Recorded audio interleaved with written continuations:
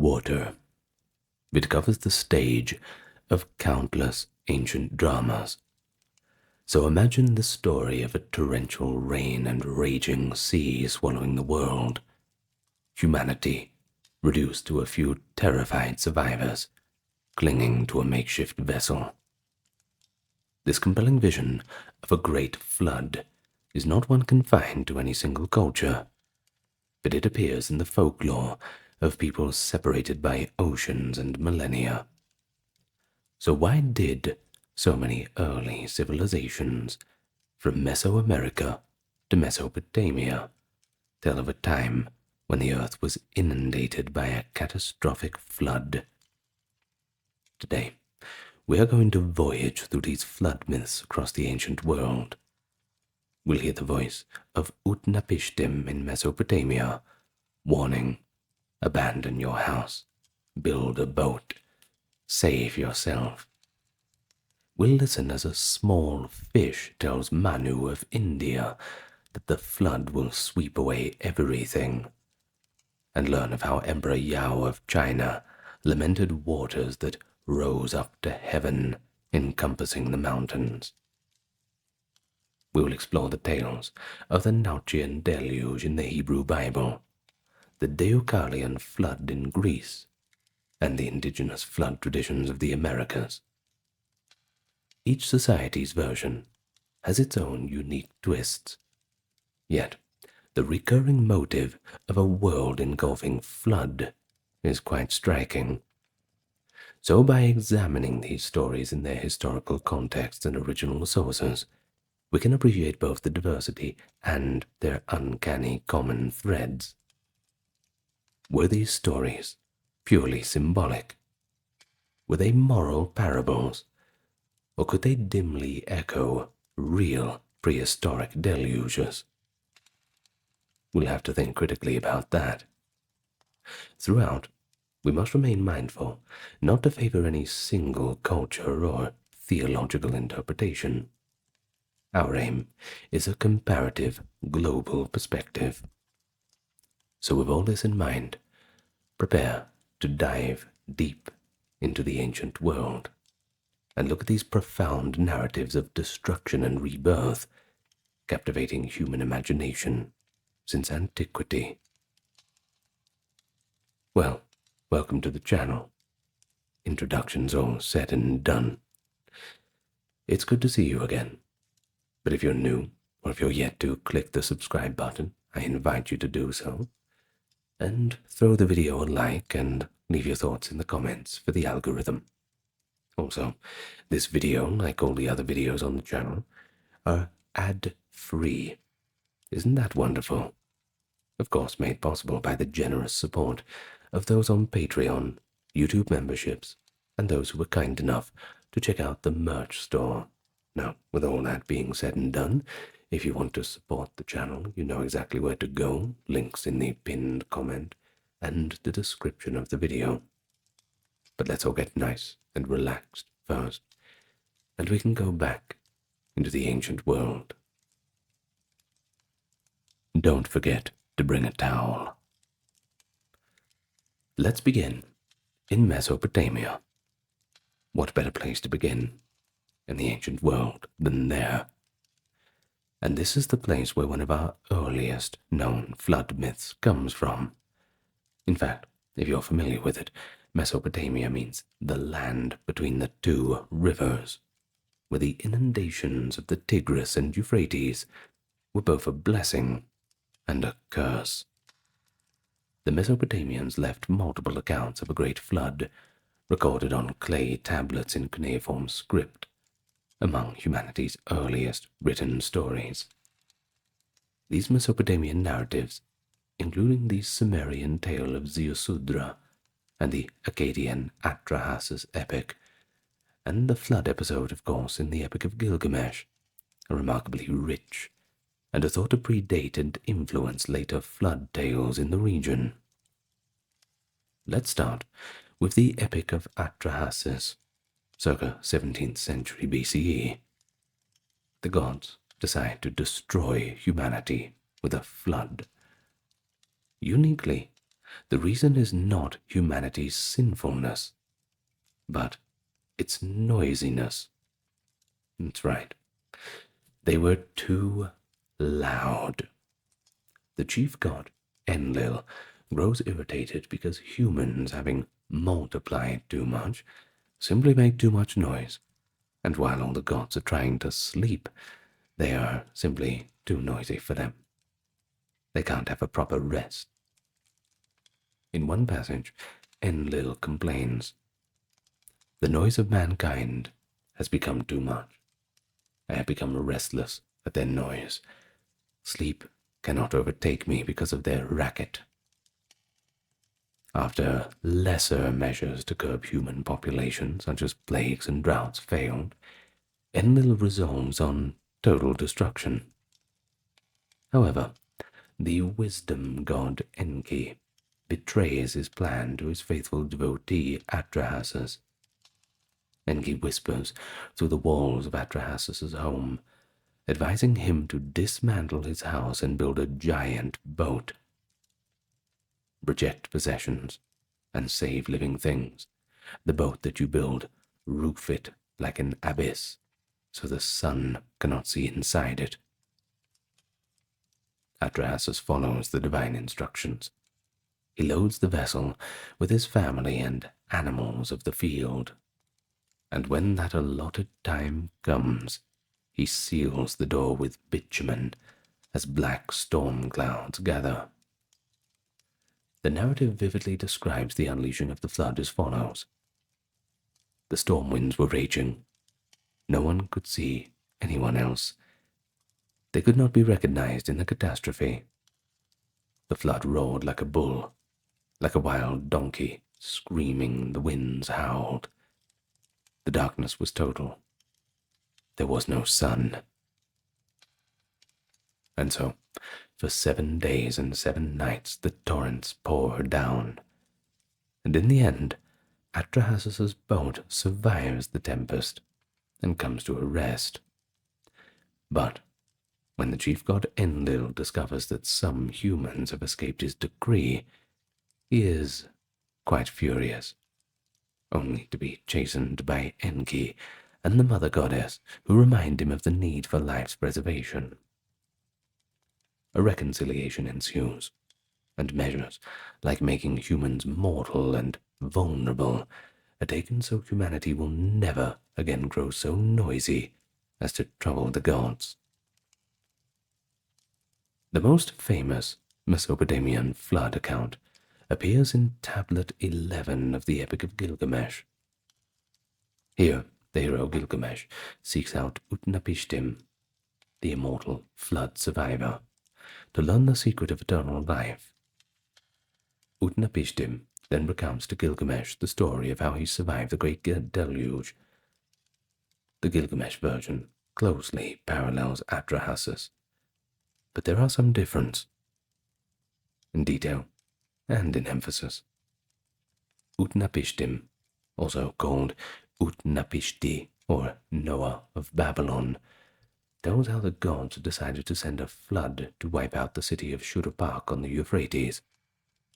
The god A, or Enki, whispers the warning to him as follows. Utnapishtim, abandon your house and build a boat. Seek life instead of riches. Save yourself. Take with you on the boat an instance of each living thing so they may be safe from the obliteration of the flood. Utnapishtim follows the god's instructions to the letter, but he too faces the dilemma of how his sudden building project looked to the curious town people. A advises him to give a deceptively benign reason. Say that Enlil has driven him out and that a bountiful rain is coming, a ruse to get people to ignore the ark. When the flood comes, it is a cataclysm. The tablet says, even the gods were frightened by the flood, and they crouched, cowering like dogs. Utnapishtim's boat endures the onslaught for 6 days and nights. On the 7th day, all is quiet. Utnapishtim opens a hatch and sees a calm sea littered with debris. His boat had come to rest on a mountain, Mount Nimush, or Nisir. To test if the waters have receded, he sends out birds, a dove, a swallow, and a raven. The first to return, finding nowhere to land, but the raven sent last does not return, indicating that dry land is emerging. Utnapishtim then disembarks and offers a sacrifice. The hungry gods gather over the soothing aroma of the offering. Enlil, at first enraged that a mortal survived, is eventually reconciled, and in an act of grace, or perhaps to remove humans from the earth, he grants Utnapishtim and his wife immortality and sends them to live far, far away. It is this secret of the gods, the story of the flood, and the gift of immortality that Utnapishtim imparts to Gilgamesh. The Epic of Gilgamesh's flood account is our primary Mesopotamian source, first translated in the 19th century, which alerted the modern world to how much older this flood myth was to the biblical story. But scholars widely agree that the Hebrew Bible's flood narrative from Genesis 6 to 9, featuring Noah, was heavily influenced by these earlier Mesopotamian stories. The parallels are numerous and undeniable. A chosen man, warned by God, builds an ark, takes animals aboard. A global flood comes as divine punishment for human wickedness, and the ark floats to a mountain, Mount Ararat in Noah's case of the Hebrew version. Birds are sent out to test the water. Noah sends a dove 3 times. The sacrifice is then offered, and a divine promise is made never to destroy humanity by the flood again. The Mesopotamian gods likewise agree on a new order, with a promise marked by a necklace of Ishtar, akin to the Rainbow Covenant in Genesis. Yet there are differences, and they reflect each culture's values. In Genesis, the cause is moral corruption. Genesis 6:11 says, "The earth was filled with violence," and the flood is a kind of ethical cleansing by a sole, righteous God.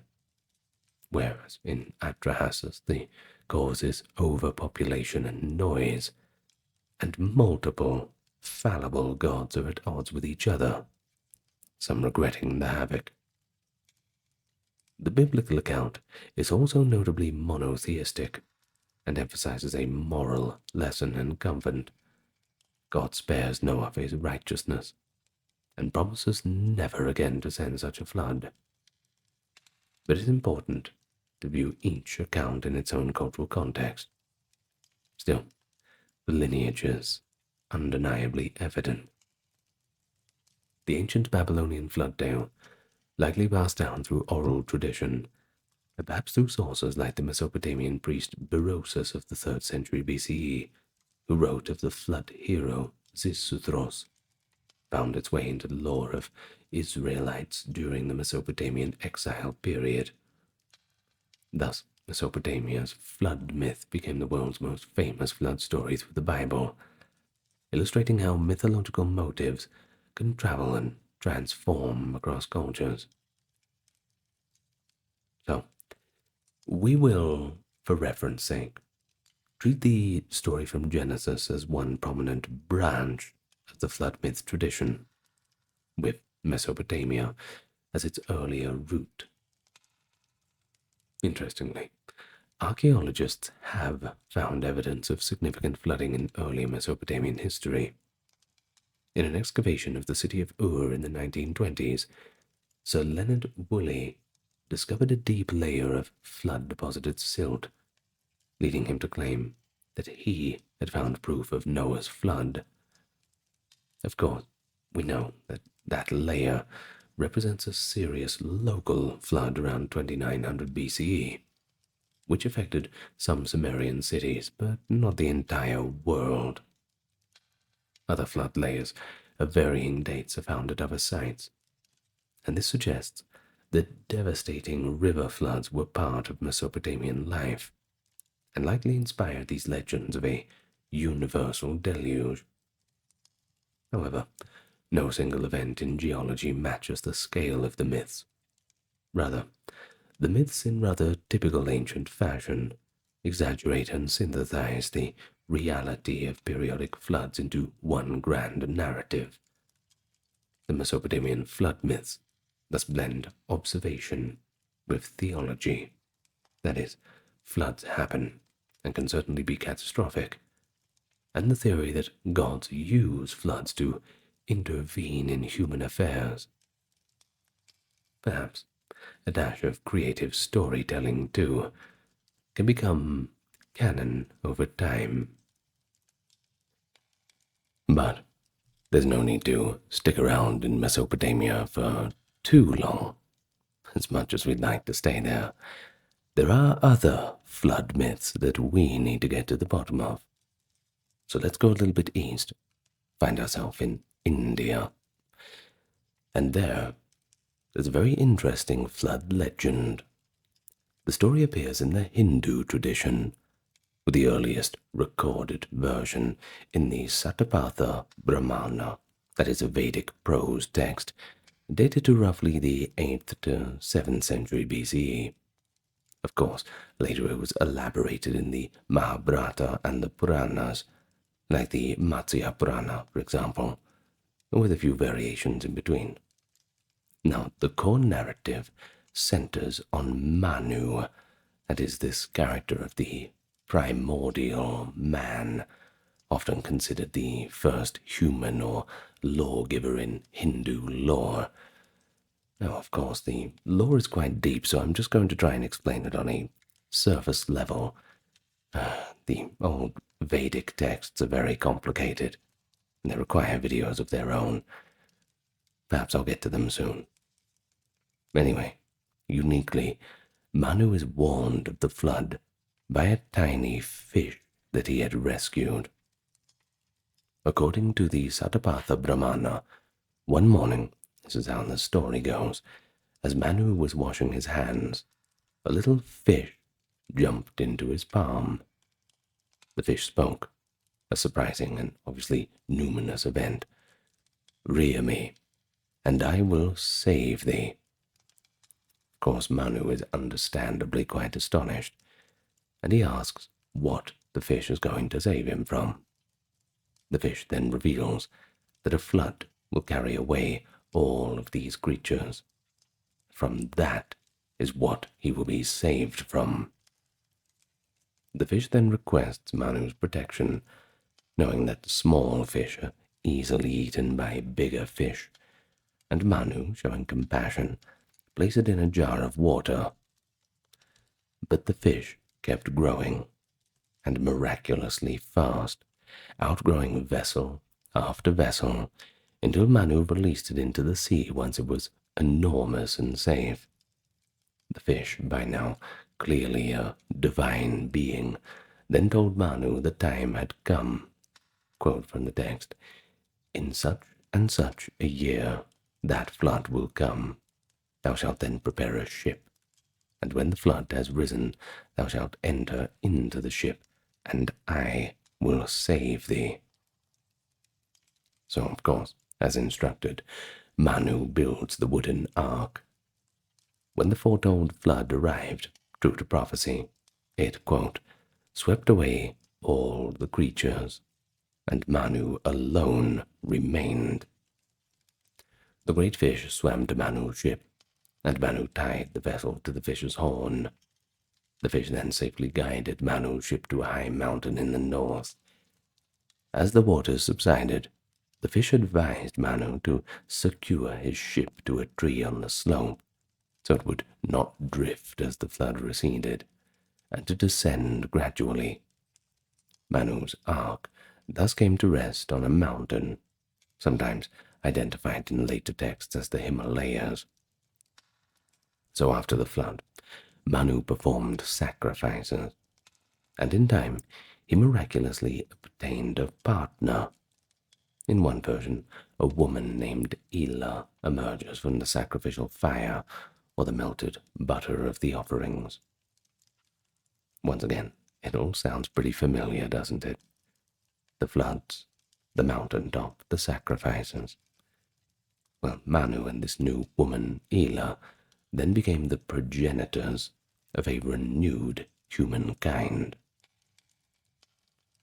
Think about the Indian flood story. It's remarkable for a few reasons. First of all, the savior is a fish. Later interpretations, the fish is identified as Matsya, an avatar or incarnation of the god Vishnu. Thus, in Hindu tradition, Vishnu takes the form of a fish to preserve the universe's cycle by rescuing Manu, the seed of the next age. Kind of like a new Adam, Elu being kind of a new Eve, if we are going to understand it in strictly Western theological terms. So, second, unlike the Mesopotamian or biblical floods which are sent as a punishment, the early Indian text doesn't actually explicitly state why the flood comes, only that it is a cosmic inevitability. Later versions do imbue it with moral or cyclical rationale. For example, some Puranas say that Brahma was going to dissolve the universe with a flood as part of the Yuga cycle, or that Vishnu, in fish form, appears to restart creation. In the Satapatha Brahmana, the emphasis is on Manu's role in preserving life and performing the proper rites to begin the world anew after the flood. The Rig Veda, which is actually older than the Satapatha Brahmana, does not contain a global flood myth, though it has hymns about rains and cosmic oceans. Now, what does this suggest? Well, essentially, it suggests that the flood myth entered Indian lore in the later Vedic period, possibly from contact with Mesopotamian-influenced regions or independent development. Some scholars have speculated on Mesopotamian influence due to trade links. And yeah, sure, it's a pretty easy conclusion to jump to. But we must remember that the Indian story has distinct features, like that fish avatar, and that all argues for a local evolution of the theme. There's never any simple copy-paste for this. No plagiarism in these stories. Of course, they rhyme to a certain extent, but, like we said, regional variations matching up with local cultures and customs. Now, Manu's flood. It's often cited as a parallel to Noah's story, and indeed the basic plot, the virtuous man heeding a divine warning, building a boat, surviving a flood that wipes out others, repopulating the world. Like I said, it all rhymes. But you see, Manu's tale, in the tone of it, is less about moral judgment, and more about the preservation and continuity of the life cycle through each cosmic order. Once again, we talk about this Yuga cycle within Hindu theology. The presence of the supernatural fish helper shows again that theme of divine care and ensuring creation's survival. The flood myth was incorporated into Hindu thought as part of the broader concept of cyclical eras, that is the Manvantara, named after the successive Manus. But it did not become as centrally a morality tale as the biblical version did, but rather just an old story about the transition from one epoch to another. But think about it even deeper. From a geological viewpoint, could India's flood reflect real events? Just look at the map. The Indus Valley and other parts of the Indian subcontinent, they certainly have evidence of ancient flooding. The melting of glaciers in the Himalayas, or a massive riverine flood, might have made a deep cultural impression. For instance, and just for an example, around the time the story might have formed, that is the 2nd millennium BCE, the Sarasvati Gaga river system in northwest India was drying up, not flooding, but catastrophic floods from monsoons or glacier outbursts in the Gangetic Plain. They were certainly not unheard of in later millennia. While no specific Manu's flood event is identified, the ubiquity of flood stories certainly suggests that ancient people everywhere experienced devastating floods. And of course, it all gets woven into that cultural memory. Now, let's go to China, shall we? In ancient China, flood stories take a bit of a different form.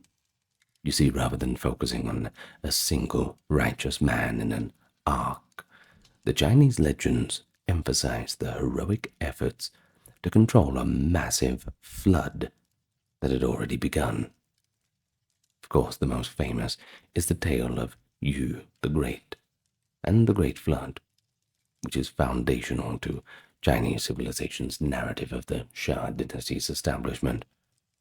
Primary references to this are found in texts like the Book of Documents, the Shujing, originally attributed to Confucius compiling older records, and of course in historical recollections such as Sima Qian's records of the Grand Historian of the 1st century BCE, which themselves once again quote the much older lore. So according to these accounts, during the time of the wise Emperor Yao, this is a legendary sage king, traditionally dated to around 2350 BCE, China was beset by an immense flood. The canon of Yao in the Book of Documents describes it in dramatic terms. Quote, "The waters of the flood rise up to heaven, and their vast expanse encompass the mountains and overtop the hills. The common people are in distress." Now that's a vivid depiction, especially this, the common people are in distress. Well, the flood waters are said to reach the sky and submerge even the highest hills. The problem is not the total annihilation of humanity, you see, but the chaos and destruction that is wrought upon the land. It's more the aftermath that they're worried about. Emperor Yao, burdened by the crisis, sought a savior who could stop the deluge. He first entrusted a man named Gun to tame the flood. Gun tried for 9 years, but nothing seemed to work. His methods, building dams using self-expanding soil according to the myth, did not alleviate the problem. After Yao passed the throne to the next sage king, Shun, Gun was executed for his failure. In myth, he's sometimes said to have stolen a magical soil to block the waters and thus angered heaven. So, Gun's son, Yu, however, was there to take up the task, albeit with a different approach, not using Dad's old-fashioned means. The son had more modern techniques, well, at least for 2000 BC. Yu's flood control strategy was not to dam the waters, but rather to channel them. With extraordinary perseverance, and even physical transformation in some legends, he is said to have grown passages through the mountains, or his feet became worn and callous from never resting. For a few little anecdotes from the old stories. You traveled the length and breadth of the land, digging canals, dredging riverbeds, and leading the waters to the sea.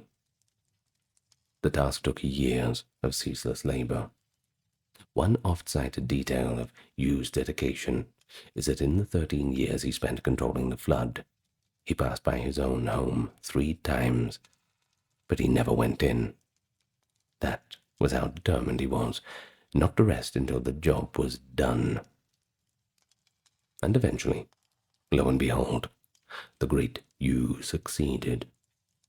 The flood waters were guided off the plains, lakes and rivers were properly channeled, and fertile land re-emerged.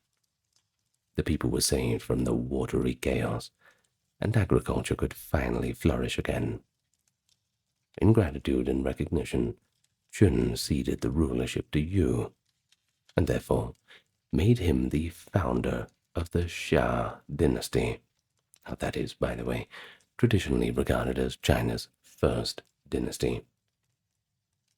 And thus, over 4,000 years later, Yu the Great is still a cultural hero.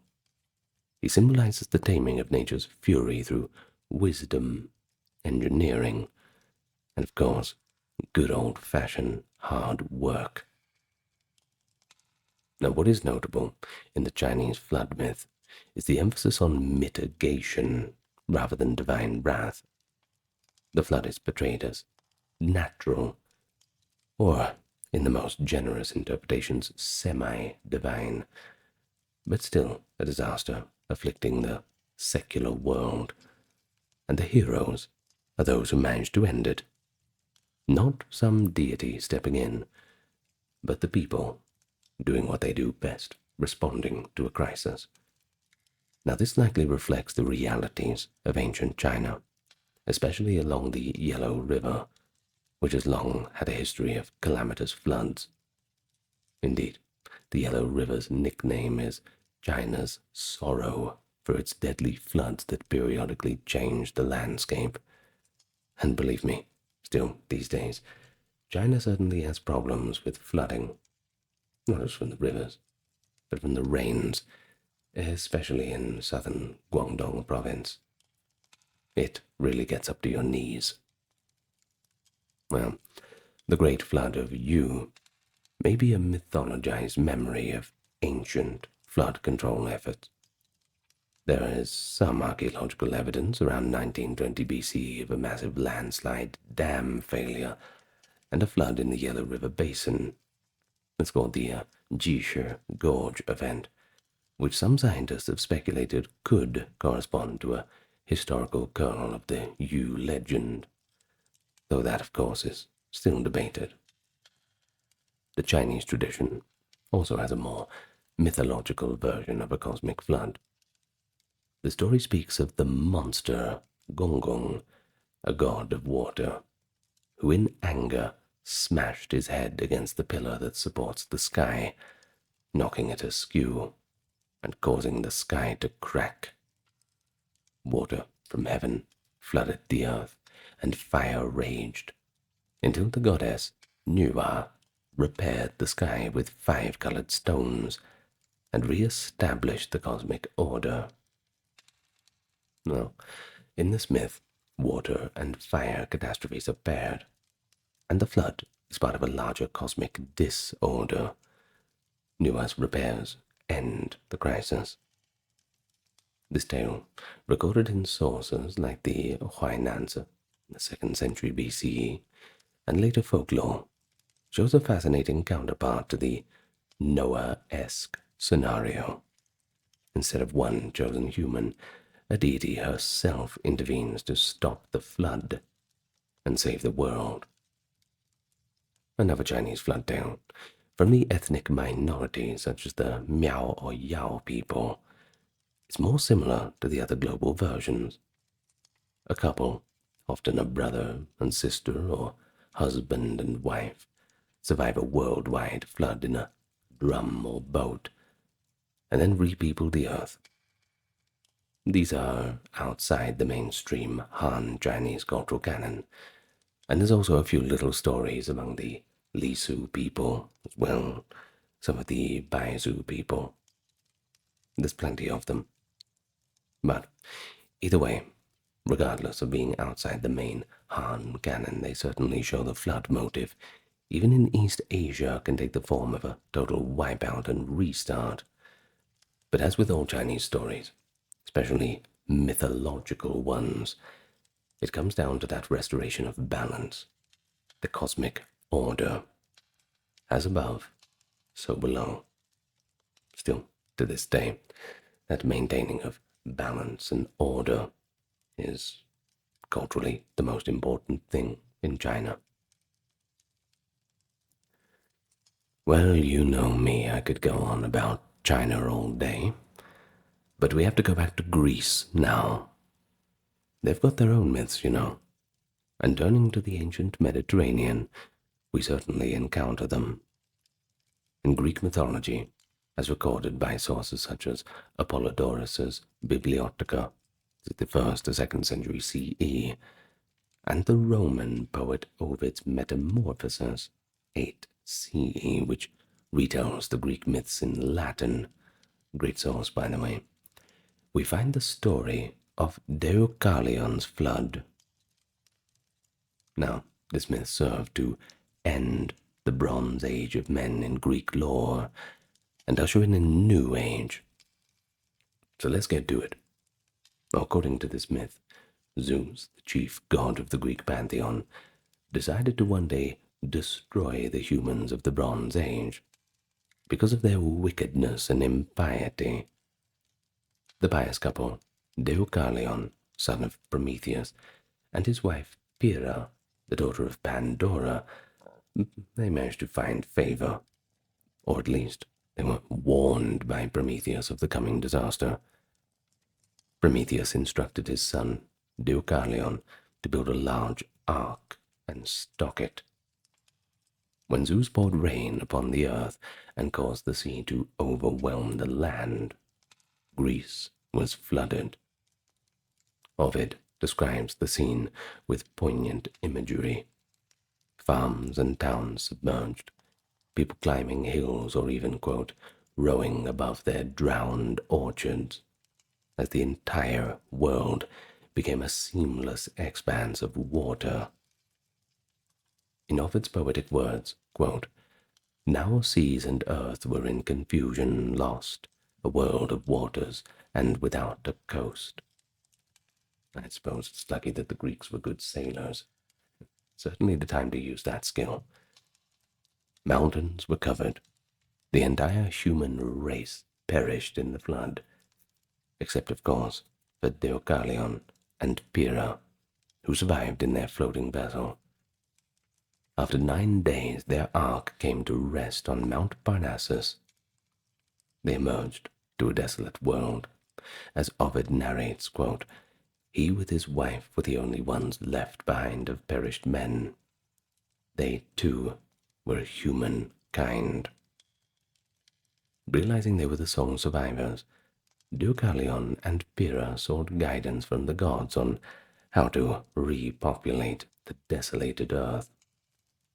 The Titan goddess Themis, speaking through an oracle, cryptically told them to cast behind you the bones of your mother. After some puzzlement, the couple understood mother to mean Mother Earth, and her bones to mean stones. So they picked up stones and threw them over their shoulders.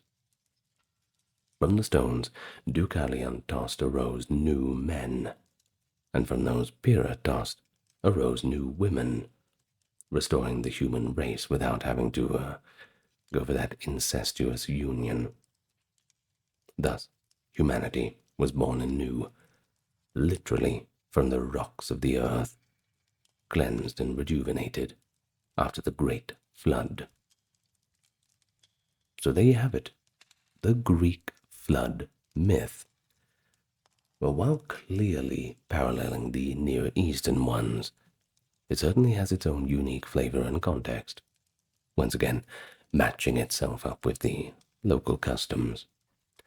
Now, notably, and you might have noticed, there is no mention of preserving animals. Only humans are explicitly recreated. Perhaps the Greeks assumed animals survived or were just recreated by other means. But either way, the cause in Greek myth is straightforwardly moral. Zeus saw the flagrant evil of mankind. In Ovid's telling, this comes right after the horrific story of King Lycaon's attempt to trick Zeus into eating human flesh, which so enrages Zeus he calls for the annihilation of humans. The survivors are spared for their piety and goodness, much like Noah.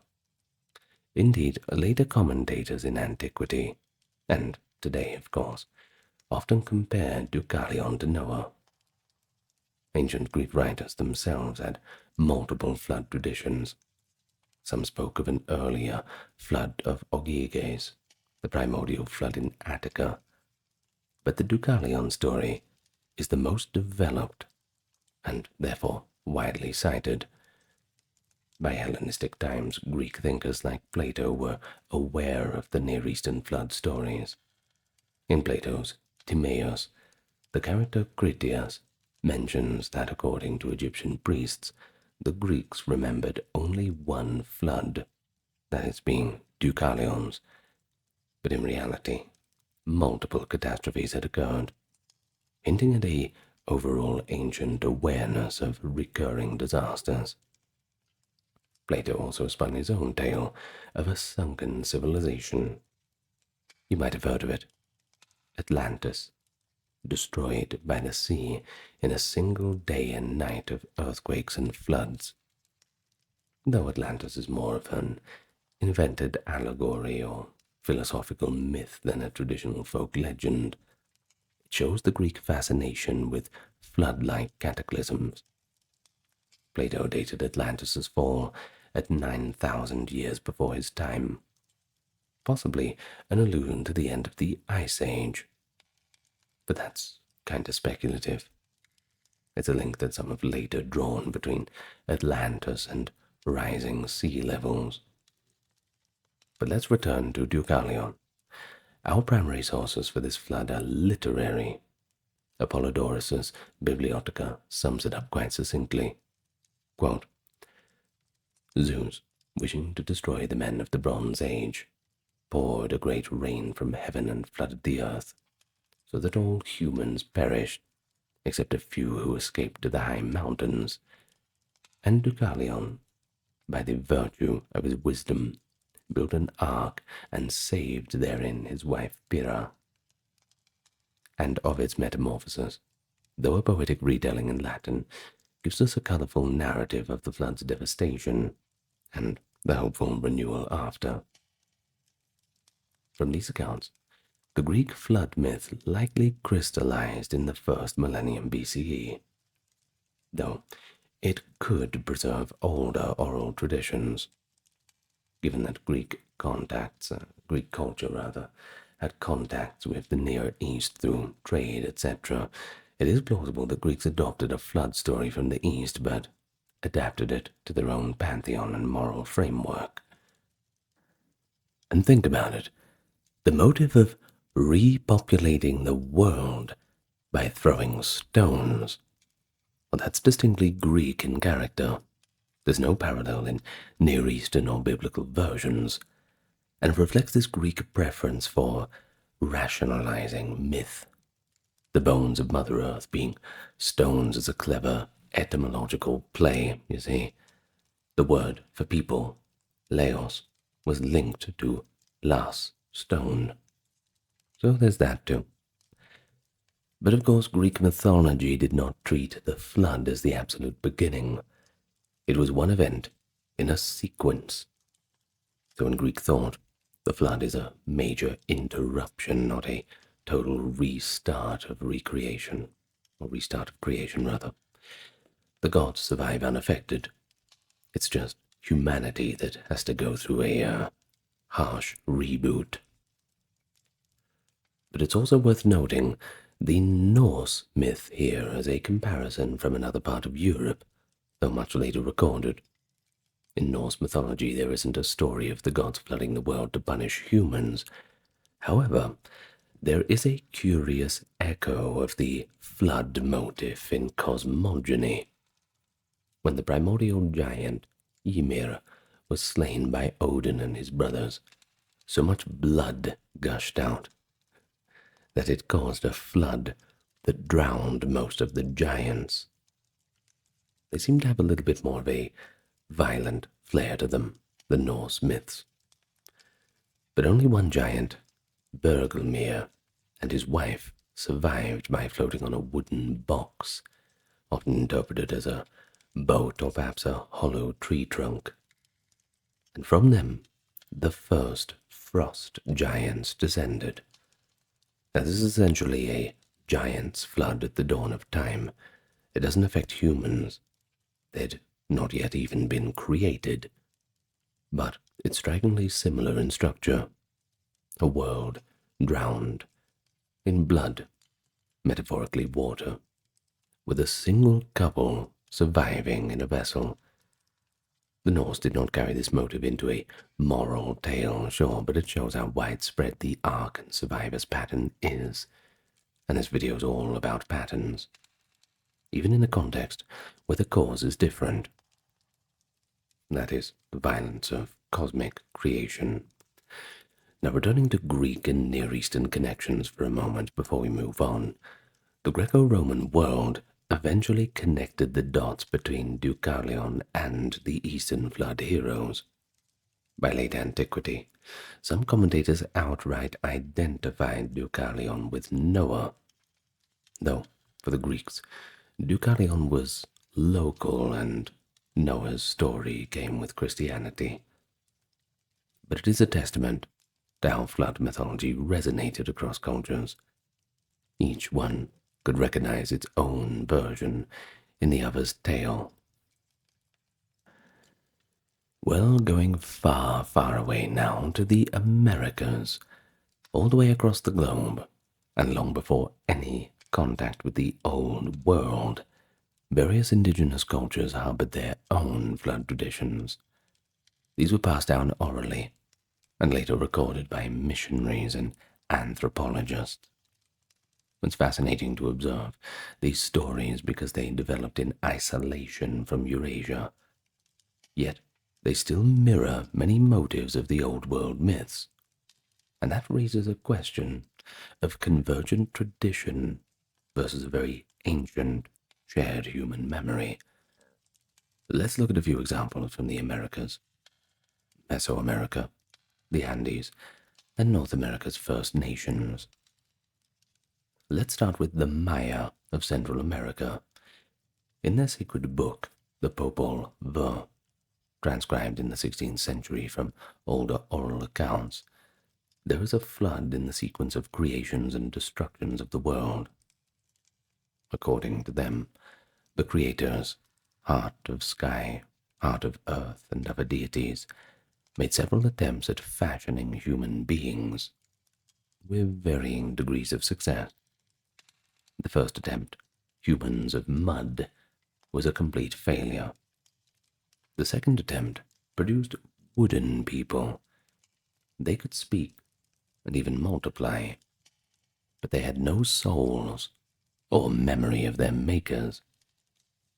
These wooden people sinned by not acknowledging their gods, and so the gods decided to destroy them. Quote, "The heart of sky devised a flood for them. A great flood was made. It came down on the heads of the mannequins' wood carvings." The Popol Vuh describes how a thick, resinous rain fell, and how even inanimate objects turned against these people. Their tortillas, pots, and grinding stones rised up and attacked them, and animals descended upon them. It was as if everything was against them, doing the god's will. It's actually quite imaginative in terms of this kind of catastrophe. There was another quote from the text. "There came a rain of resin from the sky. Gouger of faces came, gouging out their eyeballs. Sudden bloodletter came, snapping off their heads." In the end, the wooden people were annihilated. Some say that they became the monkeys in the forest, an evolutionary leftover of that imperfect creation. Only then did the gods create the successful final version of humans, from maize dough, actually, which is the ancestry of the Maya. The flood here is part of a creation cycle. It is a tool that the gods use to erase an unsatisfactory creation. This is a slightly different angle than punishing moral evil. The wooden people's failing was their lack of mind and gratitude, a theological flaw. The Popol Vuh flood is locally described, i.e. resin instead of water, household objects attacking their owners, etc., showing the Maya genius for storytelling. But also, interestingly, results in monkeys, a nod to almost an evolutionary idea that monkeys are a previous prototype of humans, though it is perhaps just a coincidence. It's an age of the world myth that parallels how the Greek flood ends the Bronze Age to start a better one, or how some Mesopotamian versions consider the flood a break between antediluvian and post-diluvian times. Now, let's move on to the Aztecs of Mexico.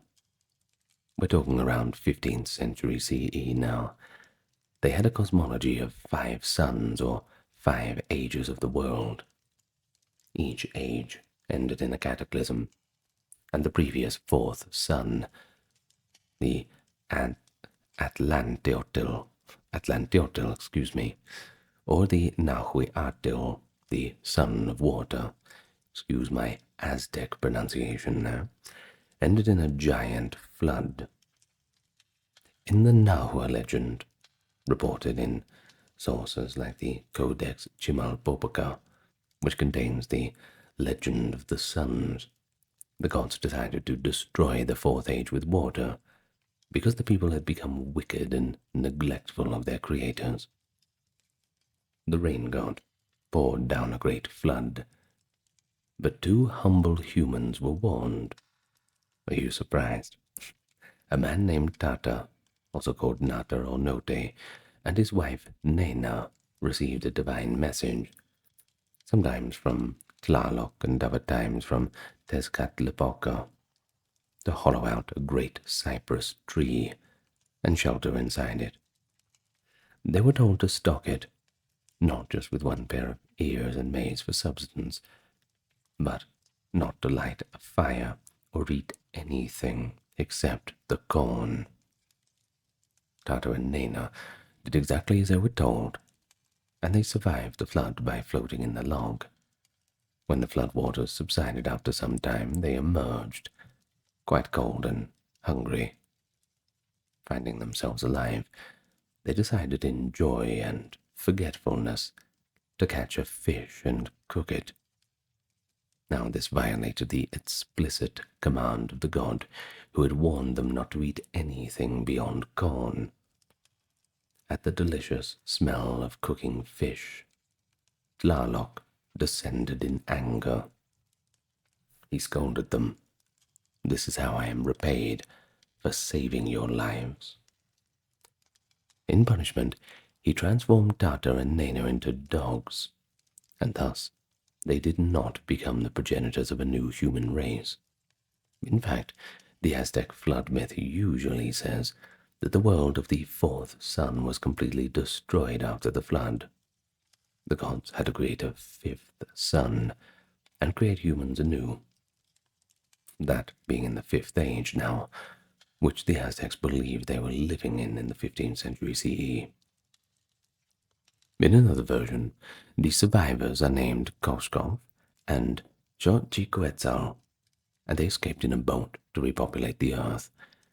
But the problem was, their children are born dumb, until the gods send birds to grant them languages. Kinda like the Tower of Babel-like coda. The details vary, but clearly the Mesopotamian peoples had flood stories with familiar elements. Divine punishment for impiety, a favored pair forewarned and preserved in a vessel, and landing on a mountain, sending out birds to One tradition says the man released a dove and the other birds to test the land, as in the story of Thisbe, which closely mirrors Noah's dove and raven. Of course, all these similarities amazed early anthropologists and missionaries. Some thought they indicated Old World influence, though there's no solid evidence of that. It seems more likely that these tales arose independently, shaped by the prevalence of floods in Mesoamerican environments. The Valley of Mexico, for example, has periodic lake floods, and Tabasco's lowlands flood regularly.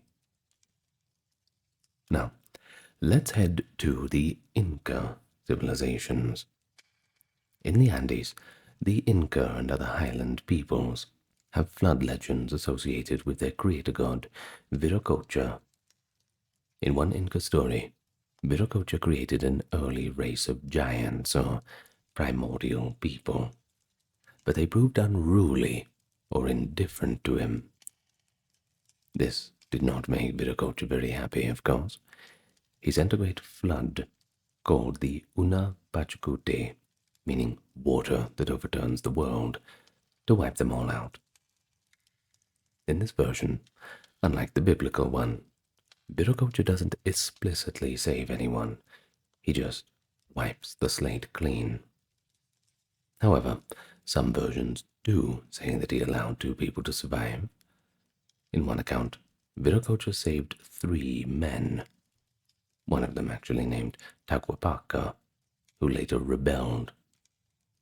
Either way, he saved 3 of them by sheltering them to assist in the next creation. Another more popular variant says that a man and a woman survived by floating in a box on the flood waters.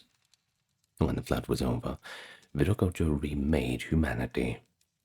Some accounts say he fashioned new people from stone, or brought ancestors out of caves and waters around Lake Titicaca after the flood. The high lake, Titicaca, is significant. Inca myths often place the flood's end there, with survivors emerging at that lake, which was sacred as an origin point. Just as other cultures would have a mountain landing, the Andean one fittingly involves the highest lake in the world, nestled among the mountains, as the post-deluge site. Quite a fitting end, I think. The Inca flood myth again shows this divine dissatisfaction with an early race, and a fresh start with a new and improved humanity. Now let's have a look at North America now. Flood legends are found there too among the indigenous groups, often with unique twists, but also some common patterns. A widespread motive is the Earth Diver myth. After a global flood, the world is rebuilt by animals who dive to the ocean's bottom to fetch mud from which the earth is created. For example, the Ojibwe and other similar peoples tell of a great trickster or culture hero who survives a deluge, sometimes caused by his own mischief or as punishment by the Creator. He and a few animals, such as a loon, an otter, and a muskrat, are floating on a log or raft after the endless waters. He asks these 3 animals to dive and get soil from beneath the flood. The loon and the otter fail, but the little muskrat heroically dives in, and at the cost of his own life, manages to grab a pawful of mud before drowning. The character of the tale takes the mud back and spreads it on the back of a turtle, or a bit of earth is placed on a turtle's back, some variation, and it miraculously then begins to expand until it becomes a vast new land. Hence, North America is called Turtle Island in many Native American traditions. In this type of myth, the flood serves as a prelude to creation, a cleansing of a previous world, or an incident after which the present world reforms. The cause of the flood in these stories varies. Sometimes it's sent by the Great Spirit to wash away wickedness or giants. other times is due to some cosmic mishap. But the idea is that a second chance arises from cooperation between humans and animals. It's a pretty touching, symbolic message of renewal and the interdependence of life. Another example, the Caddo people have a story of a flood from which only one man survives in a canoe with some animals and corn. Eventually the waters recede. He sends out a dove to find land, once again that familiar motive, and repopulates the earth with the help of the corn. The Tsalagi, or Cherokee people, speak of the waters above the sky vault occasionally pouring through. Not exactly a moral flood, but a way to explain that periodic flooding rains. The Hopi, in their complex cosmology, explain how at the end of the Third World, people became evil, and the deity commanded a spider woman to save the righteous. She guided them into hollow reeds. The world was flooded and destroyed by water, and the chosen people emerged in the Fourth World by traveling on those hollow reed crafts. This has resonance with the concept of selected survivors in vessels, in this case, those made from reeds. Well, from Alaska to the tip of South America, dozens of such narratives exist. Some involve only water, others involve water and fire together, as in some Californian native myths, where after a flood a fire comes, reflecting a local wildfire experience. If you know anything about California, well, that is certainly an experience. Some tribes explicitly mention that all humans today descend from flood survivors. Interestingly, a few traditions in Mesoamerica and South America mention that after the flood, languages got confused.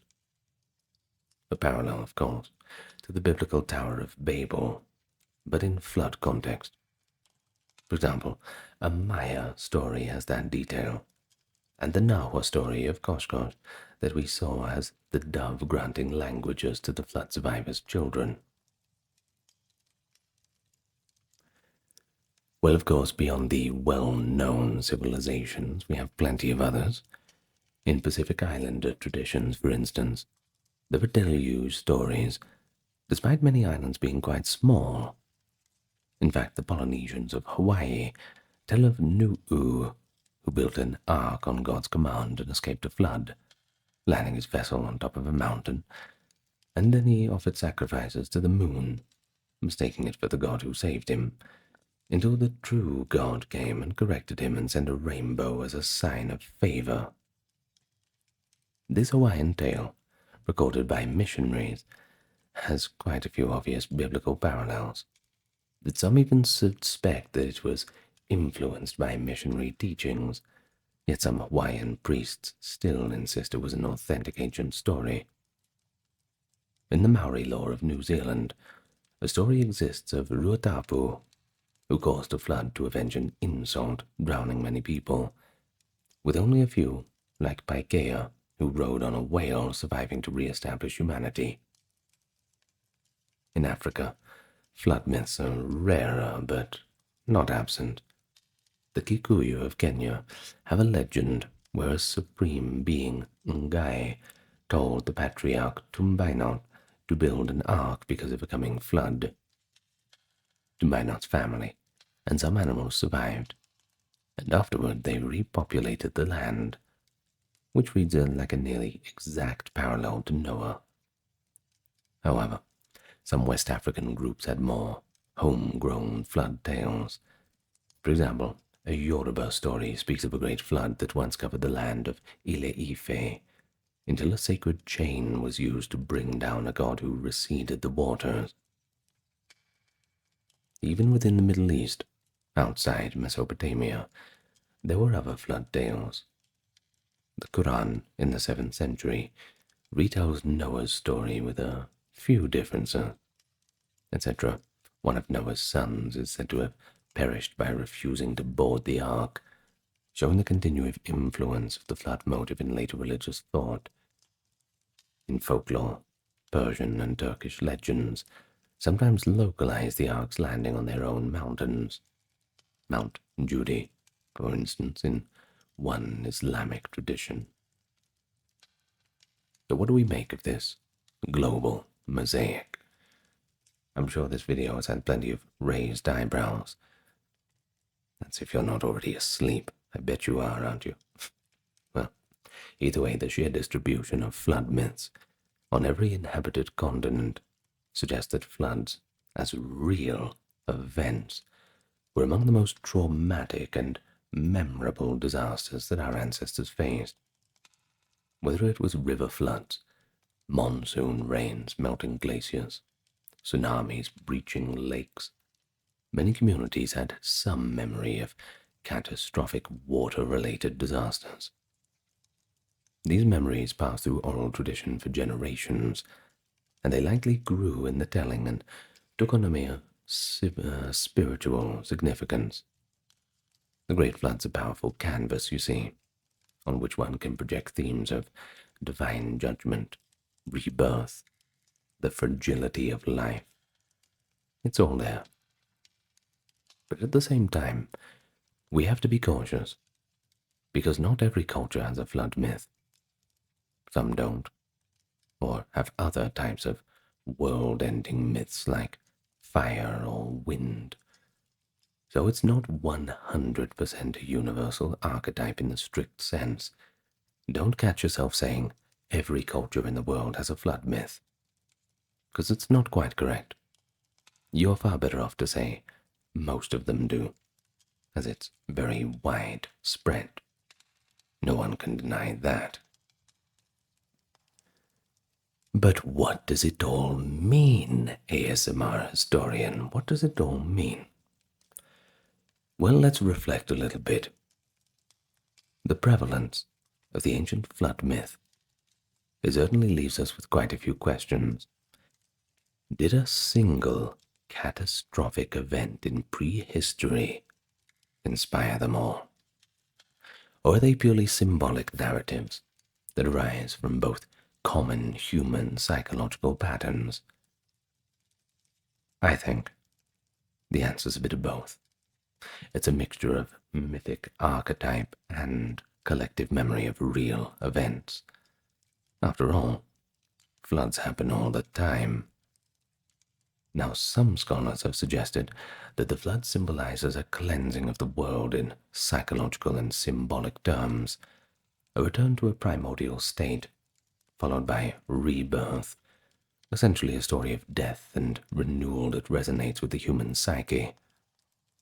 Many cultures have a cyclical view of time. The flood can represent the end of one cycle and the beginning of another. The ubiquity might then be explained by a sort of convergent evolution of stories. Different peoples, independently imagining a flood as the way that the gods might wipe the slate clean.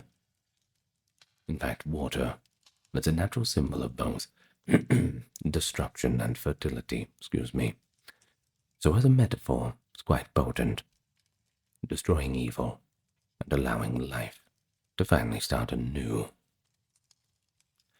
That moral dimension of many flood myths shows that how myth serves to encode cultural values, warning listeners to behave or respect the divine, or else.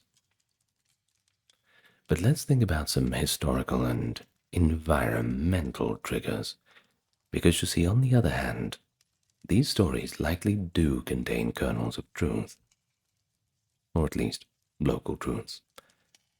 The end of the last ice age, circa 10,000 to 7,000 BCE, saw a dramatic sea level rise, about 100 meters globally as the ice sheets melted. Now this would have gradually, and sometimes in pulses, flooded vast coastal areas. Land that was once home to humans, such as the Sahul Shelf around Australia, Sundaland in Southeast Asia, parts of the Persian Gulf oasis and the Black Sea basin, all inundated. So imagine generations living near a fertile low-lying plain by the sea, and over centuries the ocean encroaches, swallowing villages. Such occurrences could implant enduring memories, solidify into myth. Geologist William Ryan and Walter Pittman's Black Sea Deluge hypothesis is one prominent example. They proposed that around 5600 BCE, the rising Mediterranean burst through the Bosphorus Strait catastrophically, turning the then freshwater Black Sea Lake into a saltwater sea and flooding shoreline communities with a rise of possibly 10 meters within a short period. This event, they suggest, could have been remembered in oral traditions of peoples who later spread into Mesopotamia and Europe, contributing to flood legends like Noah's flood and all the rest that we've discussed. While the story remains debated, it's certainly put a spotlight on how real deluges might echo in storytelling. Similarly, the Persian Gulf region. Some have theorized that the flooding of the Gulf, once a lush valley, by the way, by the Indian Ocean, around 6 to 5000 BCE, could underlie these Mesopotamian flood tales. Those who fled the rising waters might have carried with them a tale of paradise lost under the sea. In the Indian subcontinent, the bursting of glacial lakes or ancient river shifts could have inspired the Manu story. And in North America, native groups on the Pacific Northwest coast have their own oral histories that match the timeline of a known massive tsunami in 1700 CE. This shows that dramatic water events do get preserved in legend for centuries. Perhaps the Great Flood myths are similar preservations, but just on a grander timescale. But then, could all of these myths be distant collective memory of the end of the Ice Age? Perhaps the biggest global flood humans ever experienced between 12,000 and 7,000 BCE. Some scientists and mythologists have toyed with this idea. Sea levels rose, sometimes perhaps rapidly, drowning coastal plains worldwide. As a more extreme hypothesis, some have even connected Plato's Atlantis to this time frame, around 9600 BCE in his account. Another intriguing little bit for you. Geology tells us of post-glacial mega-floods. For example, the breaking of giant ice-dammed lake, like Lake Agassiz, that flooded into the Atlantic, or the Storegga slide around 6200 BCE, which caused a tsunami that hit Scotland. These were region-specific, but enormous. Early peoples might not have been able to scientifically explain such events, so they did the only thing they knew how to do. They put it into a story. Either way, that survived the test of time. We still have to talk about, so credit where it's due. But that being said, not every myth need correspond to a specific event. You see, mythic time is not literal history. Cultures might embellish or even fabricate flood stories to serve their own cosmology. Think about it. The Maya and the Aztec didn't necessarily witness a global flood. They just embedded it into their creation cycles regardless. Well, of course, then some flood myths might also be metaphorical retellings of local floods. For instance, river cultures like ancient Egypt didn't have a doomsday flood myth, possibly because the Nile's floods were regular and rarely catastrophic in the way the Tigris and Euphrates or the Yellow River, for example, could be. Meanwhile, Mesopotamia, being more flood-prone and unpredictable, certainly did. So, environment shapes myth to a degree. The prevalence in maritime or coastal cultures like the Pacific Islands, that makes a lot of sense too. They are intimately aware of the ocean's destructive potential. Typhoons, storm surges. It's all there. But it's worth noting how each culture colored the flood myth with its own worldview, and we have to avoid this single perspective bias. Mesopotamians saw the gods as irritable and somewhat arbitrary. The Chinese focused on moral duty and engineering. Indians incorporated the theme into a dharmic, cyclical time. Abrahamic tradition made it about sin and covenant with one god, and the Greeks used it to bridge mythic ages and teach human virtue. The Mesoamericans, they used it to explain why their current world is the nth attempt by the gods to impart a lesson on proper respect toward deities. None of these is the same story. Each is a chapter in humanity's broader spiritual grappling with disasters. Because after all, you have to explain it somehow. So take a step back, before we go, that is.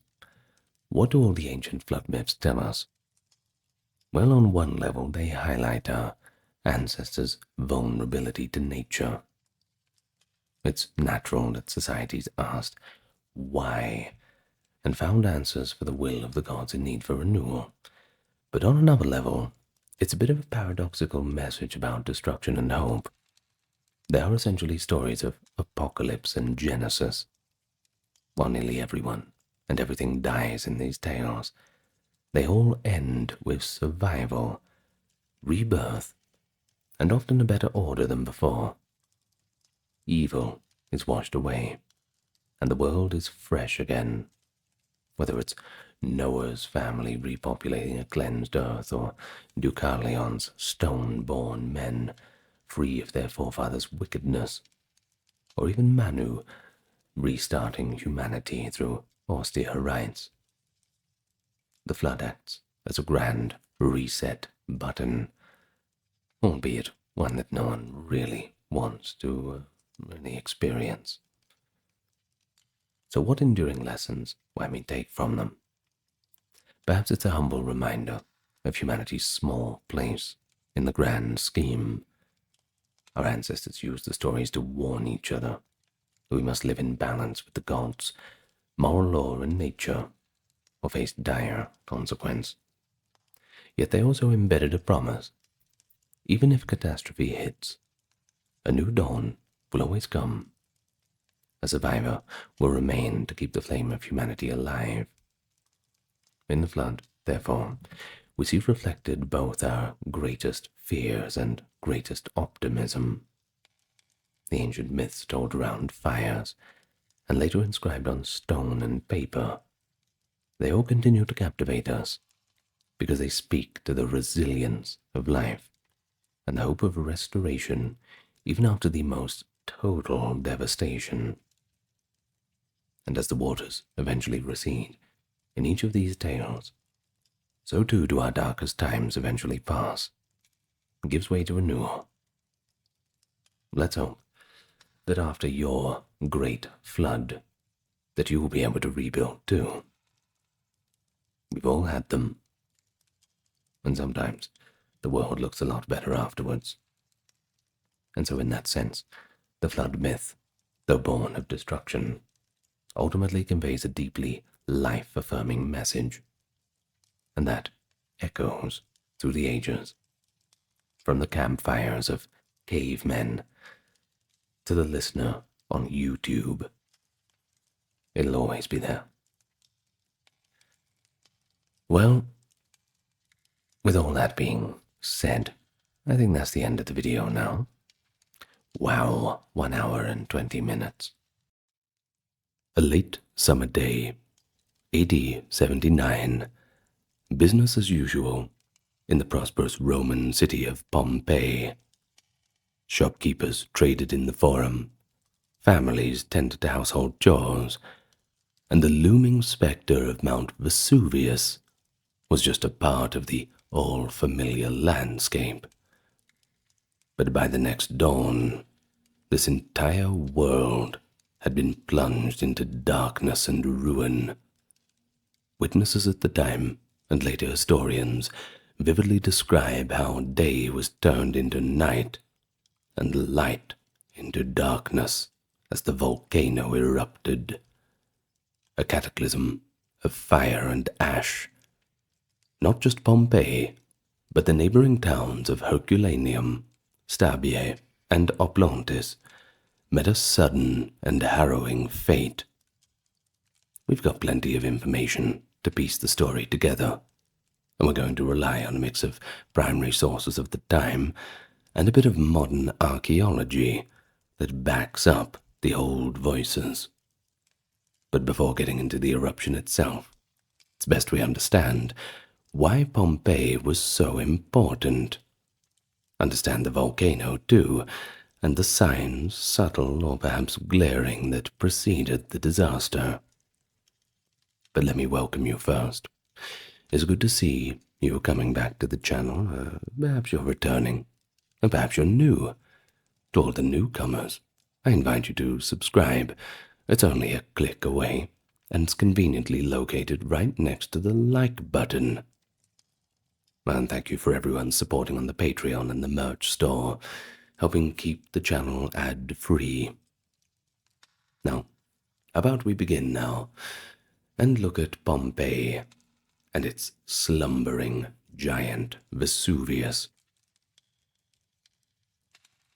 So here we are, 79 AD, in the flourishing Campanian city of Pompeii. Campania, a region celebrated for its fertile soil and coastal beauty. The place to be. Positioned near the Bay of Naples, Pompeii was a bustling center of commerce and leisure. Streets lined with shops, taverns, and bathhouses, and even an amphitheater.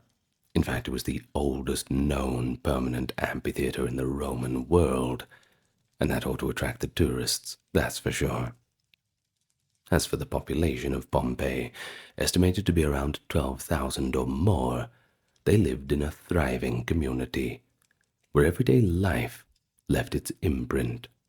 Archaeologists have uncovered election graffiti on walls, carbonized loaves of bread left in ovens, and even personal tokens like jewelry and tools. All testament to a normal day interrupted mid-stride. Overlooking all of this, of course, was the imposing Mount Vesuvius, a mountain that the Pompeians regarded as benign. In fact, the very word volcano did not exist in the Latin vocabulary at the time. People knew Vesuvius as a mountain, albeit one with a history of strange rumblings and occasional plumes of smoke. Of course, Vesuvius had not erupted in living memory, but it was not altogether quiet. The geographer Strabo, writing a few decades earlier, noted that the mountain's fertile slopes grew vines, except at the summit, which appeared ashen and sterile, hinting at old fires beneath.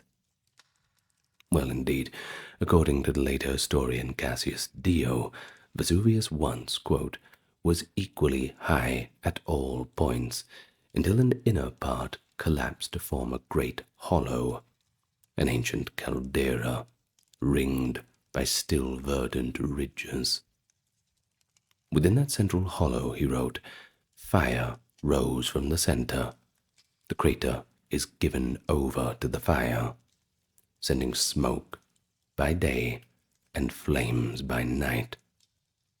In Dio's description, penned over a century later, Vesuvius was recognized as having inexhaustible fountains of fire beneath it. To the scholars of the time, of course, these were pretty noteworthy natural phenomena. But to the inhabitants of Pompeii in 79 AD, Vesuvius was simply a dramatic backdrop to their lives, not really a known threat. Well, Although no one in Pompeii expected a volcanic cataclysm, especially to the extent it was going to be, the years leading up to the eruption were not entirely uneventful. In fact, 17 years earlier, in 62 AD, a powerful earthquake struck Campania, causing extensive damage in Pompeii and surrounding areas. The philosopher Seneca the Younger, a contemporary observer, dedicated part of his work Naturales Questions to this earthquake. In a detailed account, Seneca noted that, quote, Pompeii, the celebrated city in Campania, has been overwhelmed in an earthquake which shook all surrounding districts. The tremor toppled buildings in both Pompeii and Herculaneum. He reports part of Herculaneum fell. The buildings left standing were very insecure. But even towns further away, like Naples, for example, felt the shock too. Villas along the coast, everywhere, shook. Particularly eerie were the after effects, according to Seneca. A flock of 600 sheep died suddenly, when he attributed to poison gases released from the ground. He also mentioned statues splitting, and some people being driven mad by fear, wandering around in a daze. This earthquake caused considerable destruction. Some buildings in Pompeii were never fully repaired, and I suppose it served as a bit of a grim warning, rumbling beneath the prosperity of the region. Of course, the worst was yet to come. In the years after 62 AD, smaller tremors were common in Campania. These were disconcerting but not alarming to residents. As Pliny the Younger later remarked, earthquakes happened so often in Campania that they bred a fatal complacency.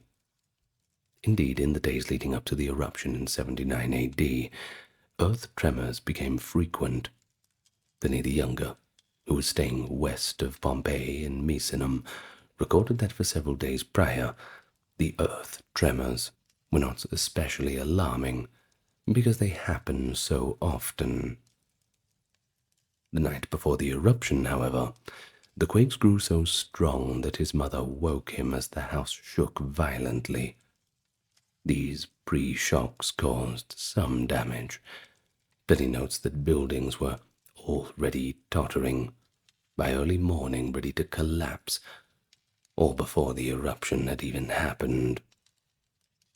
But still, neither Pliny's household nor most people in Pompeii realized these tremors were an ominous prelude to an unprecedented disaster, a crescendo of sorts.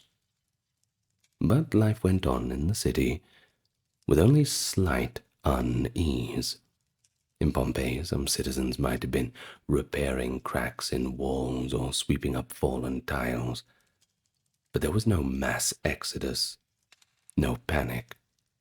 The prevailing attitude was that the gods, particularly Vulcan, the god of fire, whose festival, the Vulcanalia, fell intriguingly on August 23rd, would keep them safe. After all, he always did. Well, traditionally, the eruption of Vesuvius is said to have begun on the 24th of August, 79 AD, and we base this on the letters of Pliny the Younger.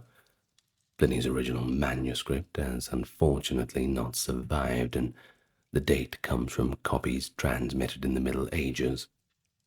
However, there has been debate over the actual time of year the disaster struck, and it's probably best that we talk about it. Some evidence suggests an autumn eruption, perhaps in October or November, rather than late August.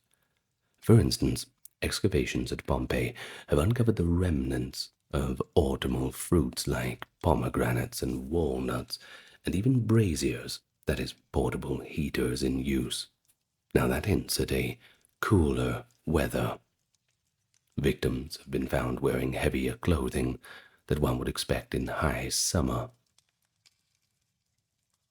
One early modern excavator in 1797 reported finding remains of fresh olives and grapes that would typically be harvested in the fall.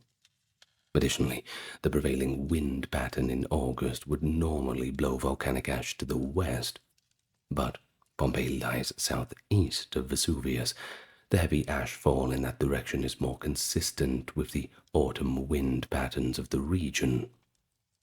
Now, these clues led some scholars to favor a later date for the eruption, and there's certainly an argument for it. But nevertheless, most medieval manuscripts of Pliny's letters unequivocally cite the 9th day before the calends of September, i.e., August 24th, as the start of the eruption. Well, recent analysis of the manuscript tradition agree that there's no strong textual evidence to override the August date. Thus, while the precise date remains a topic of discussion, perhaps not quite debate, but discussion, what is beyond dispute is the sequence of events that Pliny and others described, whether those took place in high summer or early autumn. Well, for the purposes of our time together today, we will be following the traditional timeline, keeping in mind the season might have been later than long assumed. Midday, 24th of August, 79 AD. Early in this afternoon, all was seemingly normal in Pompeii and around the Bay of Naples, a day like any other.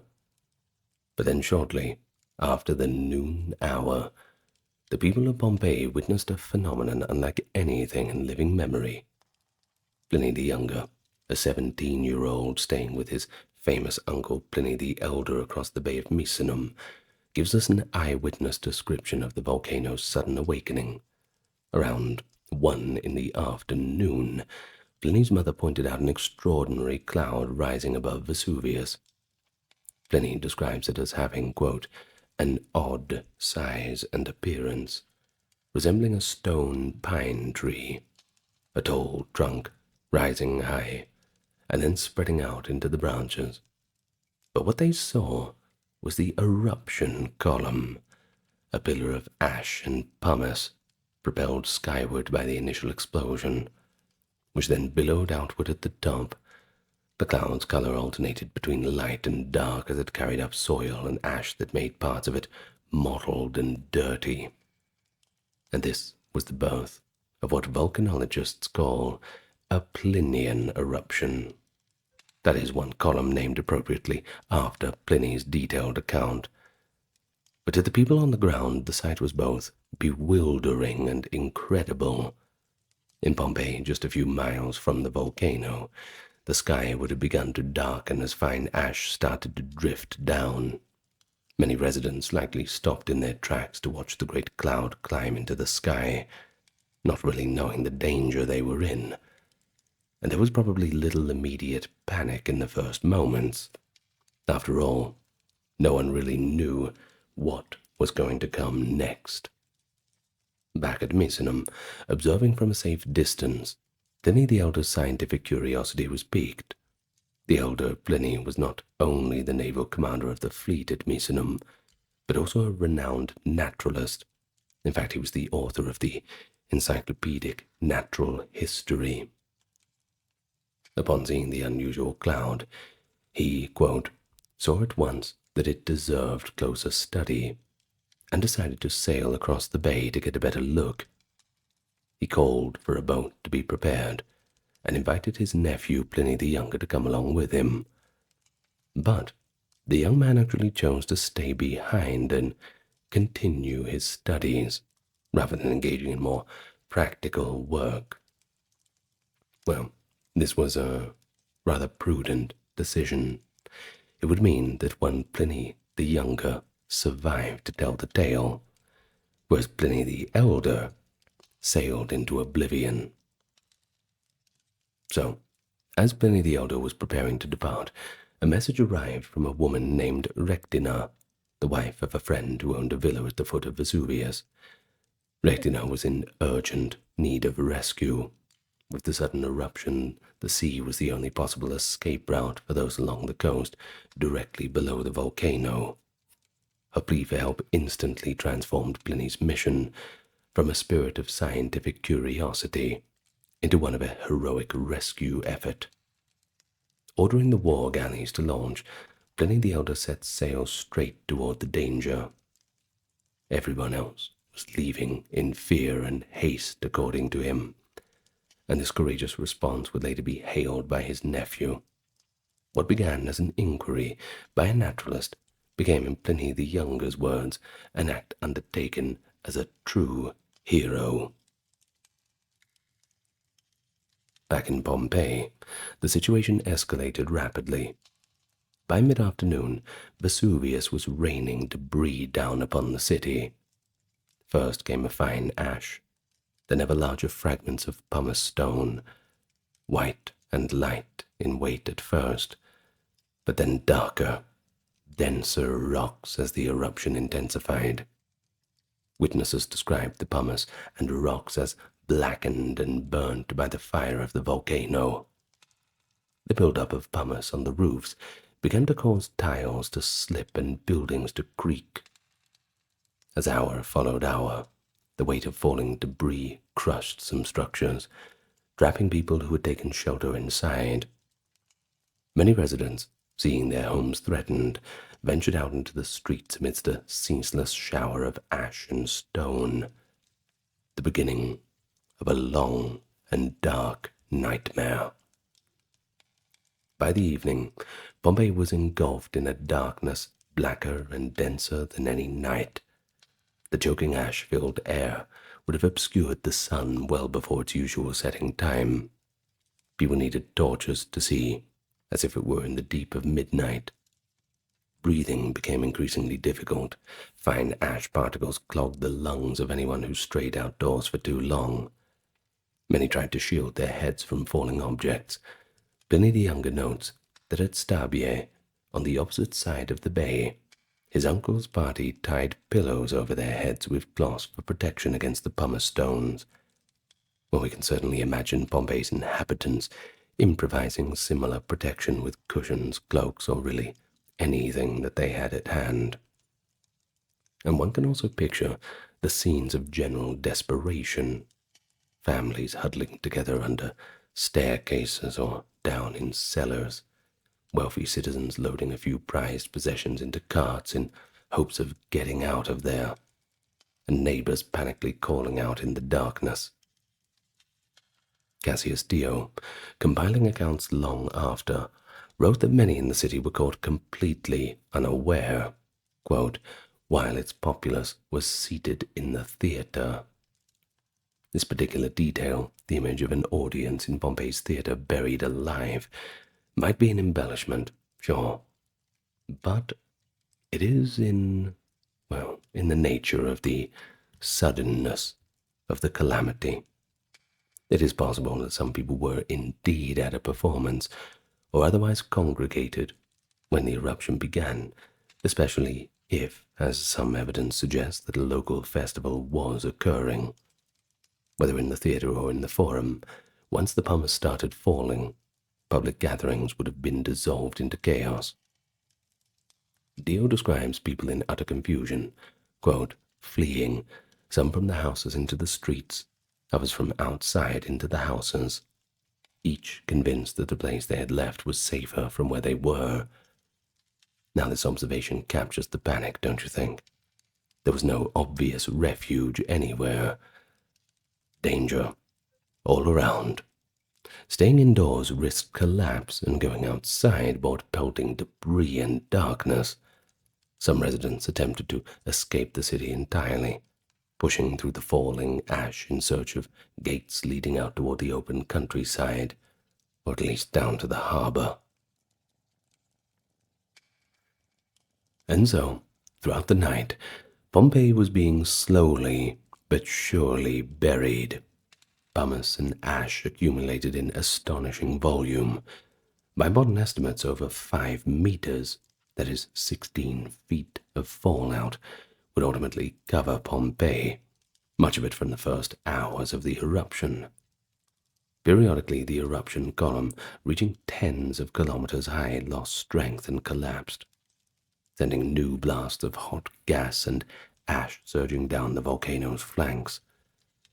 These phenomena, known as pyroclastic density currents, would become the deadliest phase of the eruption by early next morning. But even before the currents hit Pompeii, the deepening ash was already wreaking havoc. Pliny's account from Misenum, further away, where only ash and not the lethal surges had reached, gives a sense of what it was like. By that late night, ash was falling so heavily in his area that they had continually to shake it off to avoid being buried, quote, or we would have been crushed and buried under its weight. In Pompeii, much closer to Vesuvius, this threat was magnified. Many who had not escaped by late night likely found movement increasingly difficult. Streets were filling with debris, ankles or knees sinking into hot pumice, roofs and floors collapsing under the accumulations of stone. Archaeology provides a pretty heart-rending confirmation of these final moments. Hollow cavities in compacted ash, discovered by excavators centuries later, revealed where human bodies had once lain. By pouring plaster into these voids, archaeologists have recovered the plaster casts of Pompeii's victims, frozen at the moment of death. We can see families curled up together, individuals in prone positions with arms raised over their heads, and even a dog twisted on its back, all suffocated, or at least struck down by the onslaught of ash. Now, these casts are a direct visual echo of Pliny's written words about the people being buried deep in ash like snow. Some victims in Pompeii likely died from roofs caving in or from rocks striking them, but many succumbed to suffocation as ash filled the air in their lungs. It grew quiet in Pompeii by midnight, as those still alive waited in the darkness, the city illuminated intermittently by lurid flashes of lightning within the volcanic cloud. But the worst was yet to come. And so, while Pompeii struggled under the falling ash and pumice during the afternoon and evening, the seaside town of Herculaneum, directly northwest of Vesuvius, faced a different timeline. The wind during the eruption's first phase blew most ash southeast, towards Pompeii, that is, sparing Herculaneum from heavy pumice fall, at least at first. Many Herculaneans, seeing the eruption cloud and feeling earthquakes, may have taken the opportunity to evacuate in the relative calm before nightfall. Indeed, for a long time, archaeologists found far fewer victims in Herculaneum compared to those of Pompeii, and that would suggest a successful evacuation. But for hours, Herculaneum's sky would have been black and thunderous, lit by the fiery spectacle at the mountain summit. But the town was not yet buried on the first evening. Yet this respite was deceptive. Herculaneum's true destruction would be sudden and total.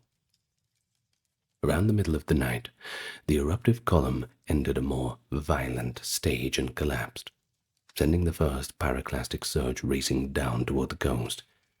And in an instant, a scorching cloud of gas, ash, and rock, hundreds of degrees hot, by the way, blasted into Herculaneum. This surge, traveling at hurricane-like speeds, brooked no escape. The town was engulfed by a superheated pyroclastic surge estimated at over 800 degrees Celsius, that is 1500 Fahrenheit.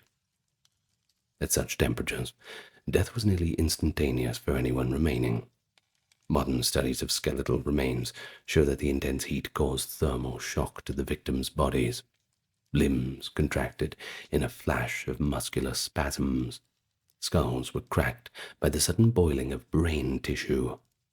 And blood boiled too, staining bones red with iron. It's pretty grim evidence that those in Herculaneum did not linger in suffering. They were killed in an instant by the heat blast, before they could even register pain. I suppose that's one comfort among all of the unpleasantries, that they would have went quickly. Well, because of this extreme heat, none of the soft tissues of bodies remained, unlike Pompeii, where the victims were buried in a cooler ash, allowing their shapes to leave voids. Herculaneum's victims were incinerated, down to nothing but skeletons.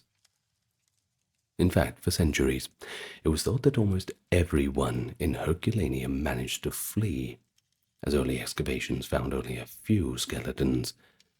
But in the 1980s, there was a shocking discovery made.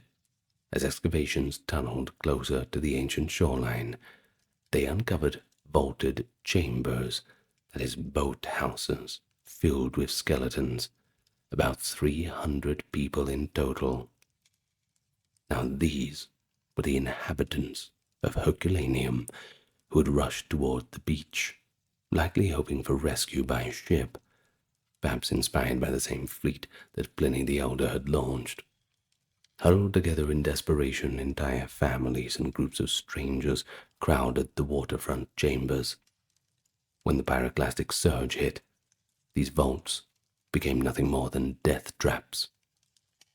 The people inside were asphyxiated and charred in an instant. The remains, found in contorted postures, confirmed that escape by sea had come simply too late.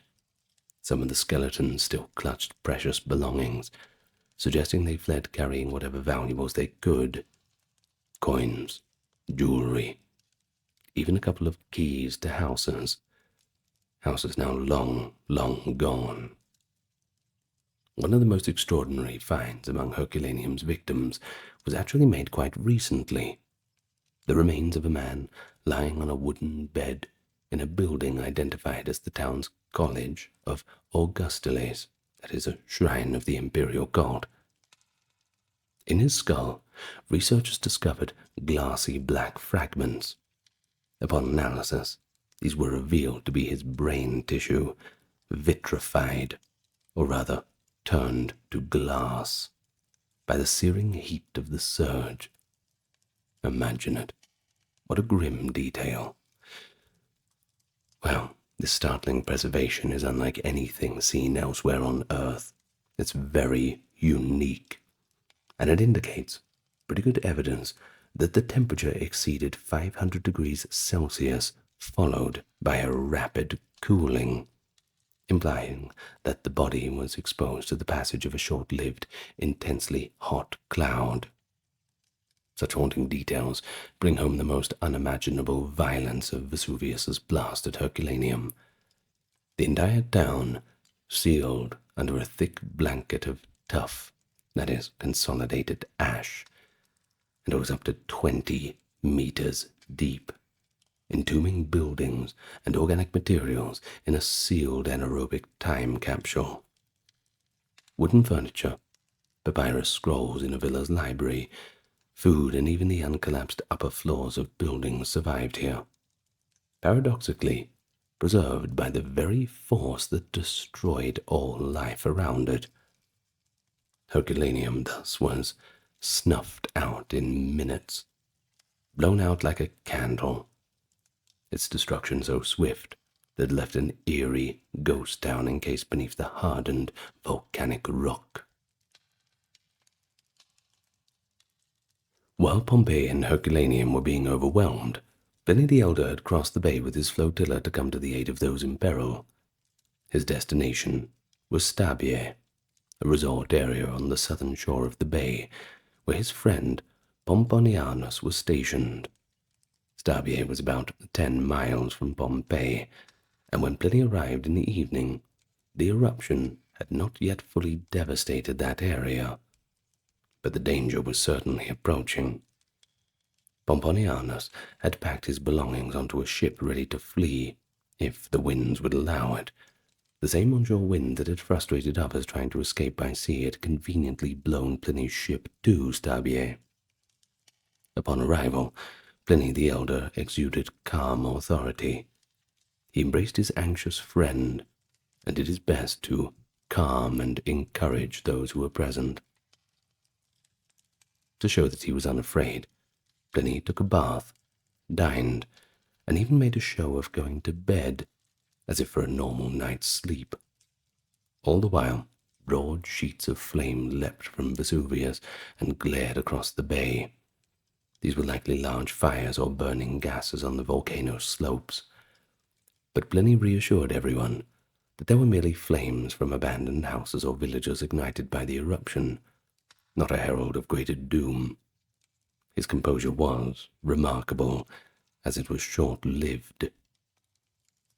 So as the night wore on, Stabiae too was encumbered with heavy ash fall. By early dawn, the third day of the disaster as Pliny counts it, since the darkness made it feel like a continuous nightmare, the accumulation of ash and pumice was so great that getting out of the house required clearing debris, much like being snowed in the deep winter. Pliny the Elder, Pomponianus, and their companions found the building shaking violently from ongoing tremors. Deciding that the courtyard was becoming unsafe due to rising ash, they elected to move into the open country with pillows tied on their heads for protection. In the eerie darkness, for although it was morning, the sun was obscured, they attempted to flee. The sea was still too rough for escape by boat, as the fallout of the eruption had caused a suddenly shallowed coastline with waves and floating pumice making navigation completely impossible. Then he sat down on the shore, unable to depart, perhaps also physically exhausted and suffering from the heavy sulphurous air. Moments later, a dense cloud of toxic gas and flames surged over the area. The others fled from the oncoming fumes, but Pliny, corpulent and possibly asthmatic, could not get away. He stood up with the help of two slaves and immediately collapsed, his breathing having been obstructed by the thick sulphurous fumes. And thus died Pliny the Elder, one of the first known martyrs to scientific inquiry. 2 days later, when the ash had settled, his body was found where he fell, appearing outwardly unhurt, and looking more like a man asleep than dead.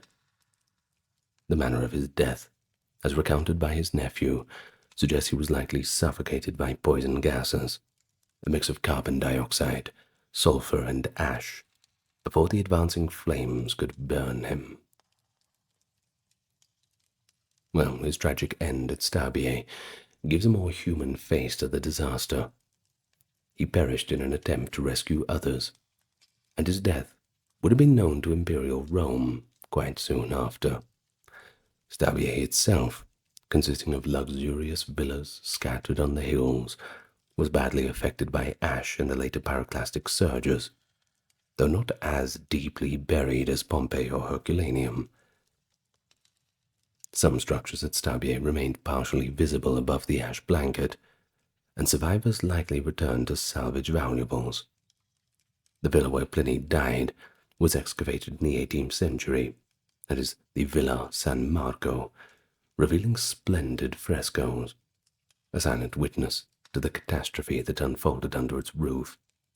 I'm sure you can imagine the scene that final morning, gardens and colonnades inches deep in grey, dirty ash, olive trees and vines bent under the weight, and the air silent, except for that soft hiss of the falling dust. Out there in the distance, survivors from Stabiae and Pompeii trudged away. The broken survivors, the refugees, now in a transformed landscape. How could they possibly go on? By the early hours of the 25th of August, 79 AD, the eruption entered its most lethal phase for Pompeii. The tall Plinian column that had towered over Vesuvius for some 18 hours finally collapsed entirely, sending successive pyroclastic flows directly toward Pompeii. These ground-hugging avalanches of hot ash and gas, though lower in temperature than those that hit Herculaneum, were still extremely dangerous, on the order of 300 to 400 degrees Celsius. 6 surges or flows in total struck Pompeii, the first few not fully reaching the city, but the later ones did. When the first surge hit just before dawn, many Pompeians who had survived the night were likely still sheltering in cellars or struggling along the dark streets trying to escape. The surge blasted into the town, a wall of superheated ash expanding outward at high speed. Those caught in the open would have simply had no time to run. Inhaling the hot ash would sear their lungs, causing instant asphyxia. Even those indoors could be asphyxiated as the hot dust filled enclosed spaces. Ash pushed through doorways and windows, covering rooms in gray powder and burying anyone inside. By the time the second and third surges rolled through, Pompeii was effectively wiped out. The last populace still alive were overcome where they huddled in fear. Pliny the Younger, observing from Misenum some 30 kilometers away, describes the scene around dawn. The ash cloud had sunk low, covering the entire bay in darkness. The sea had retreated temporarily, sucked away by seismic force, stranding sea creatures on the sand. To those on the ground, it must have truly felt like the end of the world. Pliny reports the people around him cried out that the last eternal night had fallen on the world, and that, quote, the whole world was perishing with them. Some, he says, were so terrified of the falling ash and tremors that they prayed for death in their fear. Others imagined, as Cassius Dio later dramatized, that giant figures were roaming through the darkness, and trumpet blasts sounded, taken as heralds of divine wrath. In Pompeii, the imagination needed no stretch. It must have seemed as if giants themselves had indeed trampled the city by sunrise, given the wreckage, and the only trumpets were the roar and surges, and perhaps the din of collapsing roofs. Now, one striking archaeological find gives a pretty good snapshot of that final phase in Pompeii. In a basement in Oplontis, that is a suburban villa just outside Pompeii, 54 people took shelter and were later buried by the surges. They were found with lamps and bags, along with piles of treasure, gold jewelry, silverware, and 313 coins in one instance, hastily gathered possessions they hoped to save. Among them was a young woman, identified only as Skeleton 27 by the archaeologists, who was in her last weeks of pregnancy, as indicated by the tiny bones of a fetus found with her. She wore an elaborate pair of double pearl earrings, the most valuable piece of jewelry discovered on any victim in the Vesuvian catastrophe. Perhaps she was the lady of the villa, maybe even a well-dressed servant. I suppose we'll never know. But her hoard of coins and jewels suggests that she believed there would be a chance to survive and rebuild. Instead, all those in the basement perished together, overcome by toxic ash, despite being indoors. Their remains stayed hidden until discovered in 1984, telling a tragic tale of last-minute hope and ultimate loss. Such stories remind us that beyond the big figures and the famous names, that the disaster was made up of countless tragedies in an individual form. Those families clinging together, the mothers with children, the poor elderly and infirm unable to flee. And then spare a thought for the poor children, the youths, cut off in their prime. Well, by the time the sun finally broke through the murky sky sometime on the 25th of August, It shone upon a transformed landscape.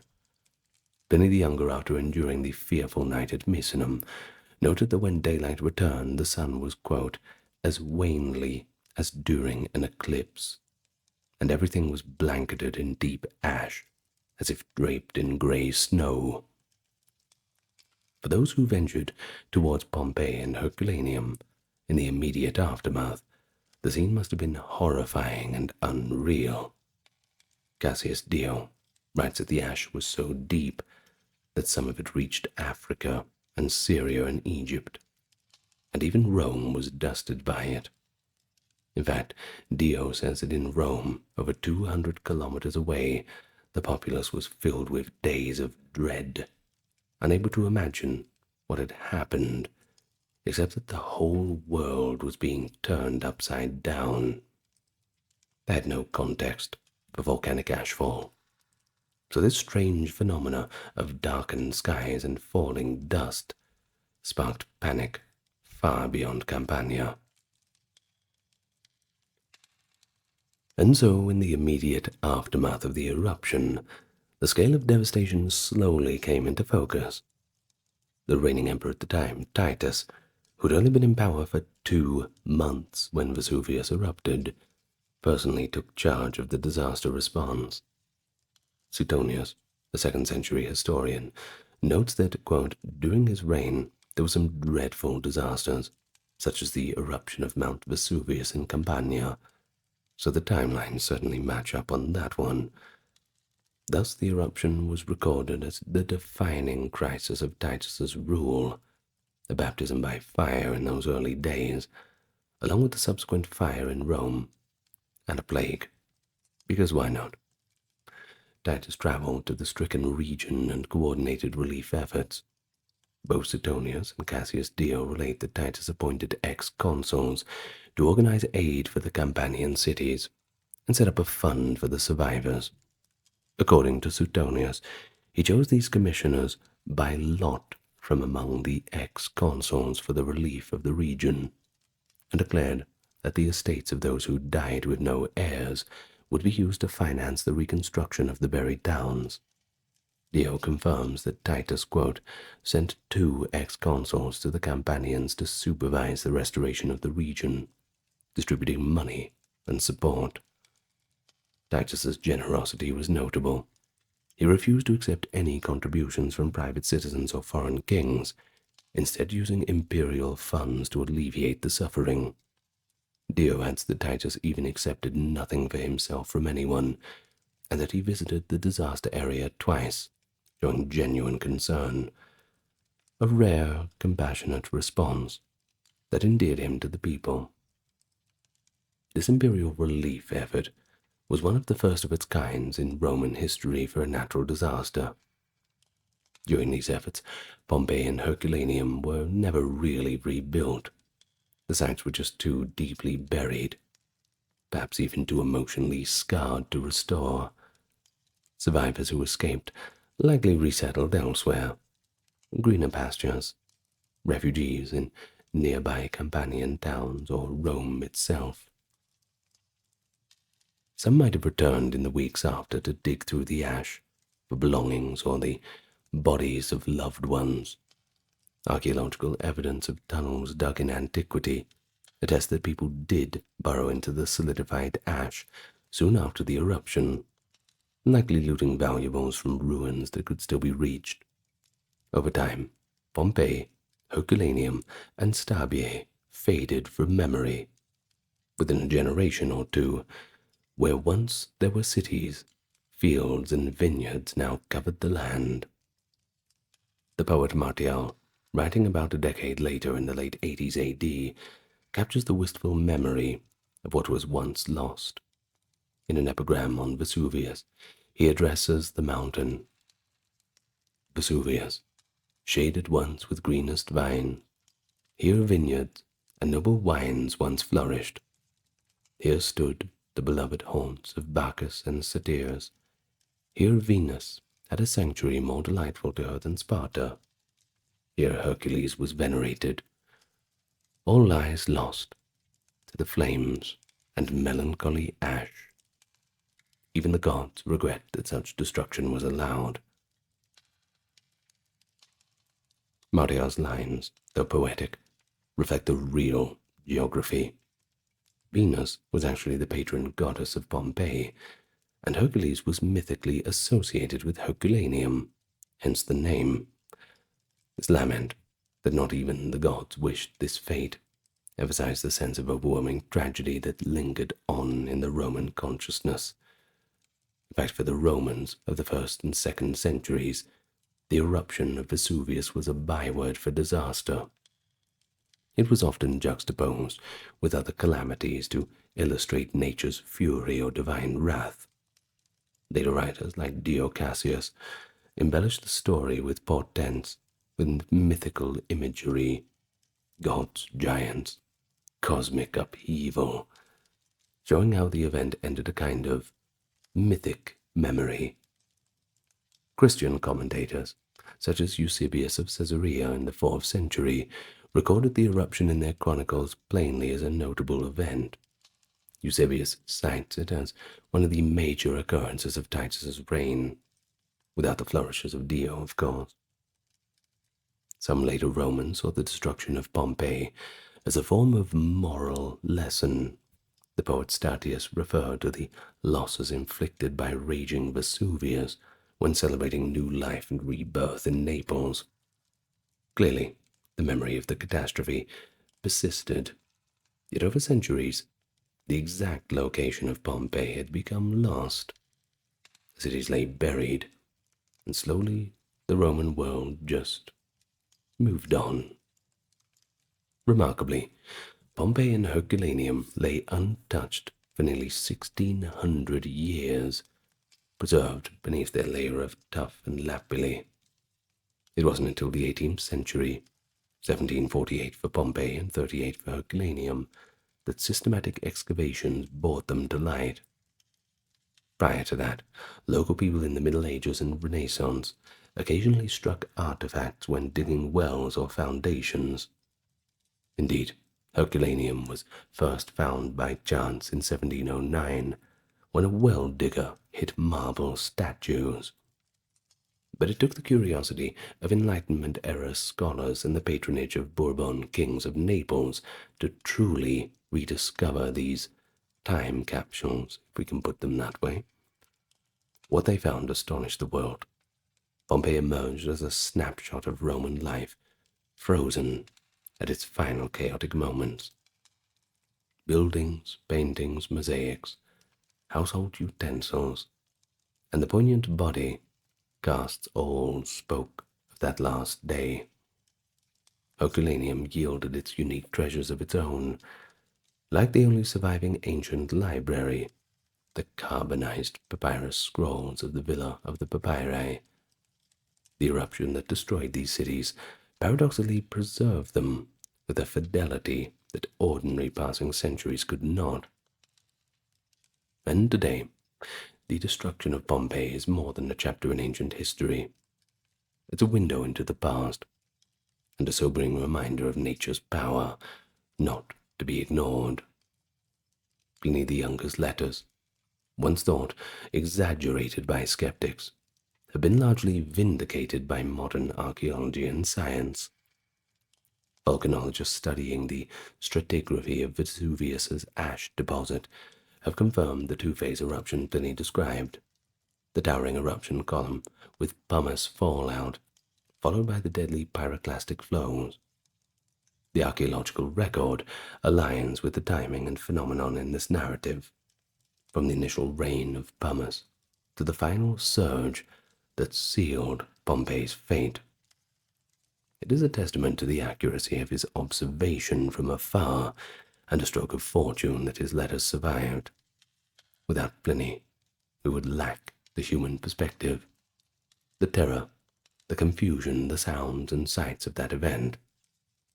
Cassius Dio's account, though more sensational with its giants and ghostly trumpet calls, conveys the psychological impact and the broader awe that the eruption inspired even long after.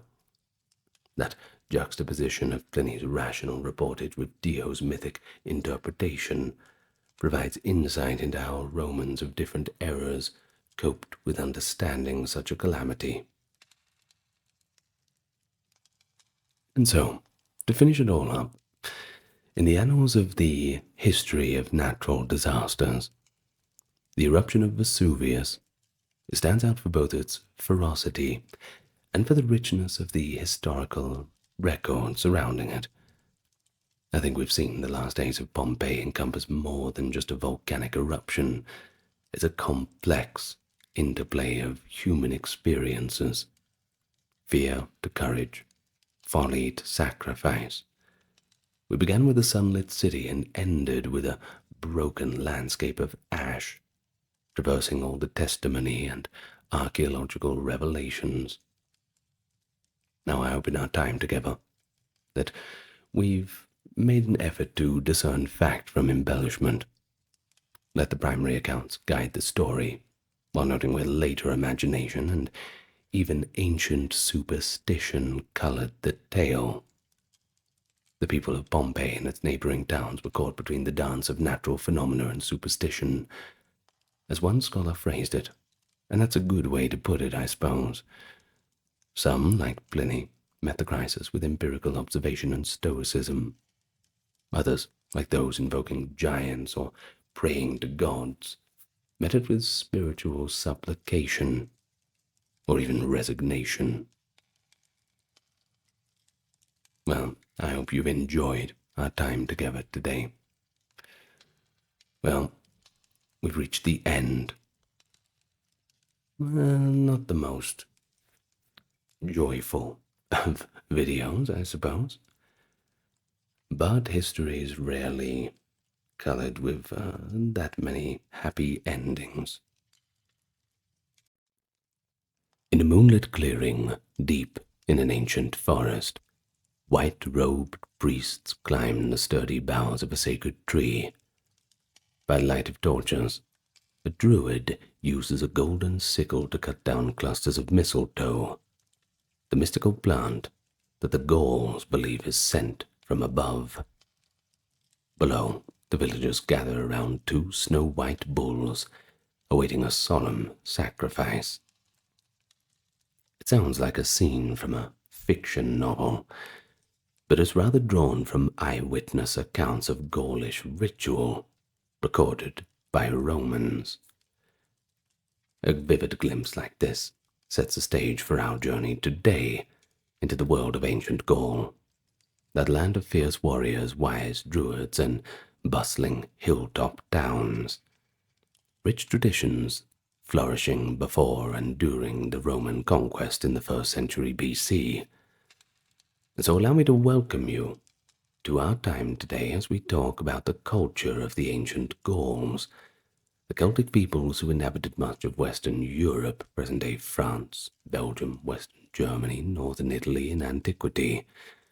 We are going to talk about the key aspects of their culture, religion, mythology, customs, and daily life.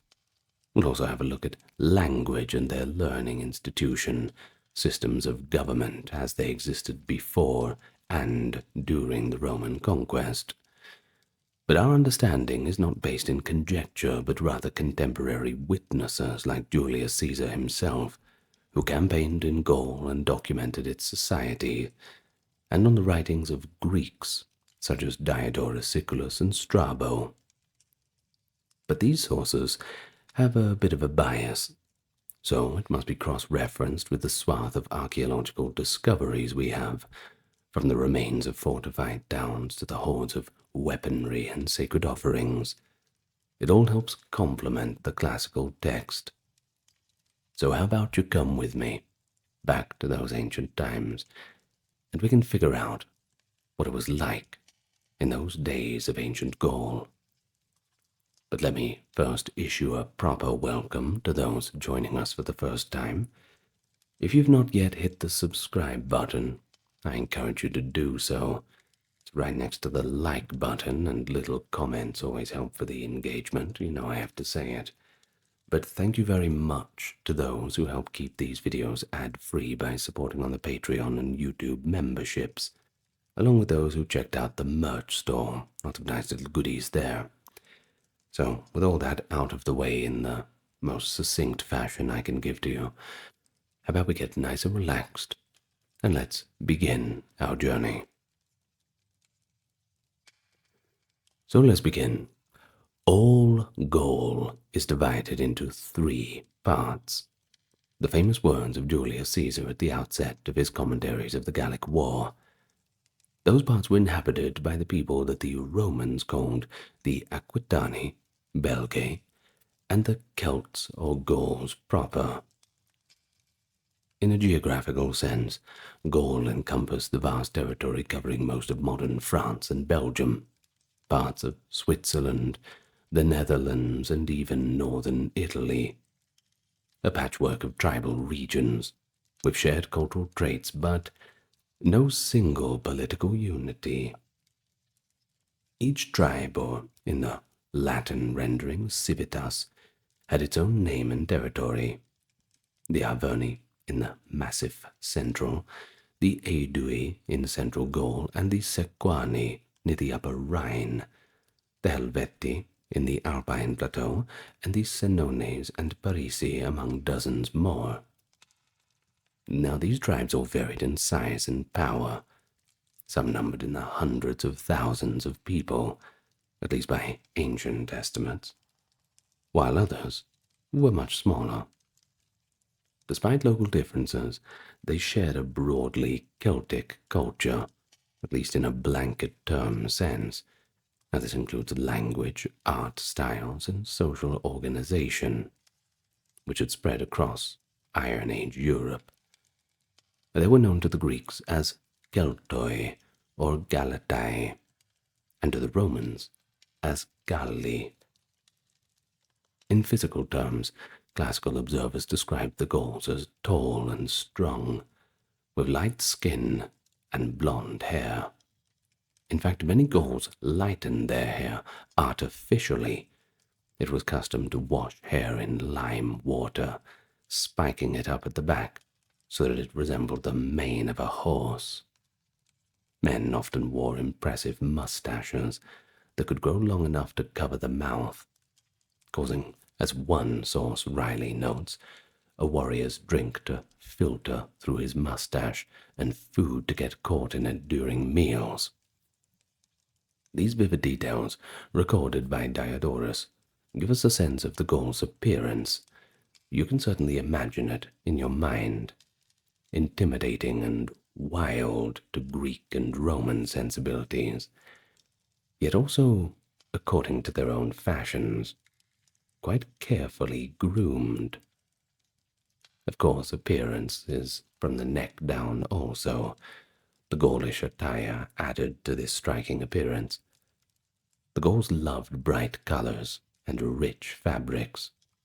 They wore shirts or tunics dyed and embroidered in diverse hues, and long trousers called brachae, a style unfamiliar to Mediterranean people, who typically wore knee-length garments without pants.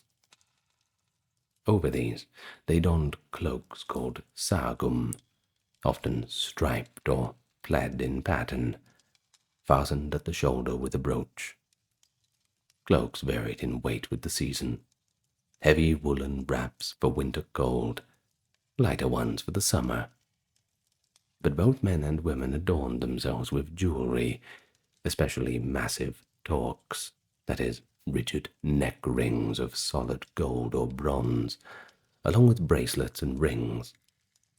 Gold was relatively abundant in Gaul's rivers and hills, so it wasn't a problem to collect it as dust from stream beds and have local craftsmen hammer it into different shapes. And as a result, even warriors sometimes wore golden corselets or belts, and noble chieftains displayed wealth and status through such ornaments. Gaulish tribes built settlements, ranging from small farming village to large fortified centers. By the 2nd and 1st century BC, many regions of Gaul had developed oppida, substantial towns, located on hilltops or plateaus, fortified with ditches, earthen ramparts, and strong timber and stone walls.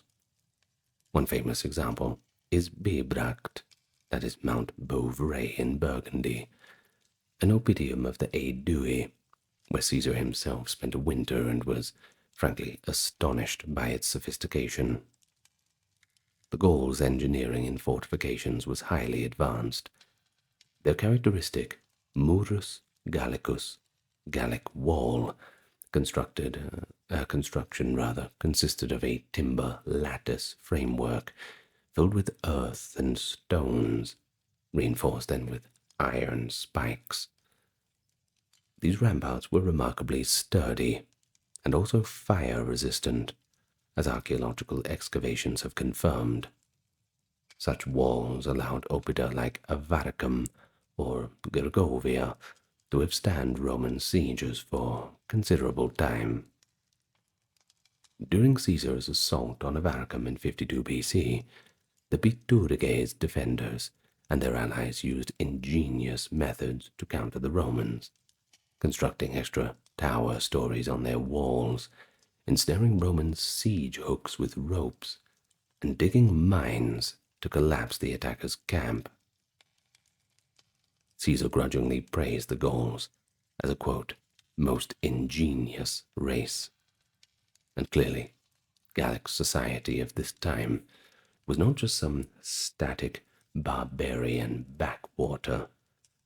It was inventive, adaptable, capable of large-scale cooperation, but still fragmented into rival tribes. So let's look into society and government in the next section. Ancient Gaulish society was hierarchical and very much clan-based, as we've seen from the tribal affiliations being very complex. Now, at the broadest level, each tribe or nation had its own ruling class of nobles, and often a single leader, being a king or a chief magistrate, although the exact form of governance varied by the tribe. According to Caesar, Gaul had two leading social orders of prestige: the nobility, especially the warrior aristocracy, whom he calls the equites. Think of it as like knights in our English rendering from the Latin. And then we also have the druids, the learned priestly class, which I recently did a video on in great detail. We'll discuss it all briefly in this next section. Now, the common freemen, by contrast, had very little formal power. Caesar rather bluntly states that ordinary Gauls were treated almost as slaves by the powerful, often bound by debt or patronage to nobles, and not consulted in major decisions. Well, I suppose that's not too different from most ancient cultures. Are you really surprised? But this description may exaggerate the commoner's helplessness, at least coming from Caesar's patrician Roman perspective, but it does indicate a strong patron-client dynamic in Gaulish society. A wealthy noble typically had a large retinue of dependents bound to him by loyalty and obligation. In Gaulish terms, clients, and sworn solduri and ambacti, that is, household warriors, who served their lord in both war and peace. Governance at the tribal level ranged from monarchies to oligarchic councils. Some Gallic tribes were traditionally ruled by kings, while others by the 1st century BC had transitioned to electing annual magistrates. One example of this is the Aedui, longtime allies of Rome. They no longer had a hereditary king in Caesar's day, but instead elected a chief magistrate, known as the Vergebret, every single year to hold civil authority. This official was even forbidden to leave Aeduan territory during his term, perhaps to prevent tyranny. As they say, when the cat's away, the mice will play. Nothing kicks off a rebellion more than the king leaving the homeland. I suppose it's a smart decision to lock him in. Strabo notes that in earlier times many Gallic communities chose one leader yearly to administer justice, and one war leader for military campaigns, an early form of republican rule. However, in crises like the Roman invasion, charismatic war chiefs could emerge. Of course, the most famous is the great Vercingetorix of the Arverni, who in 52 BC united numerous tribes in a grand, if ultimately doomed, rebellion.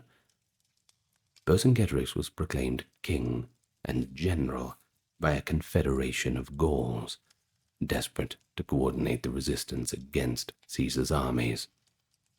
They have a great statue to Vercingetorix, which you've no doubt seen flashing through the images of this video at the start of the talk. And so Gaulish tribes also sometimes formed larger leagues. By Caesar's time, two great coalitions had emerged, one led by the Aedui, long favored by Rome, and another by the Sequani, who even invited Germanic tribes from beyond the Rhine to assist them. Caesar's arrival upset the balance. After his victories, Aeduan influence was restored, and their allies, the Remi, rose to second prominence. But this certainly shows how intertribal politics in Gaul could be very complex, with shifting alliances and occasional foreign intervention. One unique institution that bound Gallic society together was the Druidic order. The Druids were not merely priests, but also judges, teachers, and political advisors, providing a kind of social glue across tribal divisions. In fact, Caesar asserts that Druids held authority in almost all disputes, public and private. They arbitrated in crimes, land boundaries, inheritance, and could even stop battles by just showing up in the middle of the fray and negotiating peace.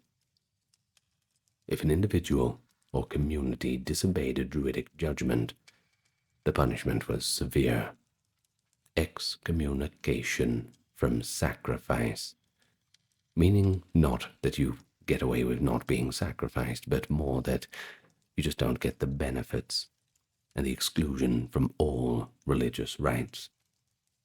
Pretty scary for very closely held beliefs, and such persons were considered as impious outcasts, untouchables, legal justice denied to them, with all the community shunning them. Thus, without a centralized state, there was a sense of pan-Gallic law and moral order, and it was upheld by the Druids. At least once a year, according to Caesar, Druids from all over Gaul convened in the territory of the Canutes, near the geographic center of Gaul, to hold a great council and adjudicate inter-tribal affairs. Caesar even notes a tradition that Druidism originated in Britain, and that aspirants traveled to Britain for training. Well, whether or not that was 100% true, it certainly suggests that the Druids formed a network transcending individual tribes, a network the Roman conquerors later viewed as frankly dangerous, precisely because it could foster unity, and with unity comes resistance. But in terms of their own hierarchy, one Druid was recognized as the Archdruid, wielding the highest authority among them. Upon his death, the successor was chosen by either an acclamation of the Druids or, if contenders were equal, sometimes by armed contest. The Druids enjoyed major privileges in society. They were exempt from military service and all taxes, certainly making it an attractive vocation for many families. Gaulish parents sent their sons to study under the Druids, and the training was rigorous, involving memorization of vast amounts of knowledge. It is said that some Druidic students spent 20 years learning by heart countless verses of lore. Importantly, the Druids did not write any of this down. I know, disappointing, isn't it? Although they used Greek letters, though, for mundane matters like record keeping, they committed all their religious and philosophical knowledge to memory alone. Lost to the pages of history, I'm afraid. Now, why would they do this? Well, why not ask Caesar for his point of view? After all, he was there, and he speculates that they did this partly to keep their wisdom exclusive to the initiated ones who had access to it, and also partly to strengthen the memory, not trusting written text as a crutch. And there's a bit of a logic to it. Why would anyone bother memorizing everything and being able to do everything by heart if they could just write it down and forget about it? I suppose there is that logic to it. Now, what about the doctrine? Well, it did include teaching that souls are immortal and transmigrate to a new body after death, a belief that cast out the fear of dying and in Caesar's view spurred great bravery in battle. They also engaged in learned discussions about the cosmos and nature. Quote, as Caesar recounts, the stars and their movements, the size of the universe and earth, the nature of things, and the power of the immortal gods. In other words, they were philosophers and astronomers, as well as theologians. Thanks to this influence, wisdom and law stood above blind force in Gallic values. Diodorus even claims that in earlier times Druids were so respected that they could halt two armies at the brink of battle by just stepping between them and commanding peace. Now, whether that's literally true or not, the anecdote highlights the ideal that rational counsel and spiritual authority trumped warrior rage in Gaulish society. Well, of course, if you want to hear that in even more detail and expand on some of those points, just go and watch the video about the Druids. We're not going to have this whole talk about the Druids. It's more about daily life and material culture now. So what exactly was it like to live in a Gallic community? Well, far from being simply barbaric times, the Gauls had a rich daily culture that impressed and sometimes shocked ancient observers. So let's look at their agriculture, their food, housing, and social customs, and all those other little aspects of daily life. In the countryside, many Gauls lived in extended family farmsteads or hamlets. A typical dwelling was wood and thatch, often circular or oval in plan, with walls of timbered posts interwoven with wattle and daub, that is, mud plaster. The roof was thatched with straw or reeds. Such houses archaeologists find were cozy and insulated, well suited to Gaul's temperate climate. In Oppida and larger villages, houses might be rectangular with multiple rooms, workshops, and thatched roofs that rose high in dome shape. Strabo notes that Gallic houses were dome-like and large, built of planks and wickerwork, and heaped with thatch. These structures were solid and weatherproof, offering comfort in winter and cool shelter in summer. The landscape of Gaul was dotted with these farms, each surrounded by fields and pastures, and in certain strategic locations these farmsteads clustered to form proto-towns, of course, behind fortifications. There were also likely skilled farmers and herders. They cultivated grains, wheat, barley, oats, as well as legumes and vegetables. They had abundant livestock, cattle, sheep, goats, and especially pigs, which were allowed to forage in woodlands and grow fierce and large. Pork was their favorite meat. Diodorus remarks that the Gauls feasted on meat of all kinds, but especially enjoyed pork, both fresh and salted. Their swine were so fearsome that, quote, it is dangerous for an unfamiliar person to approach them. Cattle provided not only beef, but also dairy products, milk and cheese, which along with grains, fruits, and wild game helped to round out the Gallic diet. Meals were hearty and protein-rich by Mediterranean standards. The centerpiece was often boiled or roasted meat prepared with great iron cauldrons or on spits over the hearth. Heaps of animal bones found in Gaulish excavations, ranging from cattle and pig to deer and wild birds, attest to this frequent consumption. But no description of Gaulish daily life can omit their legendary love of wine. Grapevines did not grow well in most of Gaul, so wine was an imported luxury. By the 2nd century BC, Italian and Masoliite merchants were hauling large amphorae of wine into Gaul, and the thirst of the Celts seemed to be extraordinary. The Gauls drank wine unmixed with water, whereas the Romans always diluted theirs, and they drank it in great volume. They would guzzle it pure from jars and fall into stupor or frenzy, according to Diodorus. Many Italian traders, of course, became rich from this trade, reportedly exchanging 1 jar of wine for a slave. Such was the Gauls' eagerness for the drink. When imported wine was scarce or too costly, the Gauls brewed their own intoxicants, a barley beer called cervicia or zithos, and of course mead, fermented honey water. Even these they drank heartily. Classical writers often comment on the Celts' heavy drinking, a trait that, combined with their pride, could make feasts understandably rowdy.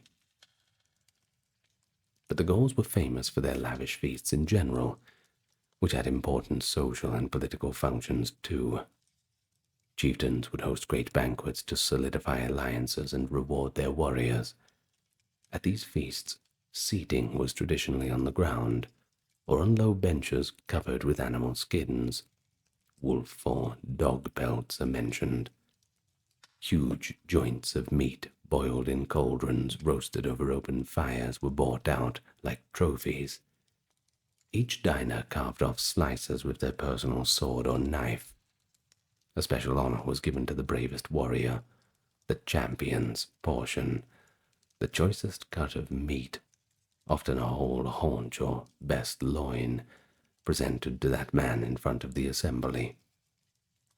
And this could sometimes spark contention if multiple warriors felt deserving. Ancient sources recount that banter at Gaulish feasts could quickly escalate, fueled by all the strong drink mixed with the pride. A trivial dispute might lead warriors to challenge to each other in single combat right in the middle of dinner. Such duels, fought in front of the guests, were a way to settle honor on the spot. Despite this hot-bloodedness, the Gauls were also praised for their hospitality. They would invite strangers to join their table, and only afterwards inquire about their identity or needs. Feeding a guest was, to them, a sacred duty. This generous welcome extended even to enemies on occasion, an aspect of Celtic hospitality that Greco-Roman observers seem to admire. And what about family life and women? The Gauls lived in patriarchal, but by some accounts more gender-complementary communities than the Romans did. Women in Gaul could own property, and often managed farm work and household affairs, especially when the men were busy away at war. Ancient commentators suggest that Gaulish women had a greater public presence than their Mediterranean counterparts. Strabo makes a cryptic remark that among the Gauls, quote, the task of the men and women have been exchanged in a manner opposite to us. Now, what does he mean by that? Well, it likely means that women did some heavy labor, while men engaged in activities that Romans might consider women's work. though the exact interpretation is unclear. Perhaps it also hints at the notable role of women in spiritual life, as priestesses or seeresses. Indeed, Roman writers mention Gallic prophetesses and holy women, for example, a virgin priestess presiding over an oracle in the land of the Senones, or legend of Celtic sorceresses on certain Atlantic islands. As for Caesar's writings, well, he describes some startling domestic customs. He claims that Gaulish men had the power of life and death over their households, and that if a noble died under suspicious circumstance, his wives could even be tortured and executed. In earlier times, he adds, slaves and dependents beloved by the deceased would be burned along with him on the funeral pyre. Such reports might have been exaggerated propaganda, but they do suggest that funerary rites could be elaborate and occasionally brutal. This reflects the belief that a great chieftain should enter the afterlife accompanied by those and that which he loved in life. Caesar also noted that unlike Romans who counted by days, the Gauls counted by nights instead, measuring a fortnight as 14 nights instead of 14 days. This is one example. This likely reflects a belief in an underworld ancestry, as they claimed descendant from a god of the dark underworld, making night rather than day the fundamental unit of time. Additionally, a Gaulish custom dictated that children were kept apart from their fathers in public until coming of age. It was considered disgraceful for a warrior's son, while still a boy, to appear at assemblies or ride out with his father. And this taboo suggests a rite of passage. A young Gaul had to reach fighting age, perhaps his mid-teens, and prove himself in war before being acknowledged as a man worthy to stand beside his father socially. The Gauls of the late Iron Age were skilled metalworkers and artisans. They even were credited with inventing chain-mail armor, later adopted by the Romans, who actually called it Gallic armor. They manufactured high-quality iron weapons, including long slashing swords, spears, and large oval shields, as well as pioneering the use of chainmail armor, later adopted by the Romans too. Some blades and spearheads were even made in wavy or twisted shapes to maximize the damage of a wound, demonstrating both the warlike spirit and ingenious craftsmanship of the Gauls.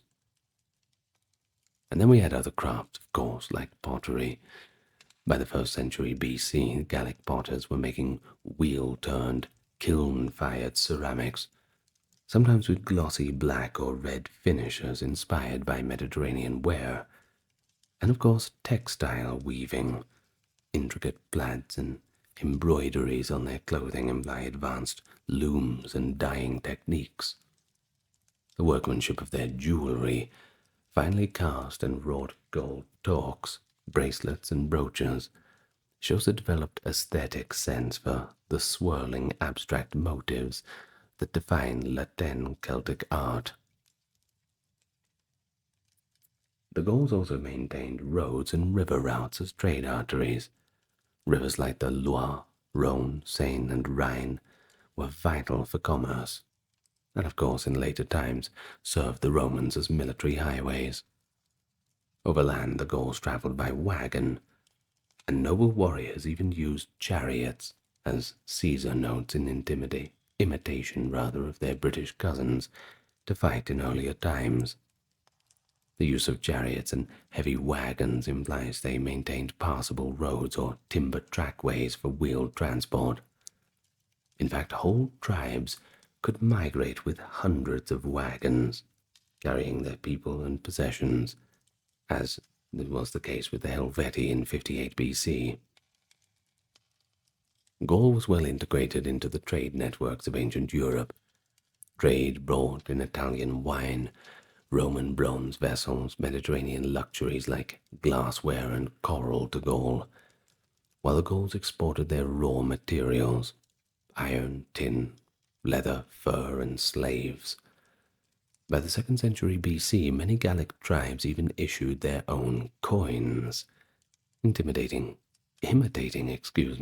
Greek designs, and that indicates participation in a monetary economy and considerable sophistication in commerce. And so, to conclude this section on daily life, one must note the Gauls' unique attitude toward life and death. They were famously unafraid of the latter, a trait commented on by Romans with a mix of alarm and admiration. Their belief in the immortality of the soul and its rebirth in new bodies made them courageous to the point of recklessness. We are told that at the funerals of their dead, some Gauls would even throw letters onto the funeral pyre, messages to their departed loved ones to be read in the next world. Now, this custom, admittedly touching, illustrates how literally they took the notion of an afterlife. For the Gauls, the boundary between life and death was porous. The next world was a direct continuation of this one, where family and friends would all meet again. Such a worldview underpinned both the daring and ritualism that we've seen in their daily practice. Well, we're going to wheel back a little bit to the Druids in this section. We're mainly going to talk about religion and Gaulish myth, things like this.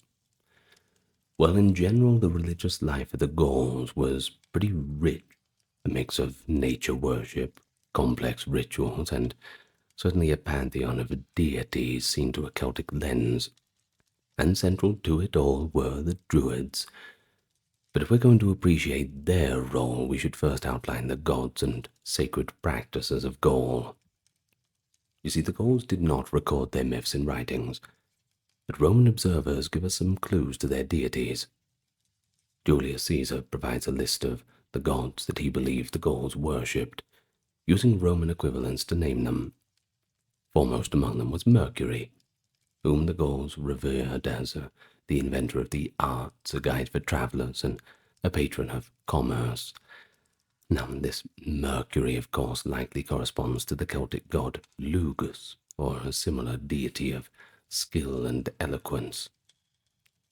After Mercury, Caesar says that they honored Mars, Apollo, Jupiter, and Minerva, assigning them functions similar to those of other peoples. Apollo as healer, Minerva as a patroness of crafts, Jupiter as the lord of the sky, Mars as the god of war, and so on. The Gauls, he adds, conceived the gods as essentially the same way as other nations. But we should not take Caesar's Roman interpretation as a complete catalogue. But it shows that the Gauls did have major gods corresponding to pan-Celtic archetypes. A pan-cultural high god of the sky, a war god, a healing god, a crafty and clever god, etc. But they also claimed descent from an underworld god, Dis Pater, a Latin name for Pluto, saying that all Gauls were sons of this dark ancestor. This underworld lineage is one reason why they counted the nights rather than days, as we mentioned briefly earlier. Of course, a century after Caesar, the Roman poet Lucan offered a more sensational account of Gaulish deities. In his epic Pharsalia, Lucan speaks of Teotates, Essus, and Taranes, three Celtic gods he portrays as hungry for human sacrifice.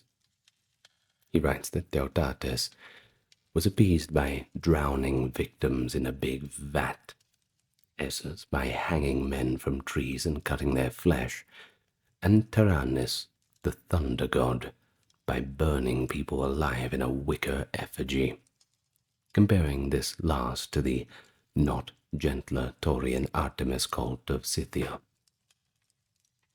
Lucan's poetic account is lurid and likely exaggerated for effect, but these names, Teotates, Esus, and Taranas, are genuine Celtic gods, attested in later inscriptions. Taranas, for instance, means thunder, and is depicted symbolically by the wheel, sign of the sun or thunderbolt on many Gallic monuments. Teotates means god of the tribe, and probably refers to a tribal protector, perhaps akin to Caesar's Mars or Mercury. But as for Esus, that's a little bit more obscure. Later commentators associate him with a wild wood god or a form of Mars. Lucan is one of the rare cases where native Gaulish gods are named in classical literature, rather than just being given Roman names, so I suppose that's something unique and special. But beyond the major gods, the Gauls venerated countless local deities tied to particular places. Springs, rivers, groves, mountains. They worshipped the mother goddess figures like Matres or Matrone, usually in triplicate, symbolizing fertility and generative forces of the land. Each region had its own tutelary spirits.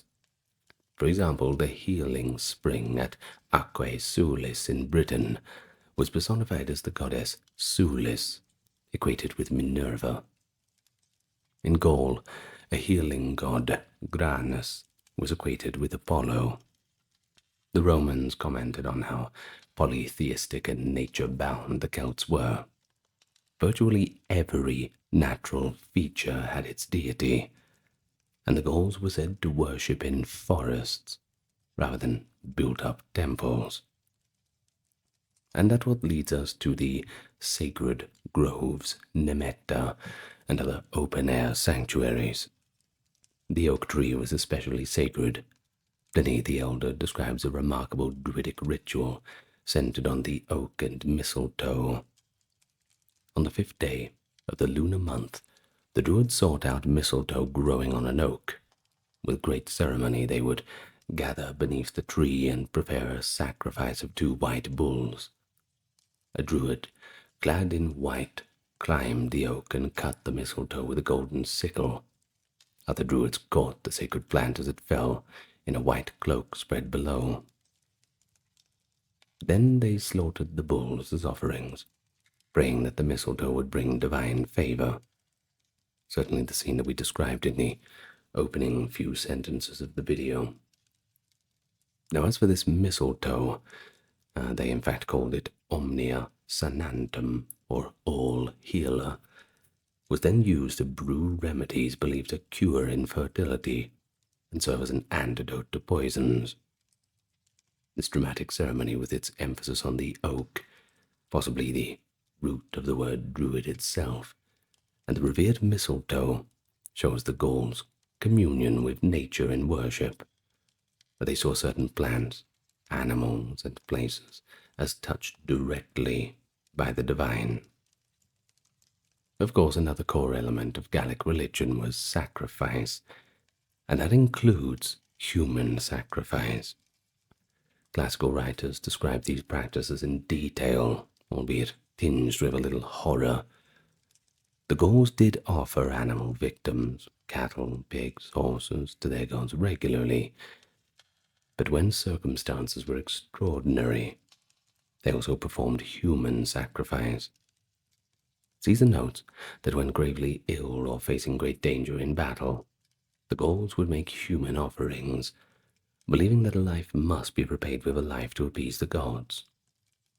One method was to construct an immense wickerwork figure, fill it with living men, and then set it on fire. All the victims inside immolated. And this was the famous legend of the Wicker Man. Strabo adds that the Gauls would also stab a human sacrificial victim, and divine the future from the convulsions and blood patterns, or just hang or impale the victims in groves as offerings. Well, they possibly were exaggerating a few of these things for moralizing effect, but they are partly corroborated by archaeology. At Gallic sacred sites like Jaunay-sur-Aronde and Ridemont-sur-Ancre, archaeologists have found pits containing hundreds of warrior skeletons, some showing signs of ritual execution, and thousands of captured weapons ritually broken and buried. It appears that after battles, the Gauls would consecrate the enemy arms and sometimes enemy corpses to the gods, rather than keep them. Caesar himself observed that in many Gallic sanctuaries, heaps of war booty were piled up as offerings, and it was forbidden by religious law to remove them. Anyone who violates that, punished by death. Well, the taboo was so strong that even though, as Diodorus remarks, the Gauls were extremely covetous by nature, they dared not touch the treasures deposited in the temples, and such evidence shows that sacrifice for the Gauls could mean not only killing living beings, but also renouncing valuable goods to honor the gods. But why so grisly with the sacrifices? To the Gauls, these acts may have had a profound logic. They owed the gods the most precious and powerful gifts possible. So by spilling human blood, they perhaps believed they were fueling the forces of life and death that kept the world in balance. It also served as a terrifying demonstration of piety and power, one that certainly impressed and alarmed outsiders. Well, by the way, it should also be noted that by the time of the Roman Empire, these practices had died out, or were actively suppressed by authorities. Over all these facets of religion presided the Druids. Now, we've already discussed their role as moral and legal authorities, but they were also custodians of mythology and ritual knowledge. They memorized and passed down the cosmogonies and genealogies that made sense of the Gauls' world. Central to Druidic teaching was the concept of the other world, a parallel spiritual realm where the souls of the dead reside and the gods dwell. The Gauls believed this other world was not far removed. It could be reached through certain gateways in nature. We're talking caves, lakes, or islands off in the far west. Many of their offerings, especially the casting of valuable objects or weapons into rivers or bogs, were likely meant as gifts to deities in this other world. For instance, they would throw swords, shields, even entire chariots into lakes after a victory, dedicating the spoils to the gods rather than keeping them themselves. In fact, the dozens of swords and chainmail shirts found in the Pit of Leten on Lake Neuchâtel in Switzerland, that's a prime example of this practice. But the Druids also practiced divination and prophecy. Besides reading entrails or watching the death throes of sacrificial victims, they interpreted the flights of birds and the patterns of smoke or flames. There were also specialized seers, often called Vates, who would foretell the future. These practices gave spiritual sanction to decisions of war and peace. Before major actions, the Druids and Vates would determine whether the gods favored success. A dramatic example is recorded in Roman history. AD 60, as the Romans attacked the island of Mona, or Anglesey. That is a Druidic stronghold in Britain, or at least was. They were met with ranks of Druids and women wielding torches, hurling curses. The sight so unnerved the Roman soldiers that they froze momentarily. This story, though occurring in Britannia and a century later, illustrates the fearsome reputation of Druids as masters of dark rites and magic. Well, Spoiler alert, the Romans regrouped and mopped the floor with everybody who was there, but hey, it's still an interesting story. Well, finally, the collision of Gaulish religion with Rome had quite a fateful outcome. The Romans, generally tolerant of other people's gods, took exception to Druidism because of its influence in the practice of human sacrifice. Under the early empire, the Druids were first restricted, forbidden to Roman citizens by Augustus, and then they were suppressed outright. Suetonius notes that Emperor Claudius, quote, utterly abolished the frightful and inhuman religion of the Druids in Gaul, which had only been partially prohibited before. By the mid-1st century AD, Druidism had been driven underground or extinguished in Gaul, though it lingered a bit longer in Celtic Britain. Temples to Roman gods, often fused with Celtic ones, replaced the sacred groves. And over time, the Gallic gods were either forgotten or just assimilated into Roman pantheons. But the echoes remained. Many Gaulish deity names appear in Latin inscriptions from later centuries, and certain folk customs, harvest rituals, winter celebrations, may have had their roots in the old Celtic religion. Of course, that's all good and well, but it all came crashing down with the Roman conquest of Gaul, starting in 58 and ending in 50 BC. It dramatically changed every aspect of the culture. Caesar took advantage of the tribal conflicts and a plea for aid against Germanic invaders, and he intervened in 58 BC. Over the next 8 years, he defeated one Gallic tribe after another, aided by superior Roman tactics and the disunity among the Gauls. But despite fierce resistance, the independent Gaulish nations fell under Roman dominion. Well, they did attempt a final united stand. In 52 BC, the young Arvernian noble Vercingetorix managed to rally many tribes in a grand revolt against Rome. Under his command, the Gauls initially outmaneuvered Caesar with guerrilla tactics and scorched earth strategy. They burned their own towns and deprived the Romans of supplies. But at the decisive siege of Alesia, Caesar's legions encircled them on a fortified hilltop.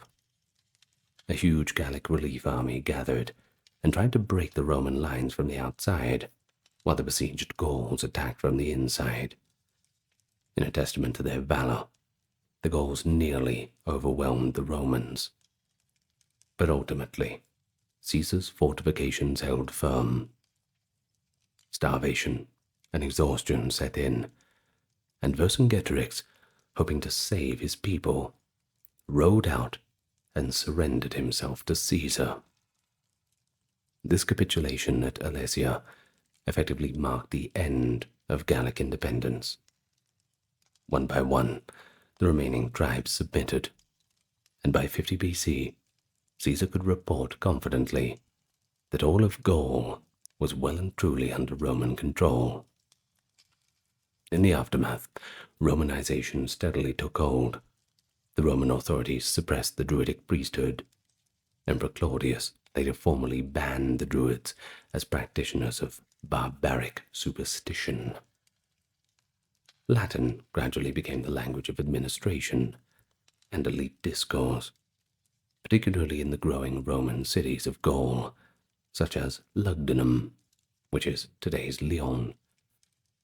The Gaulish aristocracy began to adopt Roman dress and customs.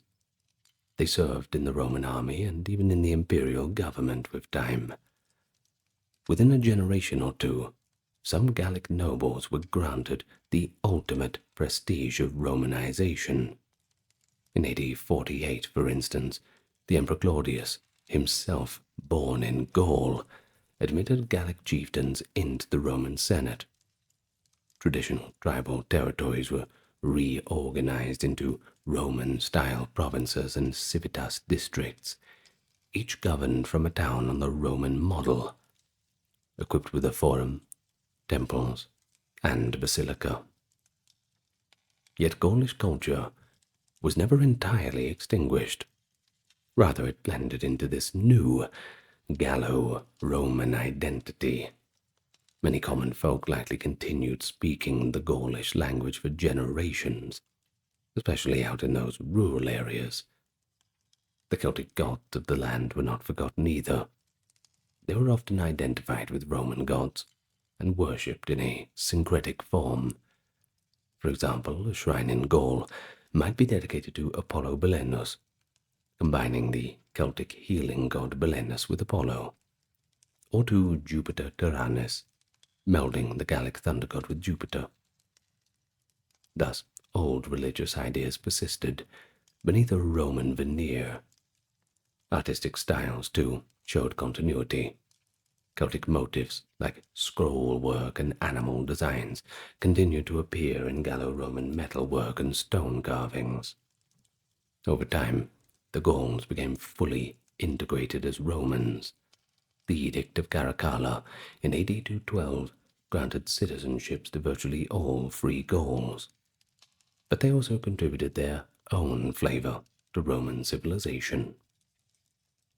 Thus, by the dawn of the 1st century AD, the culture of ancient Gaul had been profoundly altered, but not completely extinguished. It survived in the fabric of a new society, which eventually laid foundations for the medieval cultures of France and Western Europe. The saga of Gaul shows how resilient a people's traditions can be, adapting even under the yoke of conquest. Thanks to contemporary observers and modern archaeology, we can appreciate the Gauls were far more than mere barbarians. They had a vibrant, sophisticated culture. Their religion, daily life, government, and language left a legacy, one that endured long after the Romans departed. It was a place where the brightest minds of the ancient world gathered, where scrolls lining the shelves held not just stories, but the very essence of collected human knowledge.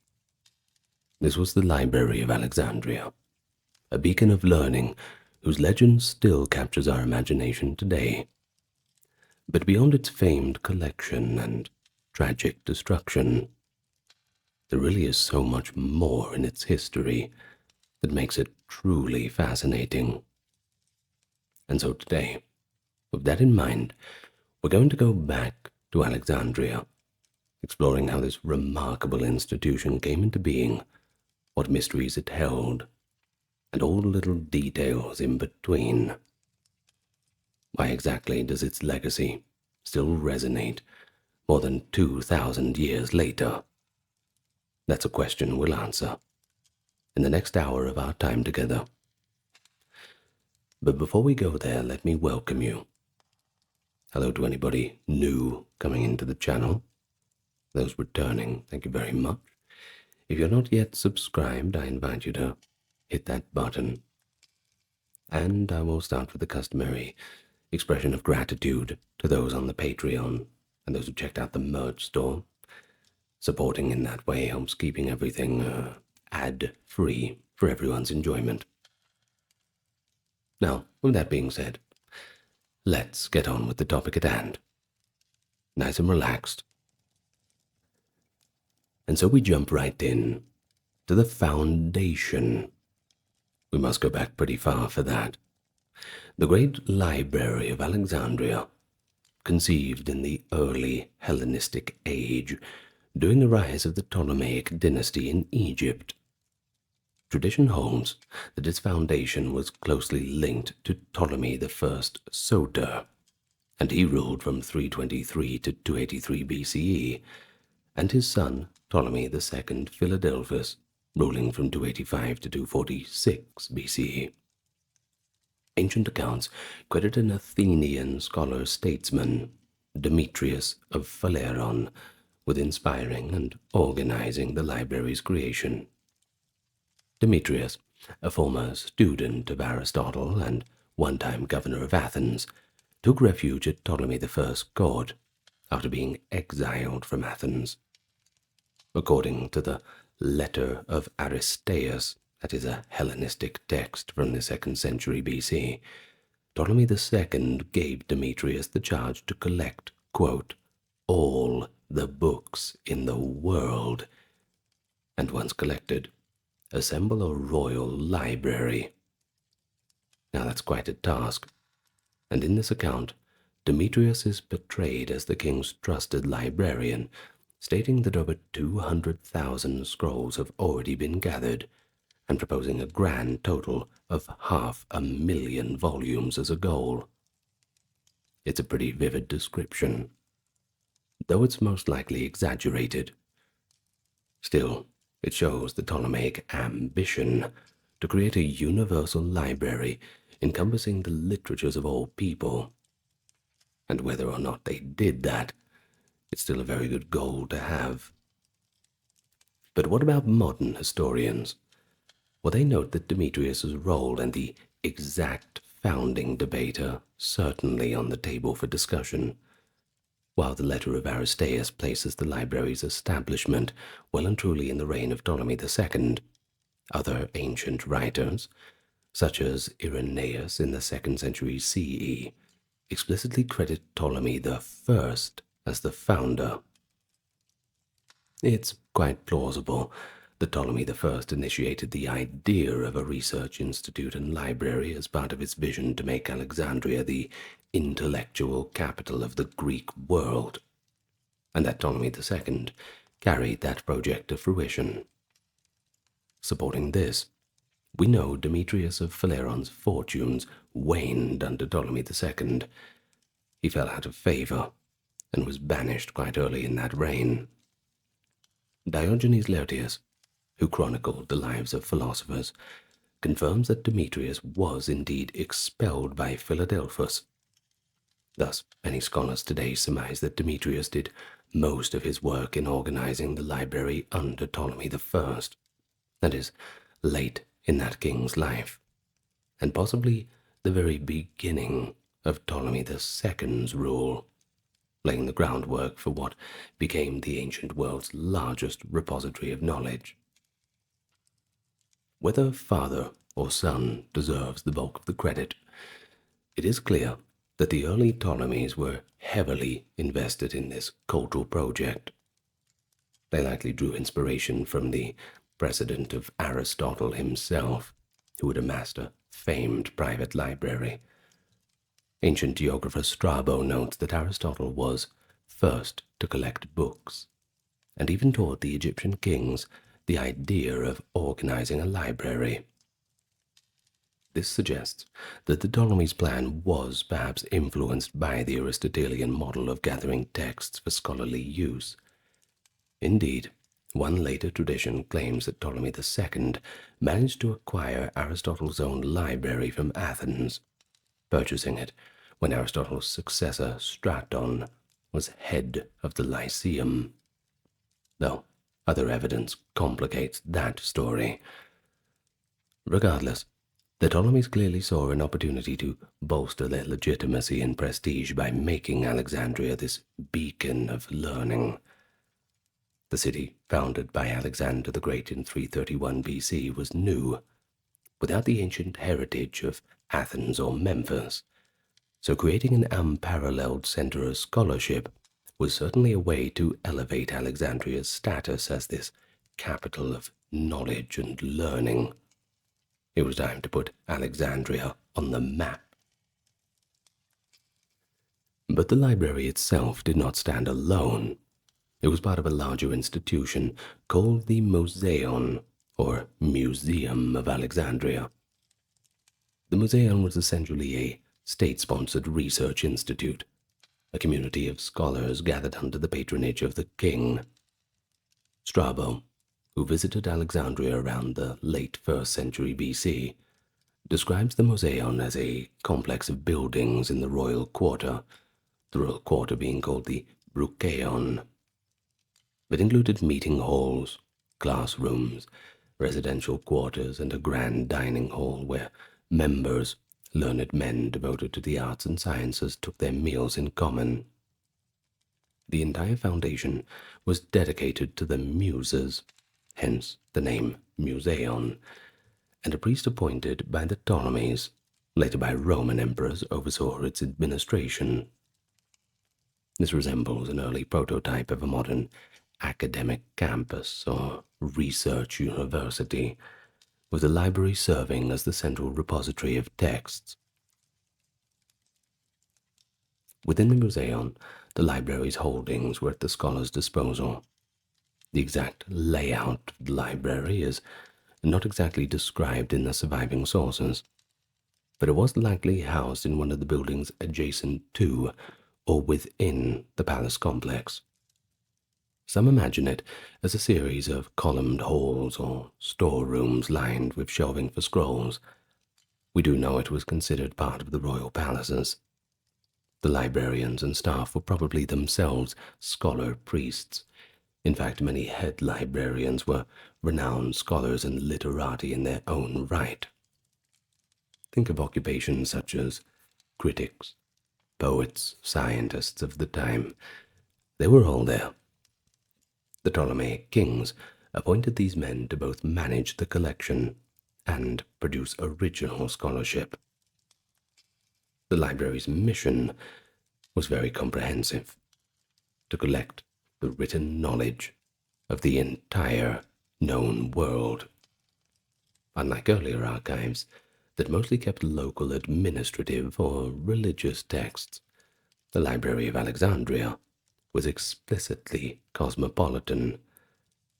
It held works in Greek as a primary focus, but also sought out texts in Egyptian, Babylonian, Hebrew, and Persian, and other languages, which were then translated into Greek. Ptolemy I and II invited scholars from various lands to take up residence in Alexandria, both to enrich the intellectual life and to assist in acquiring texts from their home cultures. One example of this: Philadelphus famously sponsored the Greek translation of the Hebrew Pentateuch, that being the Torah, the initial stage of the Septuagint.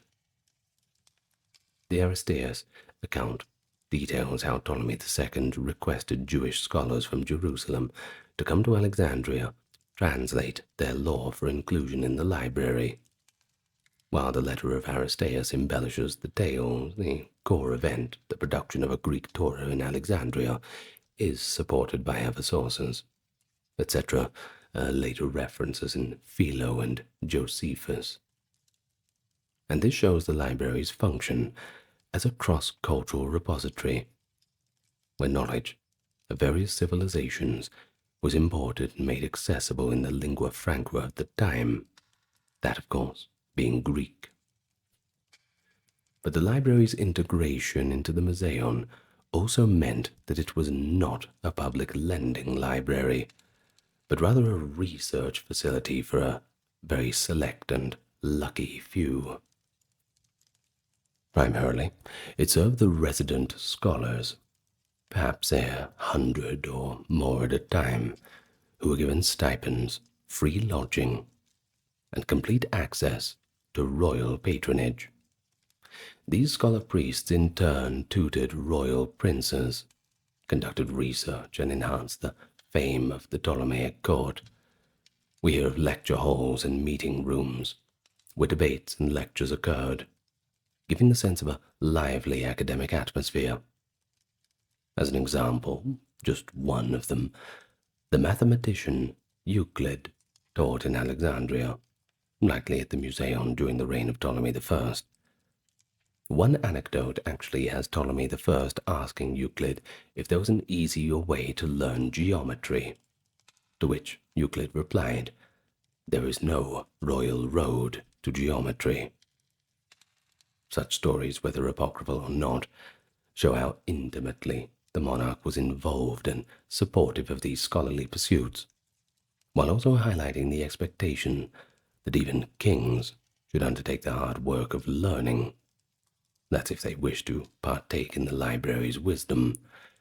And of course, back in those days, having the entire collection of the world's knowledge at your hands, that's an offer you certainly would not pass up.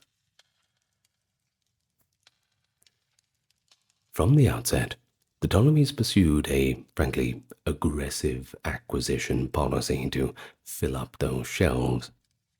Ancient testimonies provide intriguing and, frankly, sometimes scandalous details about how Alexandria amassed all these volumes. The royal decree was that any book or scroll found anywhere could be subject to copying for the library. One notorious tactic was the search of every ship that docked at Alexandria's harbor, and there were plenty of ships docking at that harbor. According to the physician Galen, around the 2nd century CE, who recounts this as an old practice, works found on incoming ships would simply be seized by the authorities. Official scribes in the library would then swiftly copy the scrolls. The originals were then returned for the library's collection, and the copies were given to the book's owners, often with compensatory payments for the inconvenience or loss. In the catalogues, such acquired texts were humorously labeled "from the ships" to record their source. This policy shows how determined the Ptolemies were to collect these rare texts, effectively using their position as masters of a major port to appropriate intellectual property from all who traded there.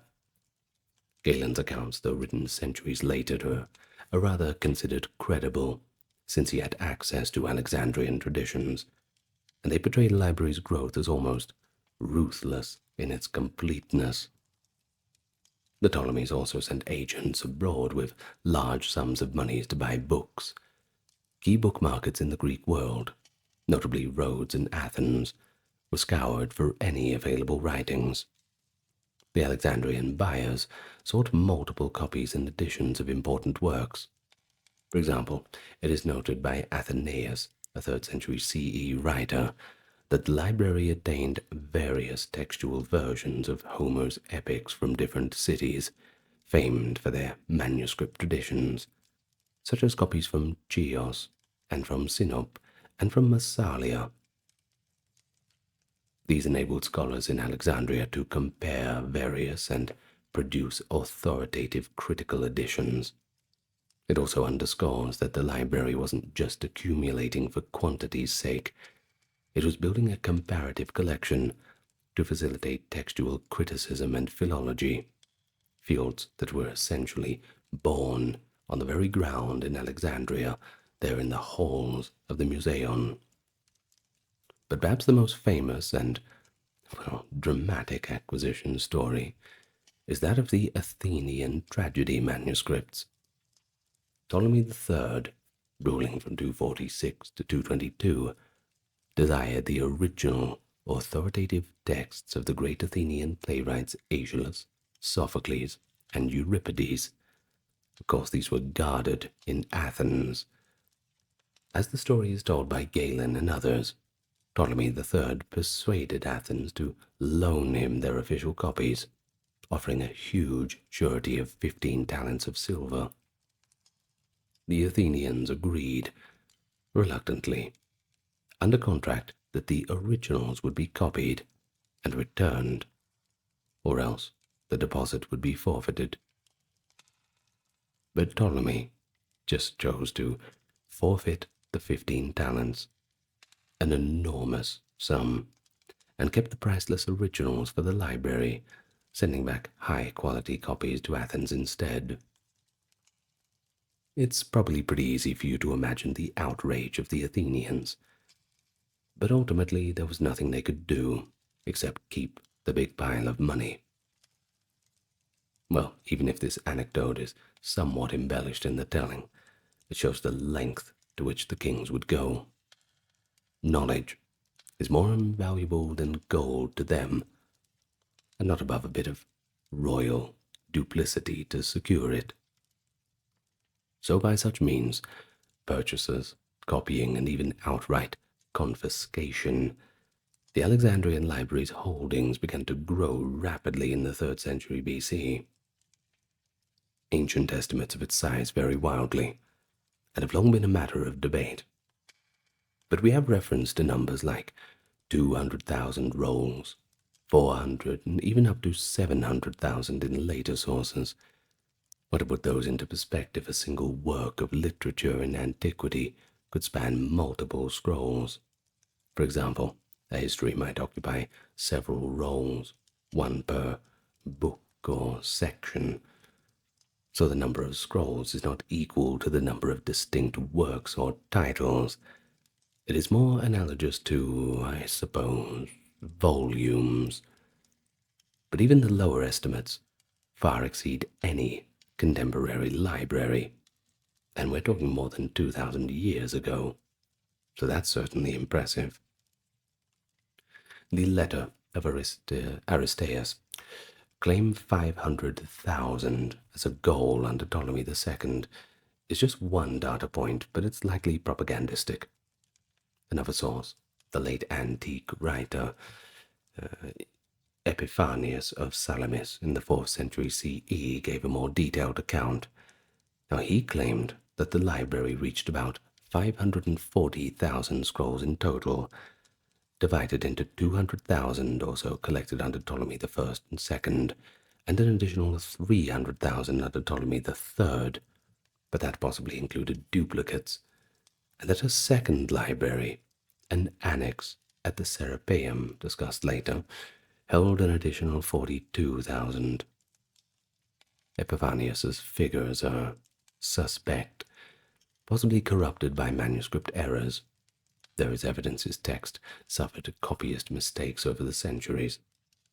But the account does suggest an ancient belief that the combined libraries in Alexandria did approach the 750,000 mark.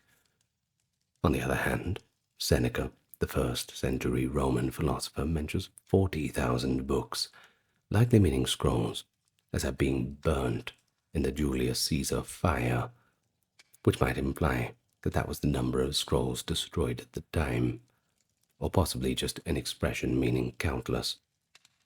Seneca regarded even 40,000 as a ridiculously high number of books for one to own, calling it a, quote, splendid monument of royal luxury.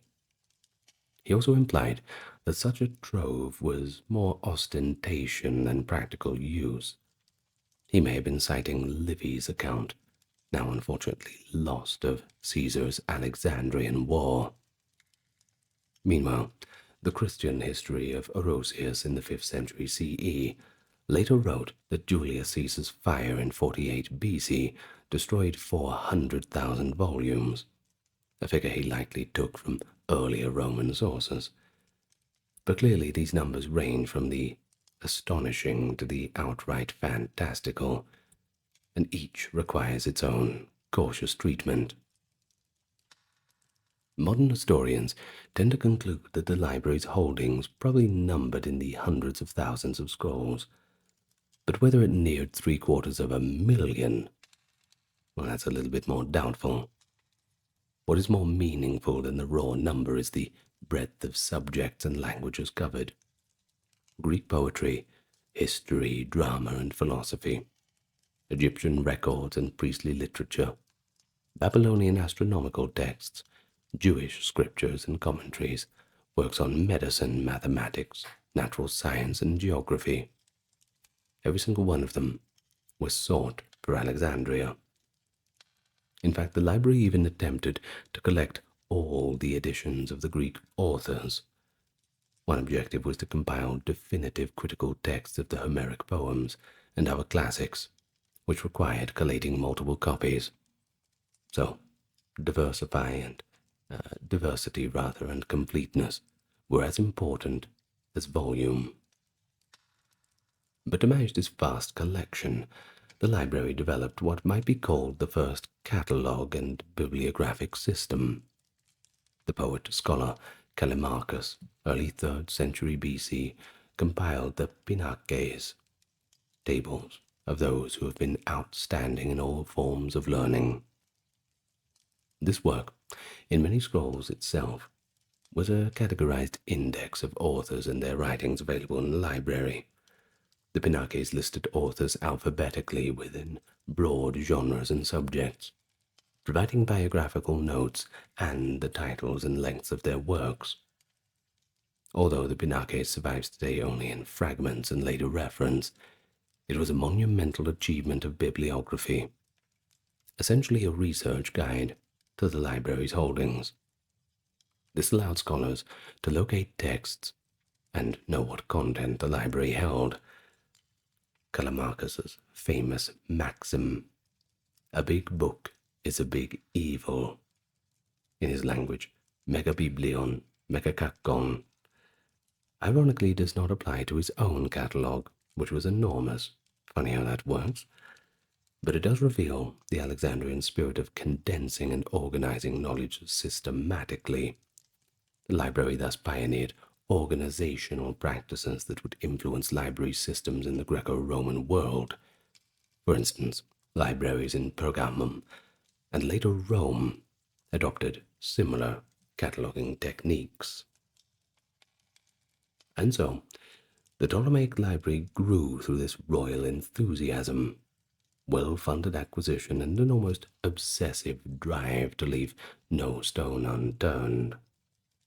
The exact tallies, I suppose they'll always remain uncertain, but its reputation as the largest library of antiquity, well, that is not in doubt by anyone. What makes it truly significant is not its size, however, but how it enabled unprecedented scholarship by bringing such a wealth of texts under one roof. Of course, the library's history itself is closely intertwined with the brilliant individuals who worked there. The Ptolemies appointed a series of head librarians, who were typically scholars of high repute, though our sources are incomplete. Sorry. Ancient authors do provide lists of these key figures, and they read like a who's who of Hellenistic intellectuals. The first head librarian, if we exclude Demetrius of Phaleron, who was more the planner than the official librarian, I suppose, was likely Zenodotus of Ephesus. Zenodotus was a literary scholar and grammarian, particularly known for his work editing texts of Homer. Under either Ptolemy I or II, Zenodotus took charge of organizing the burgeoning collection. He is credited with producing some of the earliest critical editions of the Iliad and Odyssey, comparing different manuscripts of Homer and making spurious lines. This endeavor required both an extensive collection and a methodical approach to scholarship, precisely the advantages that Alexandria provided. Zenodotus's Homeric recensions were influential. Though later criticized by successor scholars as imperfect, he apparently introduced critical symbols, such as the obolus, to annotate dubious verses. All this indicates that from its inception the library was not a passive storehouse, but an active workshop of textual criticism and philology. Succeeding Zenodotus, the poet Apollonius of Rhodes is often named as a librarian, perhaps in the mid-3rd century BCE. Apollonius is famous for authoring the epic Argonautica, but he was also a student of Callimachus and involved in library work quite heavily. An anecdote from the Alexandrian literary world holds that Apollonius and his teacher Callimachus fell into a bit of a feud. Callimachus championed short, learned poetic forms, while Apollonius dared to compose a grand epic in archaic style which met with a chilly reception in Alexandria. Apollonius supposedly left Alexandria for Rhodes in disappointment, only to return later in glory when his poem gained acclaim. This story, though colored by later literary biographers, certainly paints a picture of a bit of a hotbed of literary rivalry and innovation, Whether Apollonius formally headed the library is a little bit uncertain, but he certainly was one of the prominent scholars in its orbit. Perhaps the most benevolent scholar to lead the library was Eratosthenes of Cyrene, who was appointed by Ptolemy III around 245 BC. Eratosthenes was a true polymath, astronomer, geographer, mathematician, philosopher, poet. He had it all. At Alexandria, he earned the nickname Beta, which I guess it's not a good nickname these days, but I suppose back then it wasn't much of a good name either.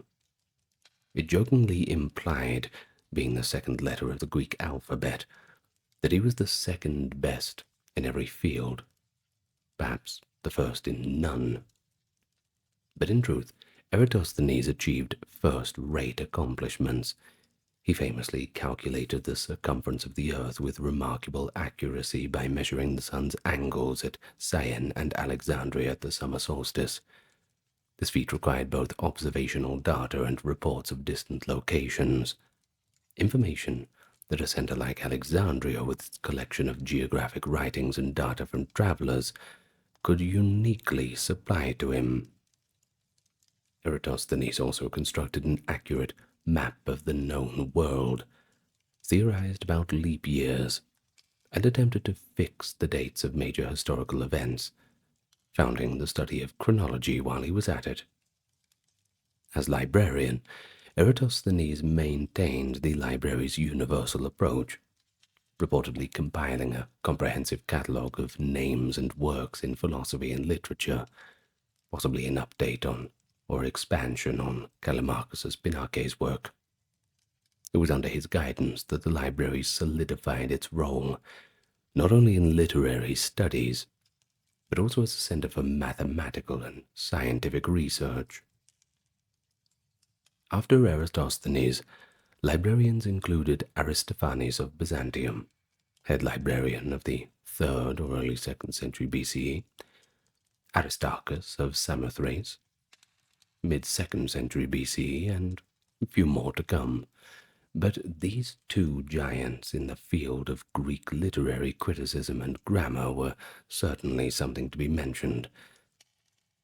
As for Aristophanes of Byzantium, he systematized Greek grammar and even invented a system of textual accent marks and breathing signs to aid pronunciation, a system that, with some modifications, is still used in writing ancient Greek today. He also continued work on editing the canon of Greek poets and playwrights, likely producing critical editions of lyric poets and, perhaps, tragedians. Aristarchus, his pupil, is often considered the greatest of the Alexandrian critics. He devoted his career to Homer. His editions and commentaries on the Iliad and Odyssey became the authoritative texts for centuries. He was known for rigorously evaluating the poetic language, myths, and inconsistencies in Homer, and he, too, used a set of critical symbols, different from, but building upon Zenodotus's earlier effects, to flag those lines that he deemed as later interpolations or corruptions.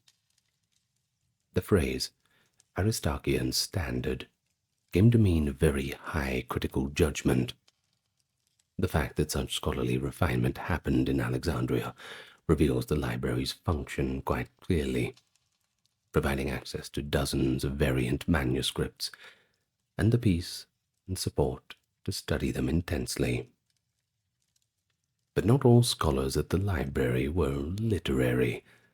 The Museum attracted physicians like Herophilus and Erasistratus, who pioneered anatomical studies and even conducted dissections in Alexandria, a practice that was tolerated under the Ptolemies, although it would have been quite taboo in classical Greece in other areas. They had at their disposal Egyptian medical papyri, as well as Hippocratic texts, combining empirical observation with textual learning. Astronomers like Aristarchus of Samos, not to be confused with Aristarchus of Samothrace, by the way, visited or studied in Alexandria. Aristarchus of Samos proposed a heliocentric model of the solar system as early as the 3rd century BCE. Engineers and inventors such as Ctesibius worked in Alexandria, benefiting from an environment where practical knowledge and written treatises intersected. In fact, Ctesibius is credited with improving the water clock and inventing a force pump. Later on, in the 2nd century BC, Hipparchus used observations from the Alexandrian tradition to develop astronomical models. Though he himself worked elsewhere, he drew on data collected in places like Alexandria's observatories. But one should also mention the presence of mathematicians. Euclid's influential Elements was written within Alexandria around the time of the library's beginning. A generation or two later, Archimedes of Syracuse corresponded with scholars in Alexandria and may have studied there briefly. Indeed, Archimedes dedicated some of his treatises to Eratosthenes, evidence of a lively exchange of mathematical ideas through the library's vast scholarly network. The Ptolemaic court itself took an interest in learning. Ptolemy II and III were known to frequently engage with scholars. The tales of royal queries to Euclid or funding translations are just a few examples. But even Cleopatra VII in the early 1st century BC, though from a later generation, was renowned for her learning and linguistic ability, reputedly speaking multiple languages and conversing with scholars. Though by her time the library had possibly diminished somewhat, she symbolized the educated ruler that earlier Ptolemies had epitomized. The symbiosis of royalty and scholarship at Alexandria was a defining feature. The kings gave maternal support and official positions to intellectuals, and in return, the intellectuals enhanced the glory of the kingdom, and sometimes advised on practical matters. Let's just take, for example, astronomers could help with calendrical reform, geographers could aid administration or military planning. And it's also worth noting that the library's benefits extended beyond the confines of Alexandria via the works that its scholars produced. The standardized texts of Homer and other classics that emerged from Alexandria became the versions copied throughout the Hellenistic and Roman worlds.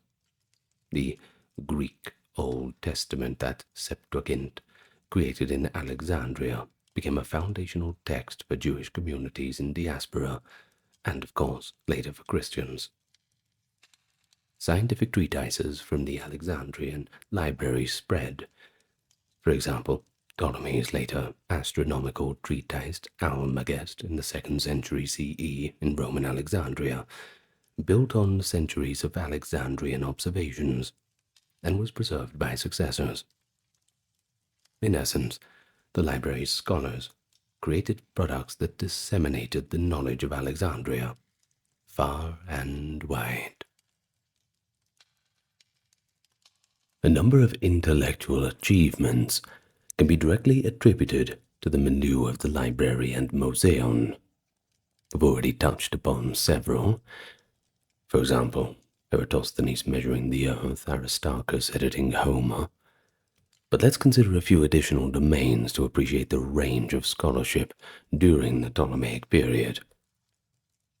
First of all, we'll have literary criticism and philology. These disciplines virtually begin at Alexandria.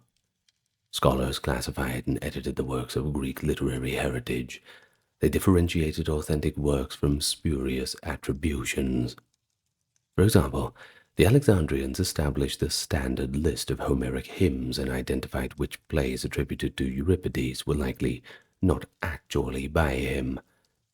They compiled biographies of authors, studied dialects, difference, and commented on mythology and history as mentioned in texts. The Pinakes of Callimachus was not only a catalogue, but also a bibliography that included critical evaluation. In fact, Callimachus himself, aside from cataloguing, wrote short poems and epigrams loaded with learned allusions, exemplifying that Alexandrian poetic style, erudite, rich in reference, aimed at a sophisticated readership that only a place like a library could cultivate. Later, in the 2nd century BC, Polybius, though granted not an Alexandrian resident, visited the library to research for his histories, praising the access to records such as treatises. Thus, the library also served historians who needed archival materials beyond literary text. Beyond Eratosthenes, other residents made strides in science. In medicine, Herophilus is said to have composed extensive works on anatomy, including the nervous system and the heart, likely drawing on both textual study and empirical dissection. His texts, though unfortunately lost, were influential for centuries. Galen later mentioned how Herophilus and Erostratus performed cadaver dissections at Alexandria, something that required not just royal permission, but also a rich repository of comparative anatomical writings from Egypt and Greece. Botany and zoology were also pursued. Scholars had access to exotic specimens, either alive or in royal menageries, or preserved. There is evidence that collections of specimens, like an early museum of natural history, existed alongside books, all part of the Museum complex. The library's resources in mathematics included likely copies of the works by Aristotle's circle, likely the predecessors of Euclid, and Babylonian astronomical records.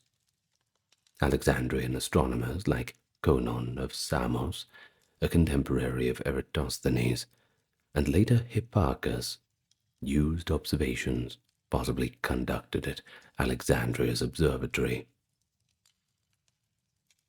The blending of textual records with actual measurement was a hallmark.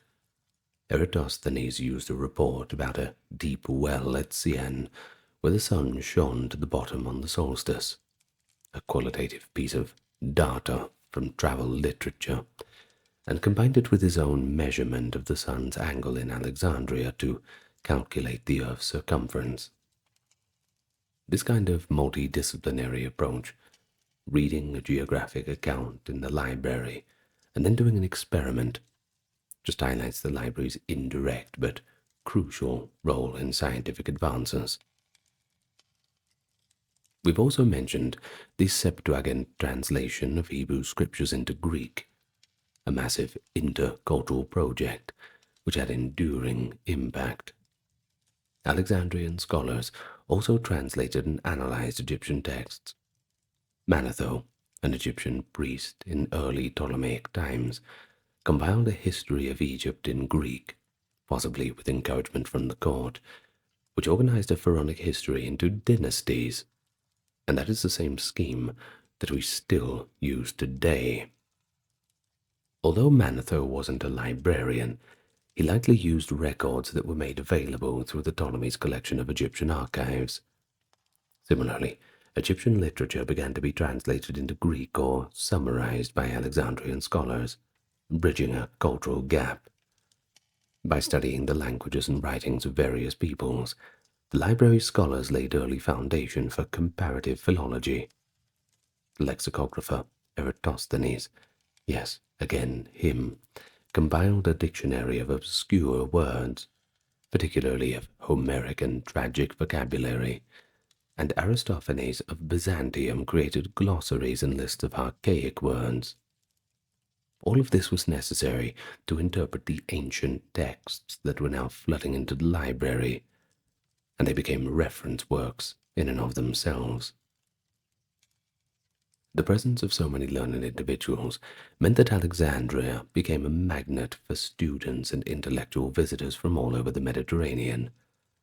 While not a university in a strict sense, or at least in our modern perception, the Museion did educate people, not only the royal family, but also youths from noble families, and perhaps any bright mind who was lucky enough to find scholarship could come and learn from the likes of a mathematician like Euclid or a poet like Callimachus.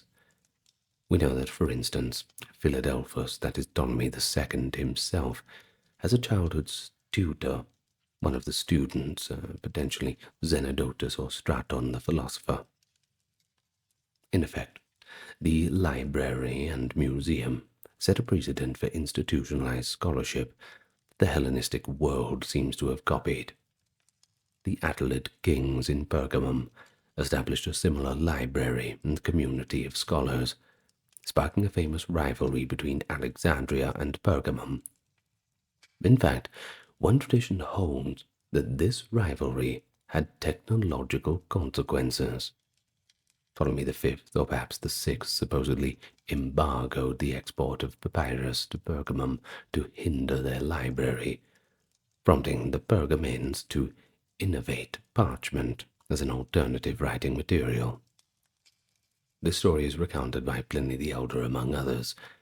While modern historians debate the specifics, it certainly symbolizes a competitive spirit in accumulating knowledge, a direct legacy of what the Ptolemies had started. Well, perhaps from here you'll detect a bit of a change in tone. Things are about to fall apart a little bit. Despite its early glory, the Library of Alexandria did not remain static or immune to the political and social upheavals of history. Over the course of the Ptolemaic period, that is, 305 to 30 BCE, the fortunes of the library rose and fell with the fortunes of the kingdom. By examining the later Ptolemaic era, we see signs of strain and decline in the institution, though overall it remained quite renowned. One major turning point often cited is the reign of Ptolemy VIII Ergetes, nicknamed Sicon or Potbelly.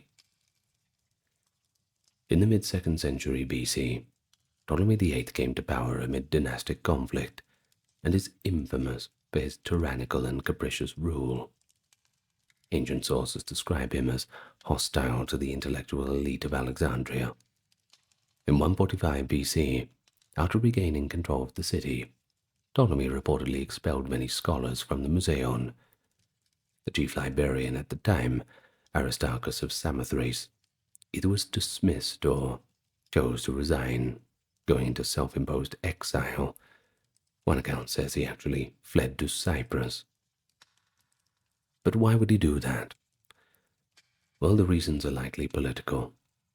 Scholars often sided with one faction or another in the court intrigues, and many had supported Ptolemy VIII's rival, that is his brother Ptolemy VII. The purge of 145 BC thus thinned the ranks of Alexandria's intellectuals, and is seen as the beginning of the library's decline. Many foreign scholars left the city, taking with them their expertise and perhaps copies of texts. This event suggests that the library's flourishing depended greatly on royal favor and stability. When those were withdrawn, well, the institution suffered. Subsequently, there were probably fewer resources devoted to acquiring new books, or at least patronizing new research. Ptolemy VIII might have even sent some library holdings away. Some conjecture that during these troubled times certain collections were moved or scattered, although it's just a suggestion at this point. We don't have that much concrete evidence of that. But still, the library did persist. Strabo, writing at the end of the 1st century BC, speaks of the Museion in the past tense regarding Ptolemaic kings, but he notes that in his day, a priest appointed by Caesar oversaw it. This implies that under Roman rule, that is after 30 BCE, the Museion and perhaps the library continued to exist, albeit under the aegis of the Roman emperor rather than the Ptolemaic court. But by the Roman era, the character of the institution may have changed somewhat, possibly becoming more narrow or academic in a more limited sense, without the aggressive expansionist drive of the earlier Ptolemies. Another development in the late Ptolemaic period was the existence of the daughter library at the Serapeum, that is the Temple of Serapis. Because the main library eventually ran out of space as the collections grew, tradition holds that a second facility was established in another part of the city. The Serapeum was a grand Greek-Egyptian temple on the Rakotis Hill, that is the southwest part of Alexandria. Ptolemy III, or possibly later kings, is often credited with founding a library annexed there to house the overflow scrolls. Epiphanius, in his account, explicitly mentions that Philadelphus's library in the Brucheion had a daughter in the Serapeum, with tens of thousands of volumes. The Serapeum library likely served as a public or semi-public library. Some scholars speculate that it may have been accessible to more readers, including Romans, later, or perhaps students, in contrast to the exclusive traditions of the Museion library, just with those 100 or so scholars having access. Well, by Cleopatra's time, that is the 1st century BCE, if the main royal library had been partially damaged, as we will discuss, the Serapeum's collection might have gained importance as the remaining center of books. Indeed, there's an anecdote related to Mark Antony and Cleopatra. One later writer, the historian Plutarch, in his Life of Antony, claims that Mark Antony in the 40s BC gifted Cleopatra over 200,000 scrolls from the libraries of Pergamum to replenish the Alexandrian library's collection, supposedly as a romantic and cultural gesture. I tell you, if you were to give a girl that many books, and that didn't win her over, well, perhaps she's the wrong girl for you. But this story is likely exaggerated in any case, or at least misinformed. It might actually confuse general knowledge that Pergamum's library was second only to Alexandria's, and perhaps after Pergamum's fall, some of those books were evacuated and came to Alexandria. In any case, it does reflect a belief that Cleopatra sought to revive or maintain the library's greatness. If Caesar's war had harmed the library, as is often alleged, Cleopatra and Antony might have attempted to repair the loss. However, concrete evidence for this gift of books is pretty scant. Modern historians often treat it as a legend or even as propaganda spread by later Roman authors to either credit Antony as a Hellenistic patron or just to underscore the wealth of Cleopatra's court. In any case, by the end of the Ptolemaic dynasty in 30 BC, Alexandria fell to Rome. Under Roman administration, Alexandria remained a vital intellectual city. But now, without an independent monarchy to lavish funds on scholarship, you see, emperors such as Augustus and Tiberius did support the museum, but in a limited way. They appointed some priests and maintained the stipends. And we hear of scholars in Roman times, like the astronomer Claudius Ptolemy in the 2nd century CE, or the mathematician Diophantus in the 3rd century, who worked in Alexandria, likely beneficiaries of the inherited infrastructure of the library, though by then they may have been primarily used the Serapean library or smaller collection. The original library's fate becomes increasingly obscure in this period, which leads us to the following questions of its destruction. Well, as far as I'm concerned, there's very few historical topics that have invited as much fascination and fierce debate as the demise of the Library of Alexandria. The image of the greatest library on earth going up in flames. certainly captures the imagination. However, the reality is a bit complex. The library likely suffered from multiple setbacks over time, rather than one big crescendo of a cataclysm, and ancient accounts diverge on what really happened. So here let's get into the main incidents, often implicated in the library's destruction, and we'll discuss what is known and what remains uncertain. A true historical controversy. Let's start first with the Julius Caesar fire, 48 BC. This is the earliest and most often cited cause of the destruction, an accidental fire during Caesar's Alexandrian War. In 48 BC, during Rome's civil war, Caesar was in Alexandria supporting Cleopatra VII in the conflict against her brother Ptolemy VIII. Surrounded by enemy forces near the harbor, Caesar ordered the Egyptian fleet in the harbor to be set ablaze.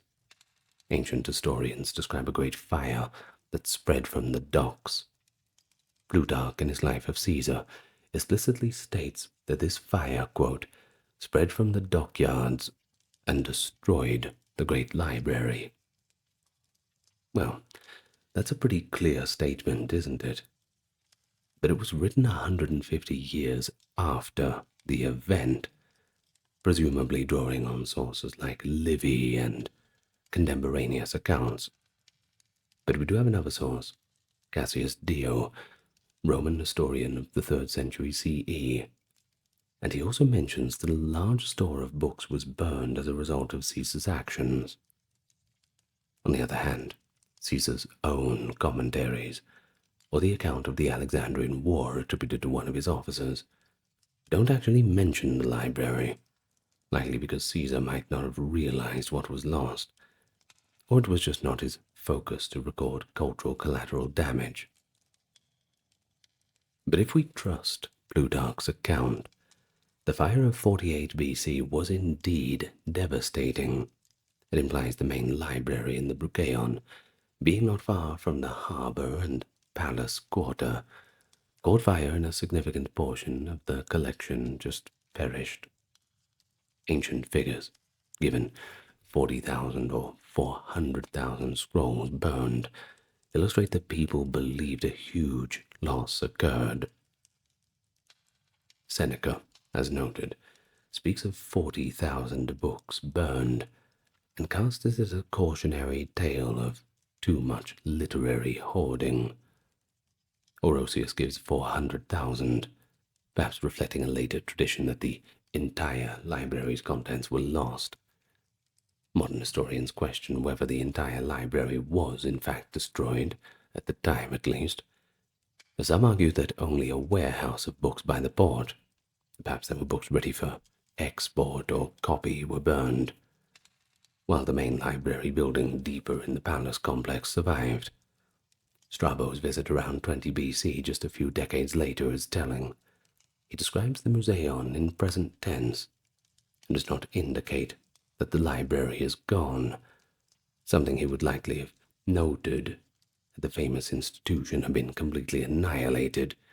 Seems pretty important, don't you think?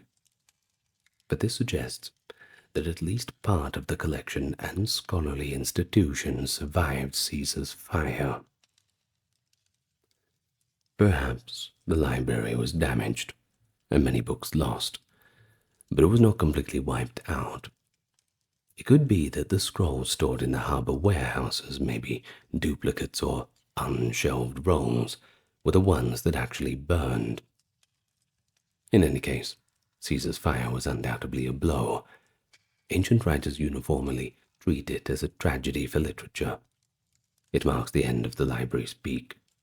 In symbolic terms, after that the Ptolemaic dynasty was in its final years, and no comparable replenishment effort, aside from possibly Antony's alleged gift, is recorded. And then we have the decline under Roman rule. After Egypt became a province of Rome, the character of Alexandria's intellectual life went through a bit of a change. We do not hear of new acquisitions or grand scholarly endeavors on the scale of earlier times. The library, or whatever remained of it, might have become more of an academic library for the smaller community that persisted. By the 1st and 2nd century CE, there were other major centers of learning in the Roman world. Athens continued, and new libraries in Rome, like the one in the Pantheon complex, emerged. Alexandria remained important, especially in science and philosophy. For instance, the great theologian and philosopher Philo of Alexandria used the Greek Bible and was active in the early 1st century, and later Plotinus studied there in the 3rd century. But no ancient source speaks of the Library of Alexandria in present tense after Caesar's time.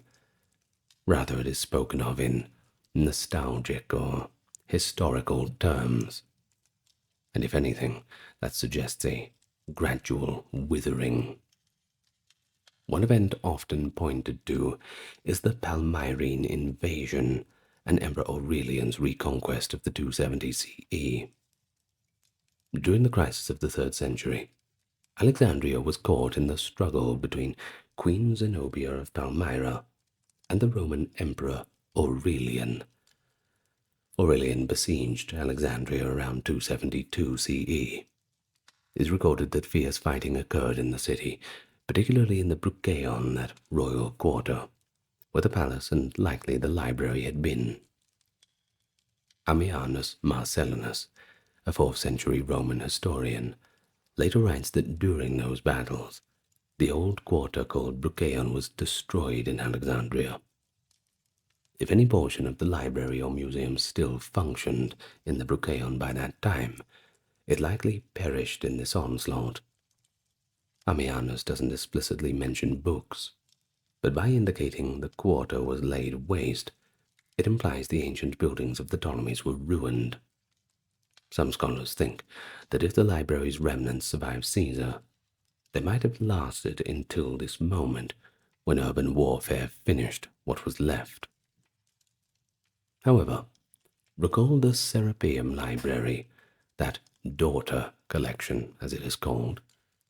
It was located in a different part of the city, likely not affected by Caesar's fire or Aurelian's attack on the Brucheion. Thus it possibly carried forth the torch of Alexandria's book culture into the late Roman Empire. Some evidence suggests that the Serapeum Library was still intact by the 4th century. The last dramatic chapter, often associated with the library's end, is the destruction of the Serapeum in 391. In that year, or thereabouts, following Emperor Theodosius I's decree against pagan temples, the Patriarch Theophilus of Alexandria led the conversion of the Serapeum Temple into a Christian church. Violent clashes occurred between pagans and Christians, and the Serapeum Temple was eventually stormed by the Christian populace and Roman soldiers.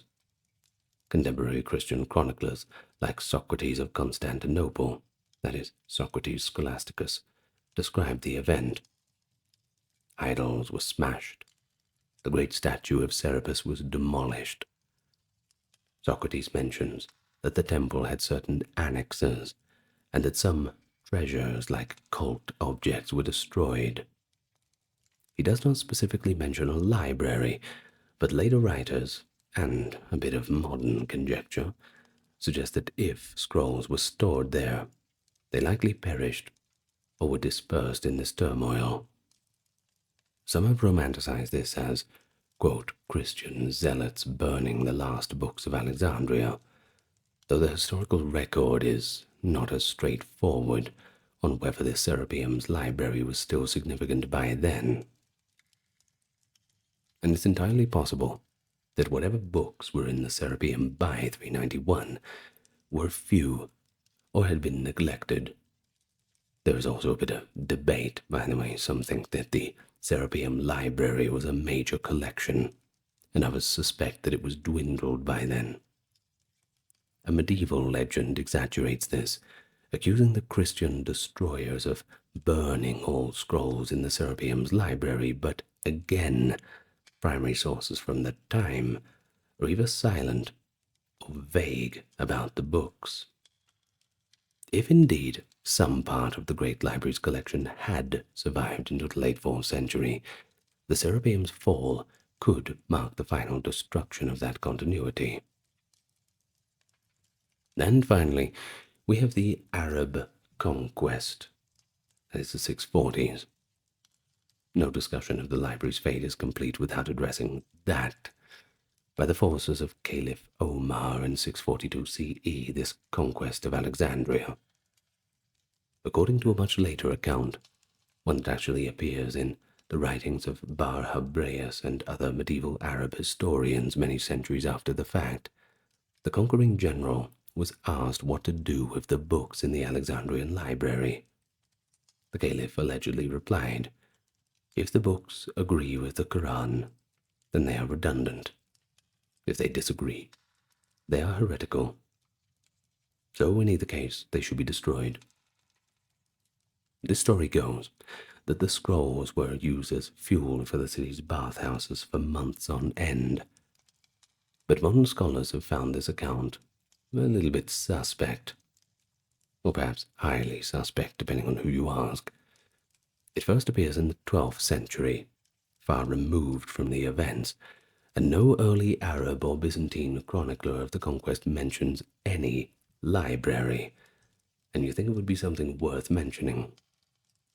Given that by 642 the library, at least as an institution, had likely been defunct for centuries, this tale is generally regarded as myth or fabrication, perhaps concocted to dramatize the loss of ancient knowledge, or to slander the early caliphate. The persistence of the Arab destruction legend, despite its improbability, shows how the enduring mystique of the library was still around. Even in medieval times, people felt a need to explain why such a treasure was lost, and sometimes projected contemporary ideological conflicts onto that history. In this case, that case of Islam versus Hellenic learning. Modern historians have worked to dispel the myth, emphasizing that the library's end was a long process, not a single act of burning by one group.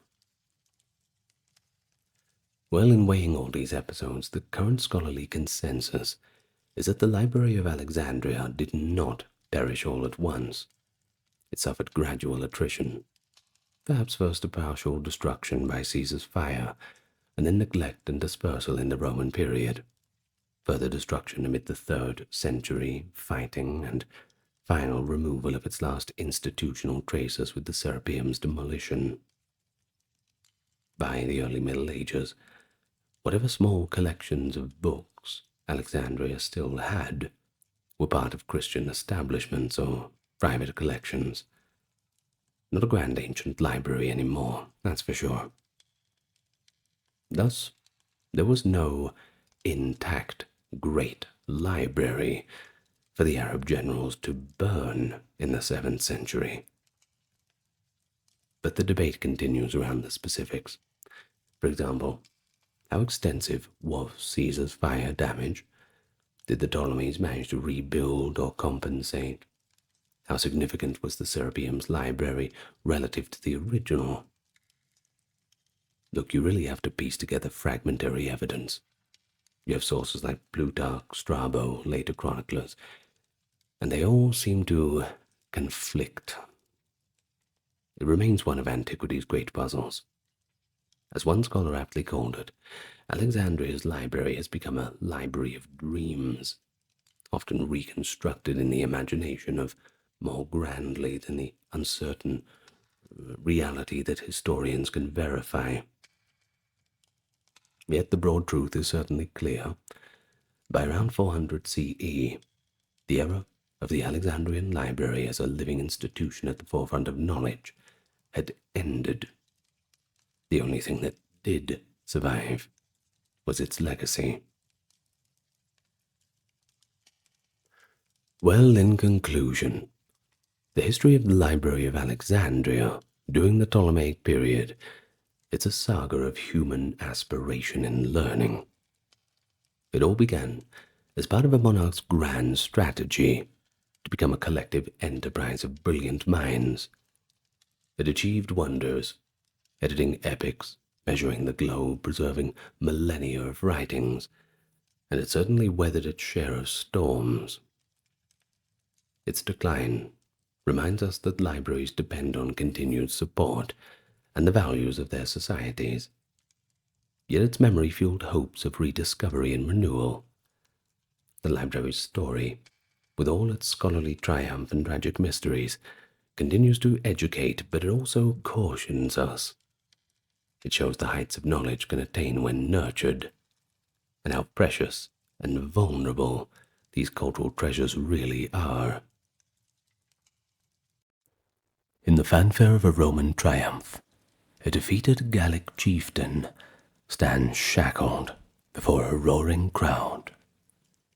The year is 46 BCE, and Julius Caesar parades the once mighty Vercingetorix through the streets of Rome. Moments later, hidden from the eyes of public view, the Gallic rebel is taken to a dungeon and strangled, meeting the customary fate for many of Rome's formidable enemies. Such scenes capture a fundamental aspect of Roman society, how the Republic, and later the Empire, treated their prisoners. In a civilization famed for its legal innovation and military prowess, the fate of captives, whether common criminals, rebellious slaves, political dissidents, or vanquished enemies, reveals a harsh and somewhat pragmatic world view. And it is that world view that we're going to be exploring today, traversing centuries from the austere days of the Roman Republic to the complexities of the later Roman Empire, examining how domestic prisoners and prisoners of war were handled. Through these vivid anecdotes and primary sources, it's not just a tale of simple cruelty, but a nuanced study of law, custom, and power in the ancient world. Hello everyone, welcome to the channel. If you're new here and you've not clicked that subscribe button yet, well, I advise you to do so. There's a little like button there right next to it, and leave your comments too, it's all good for the algorithm. Thank you very much to those supporting on the Patreon, YouTube memberships, and the merch store. The video is ad-free due to your generous contributions. If you want to support the channel, then you can find links to do so in the description or pinned comment. Now, with all that out of the way, let's begin our topic for today. As usual, nice and relaxed. We are going to begin with domestic captives. Under the Roman Republic, justice was swift, and more often than not, severe. Prisons were not yet sites of a long-term incarceration system, but rather holding cells or places of execution pending a punishment. A central holding facility was the Carcer in Rome, including its infamous subterraneum Tullianum. Sallust, writing in the 1st century BC, described the Tullianum as a dank pit, where neglect and darkness made it hideous and fearsome. In this cold vault, political enemies and notorious criminals drew their final breaths. Most famously, the Catiline conspirators, aristocrats convicted of plotting against the state in 63 BCE, were lowered into this dungeon and strangled on the orders of the consul Cicero after a heated debate in the Senate. This swift extrajudicial execution of Roman citizens, without formal trial, was shocking to some contemporaries. In fact, Julius Caesar himself argued for clemency and lifelong imprisonment instead. Unfortunately, he didn't get too far. Yet, it was justified as an act of supreme emergency. It's episodes like this that reveal that faced with external threats, the Republic's instinct was often to eliminate dangers outright, rather than just trust a protracted legal process. It seems that the ancient Roman faith in the magistrates and the courts was probably about as much as we have in the modern day. For the average wrongdoer, punishments under Republican law focused on bodily pain, financial penalties, or loss of status, rather than extended imprisonment.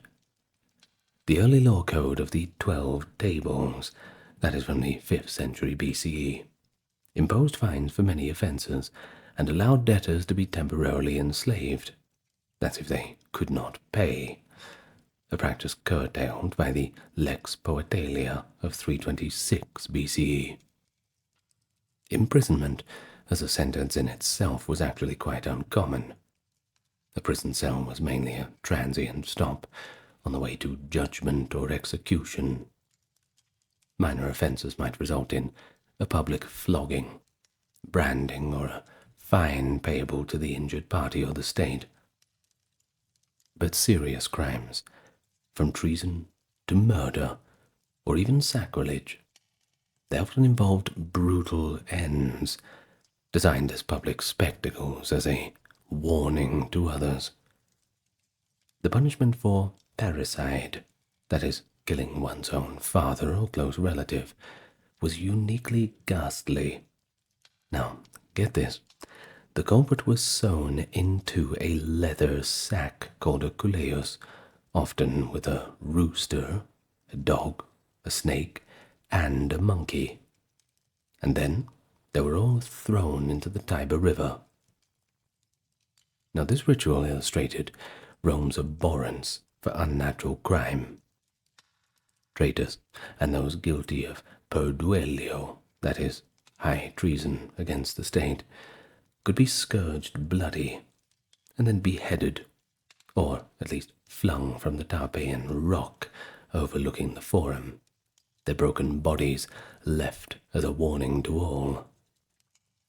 In 384 BCE, the patrician usurper Marcus Manlius was hurled from that rock for aspiring to kingly power. In 216 BCE, after the disaster at Cannae, a few Roman soldiers who fled the battle and later surrendered themselves were not welcomed home as survivors. No, instead, some accounts say that they were shamed and possibly sold into servitude or placed in chain gangs. Now that certainly reflects the Republic's disdain for capitulation, death before dishonor. But punishments were not uniform across social class either. Roman citizens could usually avoid the most degrading of penalties, thanks to laws like the Porcian statutes of the 2nd century BCE, which forbade the scourging or crucifixion of citizens, opting for voluntary exile, or perhaps you could just take your own life if condemned. We're talking about things like drinking hemlock or perhaps throwing yourself off the Tarpeian rock. Your preference, your choice. That's if they let you. But non-citizens, that was a bit different. They had no such protections, and they could be summarily executed or tortured with very little fanfare. Let's talk about one case that Cicero vehemently publicized, that of Publius Gavius, a Roman citizen who had the misfortune of being caught up in the mass arrests after the revolt of Spartacus of the Third Servile War. In 73 BC, Gavius was imprisoned in Sicily by the governor Gaius Verres under the suspicion of being a runaway slave or a rebel. But Gavius wasn't going to give up without a fight. Gavius protested that he was actually a Roman citizen, and therefore demanded his rights. But Verres would have nothing of it. He disregarded the law and ordered him flogged and crucified on the Sicilian shore facing Italy. Once again, a grisly spectacle meant to terrorize others. Cicero later prosecuted Verres for his misdeeds, highlighting Gavius's fate as an affront to the Republic itself, the execution of a citizen by crucifixion without trial.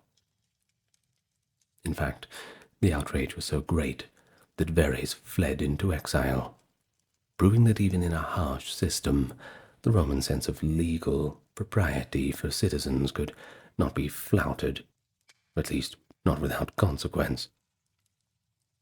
As an example of the Republic's capacity for mass repression, you can point to the Bacchanalian conspiracy of 186 BCE.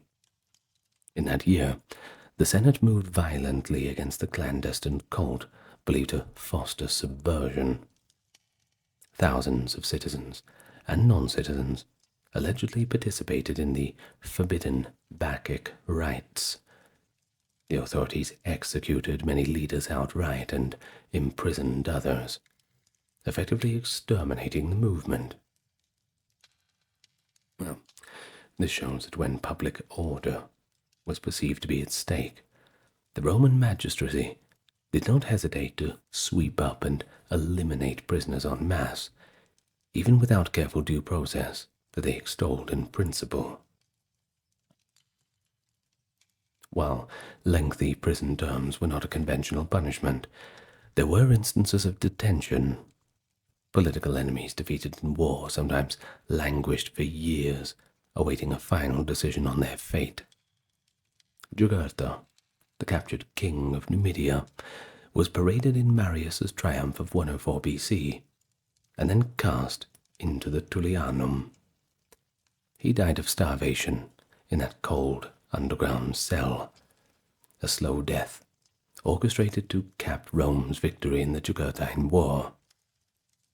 Similarly, after Rome crushed Vercingetorix's Gallic uprising of 52 BC, the chieftain spent 6 years in chains before his ceremonial execution in Caesar's triumph. These cases show that Roman rulers could postpone a prisoner's death for symbolic effect. But generally, the Republican ethos favored finality over indefinite confinement.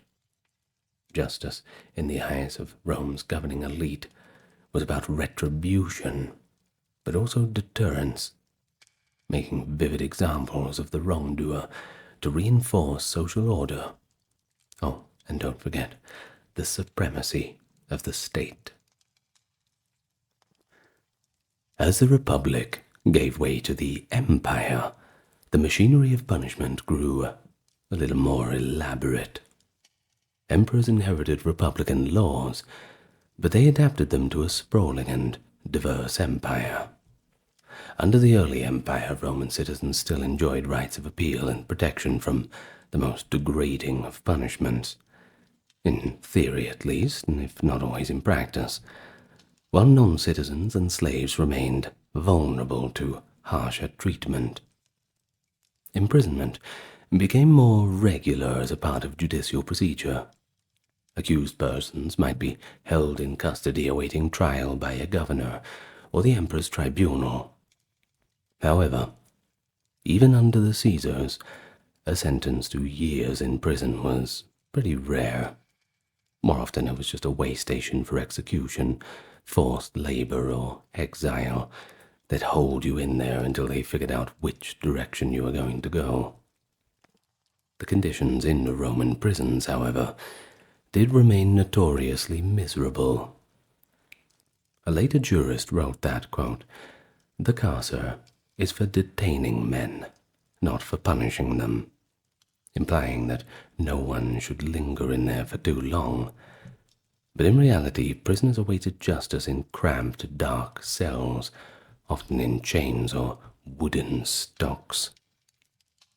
There was no state obligation to feed them either. Prisoners relied on family or sympathizers to bring food, and if they didn't have any of them, well, they faced starvation. And then there was the disease. It was rampant in these dingy, dungeons. Many perished before their cases were even heard. The Mamertine prison, as the old Casa came to be known in medieval times, continued to serve as a holding site for notable state enemies. For example, in AD 65, the Emperor Nero uncovered a conspiracy led by the Senate of Piso. One of the plotters, a freed woman named Epicharis, was tortured in prison for information, suspended by chains, and racked. But she revealed nothing, and ultimately strangled herself with her bonds to escape further torment. Under Emperor Tiberius decades earlier, treason trials, that is, maestas cases, had grown frequent, and the jails of Rome and Capreae filled with aristocrats accused of disloyalty. Some were executed, others were driven to take their own lives in their cells, a grim prelude to the purges of later tyrants like Caligula and Domitian. Elite prisoners who fell out of favor were quietly dispatched or exiled. The lucky ones might be banished to a comfortable imprisonment on an island, such as Julia, Augustus's own daughter. She was exiled for adultery on a barren isle, effectively a open-air prison without bars. Not too much different from being exiled, I suppose. But on the occasion that the emperors felt merciful or needed to display clemency, they occasionally spared high-status prisoners. The Apostle Paul, for example, as a Roman citizen under Nero, spent time in house arrest rather than a dungeon, awaiting hearings for his alleged crimes of impiety. Anomalies like that aside, the Pax Romana was enforced by the threat of the prison, the whip, and don't forget the sword, just as in Republican days, only now with the emperor's supreme authority looming in all directions.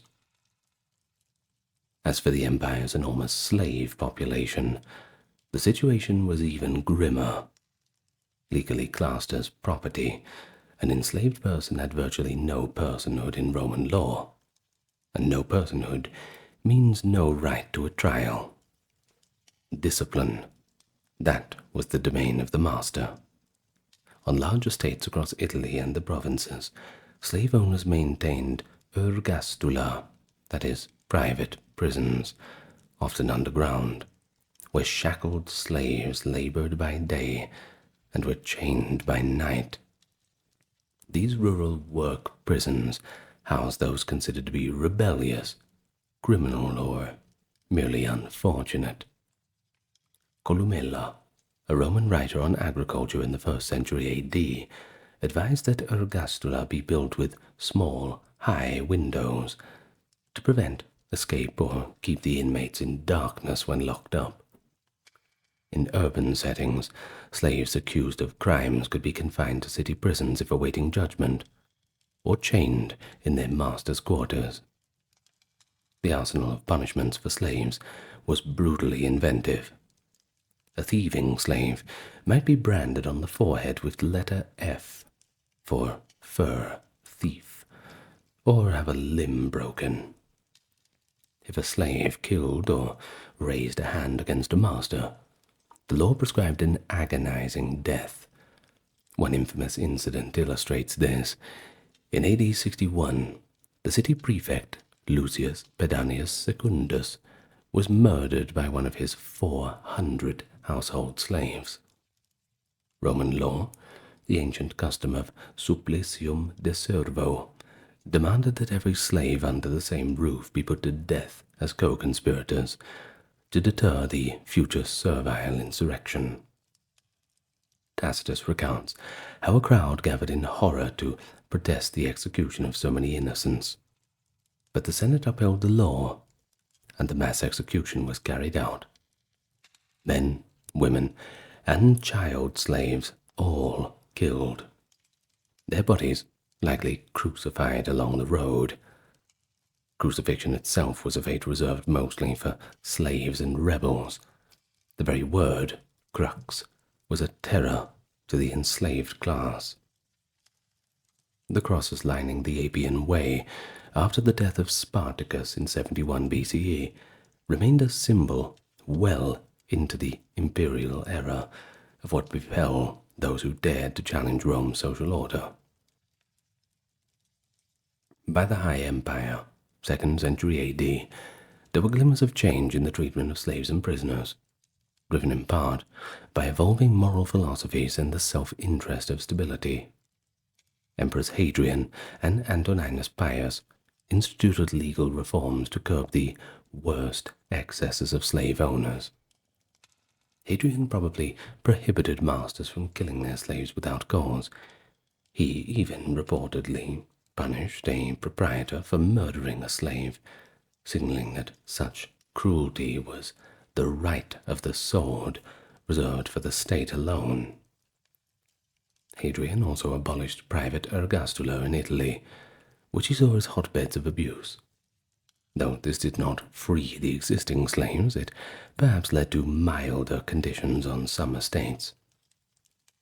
Antoninus Pius went further by decreeing that a master who killed a slave without just legal reason could be prosecuted for homicide, and that if allegations of mistreatment arose, authorities could force the sale of an abused slave to a more humane owner. These were remarkable adjustments in a society that for centuries treated slaves as beyond the law's protection. But still, they affected a minority of cases, and largely served to reinforce the imperial monopoly on violence. Throughout the imperial era, when slaves collectively rebelled, or when subject peoples revolted, Rome responded with overwhelming force and exemplary punishments. In Judea, after the fall of Jerusalem in AD 70, tens of thousands of Jewish survivors were sold en masse across the empire, and thousands more were slain in amphitheaters to celebrate the victory of Vespasian and Titus. A century later, during Emperor Marcus Aurelius's wars on the northern frontier, captured Germanic warriors were either conscripted into the Roman army, settled as forced farmers in frontier provinces, or killed outright if they refused Rome's yoke. The message to domestic prisoners, whether a disobedient slave, a bandit caught in the hills, or a political dissident, remained very clear. Rome would correct or eliminate those who threatened its order.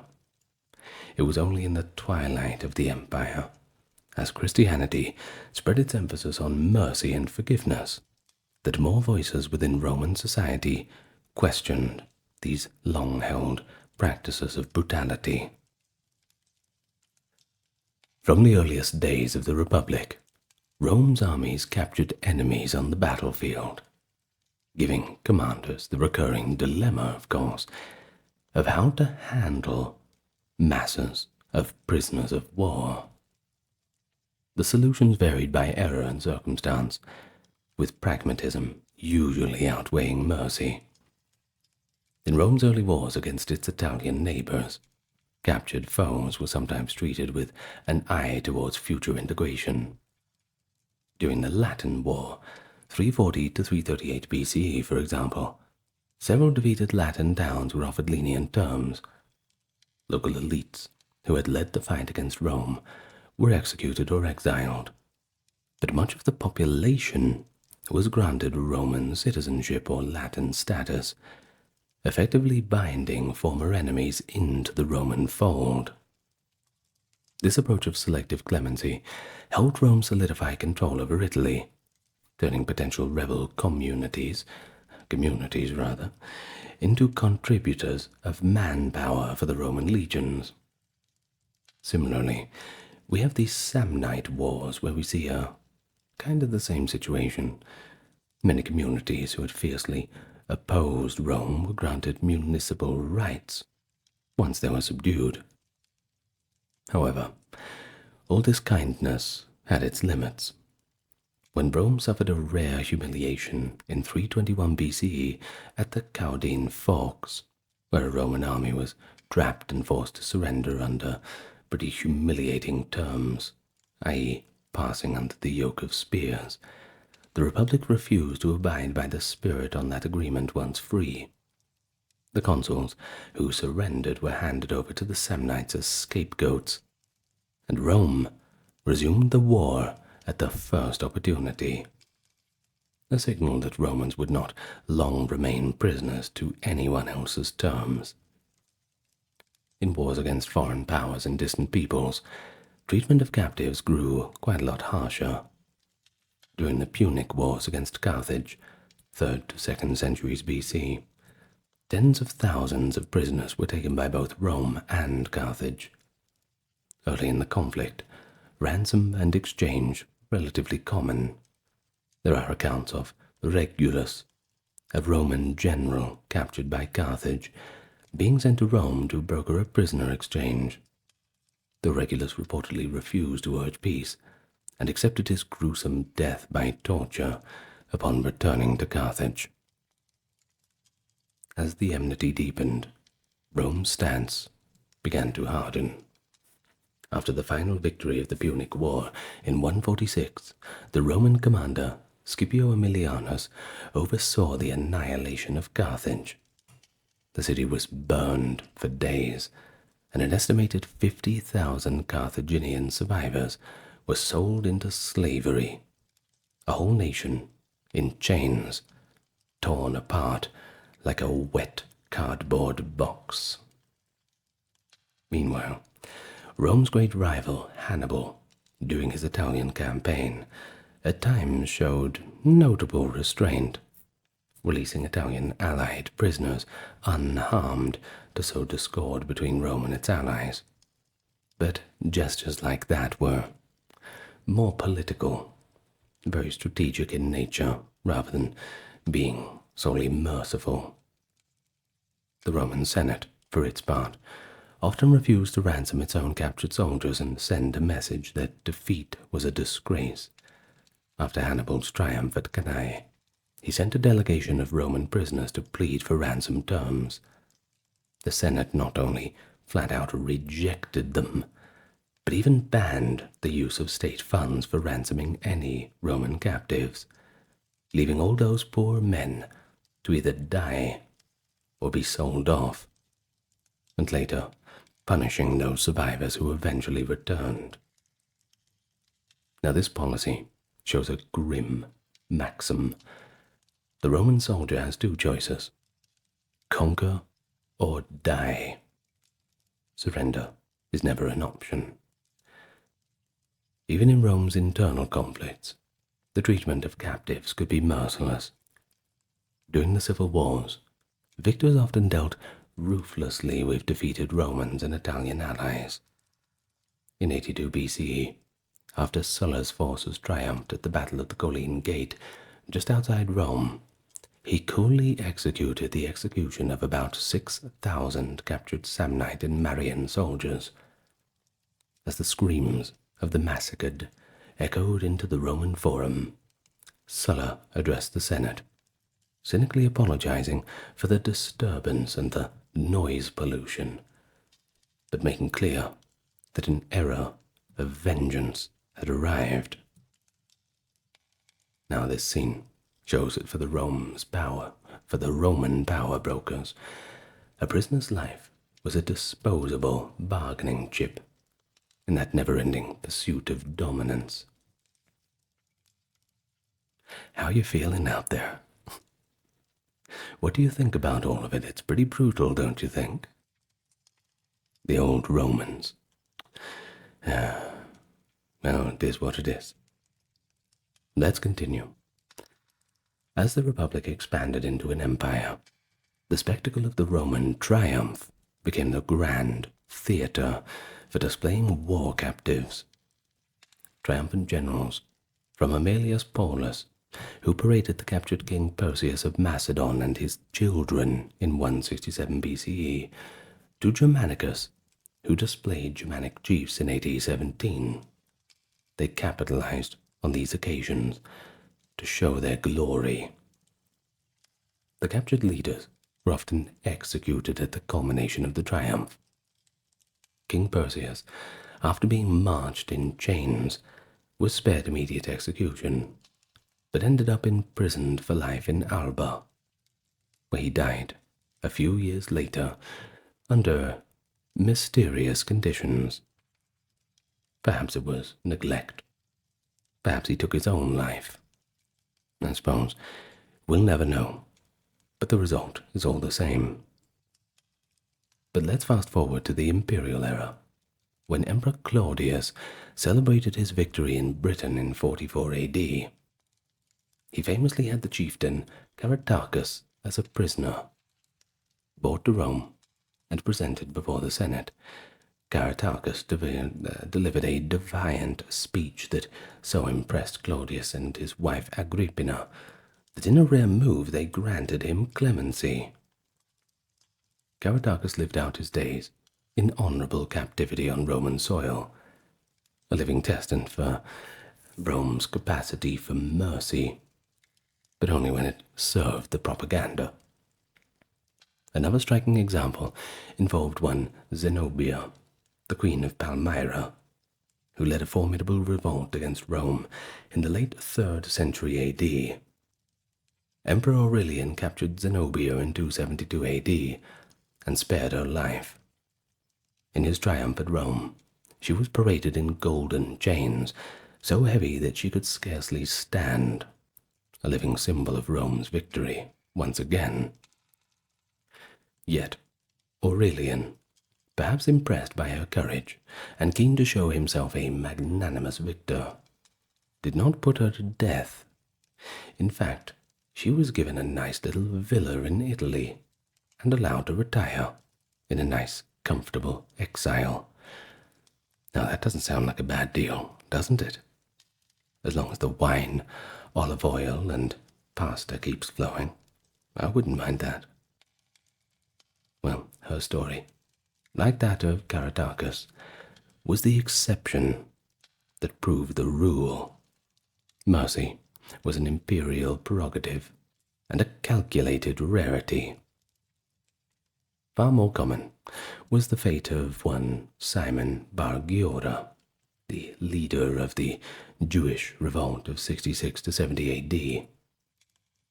After being paraded in Emperor Vespasian's and Titus's joint triumph, Simon was executed by strangulation in the Mamertine prison, his death a capstone to the Roman victory in Judea. You might also hear the name Simon Bar Kokhba, by the way. Besides feeding the triumphs, war captives were a resource to be exploited. The slave markets of the Mediterranean swelled after every major Roman victory. One reason the Romans often prepared to enslave rather than massacre a defeated populace was economic. Slaves were a valuable commodity, and their labor underpinned much of the Roman economy. Let's take this for an example. Caesar's Gallic Wars. 8 years of combat between 58 and 50 BC reportedly netted hundreds of thousands of captives sold into slavery, a windfall that helped finance his political ambitions and get him out of the initial debt he was in. Some prisoners of war were earmarked for gruesome entertainment. In provincial amphitheaters and Rome's Colosseum, captives, especially those seen as inveterate enemies or merely exotic foreigners, were forced to reenact famous battles as gladiators, or were condemned as ad bestias, thrown to wild beasts as a public spectacle. After Emperor Trajan's conquest of Dacia around AD 106, so many Dacian prisoners were taken that a significant number were used in his celebratory games. Contemporary accounts mention thousands of gladiators and prisoners fighting in the arena, and exotic animals tearing apart the bound captives. A deadly performance meant to illustrate Rome's total domination over its foes. Yet there were pragmatic limits to the carnage. In some cases, especially in the later empire, the mass slaughter of war captives was avoided, if those captives could be used beneficially, that is. Emperor Septimius Severus, after defeating the Parthians, resettled a portion of those eastern captives in Britain to bolster the province's manpower. Likewise, in the 4th and 5th centuries, federate treaties with the Goths and Franks allowed entire war bands of former enemies to be settled on Roman land in exchange for military service against new threats, effectively converting erstwhile prisoners or refugees of war into new allies. Rome often took hostages from conquered peoples as well, usually the young sons or daughters of defeated kings or chieftains, to guarantee treaties. These hostages lived in, well, we could call it honorable captivity, sometimes even in the imperial households, receiving Roman educations and accommodations, while effectively held as, well, collateral for peace. For instance, during the reign of Augustus, the sons of the Parthian king Phraates IV were sent to Rome as hostages, where they were treated well and used to ensure Parthia's good behavior. While not subjected to brutality, these captives were still prisoners in a political sense, their fates tied to the obedience of their people. You'd certainly hope that peace agreements were not breached, because the first one to suffer was going to be you. The fate of war captives thus ran the gamut: immediate execution, enslavement, and dispersal, public humiliation, or on occasion, a form of conditional mercy.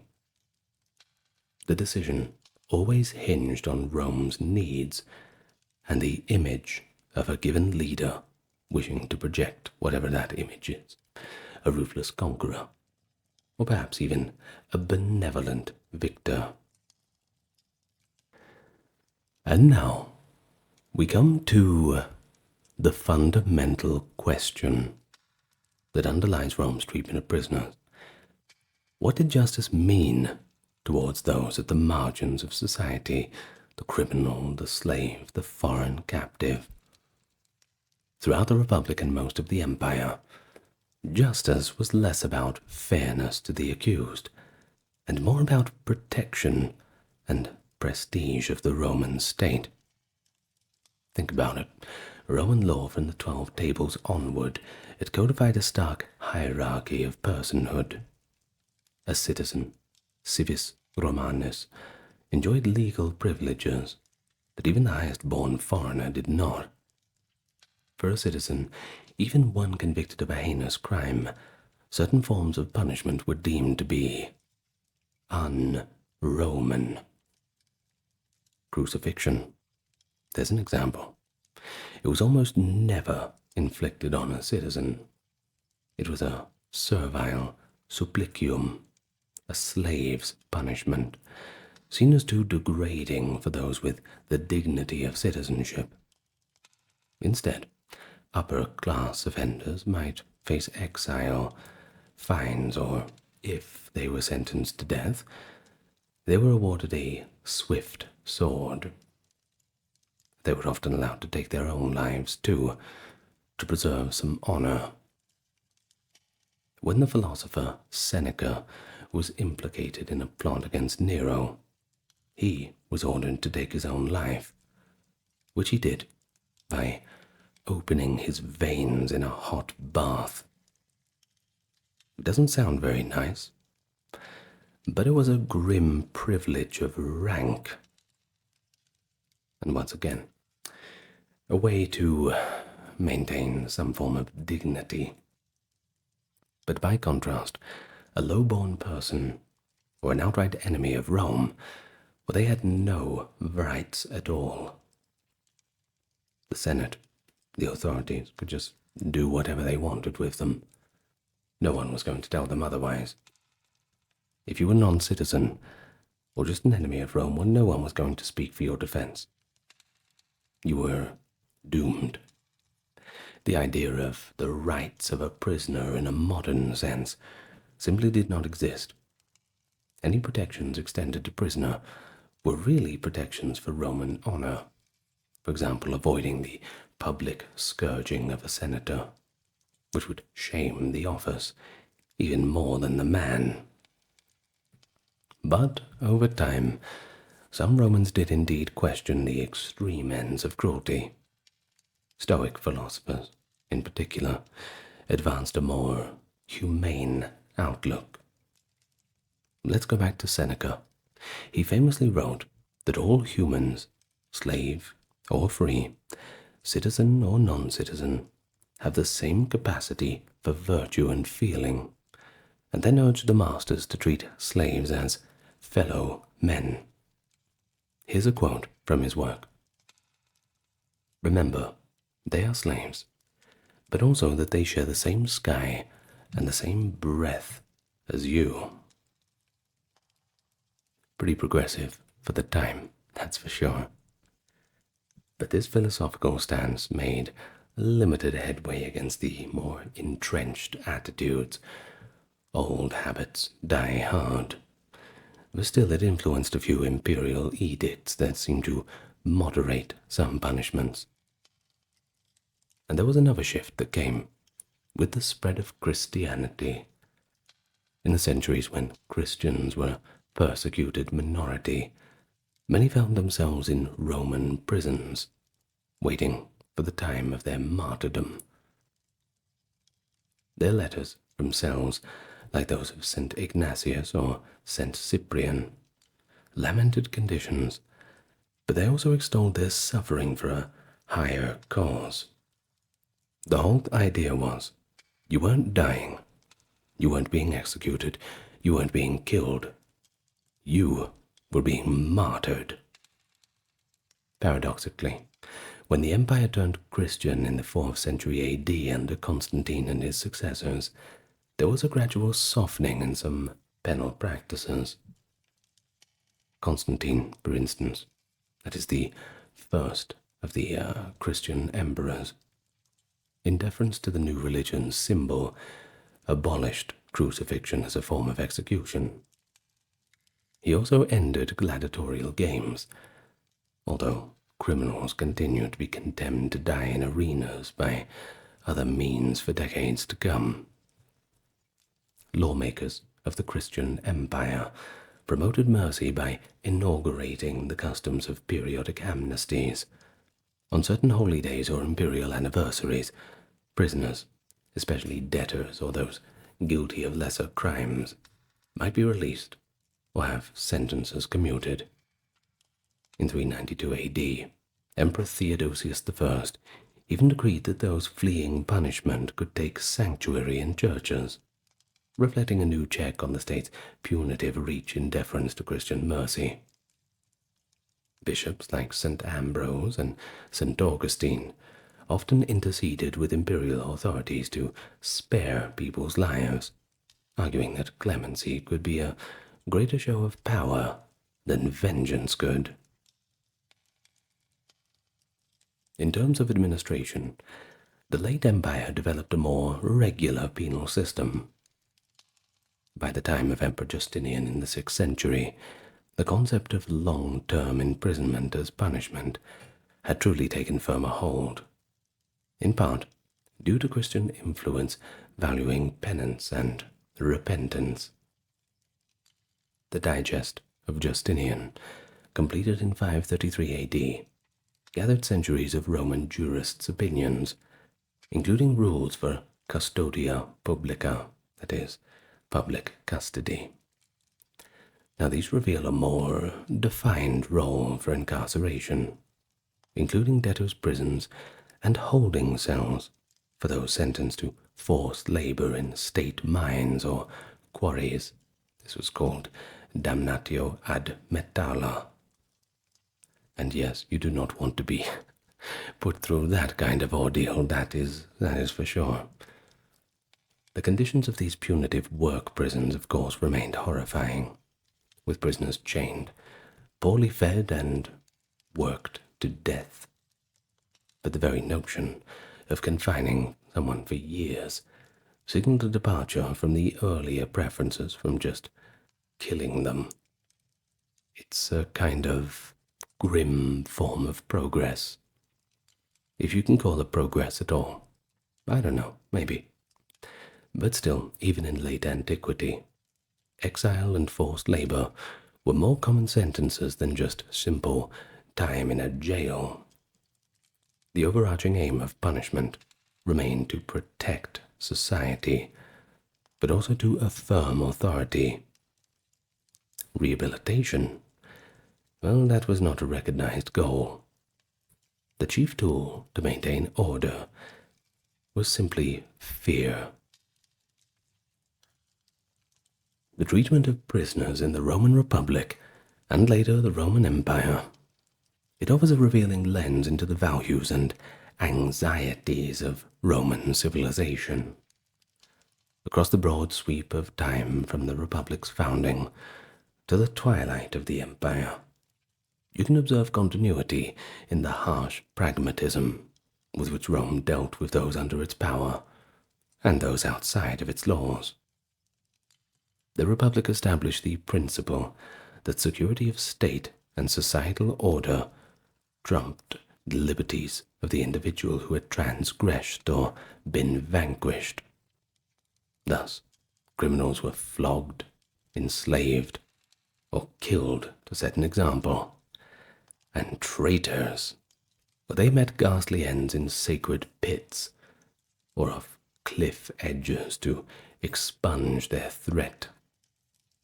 The empire inherited that mantle of severity, but applied it on an even grander scale, commensurate with the vast territories and autocratic rule it enjoyed.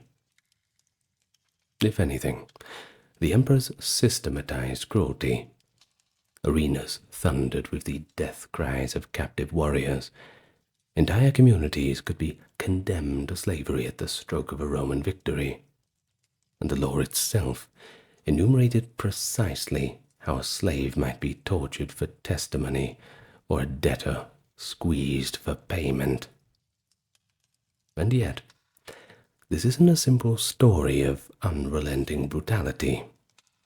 There were notable pauses in that drumbeat of violence, moments when Roman authorities chose mercy, whether that was out of calculation, out of compassion, or sometimes even out of superstition. An enemy leader might be spared to adorn the victor's reputation for clemency. Use him as an example. A reforming emperor might curb a particular abuse to curry favor with the people or posterity.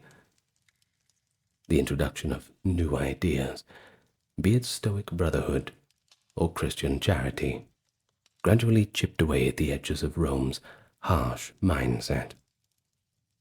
Over time, the absolutism of the Republic's punishments gave way to the procedural justice of the empire's courts, which at least considered evidence and legal status before inflicting penalties.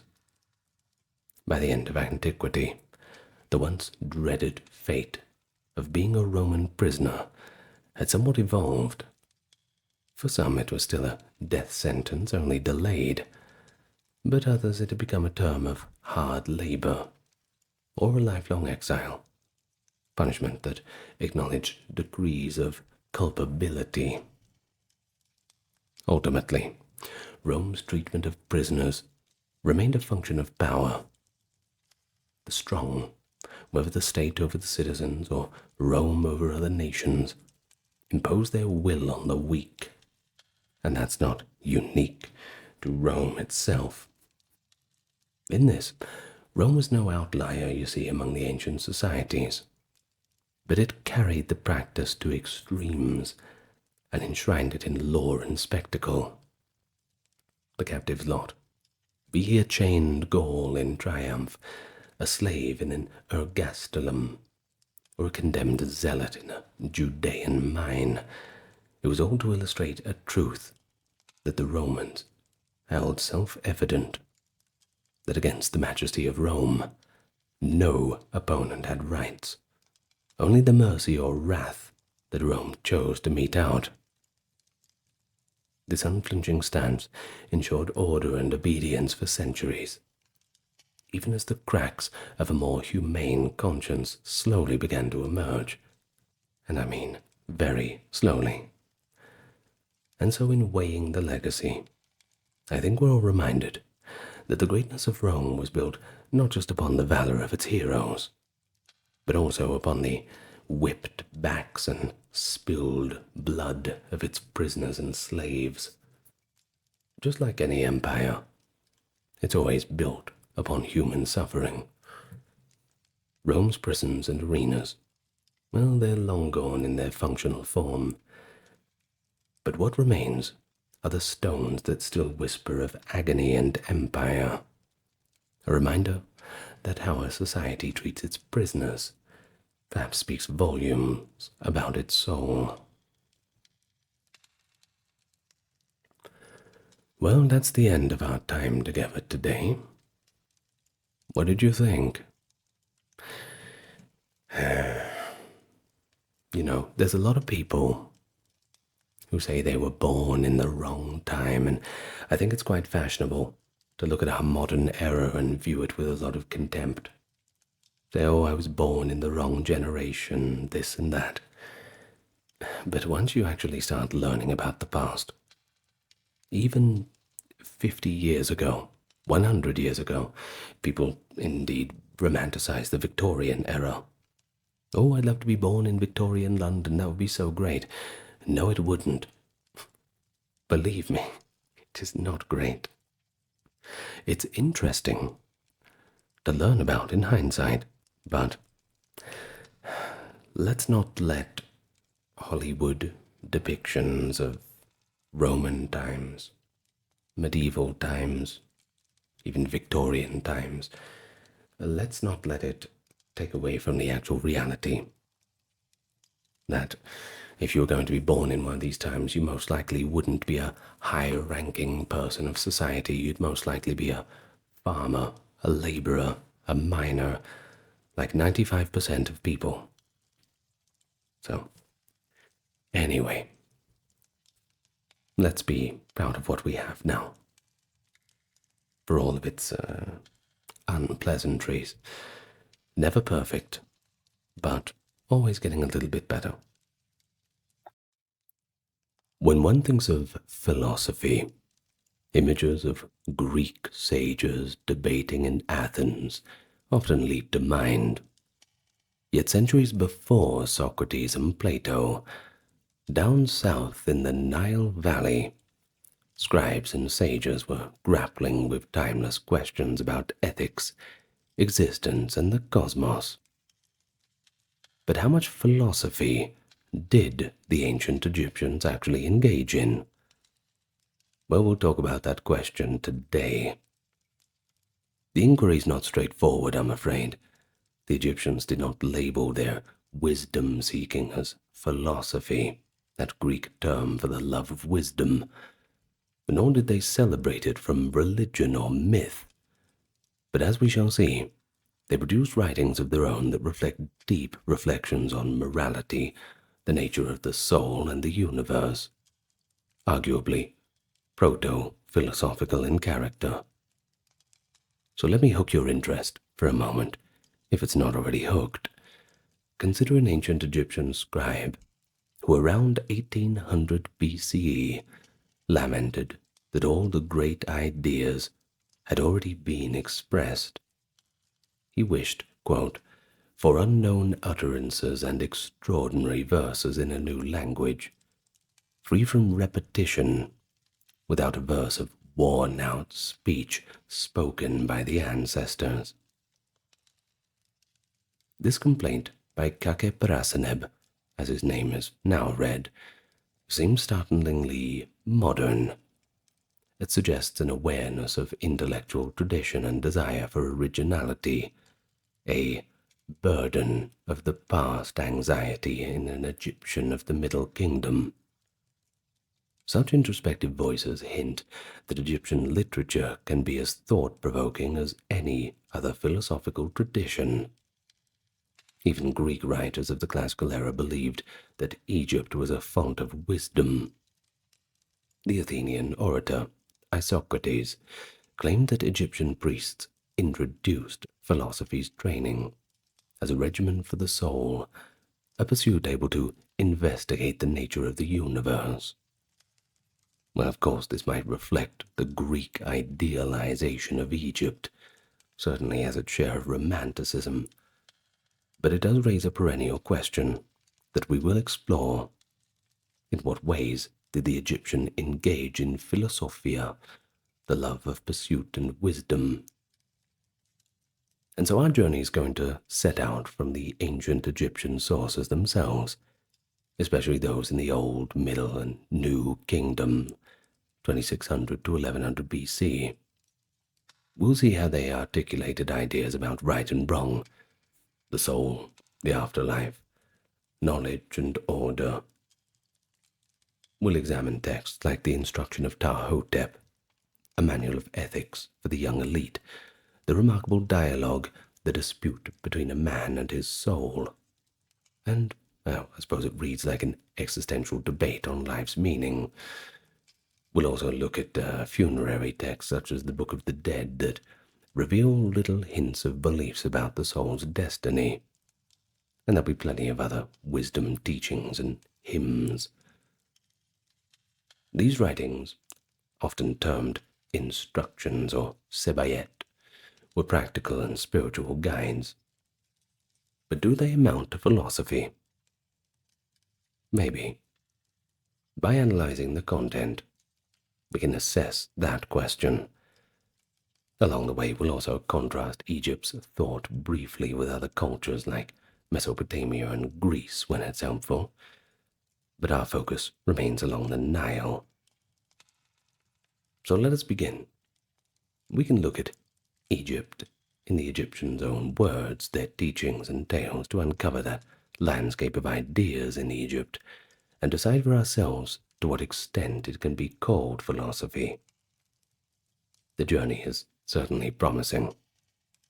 You'll find a few surprises, a couple skeptical voices and rational principles that might sound surprisingly familiar, and then others that are utterly unique to that long-lost world. Well, 5-minute introduction notwithstanding, I'd like to welcome you to the channel. If you're still here, I assume that you're somewhat interested, and if you are, perhaps leave your thoughts in the comments and like and subscribe if you've not done so yet. Also, the customary gratitude for those on the Patreon and YouTube memberships, those who checked out the merch store. You have my thanks for supporting the channel and keeping all of this ad-free for everyone's enjoyment. Now, with all that out of the way, let's get to the first section of our talk for today. So let's take one of the best entry points into Egyptian thought, their wisdom literature, those instructions, the teaching, the sebayat. These texts are essentially manuals on how to live a good life, and were often written in the voice of an elder advising a younger person.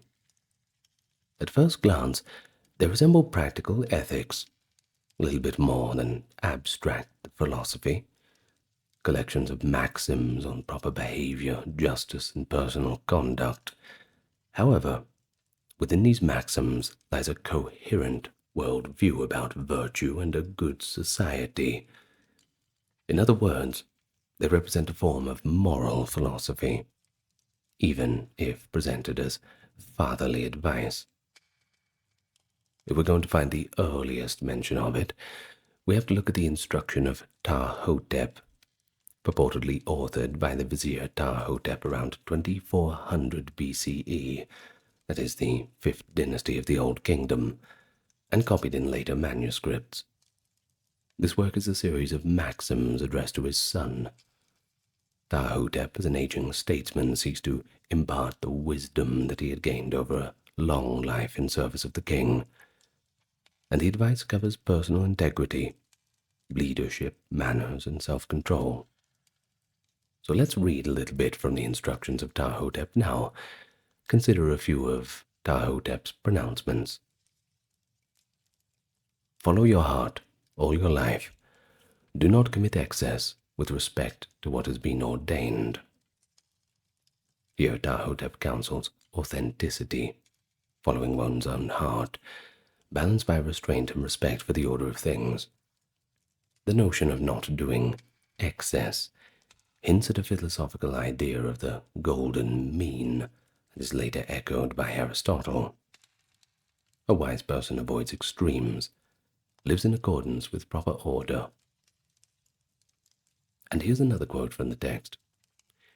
If you are a man of authority, be patient when you listen to a petitioner. Do not dismiss him until he has unburdened himself of what he had planned to say. This advice is about justice and leadership.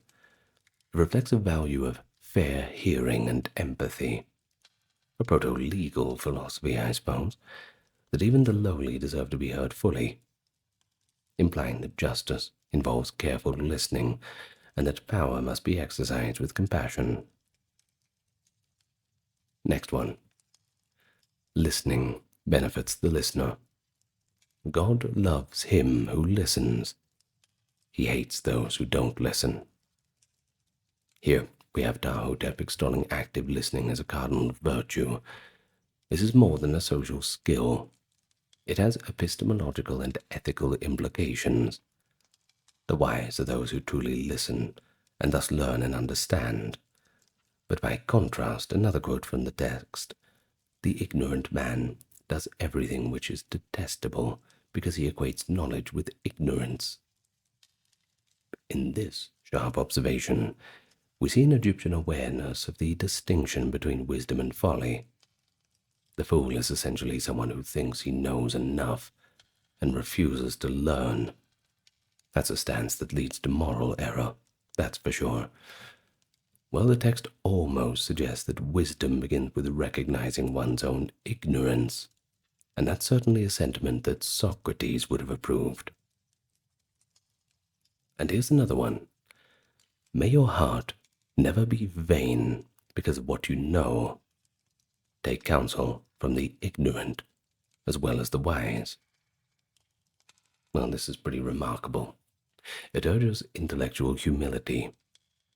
No one, not even the learned, should be arrogant in knowledge.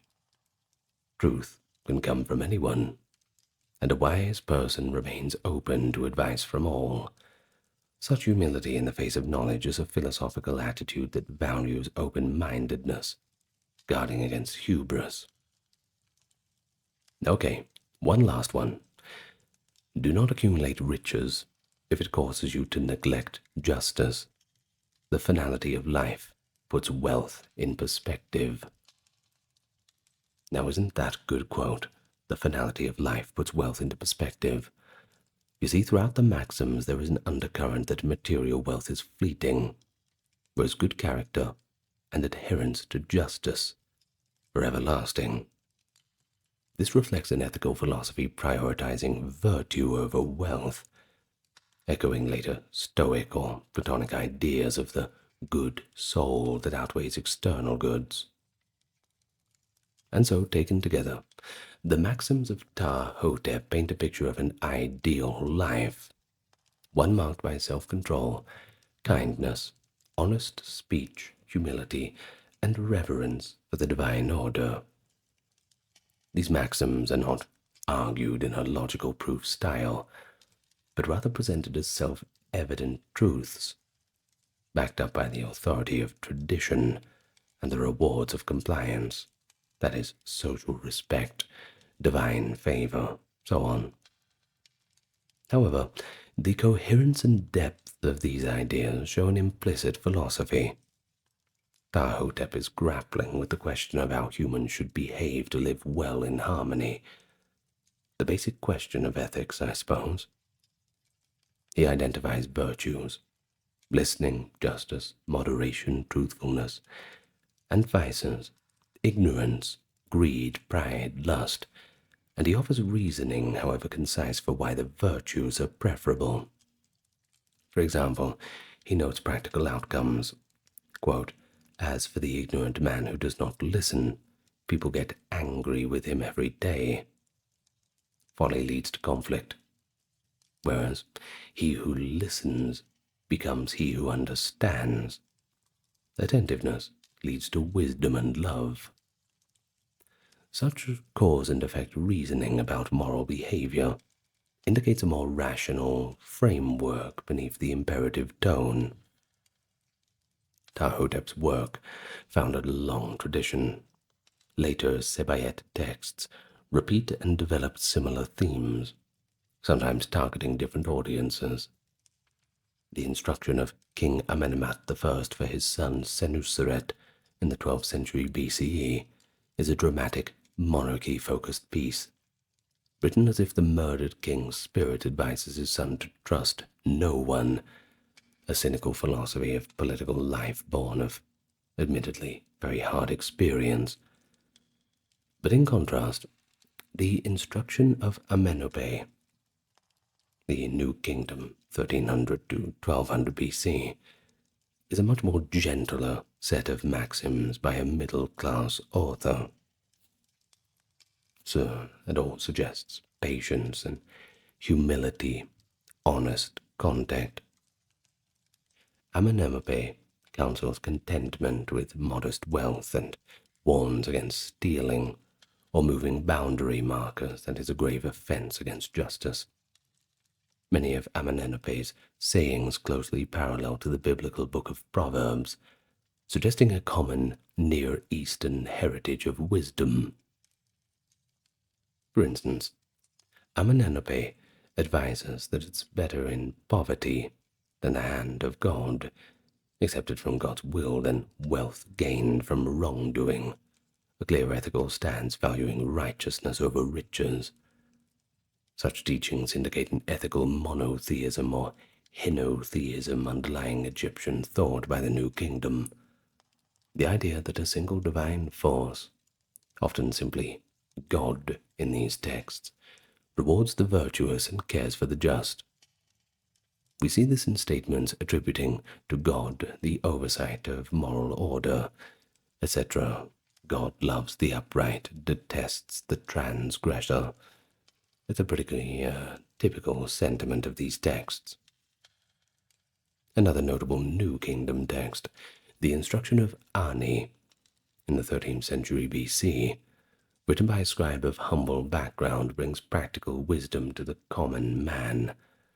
Ani covers how to treat friends and strangers, how to behave in the house of a superior, and even admonishes the reader to avoid excessive beer drinking at festivals, which could be considered ancient advice on temperance. While often pragmatic in its tone, Ani's instruction also touches on the inner life.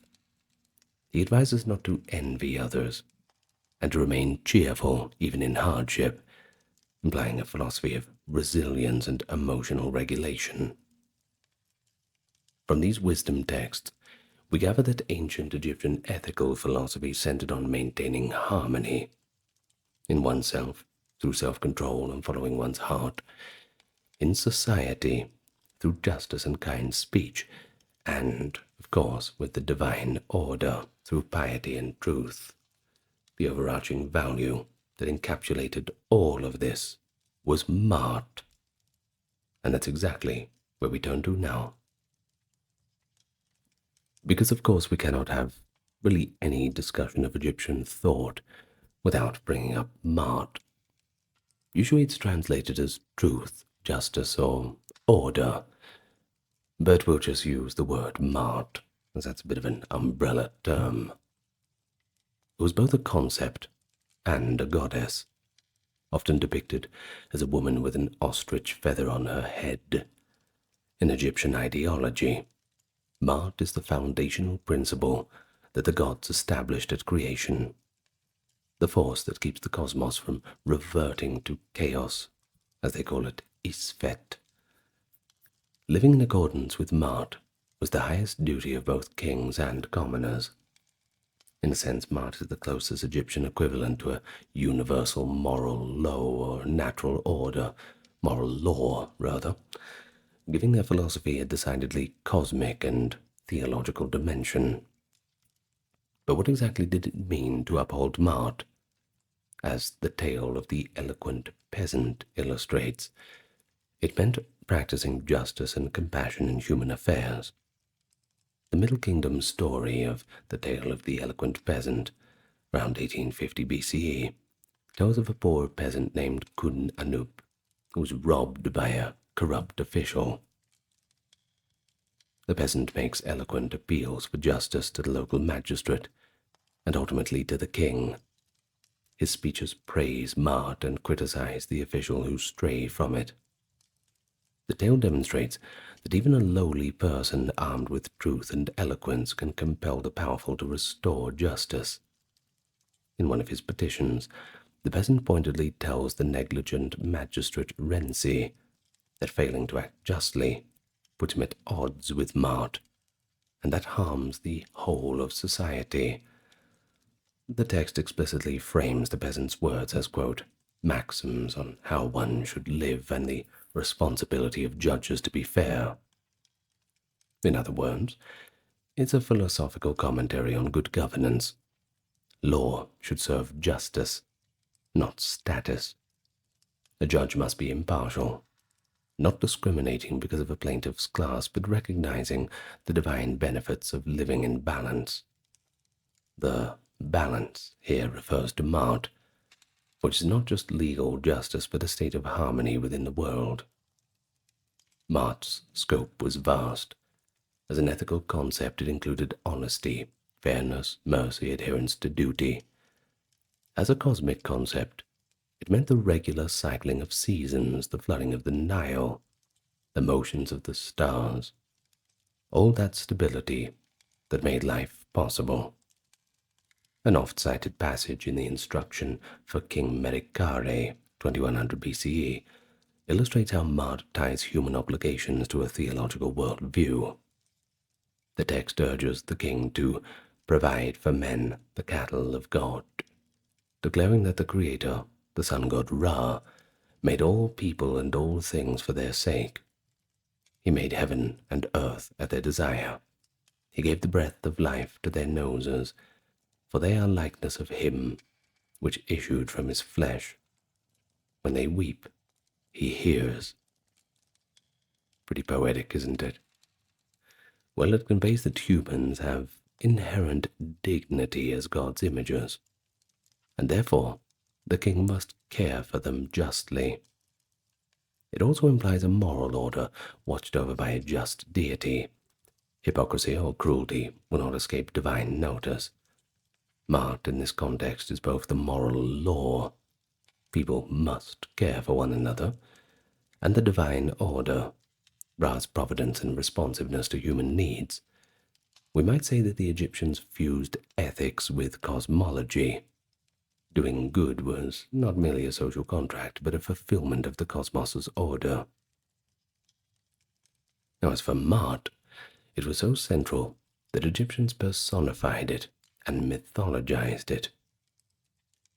In scenes of the afterlife judgment, most famously depicted in the Book of the Dead, spell 125, the deceased's heart is weighed against the feather of Mart.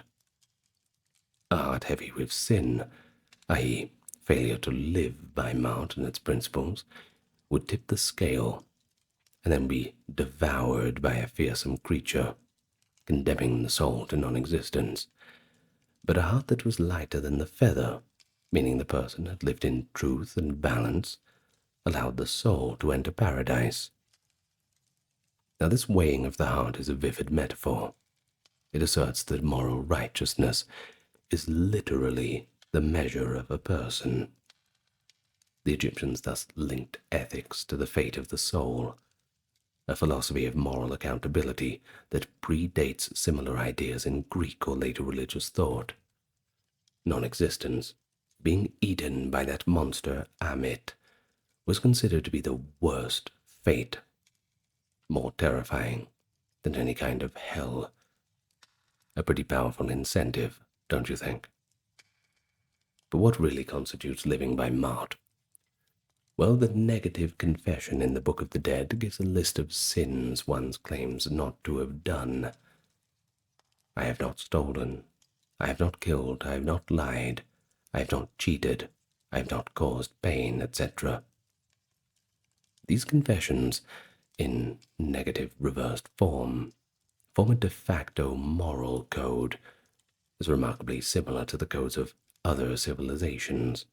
Of course, we're reminded of the Ten Commandments or Hammurabi's laws, though the format here is a personal declaration of innocence. But it underscores that Egyptians had clear notions of right and wrong, essentially a philosophy of ethics grounded in maintaining social harmony and respecting the rights of others. Notably, many declarations involve social ethics, not robbing, not causing others to weep, not neglecting offerings to the gods or the dead, not polluting water sources, and so on, reinforcing that Mart covered both personal piety and communal responsibility.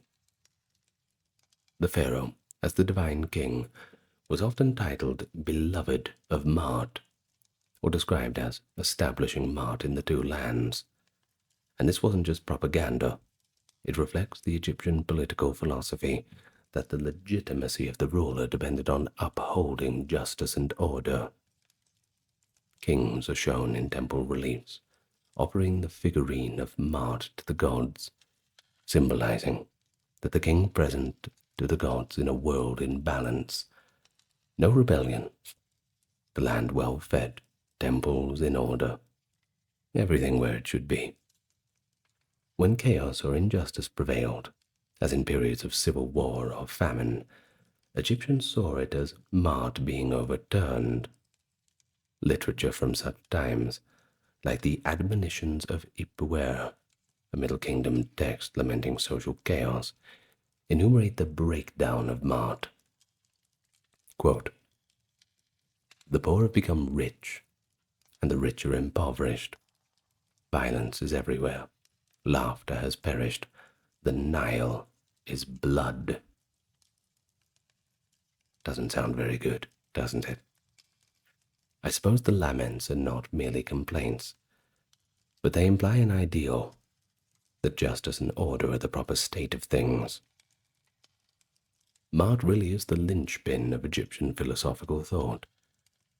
It's kind of like how virtue is the linchpin of Greek philosophical thought. It provided an integrated framework where ethics, justice, religion, and cosmology met.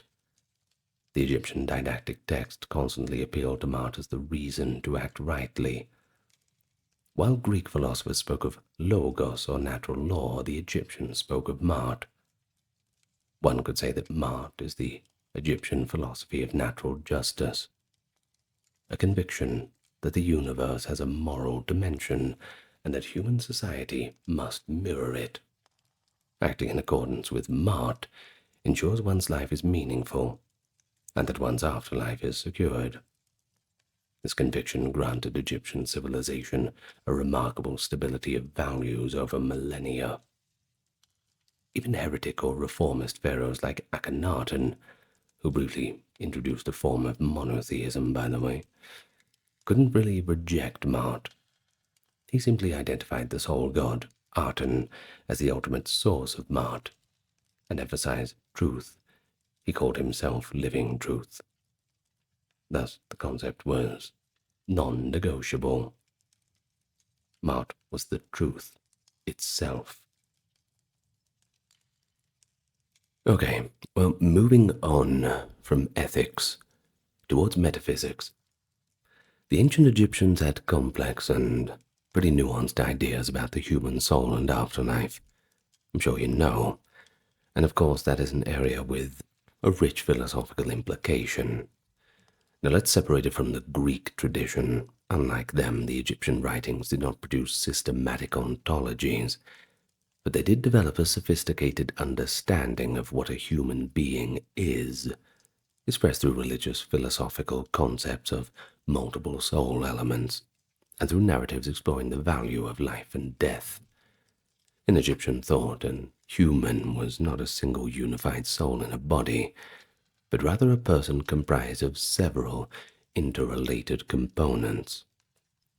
So let's go through them. Key among them were the ka, ba, and ak, along with the physical body, the kat, and the name, ren. The ka was kind of like a life force or spiritual double, the essence that needed sustenance, hence offerings to the ka of the deceased. As for the ba, it is often translated as soul or personality, depicted as a human-headed bird that could move between the living world and the afterlife. As for the ark, that was the transfigured spirit, the form one hoped to achieve after successful judgment, effectively a blessed soul that could live with the gods. This tripartite, or more perhaps, conception of the self indicates the Egyptians pondered what makes up a person. They distinguished between the aspects that might roughly correspond to mind, ba as personality and will, vital essence being the ka, and the idealized enduring spirit, the ark. Well, while they didn't analyze these as academic philosophers might, the practices and texts show an implicit philosophy of human nature. We are spiritual beings with multiple facets, each requiring different treatments, ritual, moral, memorial, to ensure our well-being in life and eternity. But we do have one pretty extraordinary text that directly grapples with this value of life in the face of suffering: the dispute between a man and his ba. The Middle Kingdom composition of that title, like the 12th dynasty around 19th century BCE, takes the form of a dialogue, or perhaps a debate between a man and his own soul, his ba. It is among the most introspective and philosophical of ancient Egyptian writings, often compared to later philosophical dialogues on the meaning of life. One might think of Boethius's Consolation of Philosophy or the dialogues by Plato, albeit the Egyptian work predates those two by over 1,000 years. Well, in this text, the man is in despair at the injustices and hardships of life. Life is misery, he says, so miserable that he contemplates taking his own life, longing to reach the peaceful West, that land of the dead. His ba responds by urging patience and a love of life. The ba accuses the man of forgetting the sweetness of living, and points out that death, especially a self-chosen death, is one full of sadness. The man counters with poetic laments of how the world has lost mart. Friends do wrong, there is an absence of family, love, etc. And all of that simply just makes life intolerable. He entices his own ba with promises of a beautiful tomb and offerings, suggesting that both he and his soul will be better off if they just get it over and done with and go to the afterlife now. But the ba is not so keen on the idea. The ba delivers the philosophical riposte. No matter how fine the tomb, all funerary rites ultimately fade to oblivion if done before their time. Everyone dies eventually, rich or poor, and one's legacy on earth cannot be forced or rushed. The ba encourages the man to embrace life and endure until natural death, continuing to ponder life and maintain hope. In the end, the ba says, perform the proper religious duties, so that when death does come, the afterlife will be gained. But don't force the end before its time has come. Well, this text is pretty astonishing for its psychological depth. It presents a person talking to an aspect of himself, essentially a dramatized internal monologue about the benefits of taking the self-checkout aisle. The very setup suggests Egyptians recognized inner conflict and deliberation as part of the human condition. The resolution: life is worthwhile despite suffering, and one must trust the divine timetable. It conveys a philosophical stance, a combination of existential acceptance and religious hope. The work has certainly prompted scholarly debates over its meaning. Is it primarily about condemning rather taking one's own life, or against the will of the gods, perhaps? Or is it a therapeutic text to comfort the despairing? Perhaps it's a broader allegory about political turmoil and hope for stability, written after a period of quite hectic disorder. Perhaps it's all of these. But what is clear is that the author grappled with the problem of evil and suffering. The man's argument is essentially this: life is just not worth living when it's full of pain and injustice. The bar's rebuttal: do not lose sight of the intrinsic goods of life and the spiritual stakes of death. This is not far removed from the later philosophical questions of what gives our life meaning. Is ending it all ever rational? The dispute shows an ancient Egyptian weighing those questions long before the Stoics or existentialists tackled them. Of course, it's never worth it. Hold on to life as much as you can, everyone. You'll find something beautiful about it if you look hard enough. Sometimes, more often than not, it's right under your nose. Anyway, interestingly, another genre of Egyptian texts, the harpers' songs, also touch on these themes. Harpers' songs were often inscribed in tombs and performed by blind harpists during banquets. While many harpers' songs praise the afterlife and exhort listeners to piety, a few present a radically skeptical voice. A famous example from the tomb of King Intef of the Middle Kingdom openly doubts the certainty of an afterlife. It notes that great pharaohs of old are now gone, and their tombs dilapidated.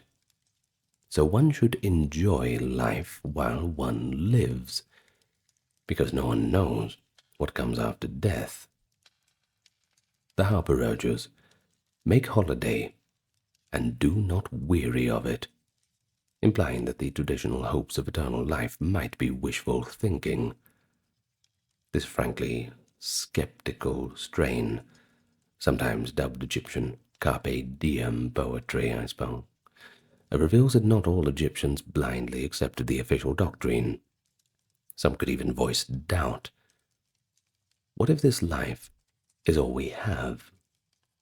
The fact that such a song was preserved, even in a tomb context, ironically, suggests an intellectual openness to questioning religious tenets. In fact, we can remark that the harper's song introducing doubt was kind of a skeptical strand of thought, finding its way into Egyptian literature. It parallels the introspection of the dispute with the bar, I suppose. Well, in response, other harpers' songs, like the one from the tomb of Neferhotep, reassert faith in the afterlife, effectively debating the issue across texts. I suppose there's no democracy when it comes to these sorts of opinions. And thus within the corpus of Egyptian writings we see a dialectic, a tension between affirming an eternal moral order and acknowledging the temptation of nihilism. Such tension is the lifeblood of philosophy. It thrives on questioning and counter-questioning and questioning all over again. The Egyptian view on the soul also has a metaphysical subtlety of sorts. You see, they pondered what part of us lives on after death and how. In spells and theological texts, you can find statements that resemble a mind-body dualism, though, again, it's all framed mythically. For instance, the Memphite theology, inscribed on the Shabaka stone, 8th century BCE, but claiming to record much older wisdom, emphasizes the creative role of the heart and the tongue. The heart in Egyptian thought was the seat of mind and intention. They famously saw the heart, not the brain, as the organ of thought. In the Memphite creation story, the god Ptah first conceives the world in his heart before bringing it into existence through spoken word. This has often been compared to the concept of the logos, or the creative word in other philosophies. It implies that the Egyptians had an inkling of a principle where thought and reality are connected, a philosophical idea that creation is essentially intellectual and verbal. And by extension, humans, made in the image of Ptah, or Ra as some texts claim, also participate in creation through heart and tongue, through will and intention and speech. Do you think that this might suggest that the Egyptians philosophized about the power of the mind? Well, they certainly held that knowing the true names of things, a kind of linguistic knowledge, gave one power over reality, just as in magic spells. And this overlaps with epistemology and metaphysics. To them, knowledge, especially of words and names, was not abstract, but had very real ontological power. It could literally make things happen or exist. In funerary texts, knowledge is what allowed us to have the soul navigate to the afterlife. The Book of the Dead is full of chapters where the deceased must recite certain knowledge, the names of gatekeepers, formulas identifying oneself with the gods, passing through all these dangers. And it reflects an underlying philosophy, and that is that knowledge is the true salvation. I want you to think about that. That's very important. Perhaps we can look at it not just in a theological sense, metaphysical sense, but in a practical sense. Knowledge is indeed salvation. It's the way out of poor circumstance. Well, back to ancient Egypt. The justified soul, the ma'akaru, or true of voice, is one who not only lived ethically, but also is equipped with knowledge of the divine order. And so here we find a blend of epistemology and soteriology. The Egyptians valued not logical reasoning for its own sake, but wisdom, a combination of moral rectitude and understanding of cosmic truths. That is the key to the highest good, the eternal life. One text in particular, often titled The Immortality of Writers, from the New Kingdom, around 1200 BC, attributed to a scribe named Irsesh, extols the lasting power of the written word over physical achievement. It argues that whereas monuments crumble and bodies turn to dust, the works of authors ensure their names forever. Quote, "Man perishes, his corpse turned to dust, but writings make him remembered in the mouth of the reader. A book is more effective than a well-built house or a tomb chapel." Now this is a fascinating philosophy of cultural immortality. The Egyptians, famous for their pyramids and tombs, here acknowledged that memory and writing can outlast stone. The author urges his readers to, quote, "give yourself a book as your legacy," saying that for ancient sages, their teachings are their mausolea, and the reed pen their child. It concludes, "the writer is chief." Well, such a statement like this places intellectual achievement, writing and teaching, right at the very top of the pyramid of human endeavors. It implicitly values intellectual legacy over material. We might call this a kind of intellectualism within the Egyptian thought, a pride in wisdom, literature itself, as the highest good, because it confers immortality through remembrance. And there's almost a secular tilt here. Forget God, forget family, just write. Of course, traditional Egyptian religion also sought immortality, but here the scribe suggests a different path to immortality. Live on in people's minds, not just underground in a tomb. I suppose you could see it as a nascent theory of fame or legacy as immortality, something later discussed by Greeks. In Homer, glory is immortality, this kind of thing. Remember Achilles? That's why no one will remember your name. Quotes like that. Now, in summary, Egyptian ideas about the soul and afterlife certainly show a civilization deeply concerned with what lies beyond physical life, and their approaches to these questions often overlap with philosophy. They contemplated the constitution of the self, the meaning of death, and the value of life. While framed in religious terms, sure, these ideas address existential human concerns. And when religion doesn't quite cut it, well, philosophy kind of steps in with a more rational tone. The diversity of voices, hopeful, despairing, skeptical, within this whole corpus indicates a surprisingly rich internal discourse.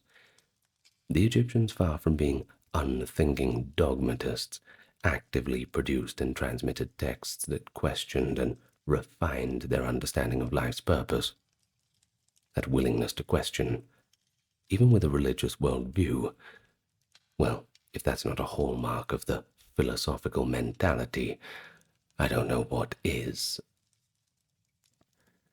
But philosophy is often said to begin in wonder about the cosmos. Questions like, what is the nature of reality? How did it begin? Of course, everyone from different cultures has a different answer for that, the ancient Egyptians being no exception, having their own sophisticated cosmogonies and theological speculations, which, though mythic in form, certainly address questions of metaphysics, the origins and fundamental substance of everything. They did not separate science from myth as we might, but they earnestly sought to explain the world's creation and the gods' roles, and in doing that, they sometimes edged towards these philosophical concepts. Several creation myths coexisted in Egypt, attached to different cult centers. The Heliopolitan, that is from Heliopolis, the city of the sun in our Greek rendering, that version featuring Atum, who emerges from the primeval waters and brings forth the first gods. The Hermopolitan version, featuring 8 primeval deities, the Ogdoad, representing elemental chaos before creation, and the Memphite theology of Memphis. We introduced that a little bit earlier, featuring Tar as a supreme intellect who creates via thought and word. Despite the varied imagery, a common thread is the idea of an initial unity or primordial state, the Nun, watery chaos, from which differentiation occurs through an act of creation. In the Memphite account, it is Tar's heart, or his mind, if we're going to use his conception of it, that conceives all forms, and his tongue that utters their names, thus calling them into existence. This is a remarkably abstract idea, creation as an intellectual and linguistic process. It brings to mind later philosophical or theological notions. For instance, the Gospel of John's, "In the beginning was the Word, Logos, and the Word was with God." Many scholars have noted the similarity, though of course the contexts are somewhat different.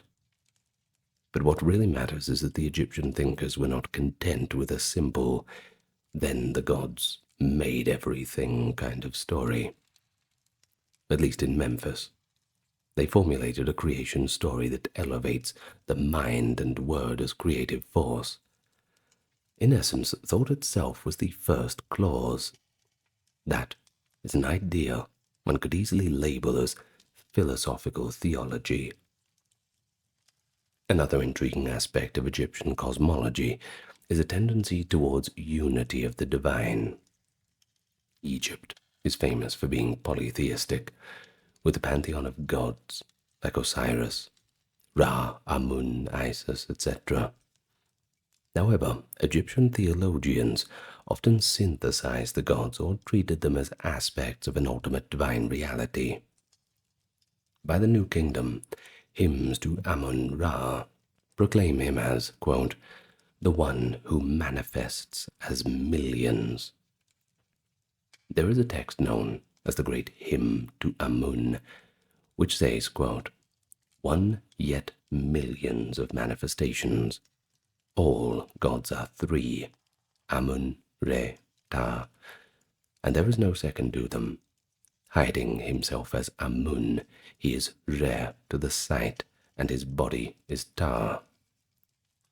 This kind of trinity or monotheistic tendency, asserting a single divine being with many names, it shows an advanced theological reflection on the one and many. That is that old classical problem within philosophy of the earlier times. But the pinnacle of this trend, and I'm sure you saw it coming, was Pharaoh Akhenaten's religious revolution of 1350 BC.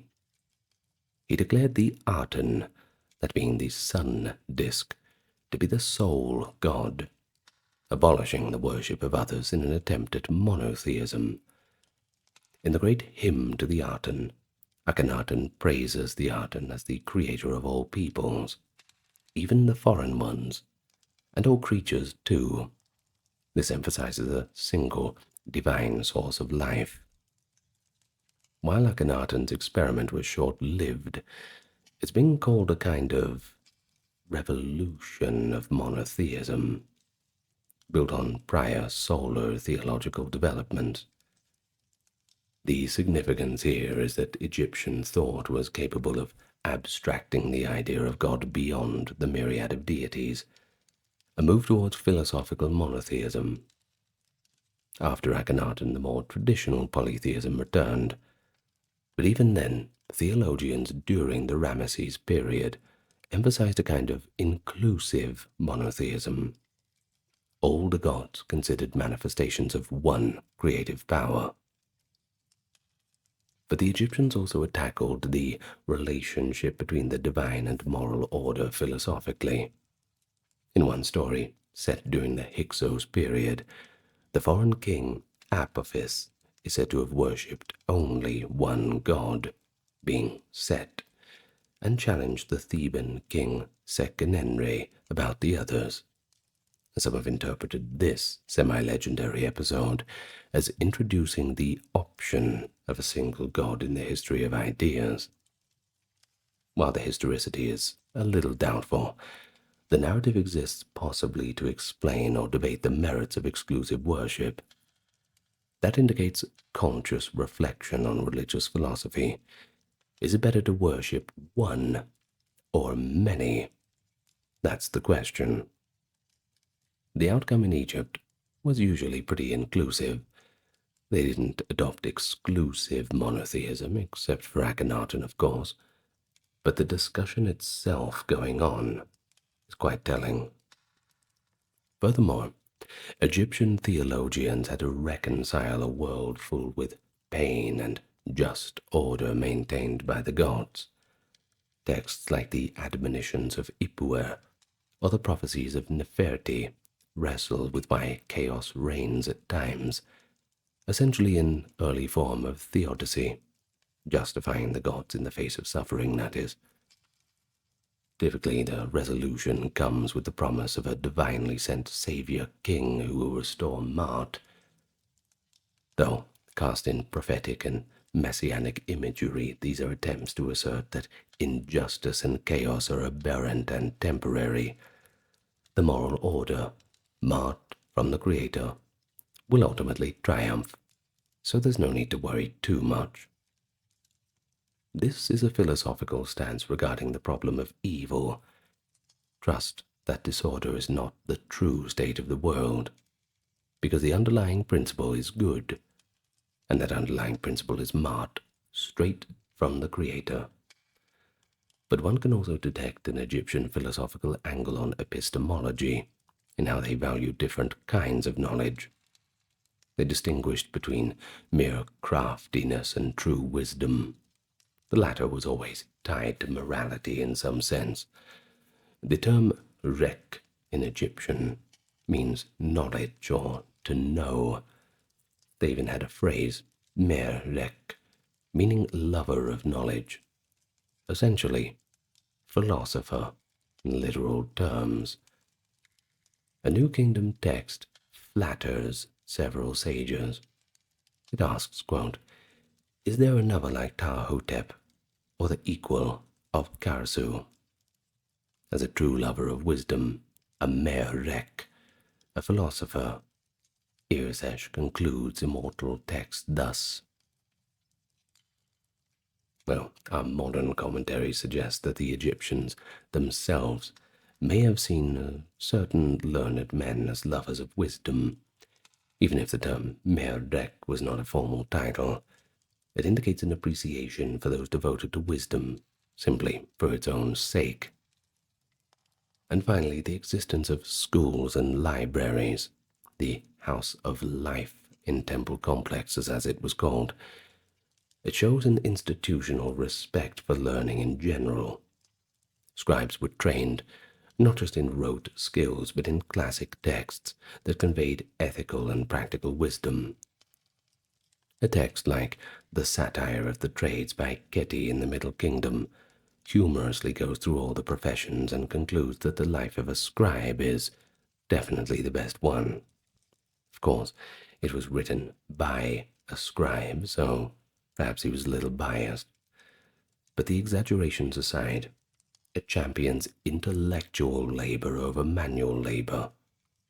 A quote from the text, "There is nothing on earth like being a scribe. Love books more than your mother." That is Ketty's advice to his son. Well, we hope that Ketty's wife would not be reading that one anytime soon.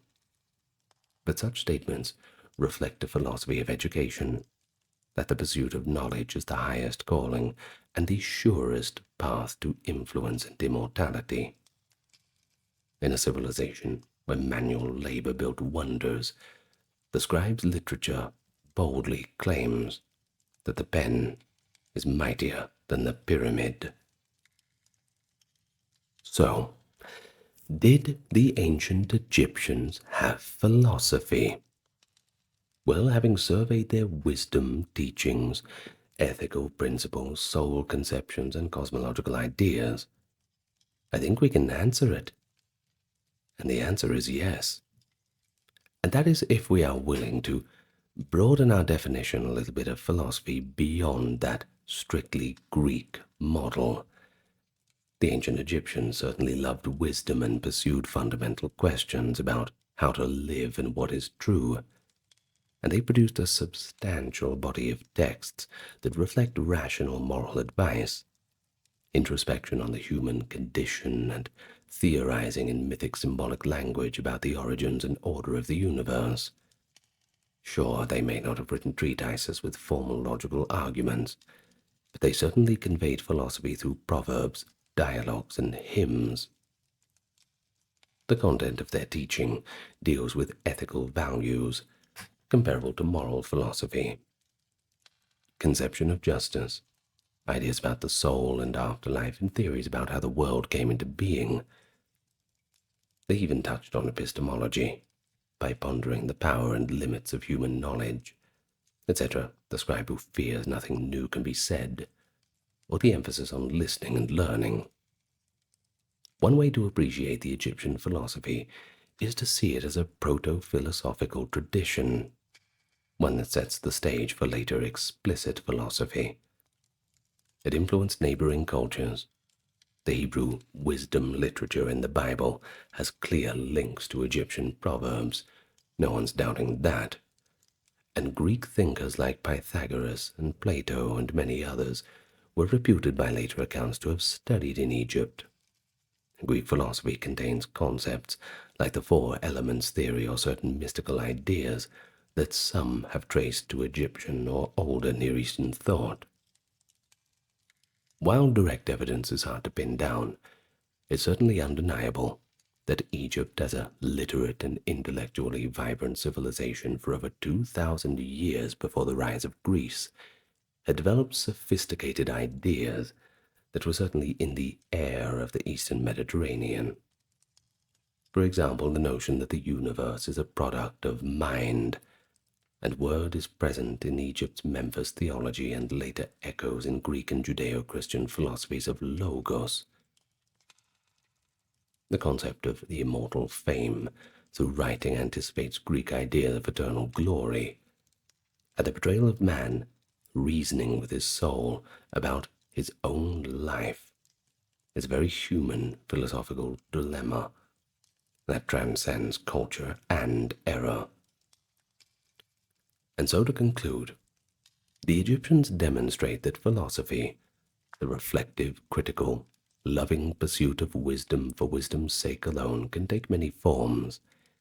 It can be transmitted in maxims and myths, lived through rituals and duties, aimed toward living in harmony with the cosmic order. Their legacy of wisdom literature invites us to broaden our perspective as what counts as philosophy. Standing as though in a lecture hall of history, we've listened to the Egyptian sages.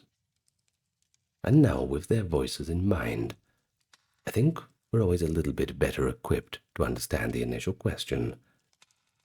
Yes, the ancient Egyptians had philosophy, a unique, profound, and multifaceted one, and one that deserves to be studied, not only as a precursor to Greek thought, but as a rich tradition in its own right.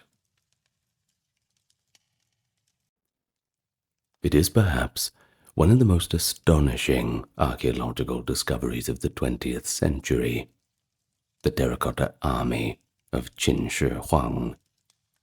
Discovered completely by chance in 1974, this underground legion of clay warriors has stood in silent formation for over 2,000 years, guarding the tomb of China's first emperor. The Terracotta Army, however, is far more than an art exhibit of ancient sculpture. In fact, if you look at the details, it's quite the window into the historical, political, and cultural world of the 3rd century BCE in China. But it leaves us with a question. Why exactly would an emperor mobilize immense resources to bury an entire army of life-size soldiers and horses underground?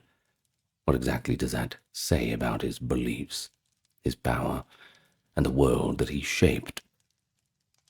Well, those are questions that we will answer today. We'll go into all the little details, and any little anecdotes we share will be grounded in archaeological findings, whether in the last couple of years or back in the 70s. The wheels are always turning on this site, and things are always changing, so we're going to be using the most up-to-date information. By the end, you'll not only understand the Terracotta Army's features, but also what it symbolizes about ancient China's values, and ultimately Qin Shi Huang's vision for power and immortality. But let me welcome you to the channel first. If you are new here, and you do appreciate this kind of thing, well, I invite you to click that subscribe button and leave a little comment and a like button being clicked for the engagement. You know how it is. And thank you very much for those on the Patreon and those who checked out the merch store. That is the reason why you don't have any ads in this video. So thank you very much. Now let's get nice and comfortable, and we can set the scene. And of course, a scene cannot be set without us Understanding the main character of the story, at least the head of the army, that is the first emperor Qin Shi Huang. Now those characters, first of all we have Qin, which is the dynasty he ruled, Shi, which is first, and Huang, which is kind of like emperor, the larger word being Huangdi, emperor. So effectively his name is just the first emperor of the Qin. Of course his real name was Yin Zheng. He was the king of the Qin state and became China's first emperor in 221 BCE after unifying the warring states. This was a tumultuous era. You see, for centuries, that being from 475 to 221 of the warring states period, regional kings fought brutal wars. Qin, a western frontier state, eventually emerged victorious and conquered all rival kingdoms through disciplined military might and ruthless governance. In 221 BC, at the age of 38, King Zheng declared himself Shi Huangdi, that is the first emperor, signifying a new era of imperial rule over a unified land. And so his reign was quite revolutionary. Politically, he centralized power under the philosophy of legalism, enforcing strict laws and harsh punishments across his new empire. He dismantled the old feudal order of inherited nobility, replacing it with an administrative system where officials were appointed by merit and loyalty to the emperor. Culturally, he standardized writing, currency, weights and measures, and even the width of cart axles across the empire, unifying disparate regions finally into one nation. And then there were the infrastructure projects, and that includes the first version of the Great Wall to guard against the northern nomads. Of course, the Great Wall of the first version was quite different to the one we are familiar with now, more of a rammed earth structure. Perhaps that's a topic for a full video on the Great Wall. However, all of these accomplishments certainly have a price tag. Qin Shi Huang's rule was authoritarian and often cruel. He was known to have burned books that contradicted the legalist doctrine, and according to some historical accounts, he burned alive 460 Confucian scholars who spoke out against him, an event that became infamous as a symbol of his tyranny. He also imposed heavy taxes and conscripted countless laborers for his grand projects, breeding resentment even as he forged unity. And so it is important to understand Qin Shi Huang's mindset during his rule, especially this obsession with immortality and the afterlife. Despite, or perhaps because of multiple assassination attempts on his life, at least 3 serious attempts are recorded by historians. The first emperor was determined to cheat death. He sent envoys, such as the alchemist Shi Fu, to search for magical elixirs of life, and he consumed exotic potions containing mercury, ironically, attempting to prolong his youth. In fact, mercury is not well known for its life-sustaining properties when taken internally. It's generally advised against. That being said, you're welcome to get a second opinion. And so his fear of death and desire for eternal rule pushed him to plan not only for life everlasting, but also for domination of the realm beyond mortal existence. After all, what good is the afterlife if you were a king in the life before and now you're just like the rest of them? It's better to go in with your hands full. Well, this psychological background is pretty critical. It sowed the seeds for the massive tomb complex that he started to build for himself. He was not just content to rule China in life, he wanted it in death too. And so, that is the scene promised to be set. Around 246 BC, the 13-year-old boy king, newly ascended to the throne of Qin, orders work to commence on his burial site at the foot of Mount Li. Over the next few decades, as he transforms from king to emperor of all under heaven, that burial project grows into an underground empire, encapsulating his worldly power. The Terracotta Army stands as the most iconic part of this project, but as we shall see, it is just one element of a far larger mausoleum complex meant to secure Qin Shi Huang's legacy, and of course, protect him in the afterlife. From the moment that he took power, preparations for his tomb were beginning. According to the ancient historian Sima Qian, writing in the records of the Grand Historian around 94 BCE, the digging at Mount Li, called Li Shan in Chinese, was initiated when the young king first ascended the throne, and that means by the age of 13 he had effectively started planning for the final resting place. And that's a testament to how early and seriously ancient rulers took their afterlife preparations. However, the mausoleum truly became monumental in scope after 221 BCE, once he had unified China. At that point, the project swelled to imperial scale.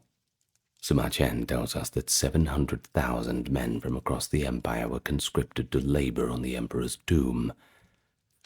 This is a pretty astonishing figure, and if we take it at face value, it would represent a workforce larger than the population of any city at the time. Of course, modern historians consider this a little bit exaggerated, likely a way to convey an innumerable multitude, kind of like saying millions and millions. But there is no doubt that the undertaking was enormous, and even if the true workforce was a fraction of the 700,000 quoted, it would have still been the largest labor project of its era. Some scholars have estimated a more practical labor force of perhaps 16,000 workers at the time, of course working for many years, but either way, no matter what the number was, the Qin state poured unparalleled manpower and resources into it. But why Mount Li, near the city of Xi'an and Jiangxi province, as the tomb site? What was so special about that? Well, the ancient sources hinted both symbolic and also practical reasons. Mount Li was strategically located near Qin's capital, Xianyang, and had long been considered an auspicious place for burial. A geographer named Li Daoyuan, writing in the 6th century CE, noted local lore that Mount Li's northern slopes contained rich deposits of gold, and its southern slopes rich deposits of jade, making it a site associated, of course, with wealth and immortality. Qin Shi Huang, covetous of its fine reputation, chose Mount Li to capitalize on these favorable omens. Indeed, modern geology confirms deposits of precious metals in the area, but beyond superstition, there might have been a more political message.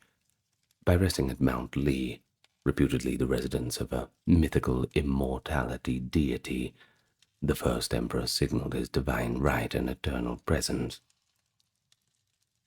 The mausoleum, according to archaeological surveys, was laid out as a microcosm of the emperor's first realm. Imagine a vast walled necropolis, mirroring the plan of his capital city.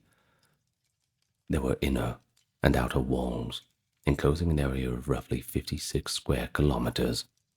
Truly, a great necropolis, the city of the dead. And at the heart of it, beneath a giant earth mound 76 meters tall, lay the yet unexcavated imperial tomb chamber. This earthen pyramid was designed to look like a natural hill. Ancient accounts say trees and vegetation were planted on it after construction to conceal it. Radiating around this core were pits and caverns containing everything the emperor might require in the afterlife. Not only an army of soldiers, but also administrative officers, stables, gardens, entertainers, treasures, sacrificial victims, all carefully positioned in the complex, everything in its nice, neat little package. The construction timeline of this huge project is still hotly debated.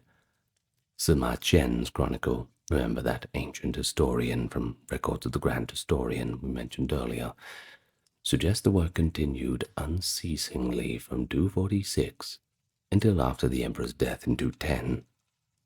That's a span of 36 plus years.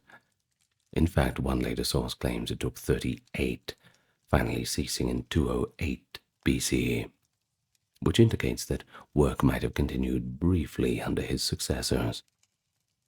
There was evidence that the project was unfinished at the time that the Qin dynasty fell in 206 BCE. Notably, one of the 4 main pits for the Terracotta Army was found empty, as if the deployment was never completed. Now, that's a strong indication that work had halted abruptly, most likely due to the empire's collapse. In 209 BCE, just a year after the first emperor's death, a massive peasant rebellion erupted. A general named Zhang Han reportedly pulled away the labor force of 700,000 from the tomb to suppress the uprising. Soon after, the Qin government imploded and civil war broke out. Rebels marched on the capital city, and by 206 BC the nascent Qin dynasty gave way to the Han dynasty. One legend recorded in the Book of Han and echoed by Sima Qian relates that the rebel leader Shang Yu raided the tomb complex in the chaos. It is said that Shang Yu's troops looted what treasures they could, and that a great fire was accidentally, perhaps, ignited by a shepherd searching the tunnels with a torch. What an idiot. Well, supposedly that set ablaze the palace within the tomb. The fire purportedly burned for days, perhaps destroying wooden structures and treasure inside. However, modern archaeology has found no conclusive evidence that the main tomb itself was sacked or burned on a large scale. Some charred remains and scorched earth may have been detected in the pits of the Terracotta Army, indicating there were indeed fires, but these might have been localized to the wooden roof structures over the army pits, rather than the central tomb chamber. It remains possible the core of the tomb, the underground palace, survived intact, sealed off before the rebels could arrive.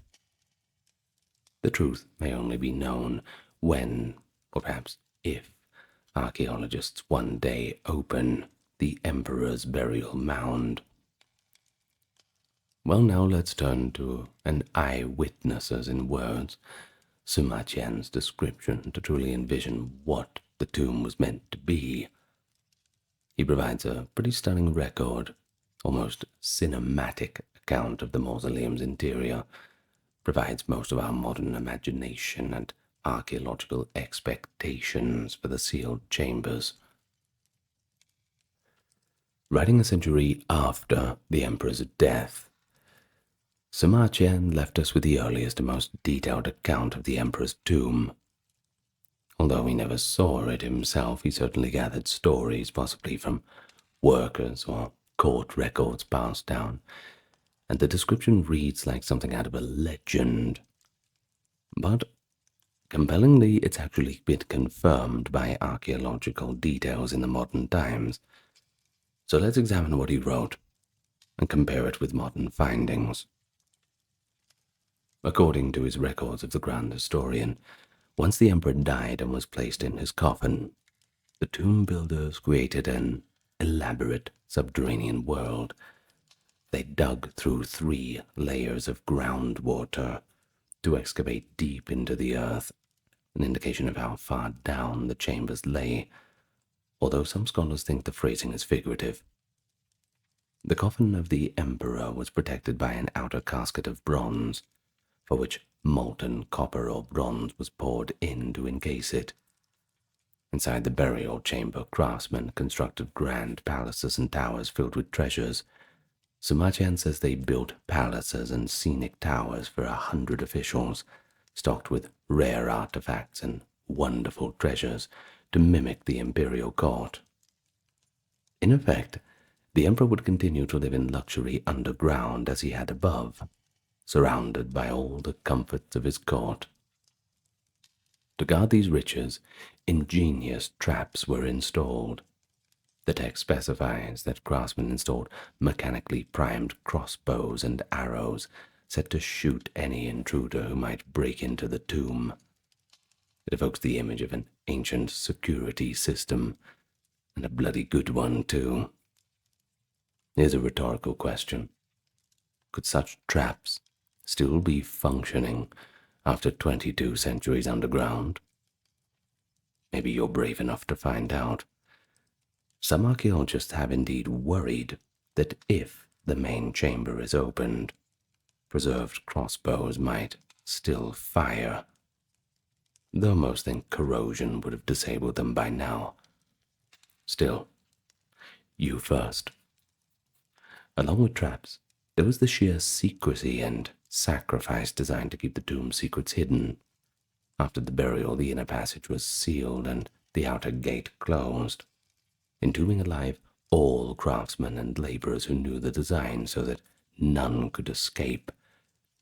Now that's a gruesome measure, but it was ordered to protect the tomb's mysteries. It echoes the human sacrifices of earlier times.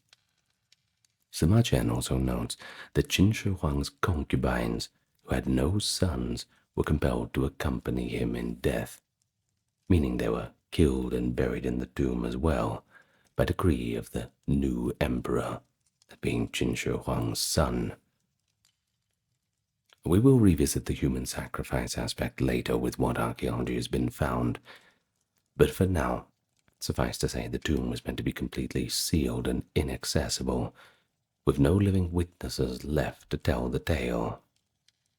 The most famous part of Sima Qian's narrative describes an astonishing vision of the cosmos recreated underground. He writes that mercury was used to simulate the 100 rivers of the land, including the great Yangtze and Yellow rivers, and even the ocean set to flow mechanically on the floor of the burial chamber. The ceiling was decorated with constellations of pearl-like jewels, representing the night sky, while the ground was shaped into the features of the land, the mountains and the valleys, with flowing mercury streams coursing throughout. In other words, he was laid to rest in a microcosm of his empire, the entire landscape of known China, heavens above, rivers below, all contained in his private tomb. To light this eternal tableau, candles were made from the fat of a mythical man-fish, often interpreted as a kind of mermaid or perhaps a giant sea creature, designed to burn slowly and not extinguish for a long time. But of course, there is a debate around what kind of creature this man-fish refers to. Proposals range from whales to walruses to giant salamanders, but the idea is pretty clear. The ancient Chinese believed that certain exotic animal oils could fuel everlasting lamps, ensuring the tomb stayed illuminated and the rivers of mercury flowed in perpetual twilight. But it's hard not to be dazzled by a description like that. For a long time, many thought it purely was a legendary or quite exaggerated one. But modern science, rather than disappointing us with being so rational, has actually given intriguing support to parts of Sima Qian's account. Surveys of the tomb mound have detected abnormally high concentrations of mercury in the soil above the unopened burial chamber. One measurement was recorded at 1,440 parts per billion of mercury, and that's vastly higher than the natural background level. That strongly suggests that large quantities of mercury were indeed buried there, just as the text claims. Mercury in the form of liquid mercury or cinnabar, mercury sulfide, was known and valued in ancient China, often for its lustrous quality and use in alchemy. And it appears that the first emperor literally ordered tons of the toxic metal to be used in its tomb, likely in troughs or pools to represent the waterways. The presence of mercury has also been a key reason why archaeologists have hesitated to excavate the main chamber. Disturbing that mercury could be dangerous to excavators, and could also cause the quick volatilation and loss of the content of those, quote, rivers. It's a bit of a risk. I suppose it's best we wait until we really have a solid method. But another aspect partially confirmed by archaeology is the human sacrifices. Outside the central tomb mound, archaeologists have uncovered numerous pits with human remains, in total about 188 of them containing human skeletons, found in the broader mausoleum area. Most of the remains are young females, which aligns with the idea that concubines without children were likely killed to accompany the emperor. The bones indicate these individuals, likely teenagers or women in their early 20s, were not buried alive in situ. Instead, it seems they were executed, perhaps poisoned or strangled elsewhere, and their bodies interred in the pits near the tomb. Well, it provides grim validation of Sima Qian's note about the concubines. Additionally, other pits held the skeletons of men, possibly the very craftsmen and laborers who built the tomb. In one area north of the tomb, a sprawling chamber was found containing skeletons of workers still in chains, along with sacrificial horses and the remains of presumably high-ranking individuals, described dramatically as murdered princes. It appears that dozens, if not hundreds, of people were put to death to guard the tomb's secrets. This was a macabre but not unheard of practice for the ancient monarchs. Earlier Chinese rulers and other cultures, kings like Egyptian pharaohs, for example, had also taken servants or wives to the grave. But in Qin Shi Huang's case, he combined the old tradition of human sacrifice with an entirely new innovation: life-sized proxy figures, the Terracotta Army, supplementing and perhaps replacing real humans as guardians. And so before we discuss the Terracotta Army in detail, consider one more thing about Sima Qian's account: its purpose. Some scholars caution that Sima Qian may have dramatized aspects of the tomb to make it a moral or political point. By the Han Dynasty, as when he was writing, Qin Shi Huang's tyranny was often contrasted with the benevolence of Han rule. Sima Qian's vivid descriptions could be intended to impress upon readers the extravagance and hubris of the first emperor, perhaps a subtle critique. One archaeologist, Duan Qingbo, even suggested that Sima Qian's account might be partly fictional, possibly aimed at inspiring the Han Emperor Wu to build a similarly grand tomb for himself. However, given the archaeological evidence, mercury, all the human remains thrown into the pits, etc., it's pretty clear that Sima Qian's sources were grounded in some reality, even if they were embellished a little bit for dramatic effect. And so with that in mind, let us shift our attention to the most famous component of the mausoleum and explore the discovery, features, and what the Terracotta Army reveals about Qin society. It was spring of 1974, in a rural village a mile east of Mount Li.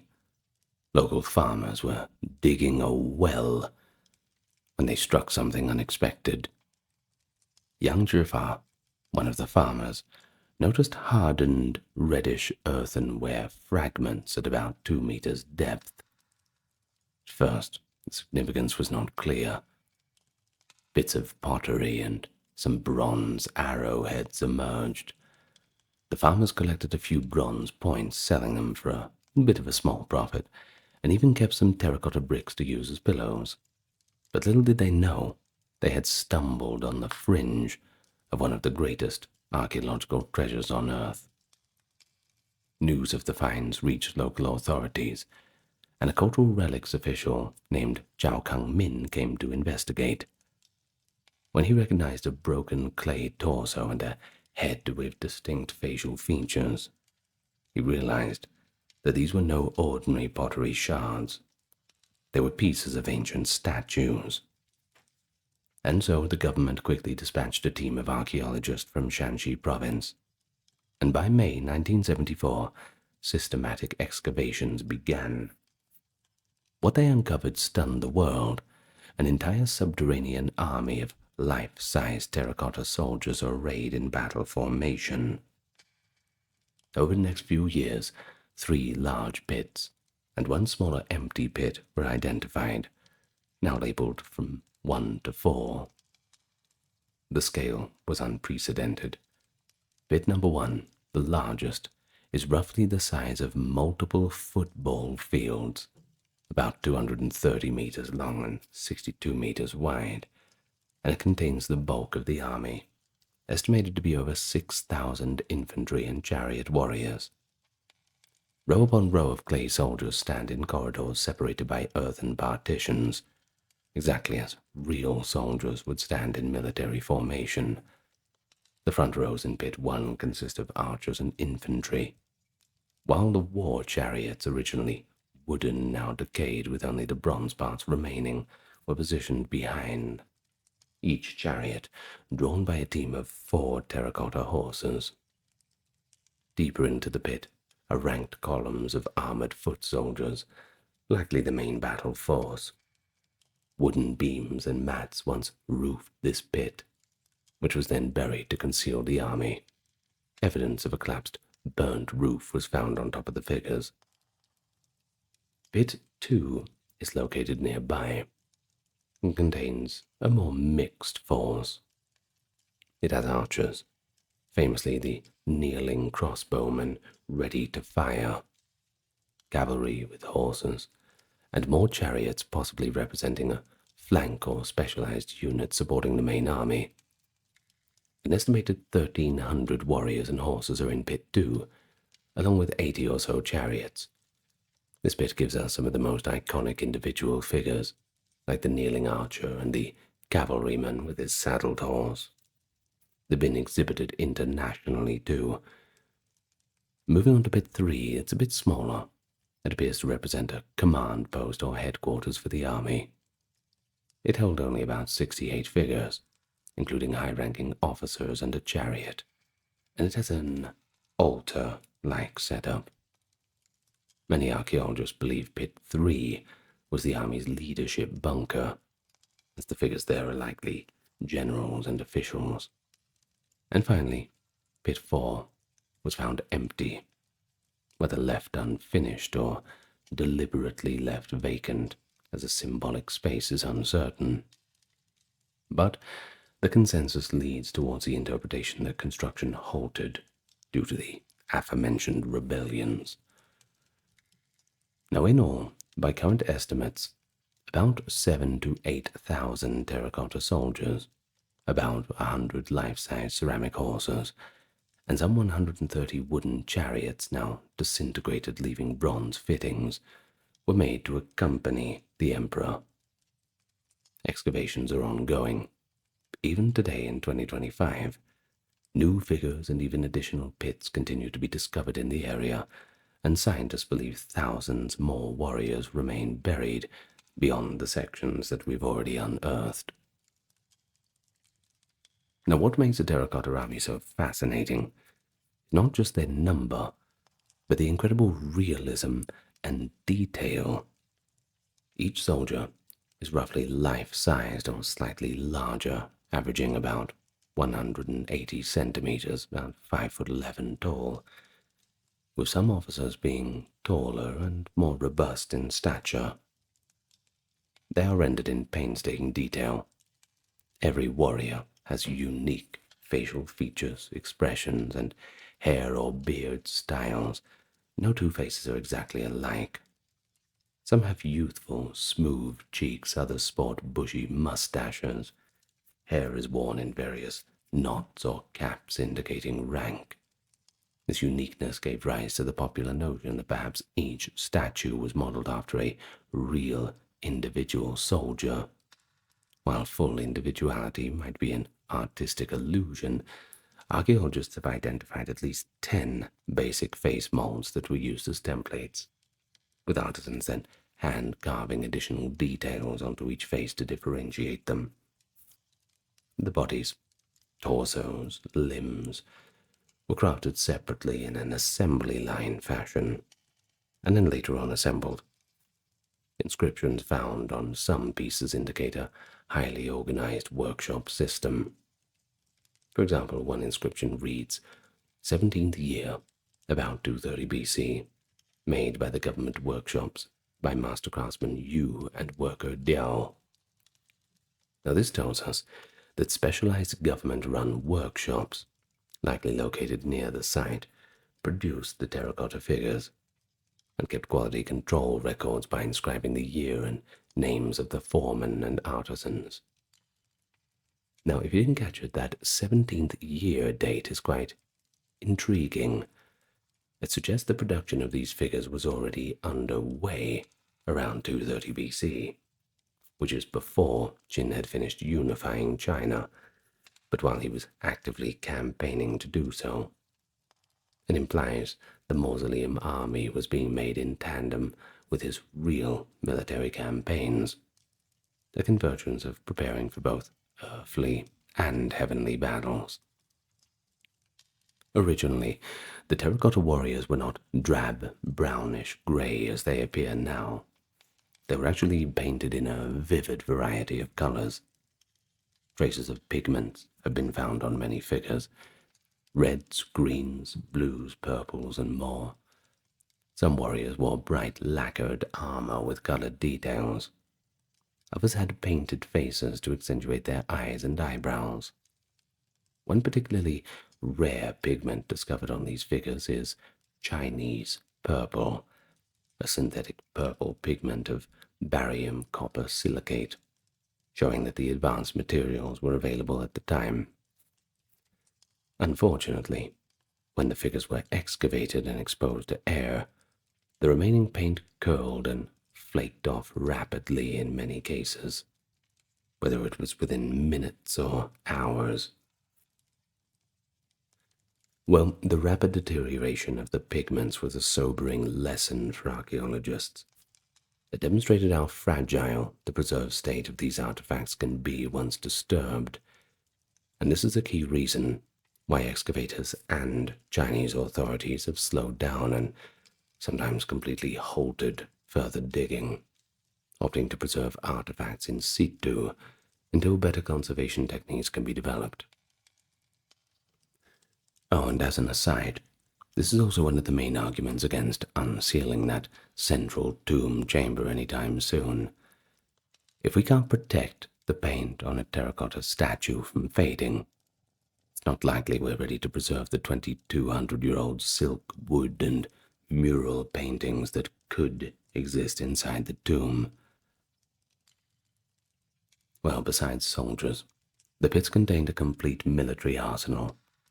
Many of the warriors originally held real, functional bronze weapons. Remarkably, several of the bronze swords recovered from the pits were still sharp and untarnished when excavated.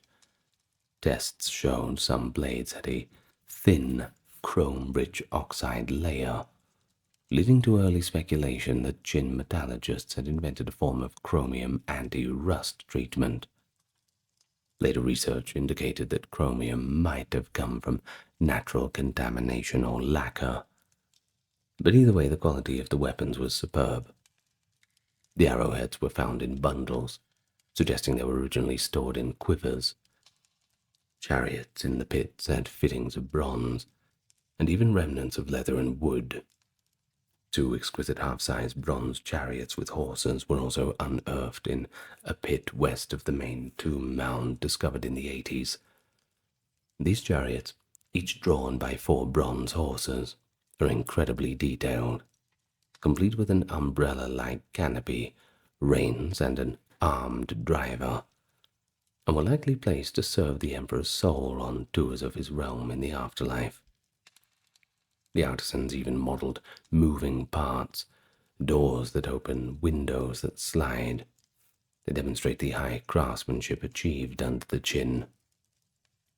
It is also worth noting that the Terracotta Army is positioned to the east of the tomb mound, facing outward, as if to guard the emperor from the direction of his conquered states. That is, all the warring states lay generally to the east of Chin. This symbolism is that these troops are vigilant, protecting their lord from any dangers that might approach his resting place. In essence, they are the protective spirit army for the afterlife, just as real armies protected him in life. Interestingly, by using clay figures to represent his soldiers, Qin Shi Huang may have also been making a practical choice. He had sacrificed even a fraction of 8,000 real soldiers to bury with him. The stability of his new empire could have been jeopardized if he had done that. So instead, the Terracotta Army stands in for the living, a grand form of Ming Qi, or spirit objects, which in Chinese funerary tradition are items buried to provide for or symbolize needs in the afterlife. In earlier periods, much smaller figurines were used, or in most tragic cases, actual humans sacrificed. Qin Shi Huang's tomb marks the apex of using life-size surrogates to an almost humane effect. Well, if we can call creating an army of clay humane compared to killing Britainers, I suppose we can. Either way, it ensured he had an army without decimating his own. Beyond the warriors and military gear, excavations across Mount Li complex have revealed Qin Shi Huang truly tried to replicate his world in miniature. Inside the inner walls of the mausoleum, not far from the emperor's mound, archaeologists found pits with terracotta courtiers and officials, civil servants, who would administer the emperor's affairs in the next world.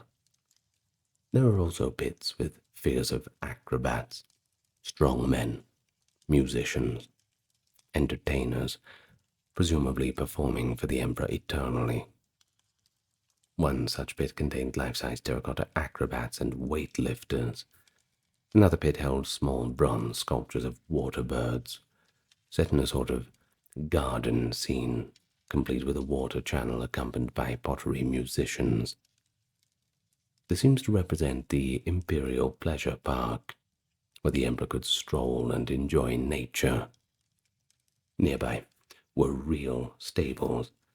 The skeletons of actual horses have been found buried in stalls with terracotta grooms kneeling beside them, indicating the emperor would have both live horses sacrificed for him and clay servants to tend them. A particularly fascinating find was a pit containing sets of stone armor and helmets. These armor pieces are made of small limestone plaques tied together with bronze wires. They're too heavy and brittle for actual combat use, so they were likely made specifically for burial, perhaps to outfit the spirit of the emperor or guards in ceremonial armor, or simply as lavish grave goods symbolizing military might. They could also be an alternative to burying real armor, which was precious and could be reused by the living. All these discoveries show that the Terracotta Army is just one part of a much larger mausoleum universe. The first emperor went to his grave, escorted not only by soldiers, but an entire revenue of state, government officials, entertainers, artisans, a whole microcosm of the empire. Think of it as the emperor's world, just reconstructed in clay, bronze, and stone. And all that leads us to examine the cultural and religious beliefs behind such a tomb, which brings us to our next section. The creation of the army and the entire mausoleum complex must be understood in reference to ancient Chinese beliefs about death and the afterlife. The Chinese of Qin Shi Huang's time believed in afterlife, where the spirits of the deceased would continue to exist in that realm in many ways mirroring the living world. This belief is reflected in the concept of burial goods, as we've mentioned, Mingqi, which were intended to provide for the deceased in the afterlife. If a king needed servants, food, weapons, and entertainment in life, of course it's only logical he'd need them in death. Hence, objects and sometimes people, unfortunately, would be buried with him to fulfill those needs. But this idea was not unique to China. Of course, we see it in Mesopotamia, Egypt, etc. But the scale and execution by Qin Shi Huang were, well, simply unprecedented. But who knows? Egypt, Mesopotamia, even parts of Greece, who knows what we're going to find? Perhaps there's another unprecedented discovery just around the corner. Well, conjecture aside, in early Chinese history, human sacrifice at royal burials was practiced. For example, during the Shang dynasty, that is 1600 to 1046, there is evidence of slaves or war captives being killed to accompany elites in death. By the Zhou dynasty, 1046 to 256, this practice was becoming less common, often replaced by figurines. The state of Qin itself, before unification, had tombs of its rulers with large bits of clay figurines or wooden statuettes, indicating a shift towards symbolic substitutes rather than killing real people. Qin Shi Huang's mausoleum can be seen as a grand culmination of this trend. Instead of sacrificing 8,000 real soldiers, he had 8,000 ceramic ones made up. Instead of burying all his courtiers alive, he provided ceramic bureaucrats. Probably as useful as the real bureaucrats, to be honest. Yet, as we noted, he did still sacrifice some individuals. The poor concubines, artisans, animals. It wasn't an entirely bloodless affair. It's as if the most critical, irreplaceable elements, his senior wives and the makers of the tomb who knew its secrets, were sacrificed, but the rank-and-file soldiers were spared in favor of clay replicas. A pragmatic and somewhat progressive compromise for the time. I suppose you could say it's progressive. But why did he feel so compelled to create such an elaborate burial anyway? Why do it in the first place? Seems like a lot of trouble to go to, don't you think? Well, it's at that point that we confront the emperor's personal obsession with immortality. Qin Shi Huang famously sought elixirs of life that's recorded in Sima Qian's history. He dispatched those magicians like Xu Fu to find the Isles of Immortals in the Eastern Sea, hoping to obtain a potion that would make him live forever. Spoiler alert, he never found it. But paradoxically, while striving to avoid death, he simultaneously prepared for his own death on a colossal scale. Perhaps he was just hedging his bets. If the elixirs failed, and he did die, then at least he would have fortified a domain in the afterlife where he could continue to reign. The psychology here is pretty fascinating, I think. But one might ask rhetorically, did the first emperor truly believe his clay army would come to life in the spirit realm and serve him? Given the sincerity of the ancient beliefs, I think it's pretty likely that he did. The army was positioned and equipped as if ready for real battle, a spiritual battle or defense. In the worldview of Qin and his advisors, the spirit world was not so different from the earthly one. It had a bureaucracy, armies, possibly threats, and it certainly had a hierarchy. Qin Shi Huang was ensuring that he remained the supreme ruler in the next world, just as he had been in this one. But there's another cultural aspect. That's the concept of ancestral legacy and memory. By building such a magnificent tomb, he was also cementing his memory for future generations. After all, we're still talking about him now, aren't we? So it must have worked. There was an element, though, of monumentality, like the pyramids of Egypt or the mausoleums of other great leaders. The first emperor's tomb was meant to inspire awe, and it certainly did/does, even if no living person was meant to see the terracotta soldiers. Perhaps the very act of building them was a statement to the gods and to posterity about the emperor's greatness. In later eras, the tomb became the stuff of legend, and surely for centuries people in the region knew that some great king was buried at Mount Li. One could say Qin Shi Huang achieved a form of immortality through this legacy. His name endures partly because of this astonishing mausoleum. But let's consider also how the Terracotta Army reflects the values of Qin's society on a more grassroots level. Qin was a highly militarized state. Its rise to power was through conquest and strict military discipline. The fact that the largest component of the burial is an army speaks how crucial the military was to Qin Shi Huang's identity and empire. It was through armies that he unified China, and so an army would safeguard his unified empire in the next life. At least that was the logical outcome. This meticulous detail in rank and unit formation among the terracotta troops shows the emphasis on organization and hierarchy, characteristics of the Qin military system. Bronze weapons found with them underscore that the Qin army was well armed and technologically advanced, their swords and spearheads being far superior to many contemporaries. And even in death, the emperor arms his soldiers with real weapons, as if expecting real combat in spirit. That's how seriously he took the notion of potential threats. Religiously, Qin Shi Huang's actions can also be tied to the concept of heaven's mandate and cosmic order. By mirroring his empire within his tomb, and by simulating the cosmos, stars above, rivers below, he was effectively creating a cosmic palace, where he, as the first emperor, was the center of order. It's almost an act of cosmic unity, bringing heaven and earth together in his burial.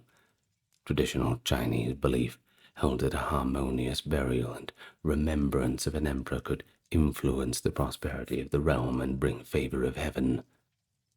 Ironically, though, Qin Shi Huang's own dynasty did not last much longer after him, as we shall discuss.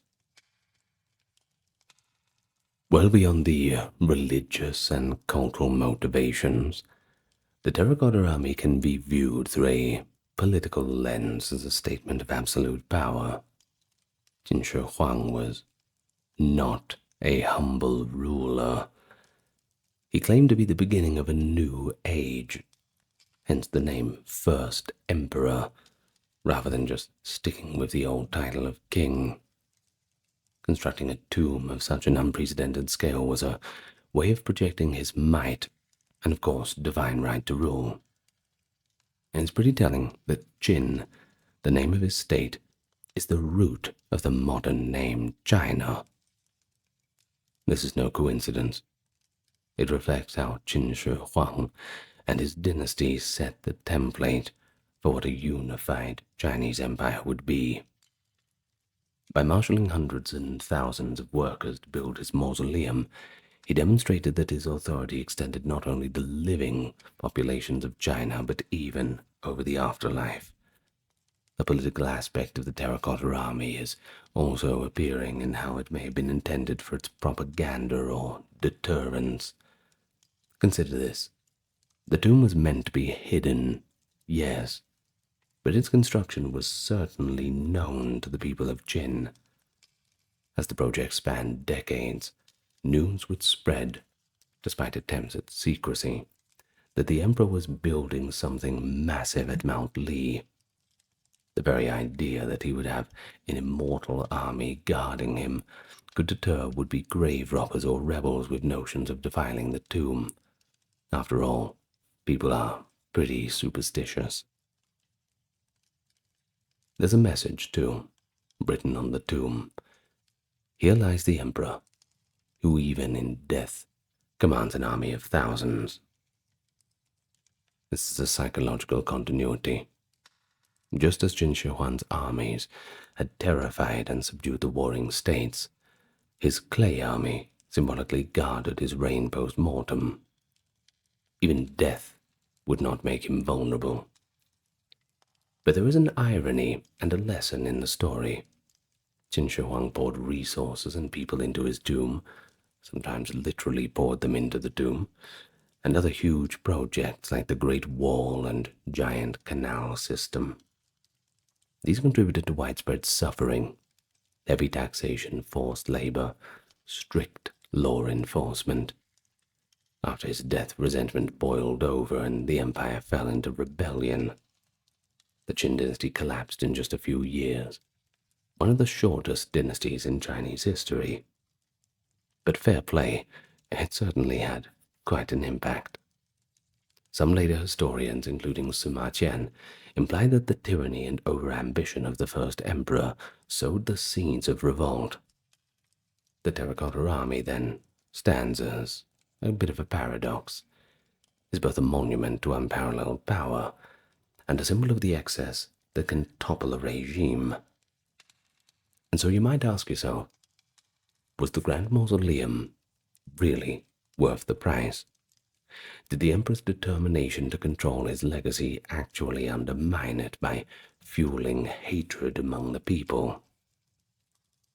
These are questions that provoke quite a bit of reflection on the balance between a ruler's reach and grasp. But from another angle, the Terracotta Army has immense political significance for modern China as well. Since its discovery, it's been well and truly leveraged as a national treasure, a source of pride, linking contemporary China with its ancient roots. The site was named a UNESCO World Heritage Site in 1987. The warriors have traveled the world in museum exhibitions, acting as kind of de facto ambassadors of China's rich cultural heritage. That first emperor, once vilified as a cruel tyrant in some historical narratives, is often celebrated today for his role in creating a unified Chinese state, and also giving China its name. The Terracotta Army has contributed to a rehabilitation of Qin Shi Huang's image. Through these artifacts, people see the grandeur and vision of the man, not just the bloodshed. Well, let's keep things a little bit exciting. We'll highlight a few lesser-known facts about the Terracotta Army that you might find a little bit intriguing. First of all, an army with rank and diversity. We've already mentioned that they're not uniform clones. They represent a structured military. Careful studies show clear distinctions in rank and unit type. Generals have double-layered armor with headgear and ribbons, and are positioned strategically. For example, a high-ranking officer figure was found in Pit 3, likely commanding the forces. As for the lower-ranking foot soldiers, they wear simpler tunics and armored vests. There are also cavalrymen, each with one hand, extended as if holding reins, and the other originally holding a weapon, standing beside their horses. And further to this, there are even mid-stride officers and kneeling crossbowmen, as well as unarmored infantry. A complete order of battle in clay form.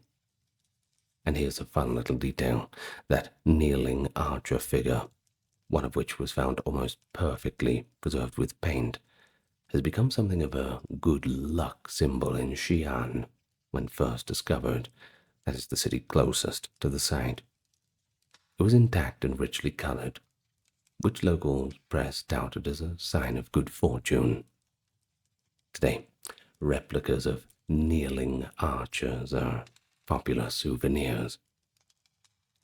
If you do go to Xi'an, you really do have to get one. Well, also with that, we have the assembly line style of production, mass-produced in workshops with modular methods. Heads, arms, legs, torsos, made in molds and then customized. In fact, archaeologists found parts from different figures could sometimes fit on each other, indicating standard sizes.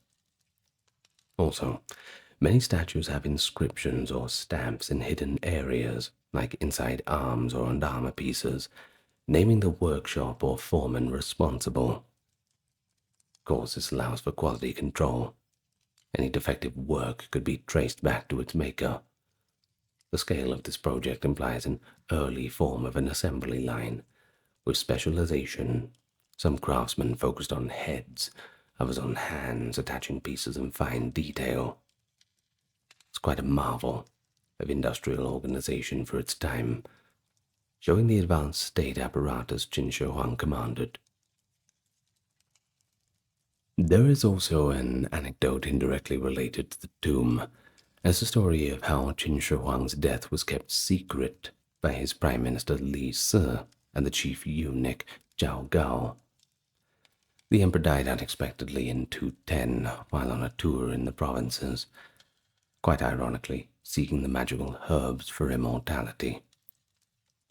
Fearing turmoil, Li Si transported the corpse back to the capital, without telling anybody what had happened.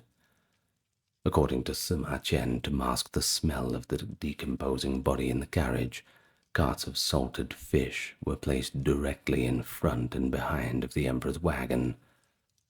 The ruse worked for long enough, in time to return them to Shenyang and install the emperor's son on the throne. This macabre little incident shows the lengths taken to ensure Qin Shi Huang's burial and tomb completion could proceed smoothly, without interference or usurpation on the road. And then we have the curse of the tomb. There's long been superstitions around disturbing Qin Shi Huang's resting place. Local folklore for centuries whispered that the tomb was cursed or guarded by some spirits.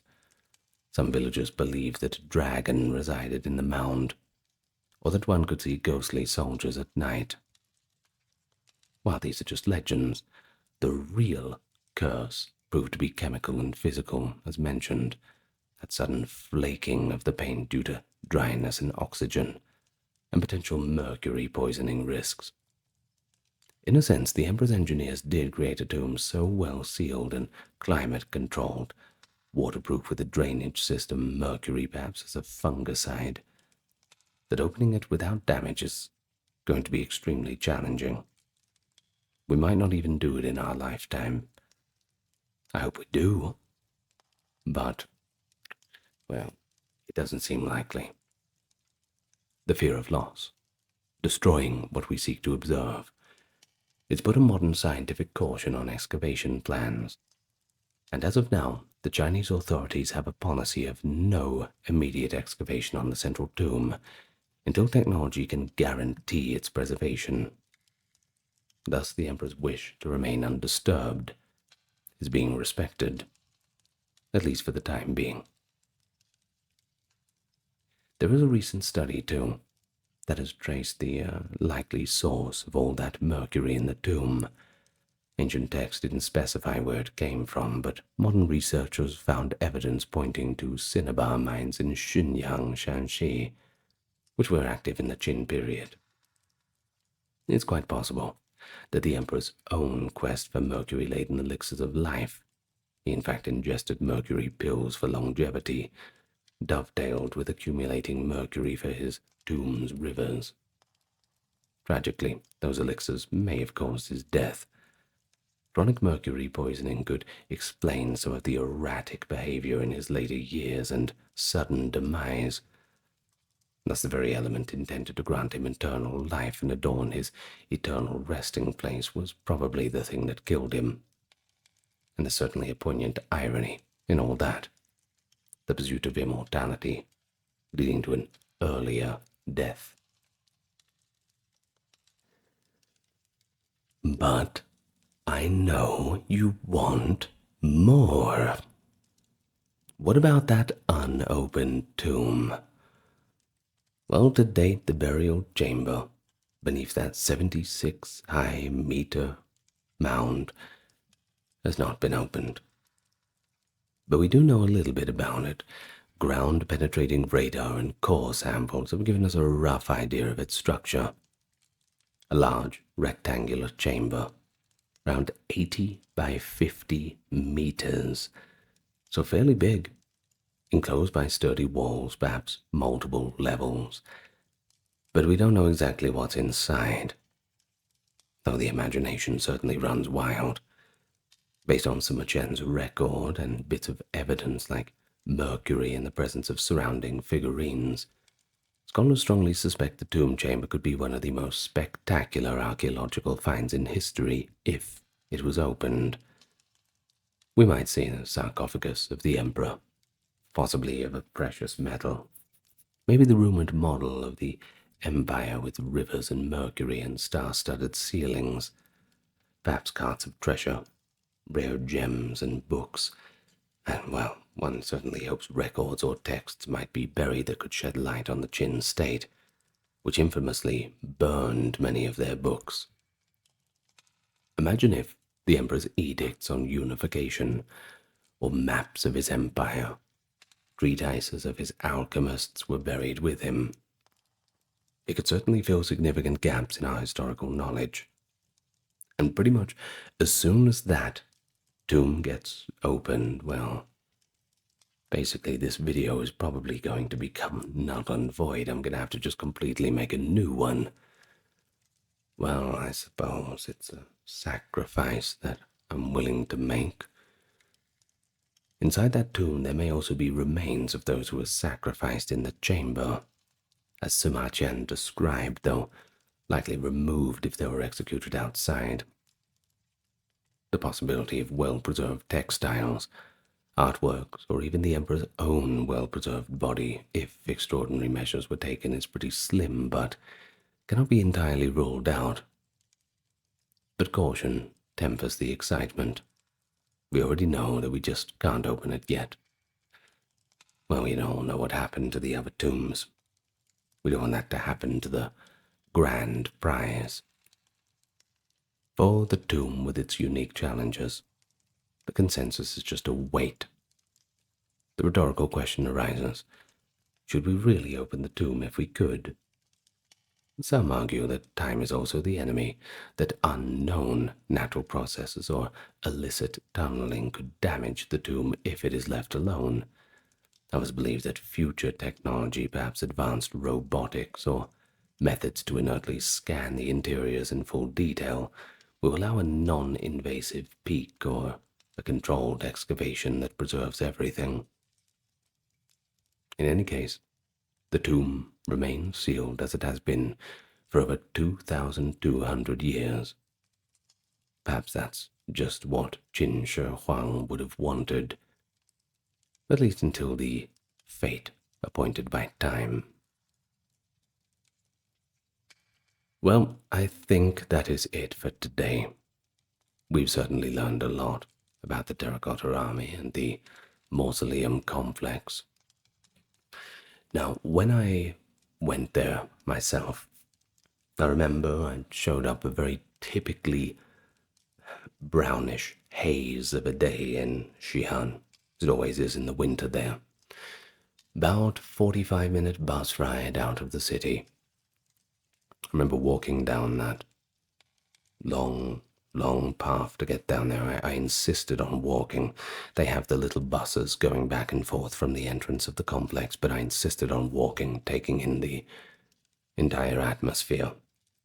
Almost snowing, but not quite. I remember when I did reach that pit 1, that main part of the complex, just walking into it, breathtaking is the only word that I can describe for it. Absolutely breathtaking. So really, you owe it to yourself to go and take a look. It is really fantastic. It's not the only thing in and around Xi'an as well. There's a beautifully preserved city wall that goes around the main part of Xi'an, and of course the main clock tower in the center of the city. Just beautiful. Absolutely beautiful city. Anyway, now I sound like an old man reminiscing on old holidays. Sorry to digress. Bit of a personal touch at the end for you. A crossfire of legend and history. A wedding feast on Mount Pelion is crashed by the goddess of discord. A golden apple thrown out into the crowd, and 3 goddesses quarrel over which one is the fairest. A simple vanity, but it kindles a chain of events leading to one of the most famous wars in literature.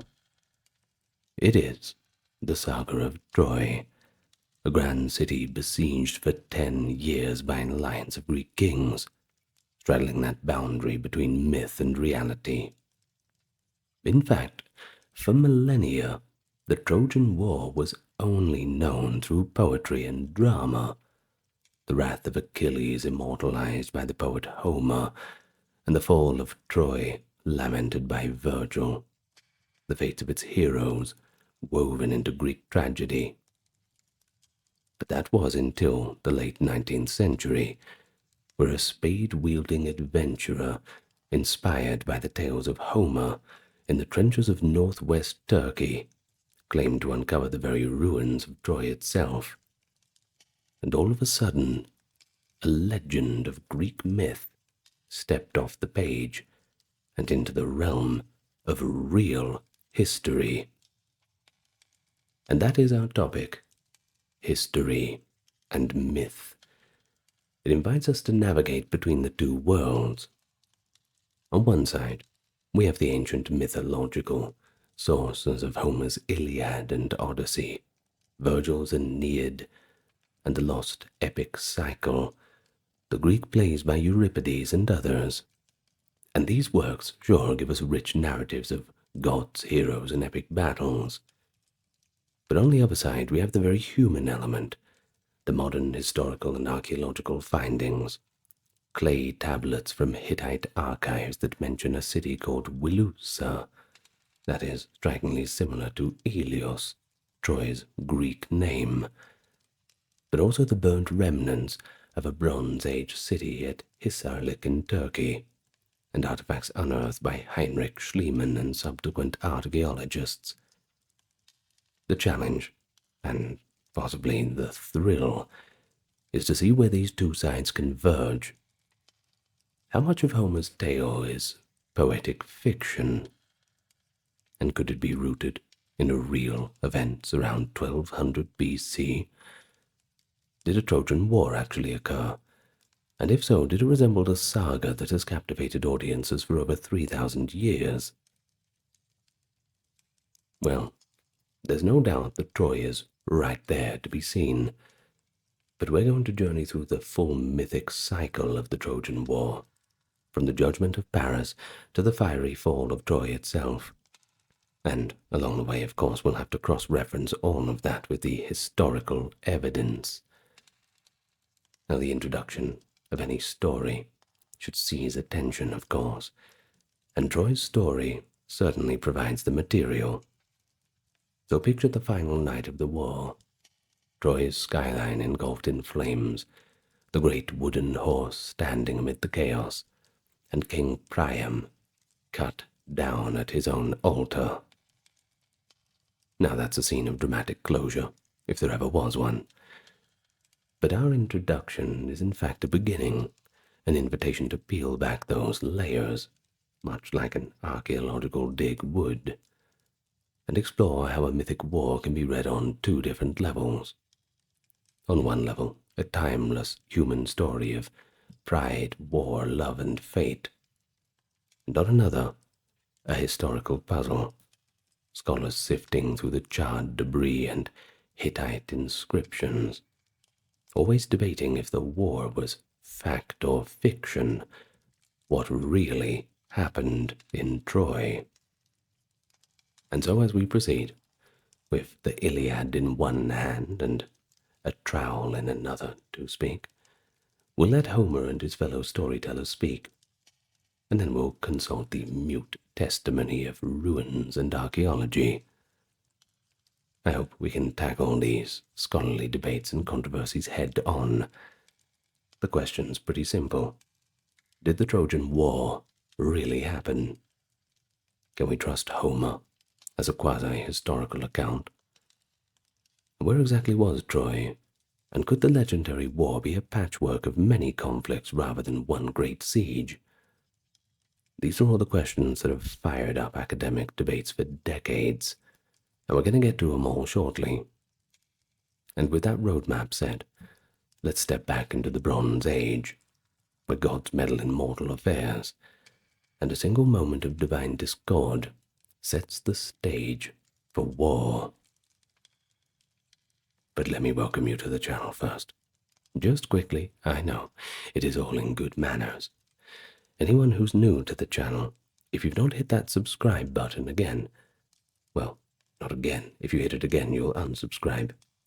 Just hit it one time, and that will suffice. That way, you'll get more content like this.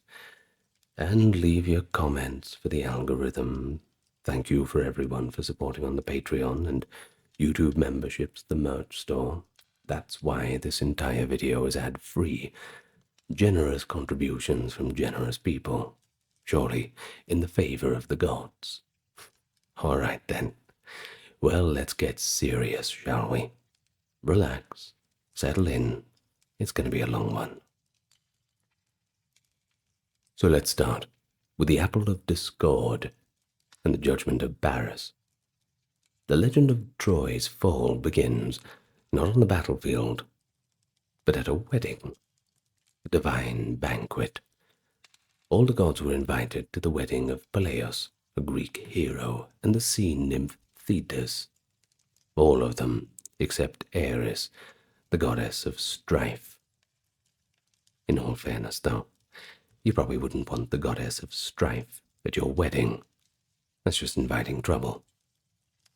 Well, you would imagine, too, that a goddess of strife would be quite insulted by this.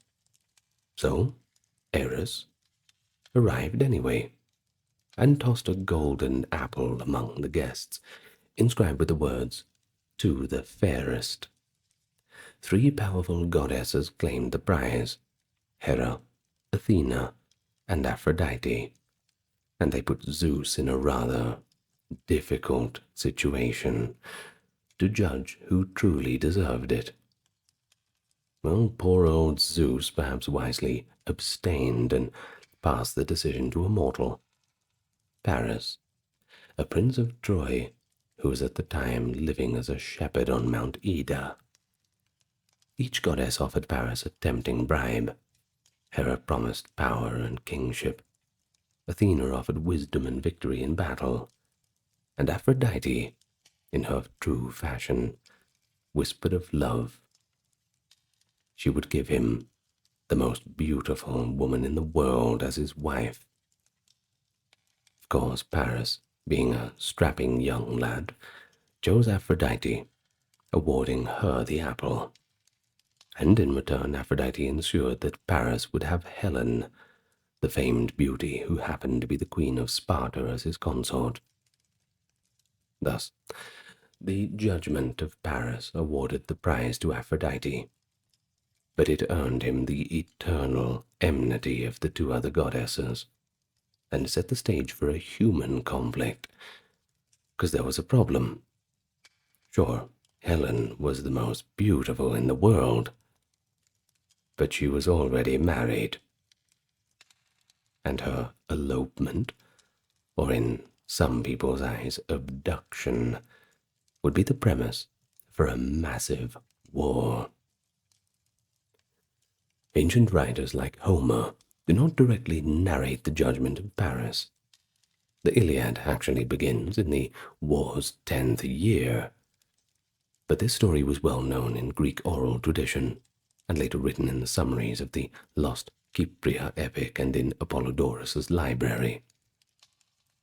The Judgment of Paris is a mythological, etiological tale, a story explaining the cause of a great event that neatly assigns divine blame for the Trojan War. Interestingly, even within myth, there were alternate tellings. For example, one version is in Euripides' play Helen, and it suggests that Helen never went to Troy at all. The gods sent a phantom double to Troy, while the real Helen stayed safe and sound in Egypt. A plot also reported by Herodotus as a rationalized account.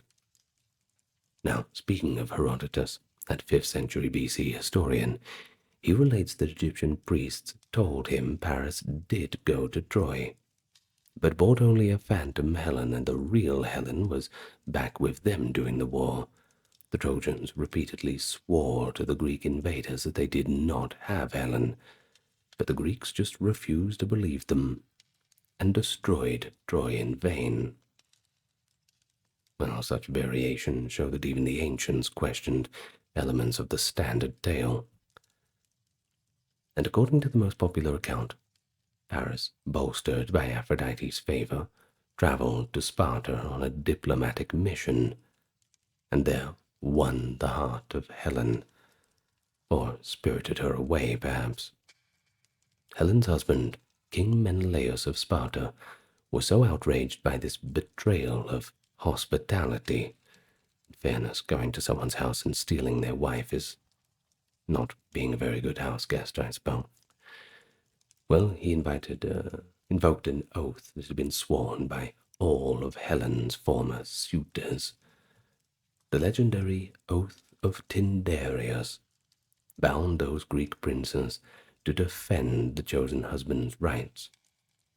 Basically, to come to the aid of Menelaus if Helen was ever stolen. Thus, Menelaus turned to his brother Agamemnon, the High King of Mycenae, and together they rallied the kings and heroes of Greece to form a great expedition. Target: Troy. Among these were the famed warriors like Odysseus, the king of Ithaca, known for his cunning, Achilles, a peerless warrior of Phthia, son of Peleus and Thetis, Diomedes of Argos, Ajax of Salamis, Nestor of Pylos, and many more. A real who's who roster of heroic legend. It's kind of like that movie The Expendables with Jason Statham and Sylvester Stallone in it, that kind of thing. Just in ancient Greek terms, I suppose. But before they could set sail, however, the fleet gathered at Aulis and was becalmed by Artemis's wrath, according to one popular mythic episode. The seer Calchas revealed that Agamemnon had offended the goddess, and only the sacrifice of Agamemnon's own daughter, Iphigenia, would appease Artemis. Well, in a grim prelude to the war, Agamemnon carried out this sacrifice, though some versions say Artemis saved the girl at the last moment. This story, powerfully dramatized in Euripides' Iphigenia at Aulis, underscores the idea that the Trojan War was shadowed by divine machination and tragedies from its very inception. Finally setting sail, the Greek armada of 1,000 ships, the traditional number immortalized by the phrase, the face that launched 1,000 ships, referring to Helen, crossed the Aegean to Asia Minor. According to Homer's Iliad, catalogue of ships, over 1,000 vessels from various Greek kingdoms took part. Of course, The theme continues, with modern historians seeing this as poetic exaggeration, but perhaps rooted in the geography of Mycenaean Greece. The Greeks, who called themselves Achaeans in Homer's poems, landed on the coast of Troy's kingdom, the Troad. One early clash at the beach saw Achilles defeat Cycnus, an invulnerable son of Poseidon. The Trojans, led by Prince Hector, Paris's brother and Troy's greatest fighter, retreated behind their mighty city walls. And thus began the siege of Troy, which famously lasted 10 years in mythic time. It is worth noting that extended sieges were not typical in the Bronze Age warfare as we understand it historically. Maintaining thousands of troops far from home for a decade, it certainly strains credulity. Some scholars suspect the 10 years is a formulaic number, 10 being a symbol of completeness, or that the war may compress multiple raids over years. In the Hittite records, there isn't a direct account of the 10-year war, but intriguingly, there are hints of repeated conflicts in the region. The city we identify with Troy, called Wilusa in Hittite texts, appears to have faced political and military troubles more than once. For instance, a Hittite letter alludes to a rebellion or usurpation in Wilusa, and another recalls a matter concerning Wilusa that caused strife between the Hittites and, very likely, the Achaeans, known in the Hittite text as Ahyawa. These could be echoes of conflicts that later filtered into Greek epic as one grand war. But to the Greek bards, it was one war with a clear cause and an epic scope. Of course, the richest source for the war's events is the Iliad, an epic poem of 24 books that zooms in on a brief period in the final year of the siege. But the Iliad does not recount the entire war, rather just the wrath of Achilles and its consequences. And speaking of Achilles, he was the mightiest of the Greek warriors at the time. He feels dishonored by Agamemnon and withdraws from battle, which of course leads to disaster for the Greeks.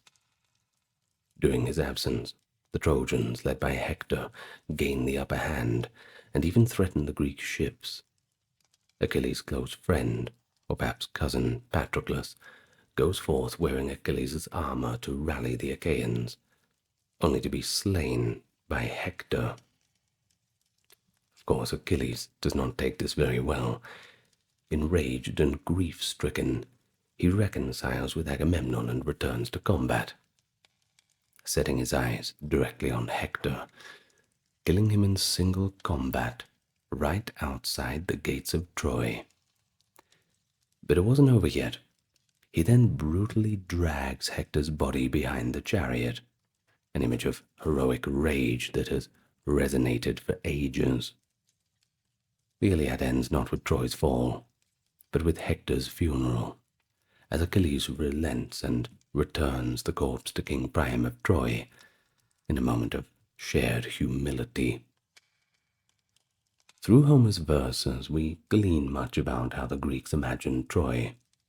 Its epithet, windy Ilion with lofty walls, its wealth and strong gates, the people's valor, and, of course, the eventual doom. One poignant passage comes from the Iliad, Book 24, where Hector's widow, Andromache, foresees the fate awaiting their infant son and the city itself. Holding her child, Astyanax, she laments over Hector's corpse. Quote, "You have died young, and left me a widow in our halls, and our son is still a helpless babe. I fear he will never come to manhood, for our city will be destroyed and lost that day before. Soon all of Troy shall be ravaged and burned, and our son will be hurled from the walls by the Achaeans, or carried off in bitter slavery." A harrowing foreshadowing. Indeed, later tradition says the Greeks killed Hector's infant son by throwing him off the city walls. It shows Homer's awareness of Troy's ultimate fate, even if he stops the story short of showing it. The sense of impending doom looms on the background of the Iliad, and that's what gives it quite a lot of its tragic power. Homer also presents Helen in a sympathetic light in the Iliad. In Troy, Helen feels sorrow and guilt for the war fought over her. She's not a mere prize, but a very complex and, upset woman with a lot of regrets. She even calls herself a hateful creature and mourns for Hector after his death, calling him her friend and protector in a foreign land. And there's nuances like this that remind us that mythic characters are multifaceted, not just archetypes. There's not much of this good guy, bad guy thing going on. It's much more complex than that. Now, as for Achilles, he is nearly invincible, but also tragically short-lived and emotionally volatile. Hector is a noble defender, but fated to lose. Odysseus is brave, but he's sly. These characterizations are literary creations, of course, but they've led some to wonder if names like Agamemnon, Achilles, or Odysseus might hide memories of real individuals, or simply represent story archetypes. Archaeology has found no inscriptions bearing the names of these heroes, and Hittite records mention no King Priam and no Achilles. One intriguing detail, though, a Hittite treaty is with one Alexandru of Wilusa. Alexandru is linguistically akin to Alexandros, which is Paris's name in the Greek tradition. So that leaves us with the question, could the Trojan prince Paris, or Alexander, have a kernel in the historical Wilusan king? Maybe it's a little bit speculative, but you must admit, it's hard to ignore. So after Hector's death, the Iliad leaves many questions unanswered. How exactly does Achilles meet his end? How does Troy finally fall? Well, for those events, we rely on later sources in the mythic tradition. According to Aethiopis, a lost epic in the cycle, and later poetry, Achilles went on to slay the Ethiopian king Memnon and the Amazon queen Penthesilea, who would come to Troy's aid. But soon after, Achilles himself was killed. Paris, aided by Apollo's arrow, struck Achilles in his one vulnerable spot. I'm sure you can guess where that vulnerable spot is. No, it's not there, it's in his heel. That's why there's the Achilles heel, you know. Well, anyway, that's what felled the great hero. And the loss of Achilles could have doomed the Greeks. But Odysseus and other strategists concocted an interesting trick, that being the Trojan horse. They'd have to use their brain, but the brawn had failed.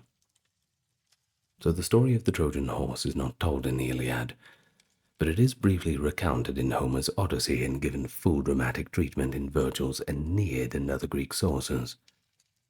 Basically, they built an enormous wooden horse and left it outside the gates, pretended to sail away, abandoning the siege.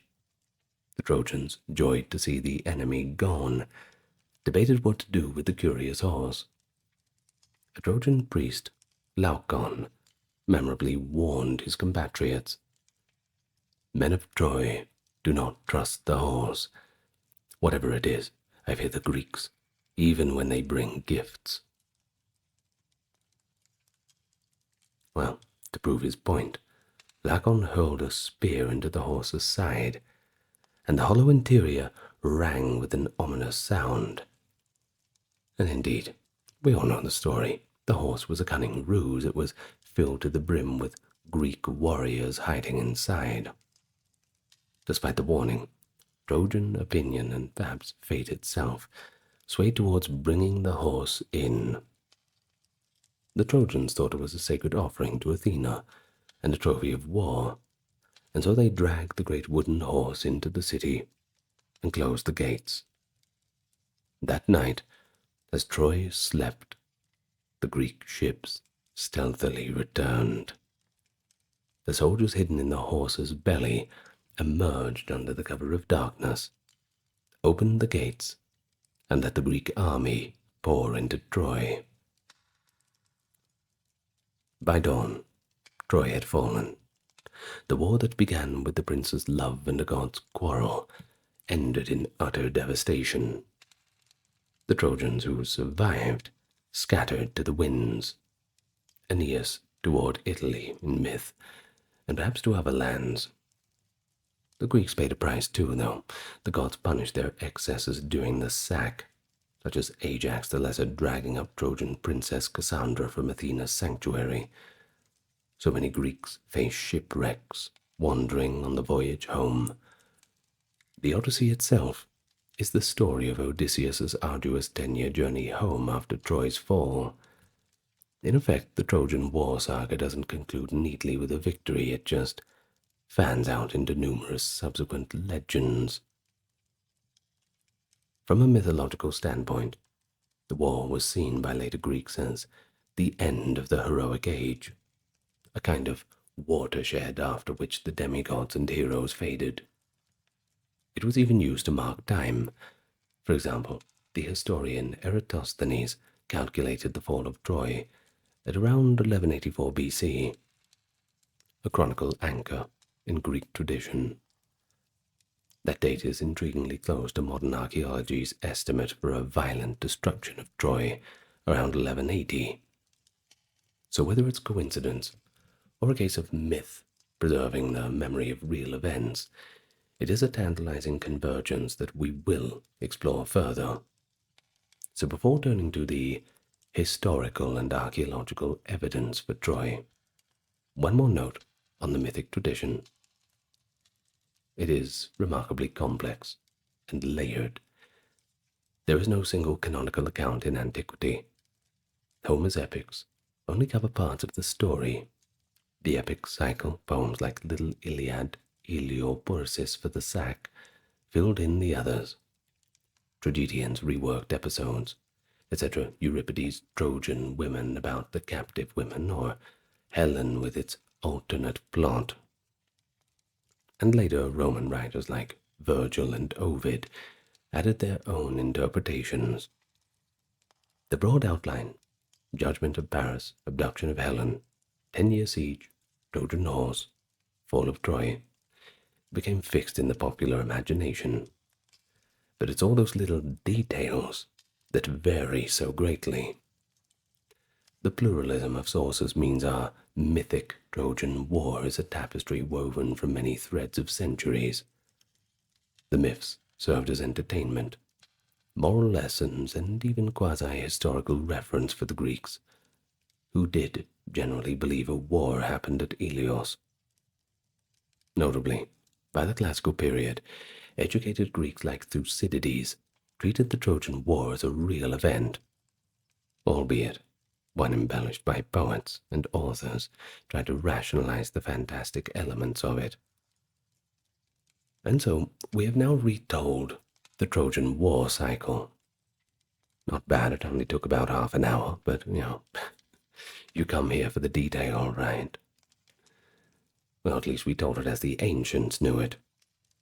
As a grand narrative of human passion and divine intervention. But now we're going to get to what lies beneath it in terms of historical reality. So, the focus shifts from poetry to pottery. Well, my attempt at a joke of archaeology. We're more looking at this material evidence. We'll stand on the hills of Hisarlik and examine the ruins that might be Troy. And we will dig into the clay tablets of Hittite diplomats to see if they whisper of a Trojan conflict. In doing so, we'll seek that historical kernel within the myth, a kernel that scholars still debate quite fiercely. Long before any archaeologist shoved a spade into the ground at Hisarlik, the first hints that Troy might be more than myth came not from the Greek sources, but from the Hittite ones. Now, I assume you know a little bit about the Hittite Empire, centered in Anatolia, that's in Turkey in the late Bronze Age.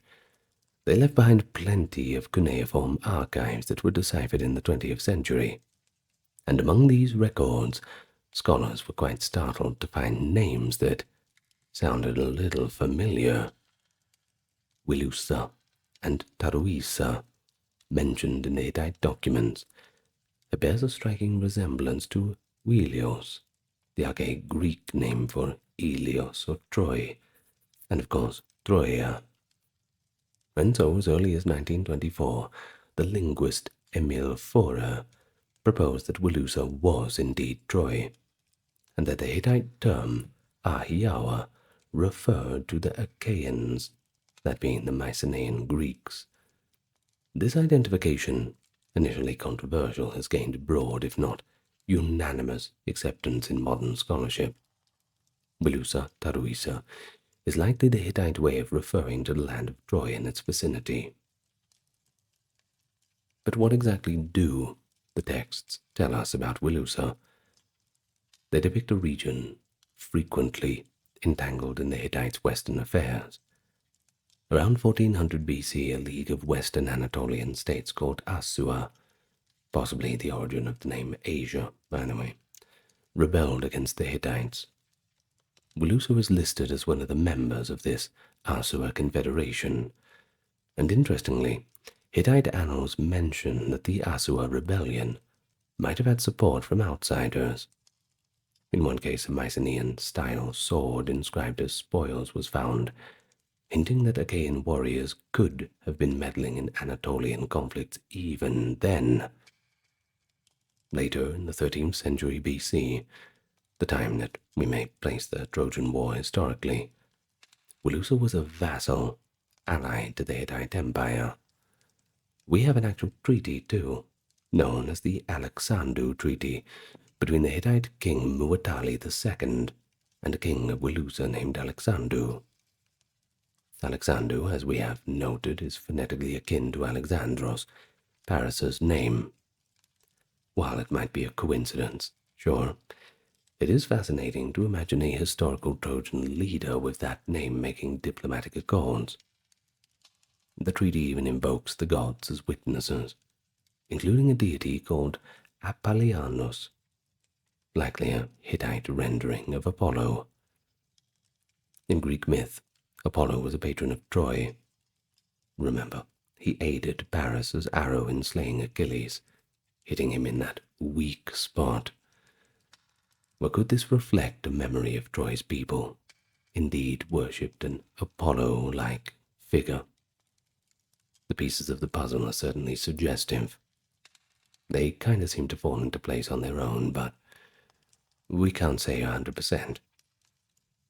But what we do have is other Hittite letters that not quite perfect the picture, but certainly supplement it. The Manapa Tarhunta letter, 1295 and 1280 BC, is a fragmentary one, but it appears to mention troubles in Wilusa, possibly that the ruler of that kingdom was deposed. A local warlord named Piamaradu, known for his stirring rebellions in the region, and perhaps with Ahiawan backing, is suspected to have seized Wilusa's throne at one point. Another document, Tayagawala letter, the mid-13th century, likely from the Hittite king Hattusili III to the Ahiawan king, refers to past hostilities and specifically a Wilusa incident, indicating that at some prior time the Hittites and the Ahiawa had a serious quarrel about Wilusa. In this letter, the Hittite king reminds his Ahiawan counterpart that, quote, "We have now made peace regarding Wilusa. You yourself know what happened regarding Wilusa in the past." Pretty tantalizing lines. and they seem to imply that a conflict was resolved, though details are lost due to breaks in the tablet. Did the Ahiawan forces attack Wilusa at some point and prompt a Hittite intervention or negotiation? Maybe. It seems plausible. One interpretation is that a Mycenaean Greek force may have at least once campaigned in the Troad, essentially a historical Trojan War scenario. However, hold your horses. Caution is warranted. The Hittite records do not explicitly describe a great war solely over a Helen-like figure. And you'd think a 10-year siege would be something that they would write down, but they just don't. They just outline political struggles in which Wilusa was sometimes in jeopardy. But nowhere do they state the Ahiawa launched a massive coalition to destroy Wilusa.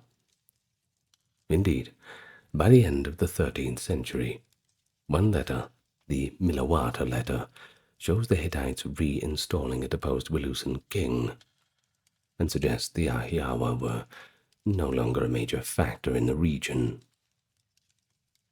So, while Hittite texts seem to have established a city very much like Troy, did certainly exist and did have conflicts, they offer at best a broad backdrop for the Trojan War legend and not one-to-one confirmation.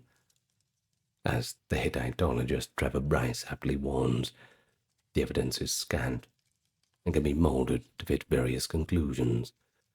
The less material one has, the more easily it can be manipulated to fit whatever conclusion one wishes.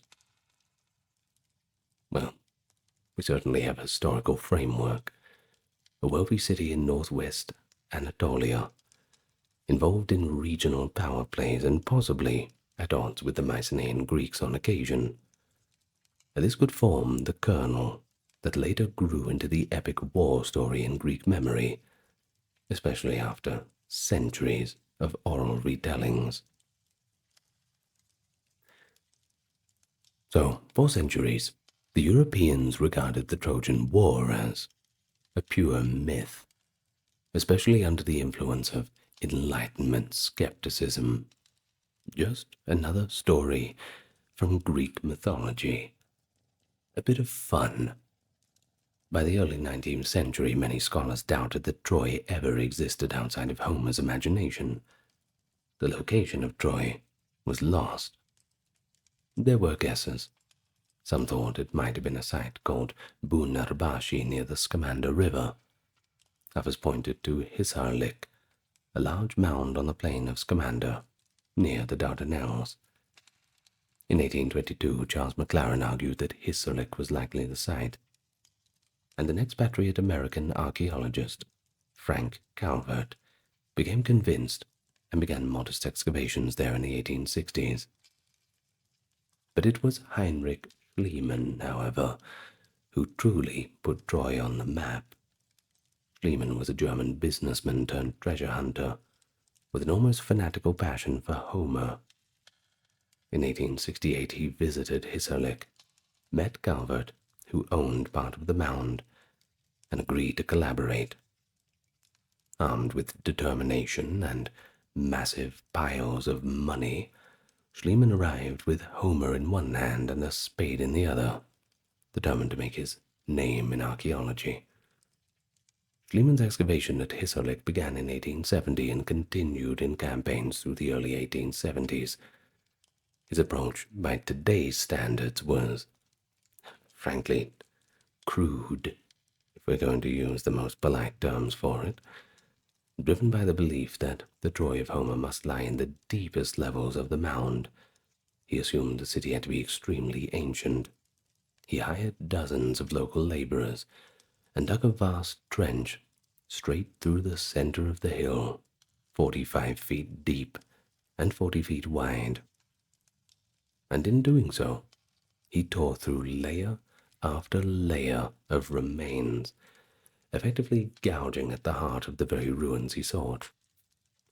Walls, houses, artifacts from later periods, which ironically included the likely Homeric-era city, were tossed aside and destroyed as overburden.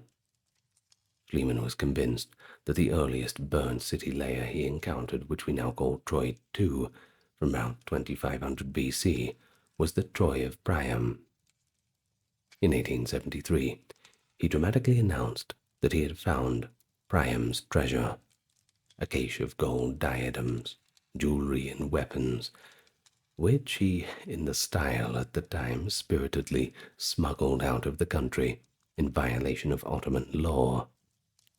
Schliemann even staged a now famous photograph for his Greek wife, Sophia, wearing the gold jewels of Helen from his hoard. The treasure, however, belonged to a city more than 1,000 years older than the Trojan War period. Modern archaeology dates Priam's Troy to around 1200 BCE, and that corresponds to layers 6 and 7, not Troy II. Schliemann's error was understandable, given the nascent state of archaeology at the time. Stratigraphy was poorly understood, but the damage was done.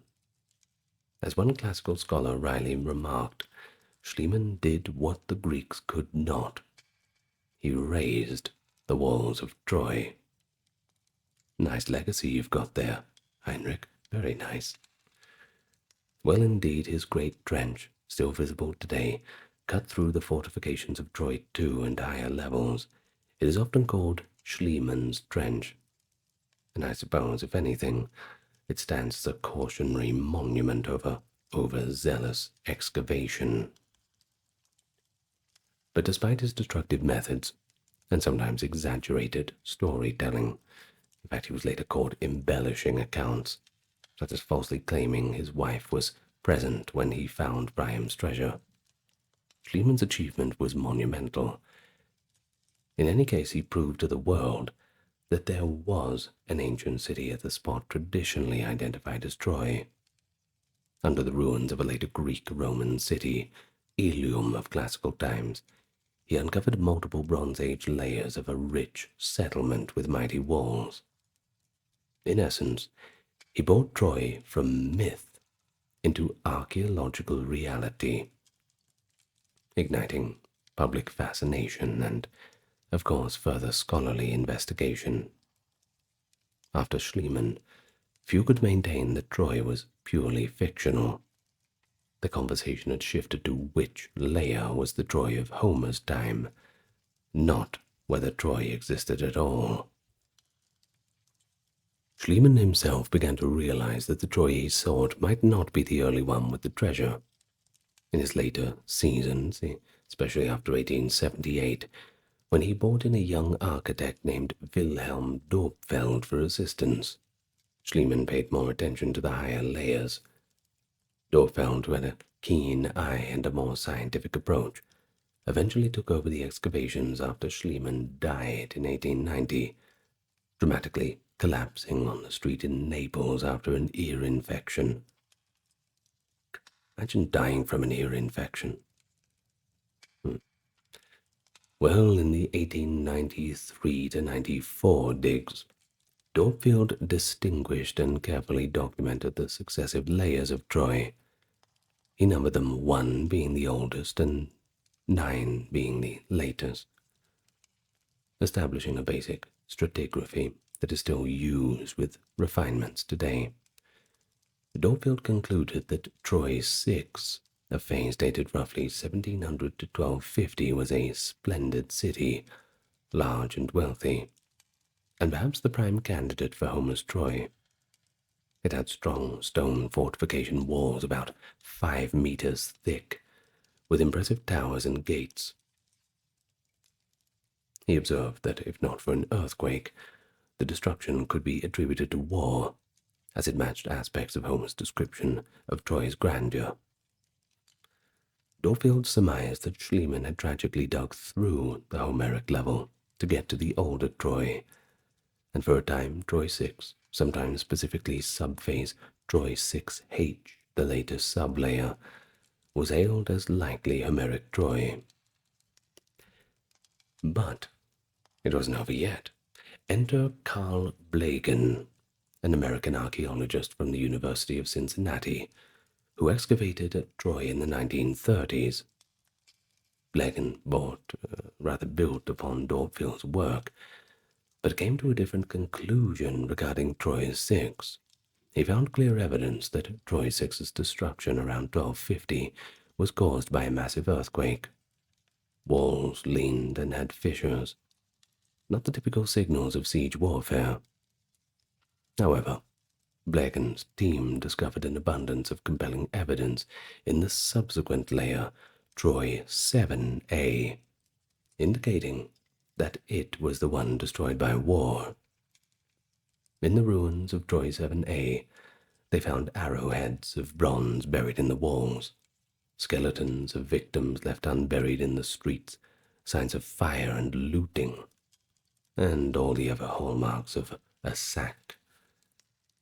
Now, they also found many storage rooms packed with large pithoi or storage jars, and that suggested to Blegen a population preparing for a siege, stockpiling provisions inside the citadel.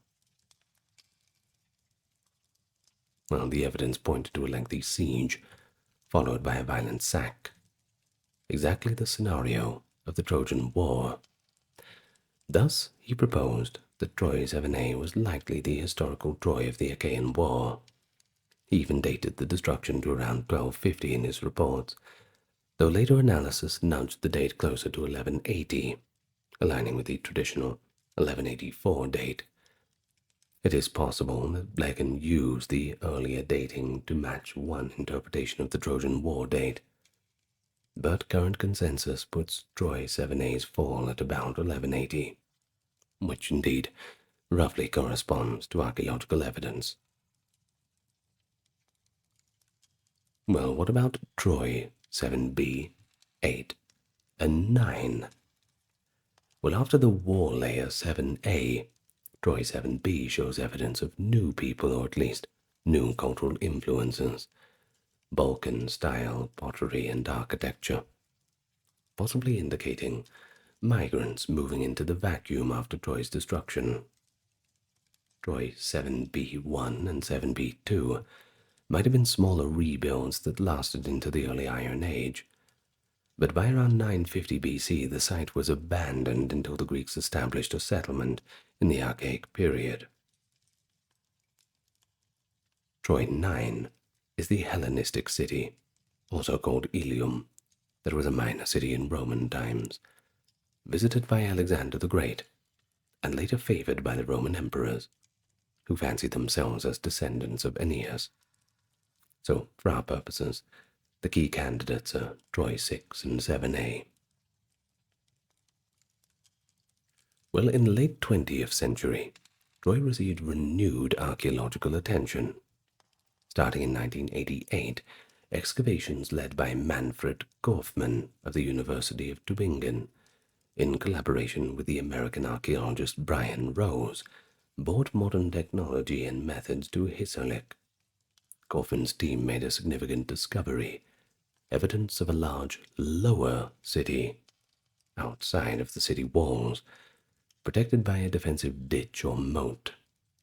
This indicated that late Bronze Age Troy was not just a hill fort, but a substantial city, covering perhaps 20-plus hectares, when including the lower town, of course, which had its own perimeter defenses.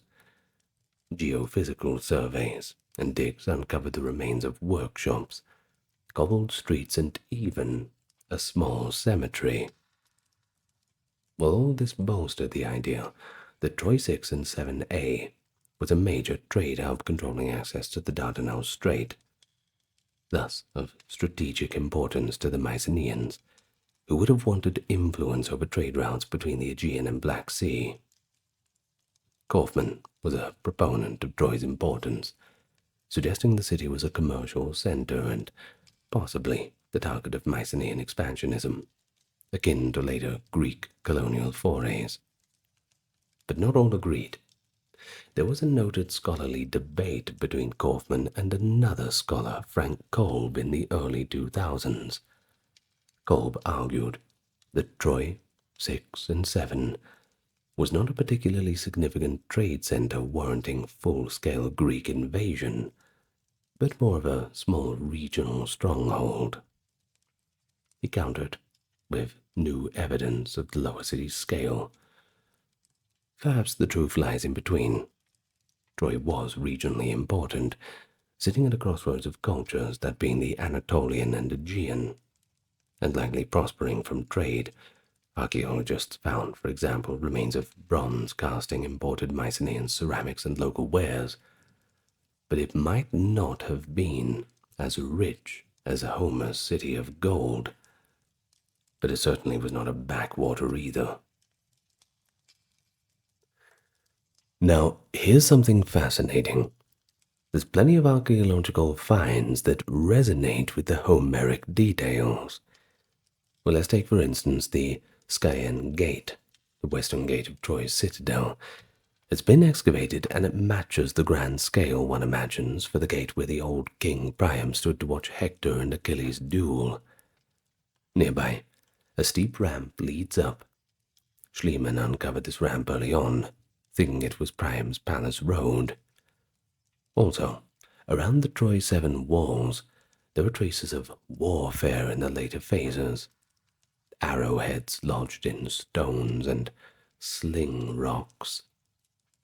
In Troy's 7A's destruction layer, as noted, they found unburied human skeletons, people who died violently and weren't given proper burial. One of Blegan's startling discoveries was a pile of burnt debris and human remains that he calls the burnt house, or place of burning, outside the walls with cremation burials, possibly a temporary funeral site during the siege, or evidence of post-destruction funerary rites. So, of course, one has to be careful not to romanticize the data. For example, Schliemann's so-called Priam's treasure, which included the spectacular gold diadem, is now dated to about 2400 BC, and that's far too early for Priam's time. It's got nothing to do with the Trojan War, other than the romantic name Schliemann gave it. Similarly, we have no archaeological evidence of a giant wooden horse. That was purely a stratagem in storytelling. Though intriguingly, a large wooden structure on wheels could be a siege engine. There's no indication that the Greeks had siege towers in 1200 BC, but later ages might have retrojected the idea. What is more plausible? The horse was a later poetic invention, perhaps inspired by the earthquake metaphor, or simply a dramatic folktale motif of trickery. Archaeologically, Troy shows at least 2 destructions in the late Bronze Age, one around 1250, probably an earthquake, and one around 1180, fire and war. It's conceivable that memories of both could merge. If Mycenaeans were involved in some clash around 1250, taking advantage of the chaos in the wake of the natural disaster, then a later war around 1180 certainly finished the job. Greek storytellers centuries later might conflate these into one great war. Some have even speculated about a series of Trojan wars, perhaps minor hostilities in the 14th century, echoed in the Hittite letters about Wilusa. A bigger conflict in the mid-13th and a final sack at the late 13th, early 12th. Over 500 years of oral tradition, you can certainly imagine how these could blend in with each other. By Homer's era, 8th century BC, the tales were distilled into an epic cycle, the one that we're all familiar with. But what is truly remarkable is how later Greek tradition placed the Trojan War just at the cusp of the so-called late Bronze Age collapse, 1200 BC. Indeed, Troy's destruction around 1180 BC was part of a broader pattern. Within a few decades, most of the great Bronze Age palaces and cities in the eastern Mediterranean fell. The Egyptians got off relatively unscathed. But the Mycenaeans, the Hittites, Ugarit, etc., they all suffered quite a bit of destruction. The causes of that systematic collapse are complex, and I've spoken about them in another video. But the Trojan War legend in Greek memory might have been one localized piece of that great puzzle. Remembered because the Greeks made epic poetry out of it. And so, by combining the mythic narrative and the archaeological record, we can see many points of intersection. Troy was real, and it did fall in war. The timing aligns broadly with the myth. All those names, Wilusa, Helios, Alexandru, Alexander, provoke a raised eyebrow, sure. However, we also recognize differences. The war was likely smaller scale than Homer's pan-Hellenic expedition of heroes, and the cause was surely not the abduction of a single, really good-looking woman. More likely, economic or political motives underlay any Mycenaean aggression. If they attacked, perhaps it was for control of trade routes, or in retaliation for something more mundane than love. But human storytelling prefers the dramatic and personal cause, and that's why Helen's face becomes the symbol of war. It's just more entertaining. The archaeological work at Troy continues to refine our understanding, and will do for some time. But in any case, they've validated the existence of a city corresponding to Troy, and confirmed that it underwent the violent destruction, as described in the tale, just not exactly how it was described in the more fictional narrative. So, as we wrap up our time together today, we've treated the history and myth as kind of a dialogue between two different worlds. On the one hand, the myth gave us a dramatic narrative, a beauty contest among the goddesses, the queen's elopement, and all the rest, all the way up to the wooden horse that delivered a city to its doom. And on the other hand, history and archaeology gave us Bronze Age cities' ashes, Hittite diplomatic texts, and a ruined citadel on a hill. Silent testaments that needed interpretation. And think about it this way. Whether or not Homer's story is true, if there was no story from Homer, would people actually care about Troy?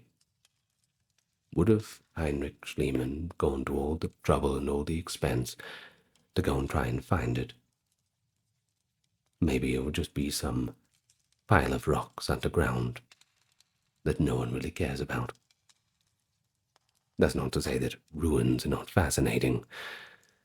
It's just that in that ancient past rooted in the myth, something spurs us on to prove it right rather than prove it wrong.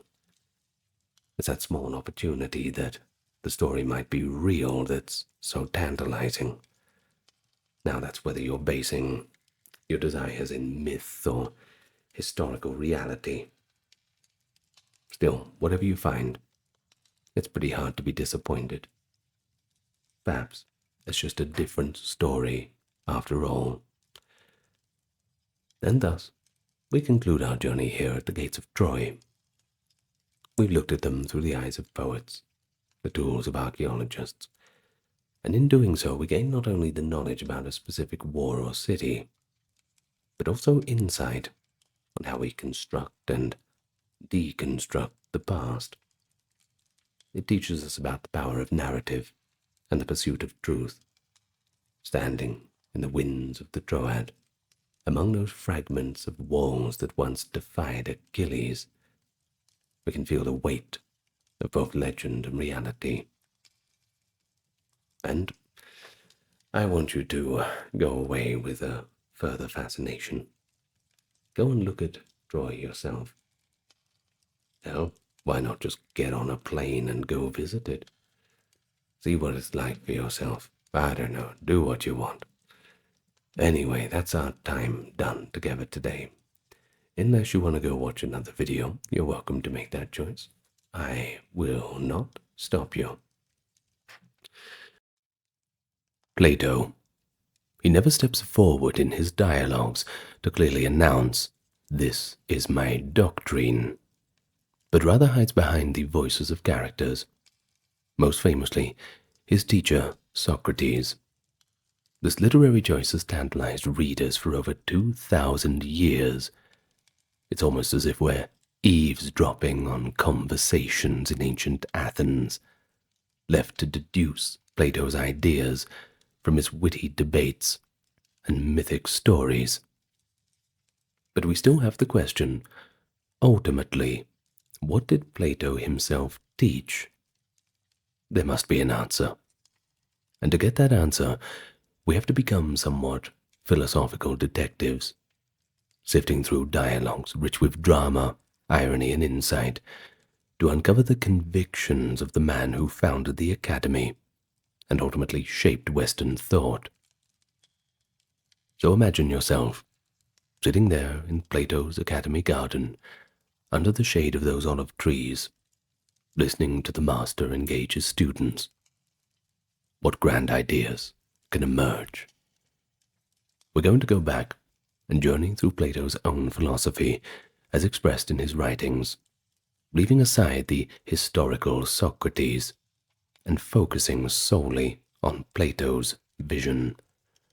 From the nature of reality and knowledge, to the immortal soul, to the ideal society, and the power and peril of art, we'll trace the arc of Plato's teachings together. And while we're doing it, we'll uncover a few vivid anecdotes that give us further insight. Plato's brush with the tyrant that nearly cost him his life, the mystical initiation into philosophy via love, and even Plato's sly warnings about the dangers of writing things down. We'll explain them all, but the goal is not just to list Plato's doctrines. We have to engage with them critically, noting how his ideas develop and sometimes conflict across different dialogues.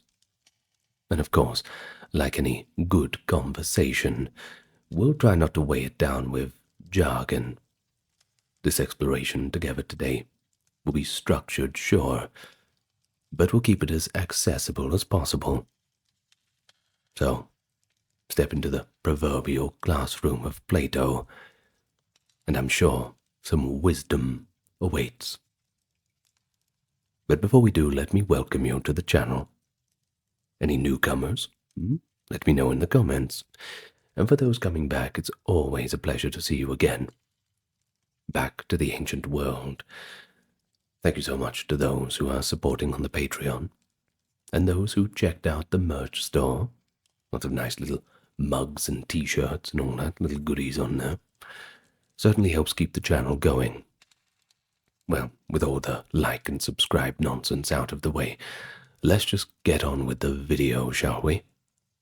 Nice and relaxed.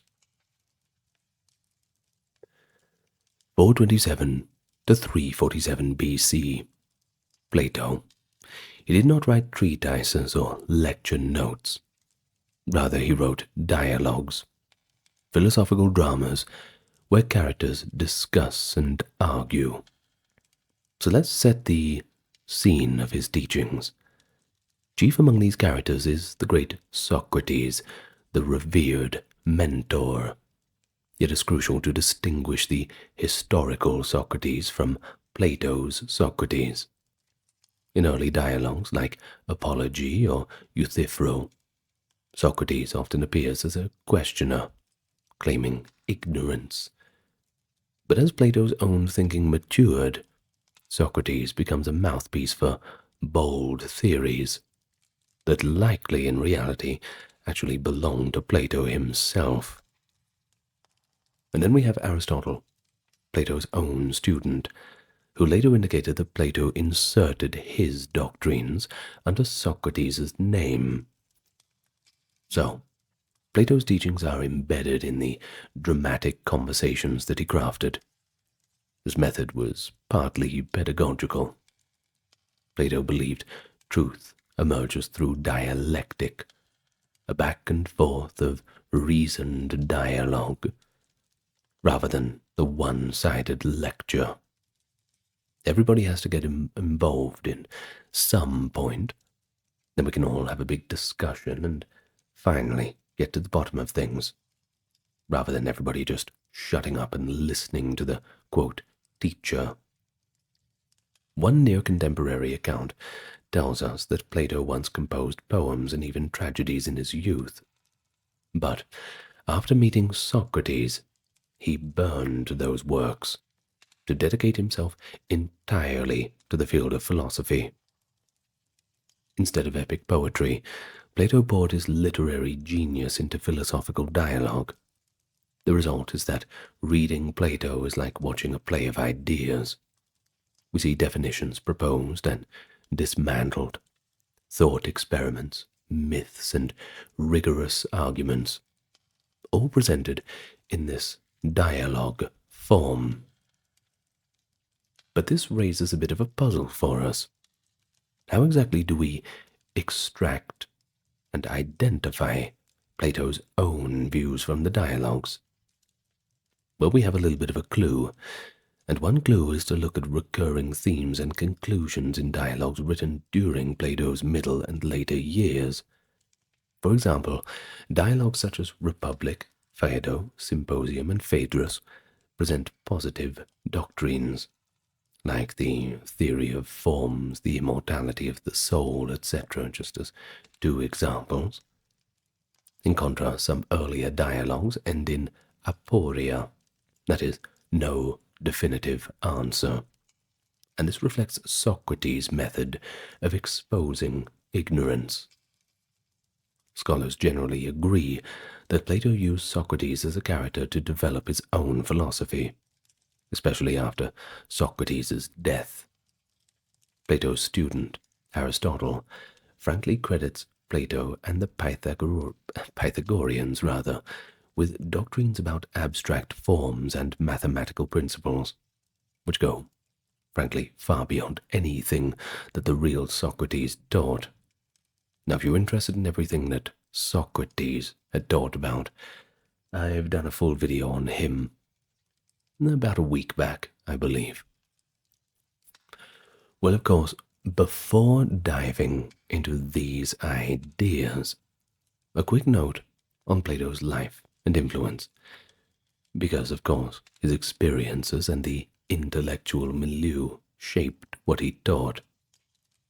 Plato was born to an aristocratic Athenian family and was a young man when he became a follower of Socrates.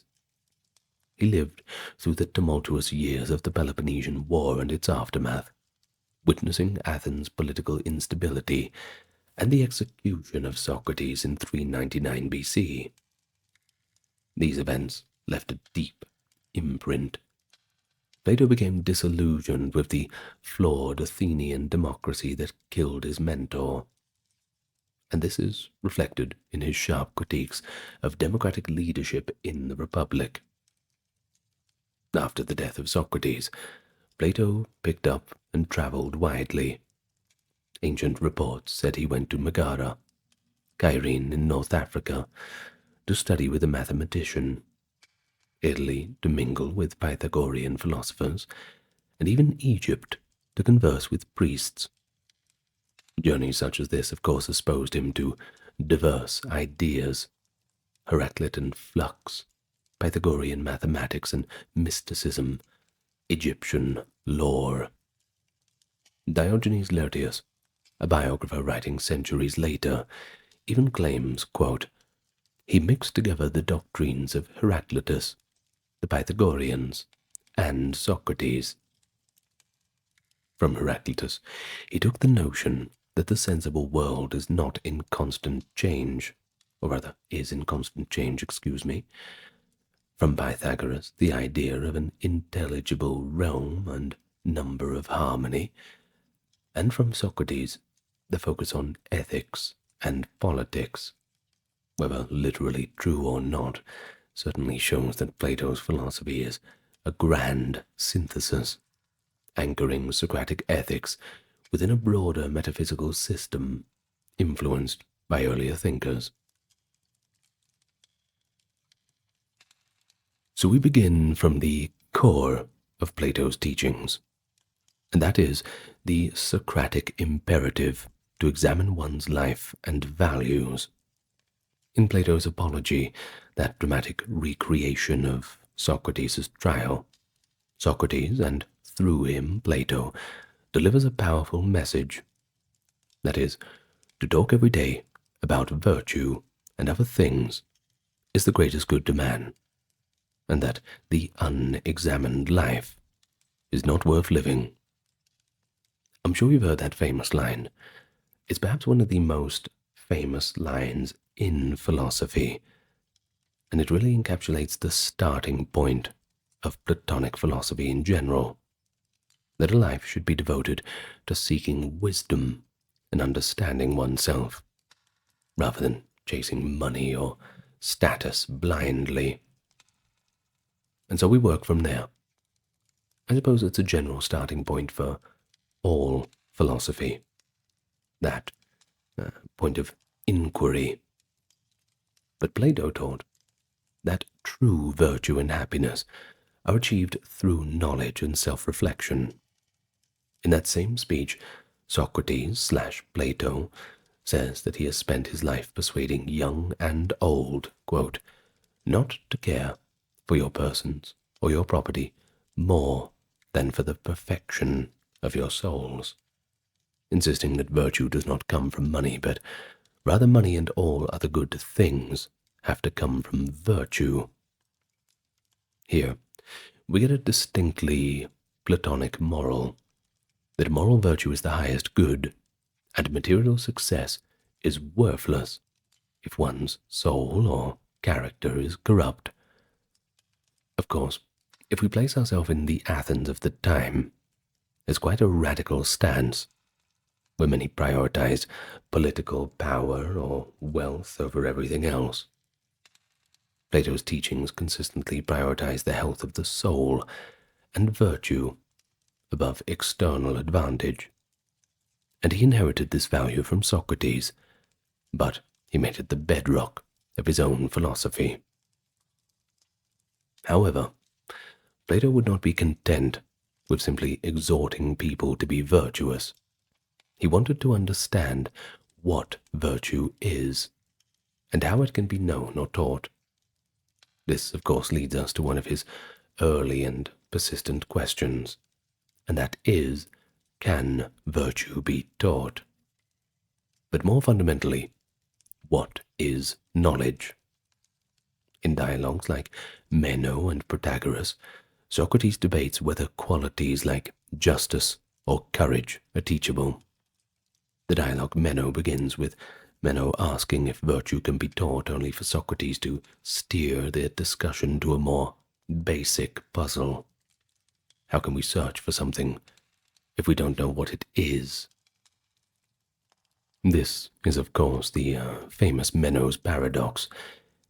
If we know what we're looking for, then inquiry is unnecessary. But if we don't, inquiry is impossible. But Plato does not leave us in this paradox. He introduces one of his important doctrines as a solution, the theory of recollection. In Meno, Socrates proposes that learning is essentially recollection of knowledge that our soul possessed before birth. He suggests that the soul is immortal and has seen all truths. So what seems like learning something new is actually remembering something old. Let's demonstrate it. Plato includes a now famous scene. Socrates guides an uneducated servant boy through a geometry problem. By only asking questions, Socrates elicits correct answers from the boy, who had no formal training. Now this, as Socrates claims, shows that the boy had latent knowledge of geometry, awakened by his questioning. A quote from the work from Socrates.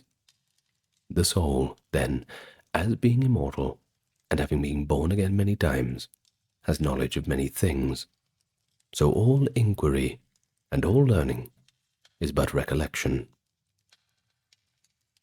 Through this, admittedly, poetic myth, whether it be apocryphal or not, Plato teaches that human minds have innate knowledge of fundamental truths, especially if we're talking about mathematical and ethical truths. Discovering them is simply a matter of recalling, through proper questioning, what the soul already knows at some deep level. You just have to have somebody come along and knock on the right door of the mind. And this idea elevates knowledge beyond mere sensory experience. True knowledge is a priori, rooted in the soul's acquaintance with external realities. And this connects with another core of Platonic teaching, that distinction between knowledge and opinion. In several dialogues, notably the Republic and Theaetetus, Plato explores what genuine knowledge, called episteme, where we get our word epistemology from. He explores what this genuine knowledge is, as opposed to mere belief or opinion, called doxa. Knowledge, for Plato, has to be certain, unchanging, and tied to reality. Opinion, by contrast, can be true or false, and is often based on the shifting world of appearances. In Book 6 of the Republic, Plato illustrates this with the analogy of the divided line. Imagine a line divided into sections representing different degrees of clarity in our cognition. The lowest is imagination, seeing shadows. Above that belief, seeing physical things, then mathematical reasoning, and highest of all of them, dialectical understanding of the forms. Knowledge proper, he argues, is of external truths. The forms, more on those in a moment, whereas what we get through the senses is best a matter of opinion, because the sensory world is in flux and our perceptions can deceive us. Thus, Plato essentially taught that philosophy's task is to ascend from opinion to true knowledge. Now, how do we do that? Through disciplined inquiry and dialectic, turning the mind away from sensory distractions toward the unchanging realities. This is dramatized beautifully in Plato's allegory of the cave, that is, Republic, Book 7. Socrates asks us to picture prisoners in a dark cave, chained so they can only see the wall in front of them. And behind them, a fire burns. Between the fire and the prisoners, objects are paraded, casting shadows upon the wall. The prisoners take these shadows as the only reality. They've never seen anything else. But suppose one prisoner is freed and dragged up out of the cave into sunlight. At first the light overwhelms him. He's confused and blinded. But slowly he acclimates. He sees reflections in water, and then real objects, and finally he can gaze at the sun itself. This individual is now enlightened. He realizes that the sun is the source of light and life, just as, in Plato's analogy, the form of the good is the ultimate source of truth and being. Now think about it. If this freed individual returns to the cave, his eyes would struggle in the dark, and his former comrades might think that the journey had made him crazy. They might even kill anyone who tried to free them, preferring the familiar shadows. Plato uses this allegory to teach multiple lessons, that most people live in a world of illusions, mistaking sensory appearances for reality. That education is a difficult but transformative journey upward to true reality and knowledge, and that the enlightened philosopher who grasps the truth often faces misunderstandings or even outright hostility if they go back to help others. The allegory shows one of Plato's most important teachings, the existence of a higher reality beyond the physical world, which is grasped by the intellect and not by the senses. And so, when the escaped prisoner finally sees the sun, Socrates explains, quote, "In the world of the knowledge, the last thing to be perceived, and only with great difficulty, is the idea of the good. But when seen, it must be concluded that this is the cause of all that is right and beautiful, the progenitor of light, and the lord of light in this visible world, and the immediate source of reason and truth in the intelligible world." Well, in other words, the ultimate object of knowledge is the form of the good, which, once you find that, it illuminates all other truths. This brings us to the famous theory of forms, which is arguably the centerpiece of Plato's philosophy. So now we'll talk about that. And quite frankly, if there is one doctrine that defines Plato's entire philosophical teaching, it is his theory of forms, or ideas. Let's look at it in plain terms. Plato taught that beyond the imperfect physical things we perceive, there exist perfect, unchanging archetypes or essences, and these, of course, are called forms. Everything we see in the material world, trees, chairs, people, acts of justice, etc., is what it is by participating in a corresponding form. The form is the true reality. The particular object is a fleeting approximation. So Plato didn't present this theory in a single, tidy chapter. Rather, it's introduced through examples and arguments across dialogues. In the work Phaedo, the dialogue set on Socrates' last day alive, Socrates argues for the soul's immortality, and along the way invokes forms. He asks why, for instance, we say 2 sticks are equal in length. The sticks might differ slightly, or could appear unequal from another angle. Yet we have the concept of perfect equality itself. Socrates suggests that the sticks are equal because they participate in the form of equality, which is absolute and unchanging. Something our soul must have known before birth, since from the moment we first see roughly equal things as children, we recognize a standard we've never perfectly observed within our senses. This is a subtle argument that universals like equality or beauty are real things, not just names. Furthermore, in the Republic, Plato illustrates the forms within the analogy of the sun and the divided line, which we touched on, and of course of the cave. Socrates compares the form of the good to the sun. Just as the sun illuminates objects so that our eyes can see them, the good illuminates the form so that our minds can know them. In other words, the form of good is the ultimate source of intelligibility and reality. And on the divided line, all the way up at the top, are the forms, object of intellect, it's nous, rather than doxa, opinion. Plato's forms are eternal, unchangeable, and non-physical essences of things. For example, all beautiful things are beautiful insofar as they partake of the form of beauty itself. All just actions, rather, are just by partaking of justice itself. A triangle drawn in sand is an imperfect instance of a triangle itself, the perfect geometrical form of a triangle. I know, it sounds a little abstract, and I think Plato was pretty aware that it would strike people as strange.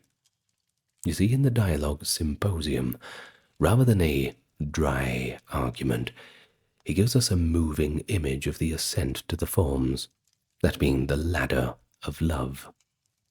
There, Socrates recounts a lesson from a wise woman named Diotima on the true meaning of love, in Greek eros.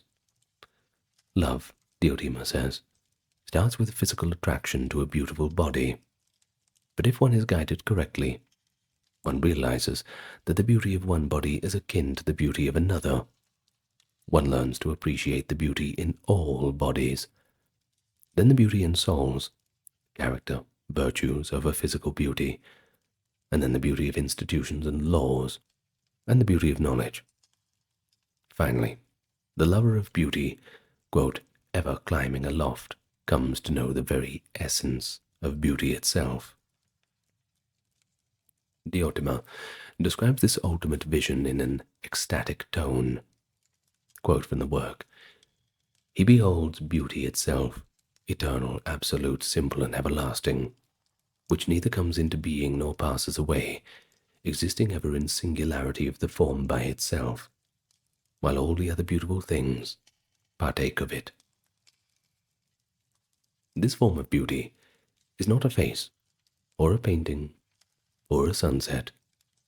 It's the pure beauty that makes all of those things into the beautiful form. Seeing that is the goal of love and philosophy. Plato thus taught that love, eros, can be a motivating force that leads the soul from the bodily to the spiritual, ultimately to the form of beauty and thereby to truth. It's a striking idea. The philosopher is a kind of lover, yearning not for mortal beauty but for eternal beauty, which, I suppose, is the same as yearning for eternal wisdom. But Plato was also his own critic. He recognized that the theory of forms raises tough questions, and tough questions is what philosophy is all about. In his later dialogue, Parmenides, he stage tests his theory through a conversation between a young Socrates and the elder philosopher Parmenides. Parmenides presses Socrates with a sharp question, such as, is there a form for everything? What about mundane or vile things like mud, hair, or dirt? Do those have eternal forms too? The young Socrates hesitates, embarrassed at the idea of lofty forms for such lowly things. Parmenides also points out a logical problem. If a thing partakes of a form, the form must either be whole in each new thing. In fact, how can one thing be wholly in many places at once, or split up among them, in which case the form would be divisible and not truly one. And if we say a form is one and the particulars many, must there not be a further form that encompasses both the particular and the form, leading to an infinite regress, sometimes called the third man argument? Well, Plato doesn't resolve these puzzles outright, at least not in the Parmenides. The dialogue ends with more questions than answers, a prevailing theme, but it shows that Plato was aware of potential contradictions or complexities in his own theory. This critical self-examination is part of Plato's teaching too. Philosophy must be willing to question its own foundations. Despite these difficulties, Plato never abandoned the forms.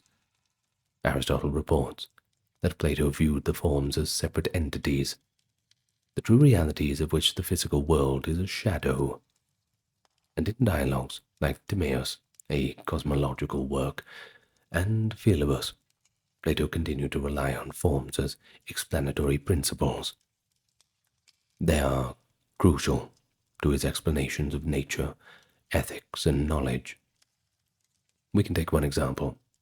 When explaining the creation of the universe in Timaeus, Plato describes a divine craftsman who looks to the eternal forms as blueprints to shape the cosmos. So the forms remain central all the way through his philosophy, even as he refines the concept. So, to sum it all up, the theory of forms in a practical way, we could say that Plato taught what is truly real and knowable are not the individual things that we bump into, but the abstract essences that those things instantiate. Our world is like a shadow play. Think about that cave. The forms are the realities casting the shadows. Knowledge thus requires turning away from mere appearances and grasping these forms with the mind. This vision has immense implications for every branch of philosophy. It forms the backbone of Plato's views on the soul, politics, ethics, and art, to which is what we will now turn to. For Plato, a human being is essentially a soul, a psyche using a body. He taught that the soul is not only immortal, but also divine in origin and akin to the forms. In the work Phaedo, as Socrates awaits his execution, the dialogue's whole thrust is to show that a true philosopher should not fear death, because death is the separation of the soul and body, allowing the soul to attain the pure knowledge that it longs for. Socrates presents several arguments for the soul's immortality. One is the argument from recollection, which we had discussed briefly when we were talking about Meno, since we seem to recall knowledge from before birth, like the concept of perfect equality. Our souls existed before we were born, you see. Another is the affinity argument, the soul being invisible, intelligible, and immortal, like the forms, naturally survives the death of the visible mortal body. By the end of Phaedo, Socrates is utterly convinced, and Plato wants us to be convinced too, that the soul will continue to exist and think after death, especially the virtuous soul that has detached itself from bodily pleasures and focused on philosophy. Plato's conception of the soul is not just as an immortal monad. He offers a dynamic psychology of the soul's parts. You see, in Republic, Book 4, he famously describes the tripartite soul. By observing internal conflicts, well, let's take, for example, like when you're thirsty but refuse to drink because you know the water is unsafe, Plato deduces that there must be different agents or aspects within us. He identifies three parts of the soul: the rational part, the mind that reasons and seeks truth; the spirited part, which feels anger, indignation; and the appetitive part, which desires food, drink, and other bodily pleasures. Each part has its own object. Reason loves truth and wisdom. Spirit loves honor and victory. Appetite loves sensual gratification. But these parts can conflict. For instance, your appetites might crave a second piece of cake, while your reason advises against it for health's sake. You might then feel a bit of spirited remorse or perhaps pride, depending on whichever side wins. Plato's vivid illustration includes an anecdote about Leontius, who felt a disgusting yet compulsive desire to look at executed corpses. His reason recoiled in revulsion, but his appetite for the morbid sight pulled him in until he gave in, and then he furiously berated his own eyes. This, Socrates says, shows the spirited part, that anger or shame, siding with reason against the appetite's base craving. In a well-ordered soul, reason should rule. Spirit should enforce reason's judgments, like a courageous lieutenant, and appetite should obey. When each part performs its proper role, the individual achieves inner justice, the psychic harmony that is virtue. So, Plato taught that virtue in a person consists in a healthy hierarchy of the soul's parts, with reason in command, guiding the whole soul towards what is truly good. Plato extends this psychology to society as a whole, which we will examine soon. But one more aspect of the soul is its cosmic journey. Plato's mythic imagination comes alive when talking about the fate of the soul. After the end of the Republic, he includes that myth of a grand story of how souls are judged after death, and either rewarded or punished before choosing a new life to be reborn into.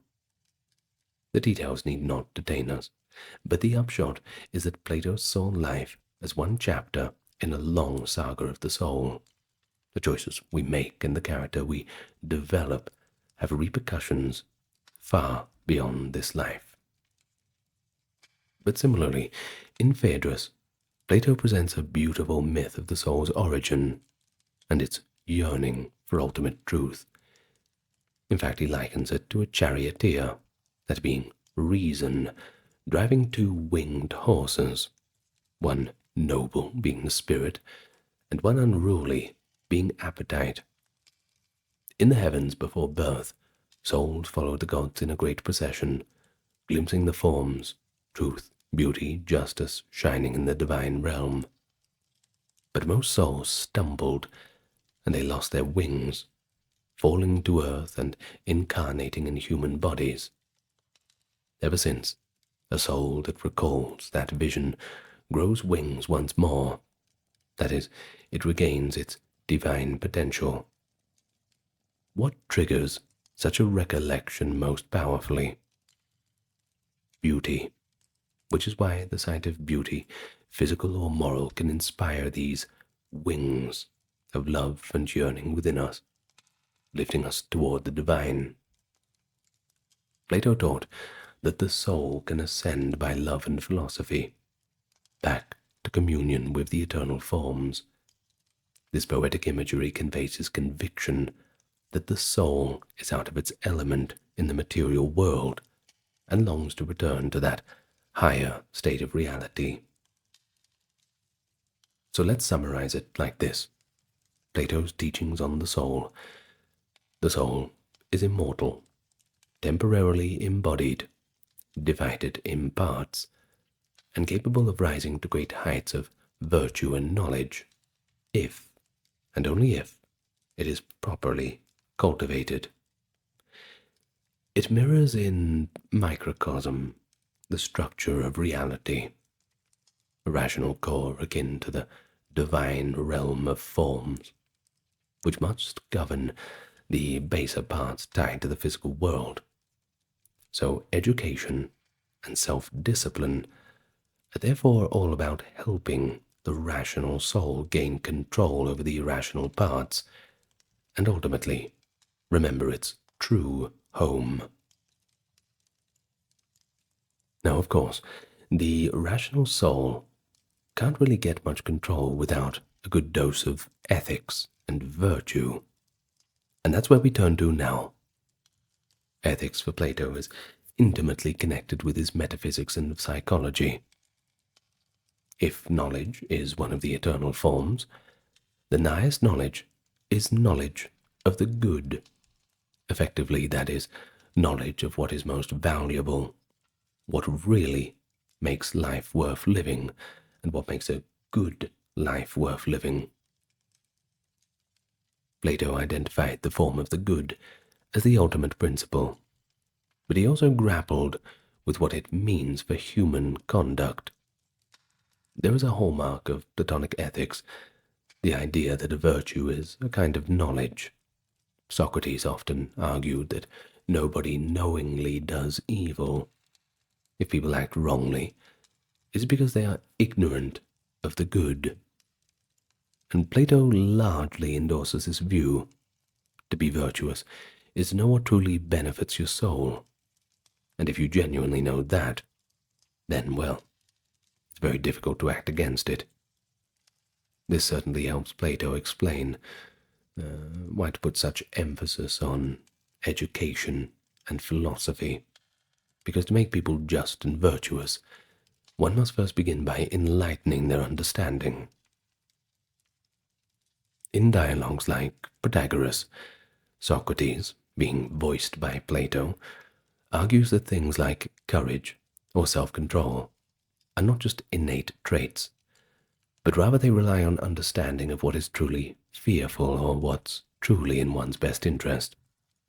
By the time of the Republic, Plato lays out a full vision of the cardinal virtues: wisdom, when reason leads; courage, when spirit upholds the convictions of reason about what to fear and what to not fear; temperance, when appetites obey reason, creating harmony; and justice, each part doing its proper work, keeping that balance. These virtues in the individual mirror the classes in the ideal city: rulers, guardians, producers, each doing their own job, fulfilling their own purpose. For Plato, individual morality and societal morality share a structure. Both are about a well-ordered hierarchy. Of course, it's all under the guidance of reason. But Plato also tackled a cynical challenge. Why be just at all? In Republic, Book 2, Plato's brothers make the case that justice is only valued for its consequences, good reputation, rewards, and that given the chance to get away with injustice undetected, most people would do so. This is illustrated with the legend of Giges' ring, a ring that makes one invisible. Now, Glaucon asserts that even a just man, if invisible, would eventually act unjustly, since there's just no way he could be caught. Plato, through Socrates, spends the rest of Republic arguing against this, trying to show that justice is intrinsically better for the soul than injustice, even apart from external rewards. Now his answer, in short, is that the soul in which reason rules, and each part performs its function, is harmonious and healthy, that being just, whereas an unjust soul is internally at war. Imagine the despotism of base appetites seizing control, causing chaos in one's inner life. Injustice might bring external gains, but it wrecks the soul. It makes one a slave to endless fears and desires. Plato taught that justice is the health of the soul, and thus it is desirable simply for its own sake, regardless of any external circumstance. But you might ask, and it's a fair question, if virtue is knowledge, why do people who seem to know the good still fail to do it? Well, guess what? Plato had an answer for that too. His answer would be that perhaps they don't truly understand it. They may have an intellectual grasp, but the appetitive part has not been fully subordinated. The knowledge hasn't permeated the whole soul. In later dialogues, Plato allows that mortal education involves not just dialectic, but habituation and training of the non-rational parts of the soul, etc., music and gymnastics in the Republic curriculum, to shape the spirited and appetitive aspects. But still, he maintains that no one really errs willfully in the ultimate sense. As Socrates says in the Protagoras, quote, "No one goes willingly toward the bad." When people choose what is bad, it is under the appearance of good. We think of things like the short-term pleasure mistaken for a true good, to ignorance or a distorted perspective. Another component of Plato's ethics is his belief in an objective moral order. Just as the forms like justice, goodness, they're all real, virtue is not relative. Plato was dismayed by the sophists of the time, you see, who taught that right and wrong were mere conventions, or that might makes right. Against this, Plato posited a transcendent good. Even if human opinions vary, the good itself does not change. Philosophers, by training their minds, can glimpse the form of the good, and thus become true experts in ethics. This elitist element, that only a few may truly know the good, fed directly into his political theory.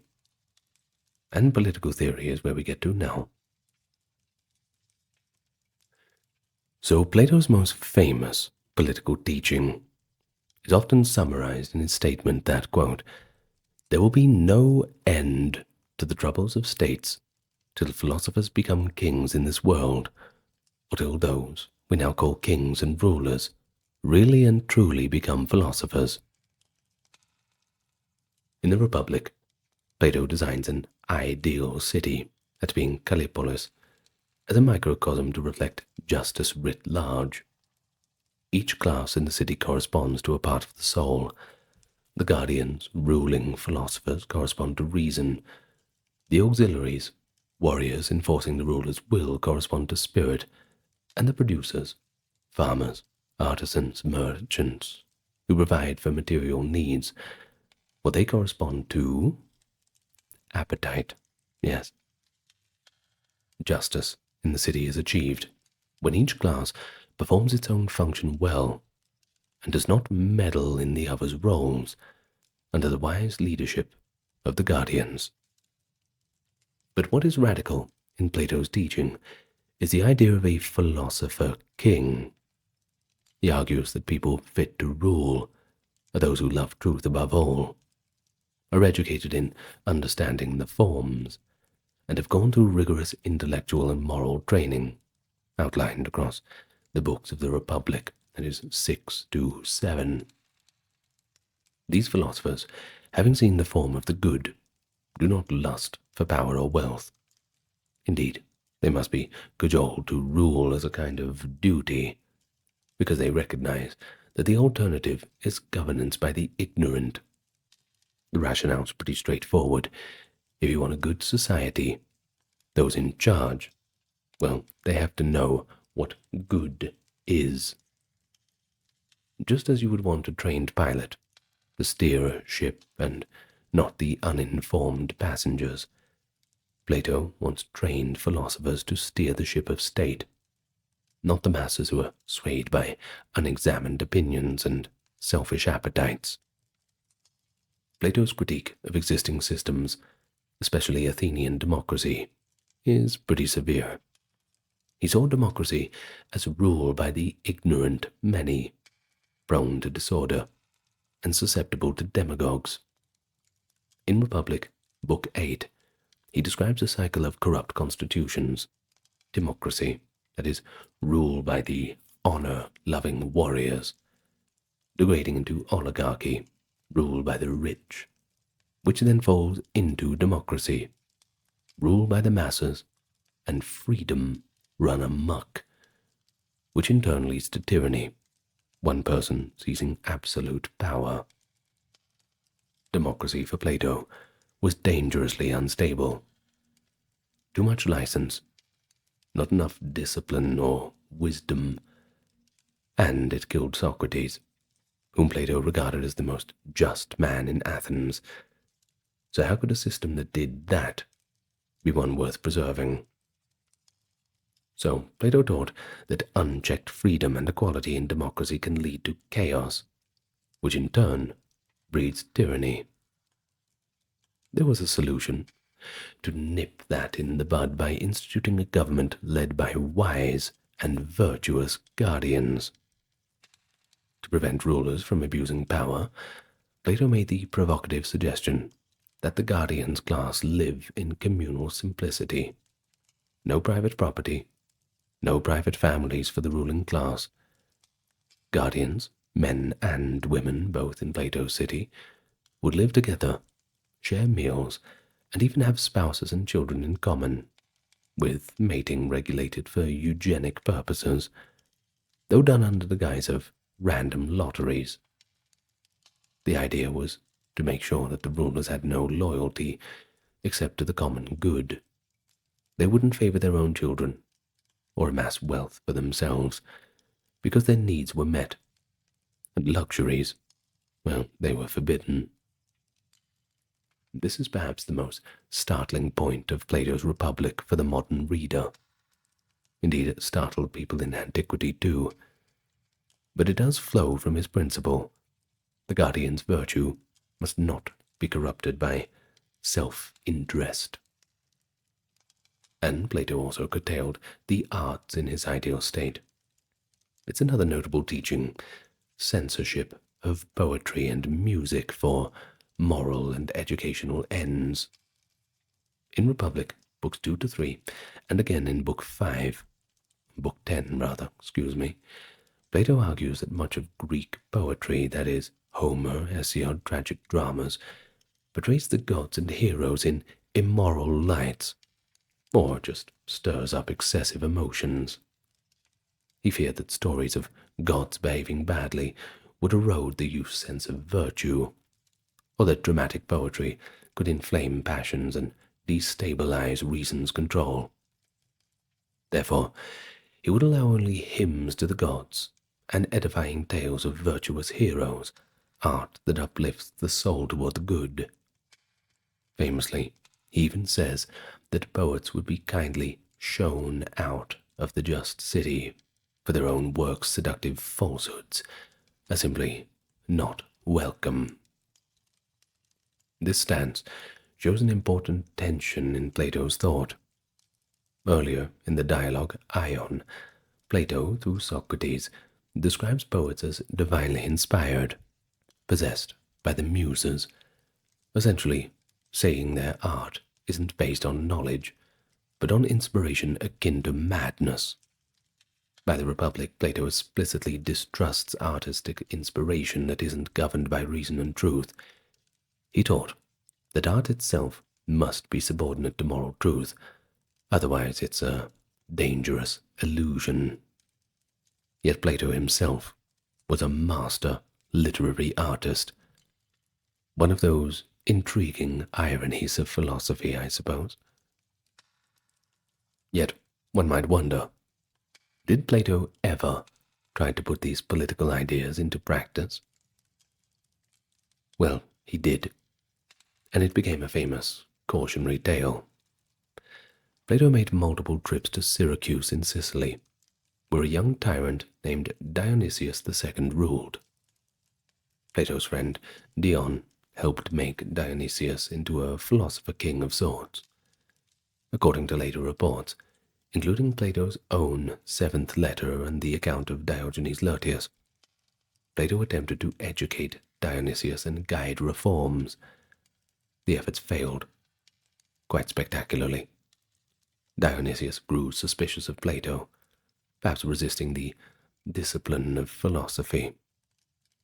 In one incident with Dionysius' father, the earlier tyrant Dionysius I, Plato's frank criticisms of tyranny so offended the ruler that the tyrant allegedly shouted that Plato talks like a fool, and Plato came back with, "You act like a tyrant." Ooh, that ought to show him. Well, the story goes that Dionysius I, in a rage, arranged to have Plato sold into slavery.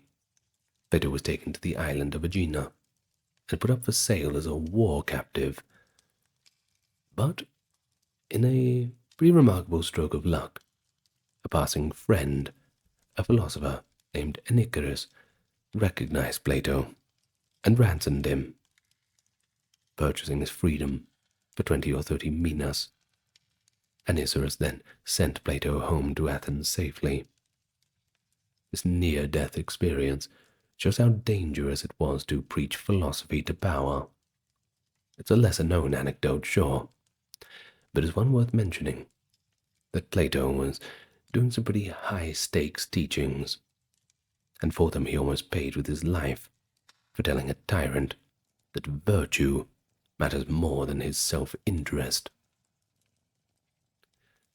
But Plato tried again with Dionysius II later, but he met with intrigues and was even held against his will for a time until another friend, the mathematician Archytas, helped him escape. Now these adventures likely tempered Plato's hopes of ever seeing a real philosopher king. Nevertheless, they did not temper his belief that philosophy is the only path to just governance, and that converting actual tyrants was perhaps a lost cause. In his final work, Laws, Plato outlines a second-best city, notably without philosopher kings, since he might have resigned that to the impracticality of the ideal. In the Laws, he still aims for a highly ordered society with rigorous laws governing education, religion, and even drinking parties. The Laws is starkly less utopian and a lot more pragmatic. It allows private property and families, but regulates them strictly. Plato's tone there is less hopeful about human nature. If you can't have wisdom rule directly, then the law must be king. A pretty rigid framework to keep people on the straight path. The absence of Socrates in this dialogue, and the more pedestrian approach to virtue, shows Plato in a more realist light. Yet the goal remains the same, to make people virtuous, and their souls harmonious through the structure of the city.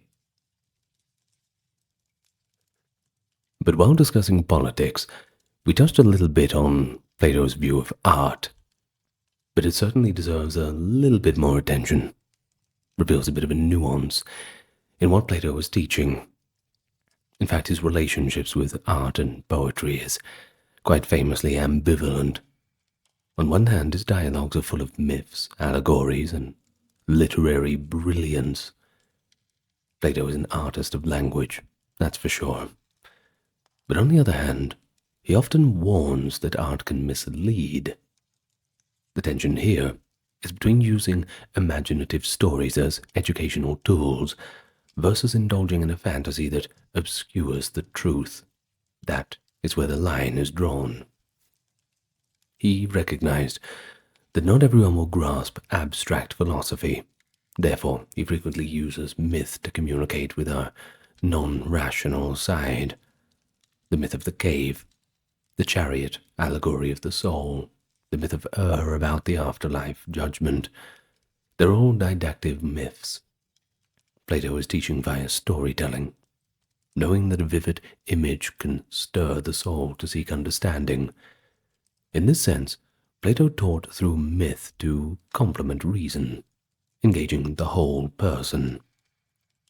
He once likened the effect of a good myth or noble lie to a medicine for the soul, useful to inspire virtue or courage when plain argument might not suffice.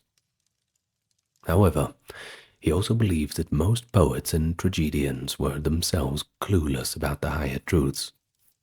In his dialogue, Ion, Socrates humorously flatters a rhapsody, a professional reciter of Homer, by saying that his artistic inspiration is like a magnetic divine frenzy. The muse inspires the poet inspires the performer, and the performer inspires the audience, all in a chain of irrational enchantment. It's a double-edged compliment. Sure, it's divine inspiration, but the former does not speak from knowledge. In fact, Socrates concludes that Ion and his ilk don't really know anything. They just have a gift for stirring emotions.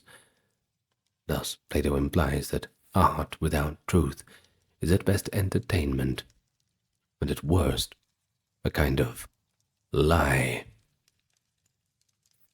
All of this culminates in Republic Book 10, where Plato bans most mimetic poetry, that is, poetry that imitates real life through narrative and character. He argues that a poet like Homer might imitate a virtuous hero without actually understanding virtue.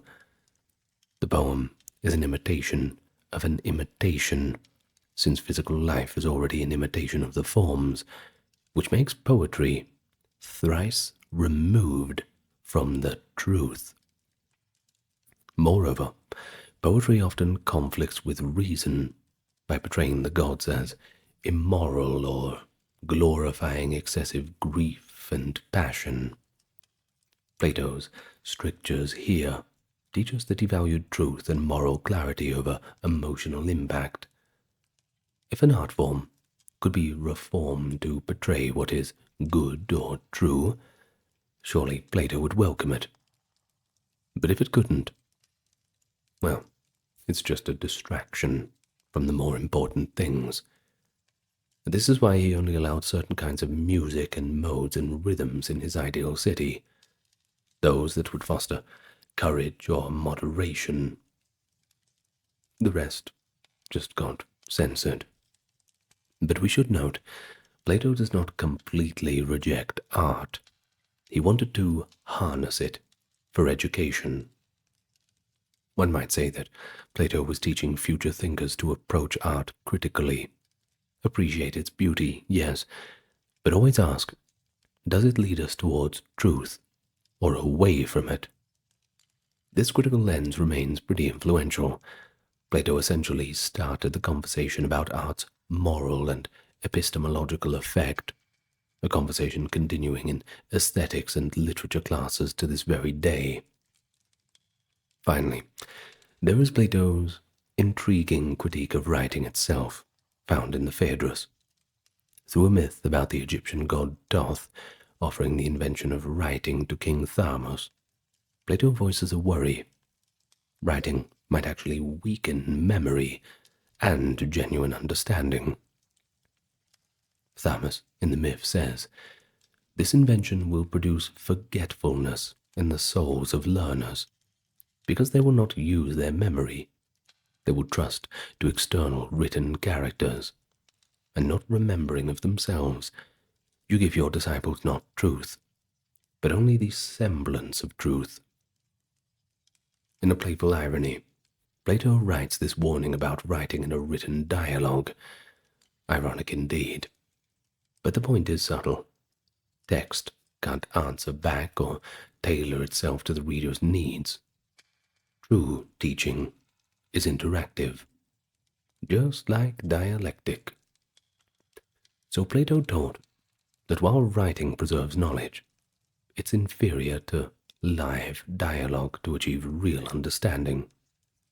This perhaps explains why Plato wrote in a way that forces the reader to engage actively.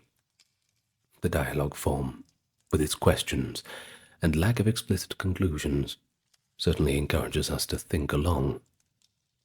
Plato's own unwritten teachings were rumored among later followers. Aristotle hints that Plato had esoteric doctrines about the one and the indefinite dyad, a kind of primordial duality, which he supposedly only shared in lectures at the academy and not in books. Whether or not that's true, it certainly does fit the pattern. Plato might have reserved his most abstract or technical insights for oral discussion, not the written page. To his mind, philosophy was a living practice, certainly not a static text. Well, it's past the 1 hour point now. We've certainly surveyed many aspects of what Plato taught. Pursuit of wisdom and virtue, reality of forms and the good, ideal of philosopher kings, the dialectical method. But it is worth pausing to consider how these ideas fit together. And furthermore to that, how exactly did they evolve across Plato's lifetime of teaching? There is a striking feature that is the unity of Plato's vision. Everything connects. Why be just? Because it harmonizes the soul, aligning it with the form of justice. And how do we know what justice is? Through reason and recollecting the forms, illuminated by the good. Who should rule society? Those who know what justice and good are. What education do they need? one that turns the soul from the world of becoming shadows to the world of being forms. What lifestyle supports that? Communal, disciplined living with an emphasis on philosophy, not wealth or fame. Why avoid indulgent art or rhetoric? Because they drag back the soul into the cave of illusion and passion. But underpinning all this, why trust reason? Because the soul is akin to the divine and can grasp eternal truth, whereas unbridled appetite or social convention cannot. Plato's teachings form a coherent philosophical system, one of the first of its kind. Psychology, ethics, metaphysics, epistemology, and politics, all woven into a single tapestry, centered on the vision of the good. However, Plato's thought was not stagnant. Scholars often divide his works into early, middle, and late period, but nothing really shifts. In early works, sometimes called Socratic dialogues, Plato focuses on ethical questions and leaves them open. For example, Euthyphro asks, "What is piety?" But it ends inconclusively. Laches asks, "What is courage?" And it doesn't really find a final answer. One could say that at that stage Plato mainly taught the importance of recognizing our ignorance, and that is a lesson that is very Socratic in its nature.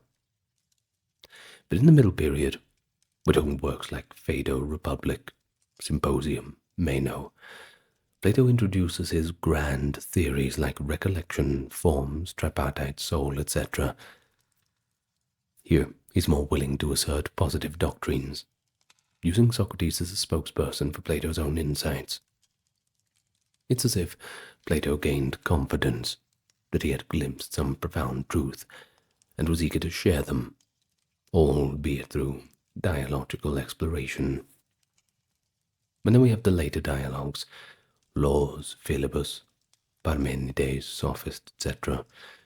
He becomes a lot more critical and technical, re-examining the theory of knowledge.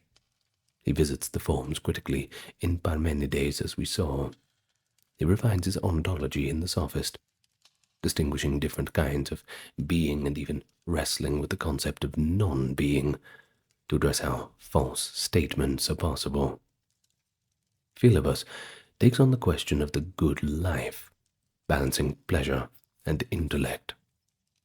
And Laws, well, that revises the pure idealism of Republic for a more workable second-best state, governed by strict laws and a nocturnal council of quasi-philosophers to keep doctrine on track.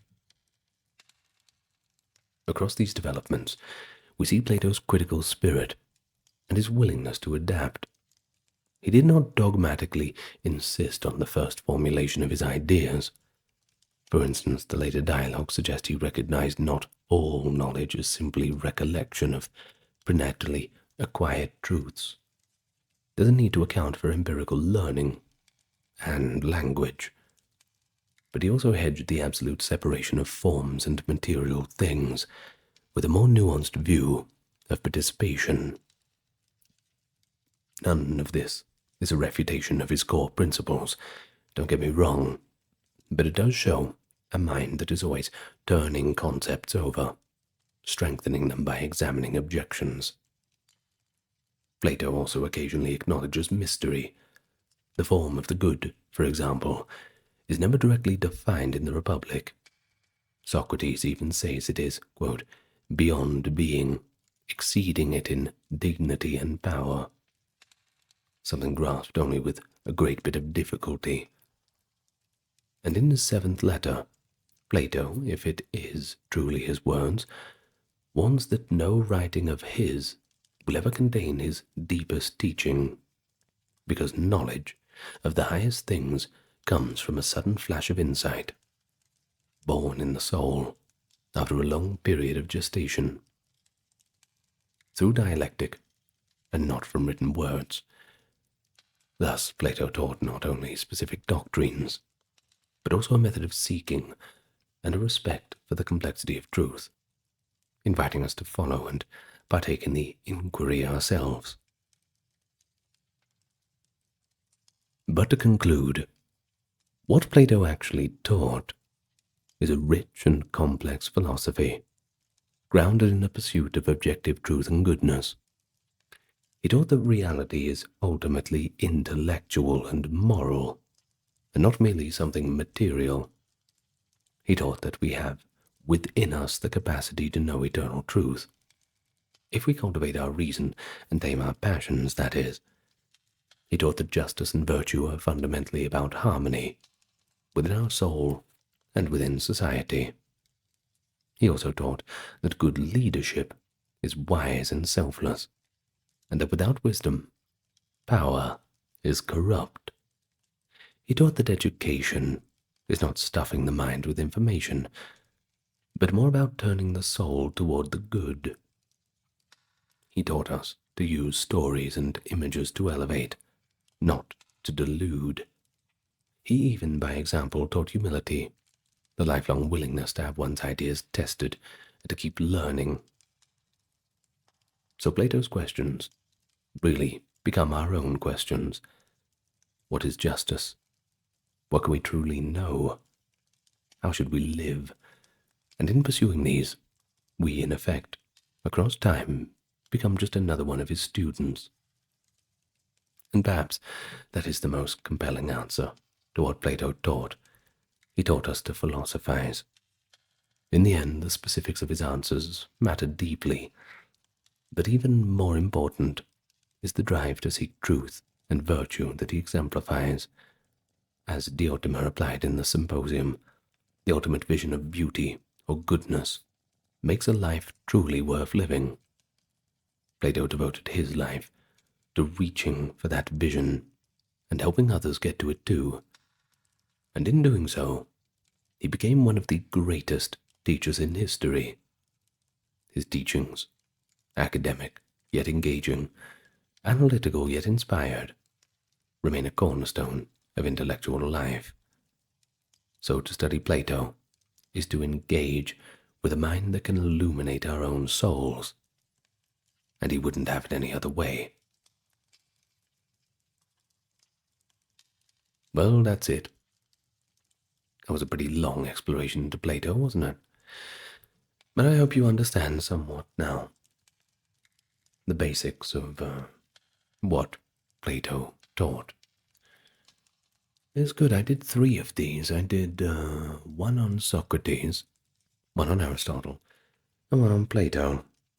Maybe I'll do one on Lao Tzu and Confucius. Perhaps some other ones too. We shall see. Let me know what you want me to do in the comments, if you are still here and still awake.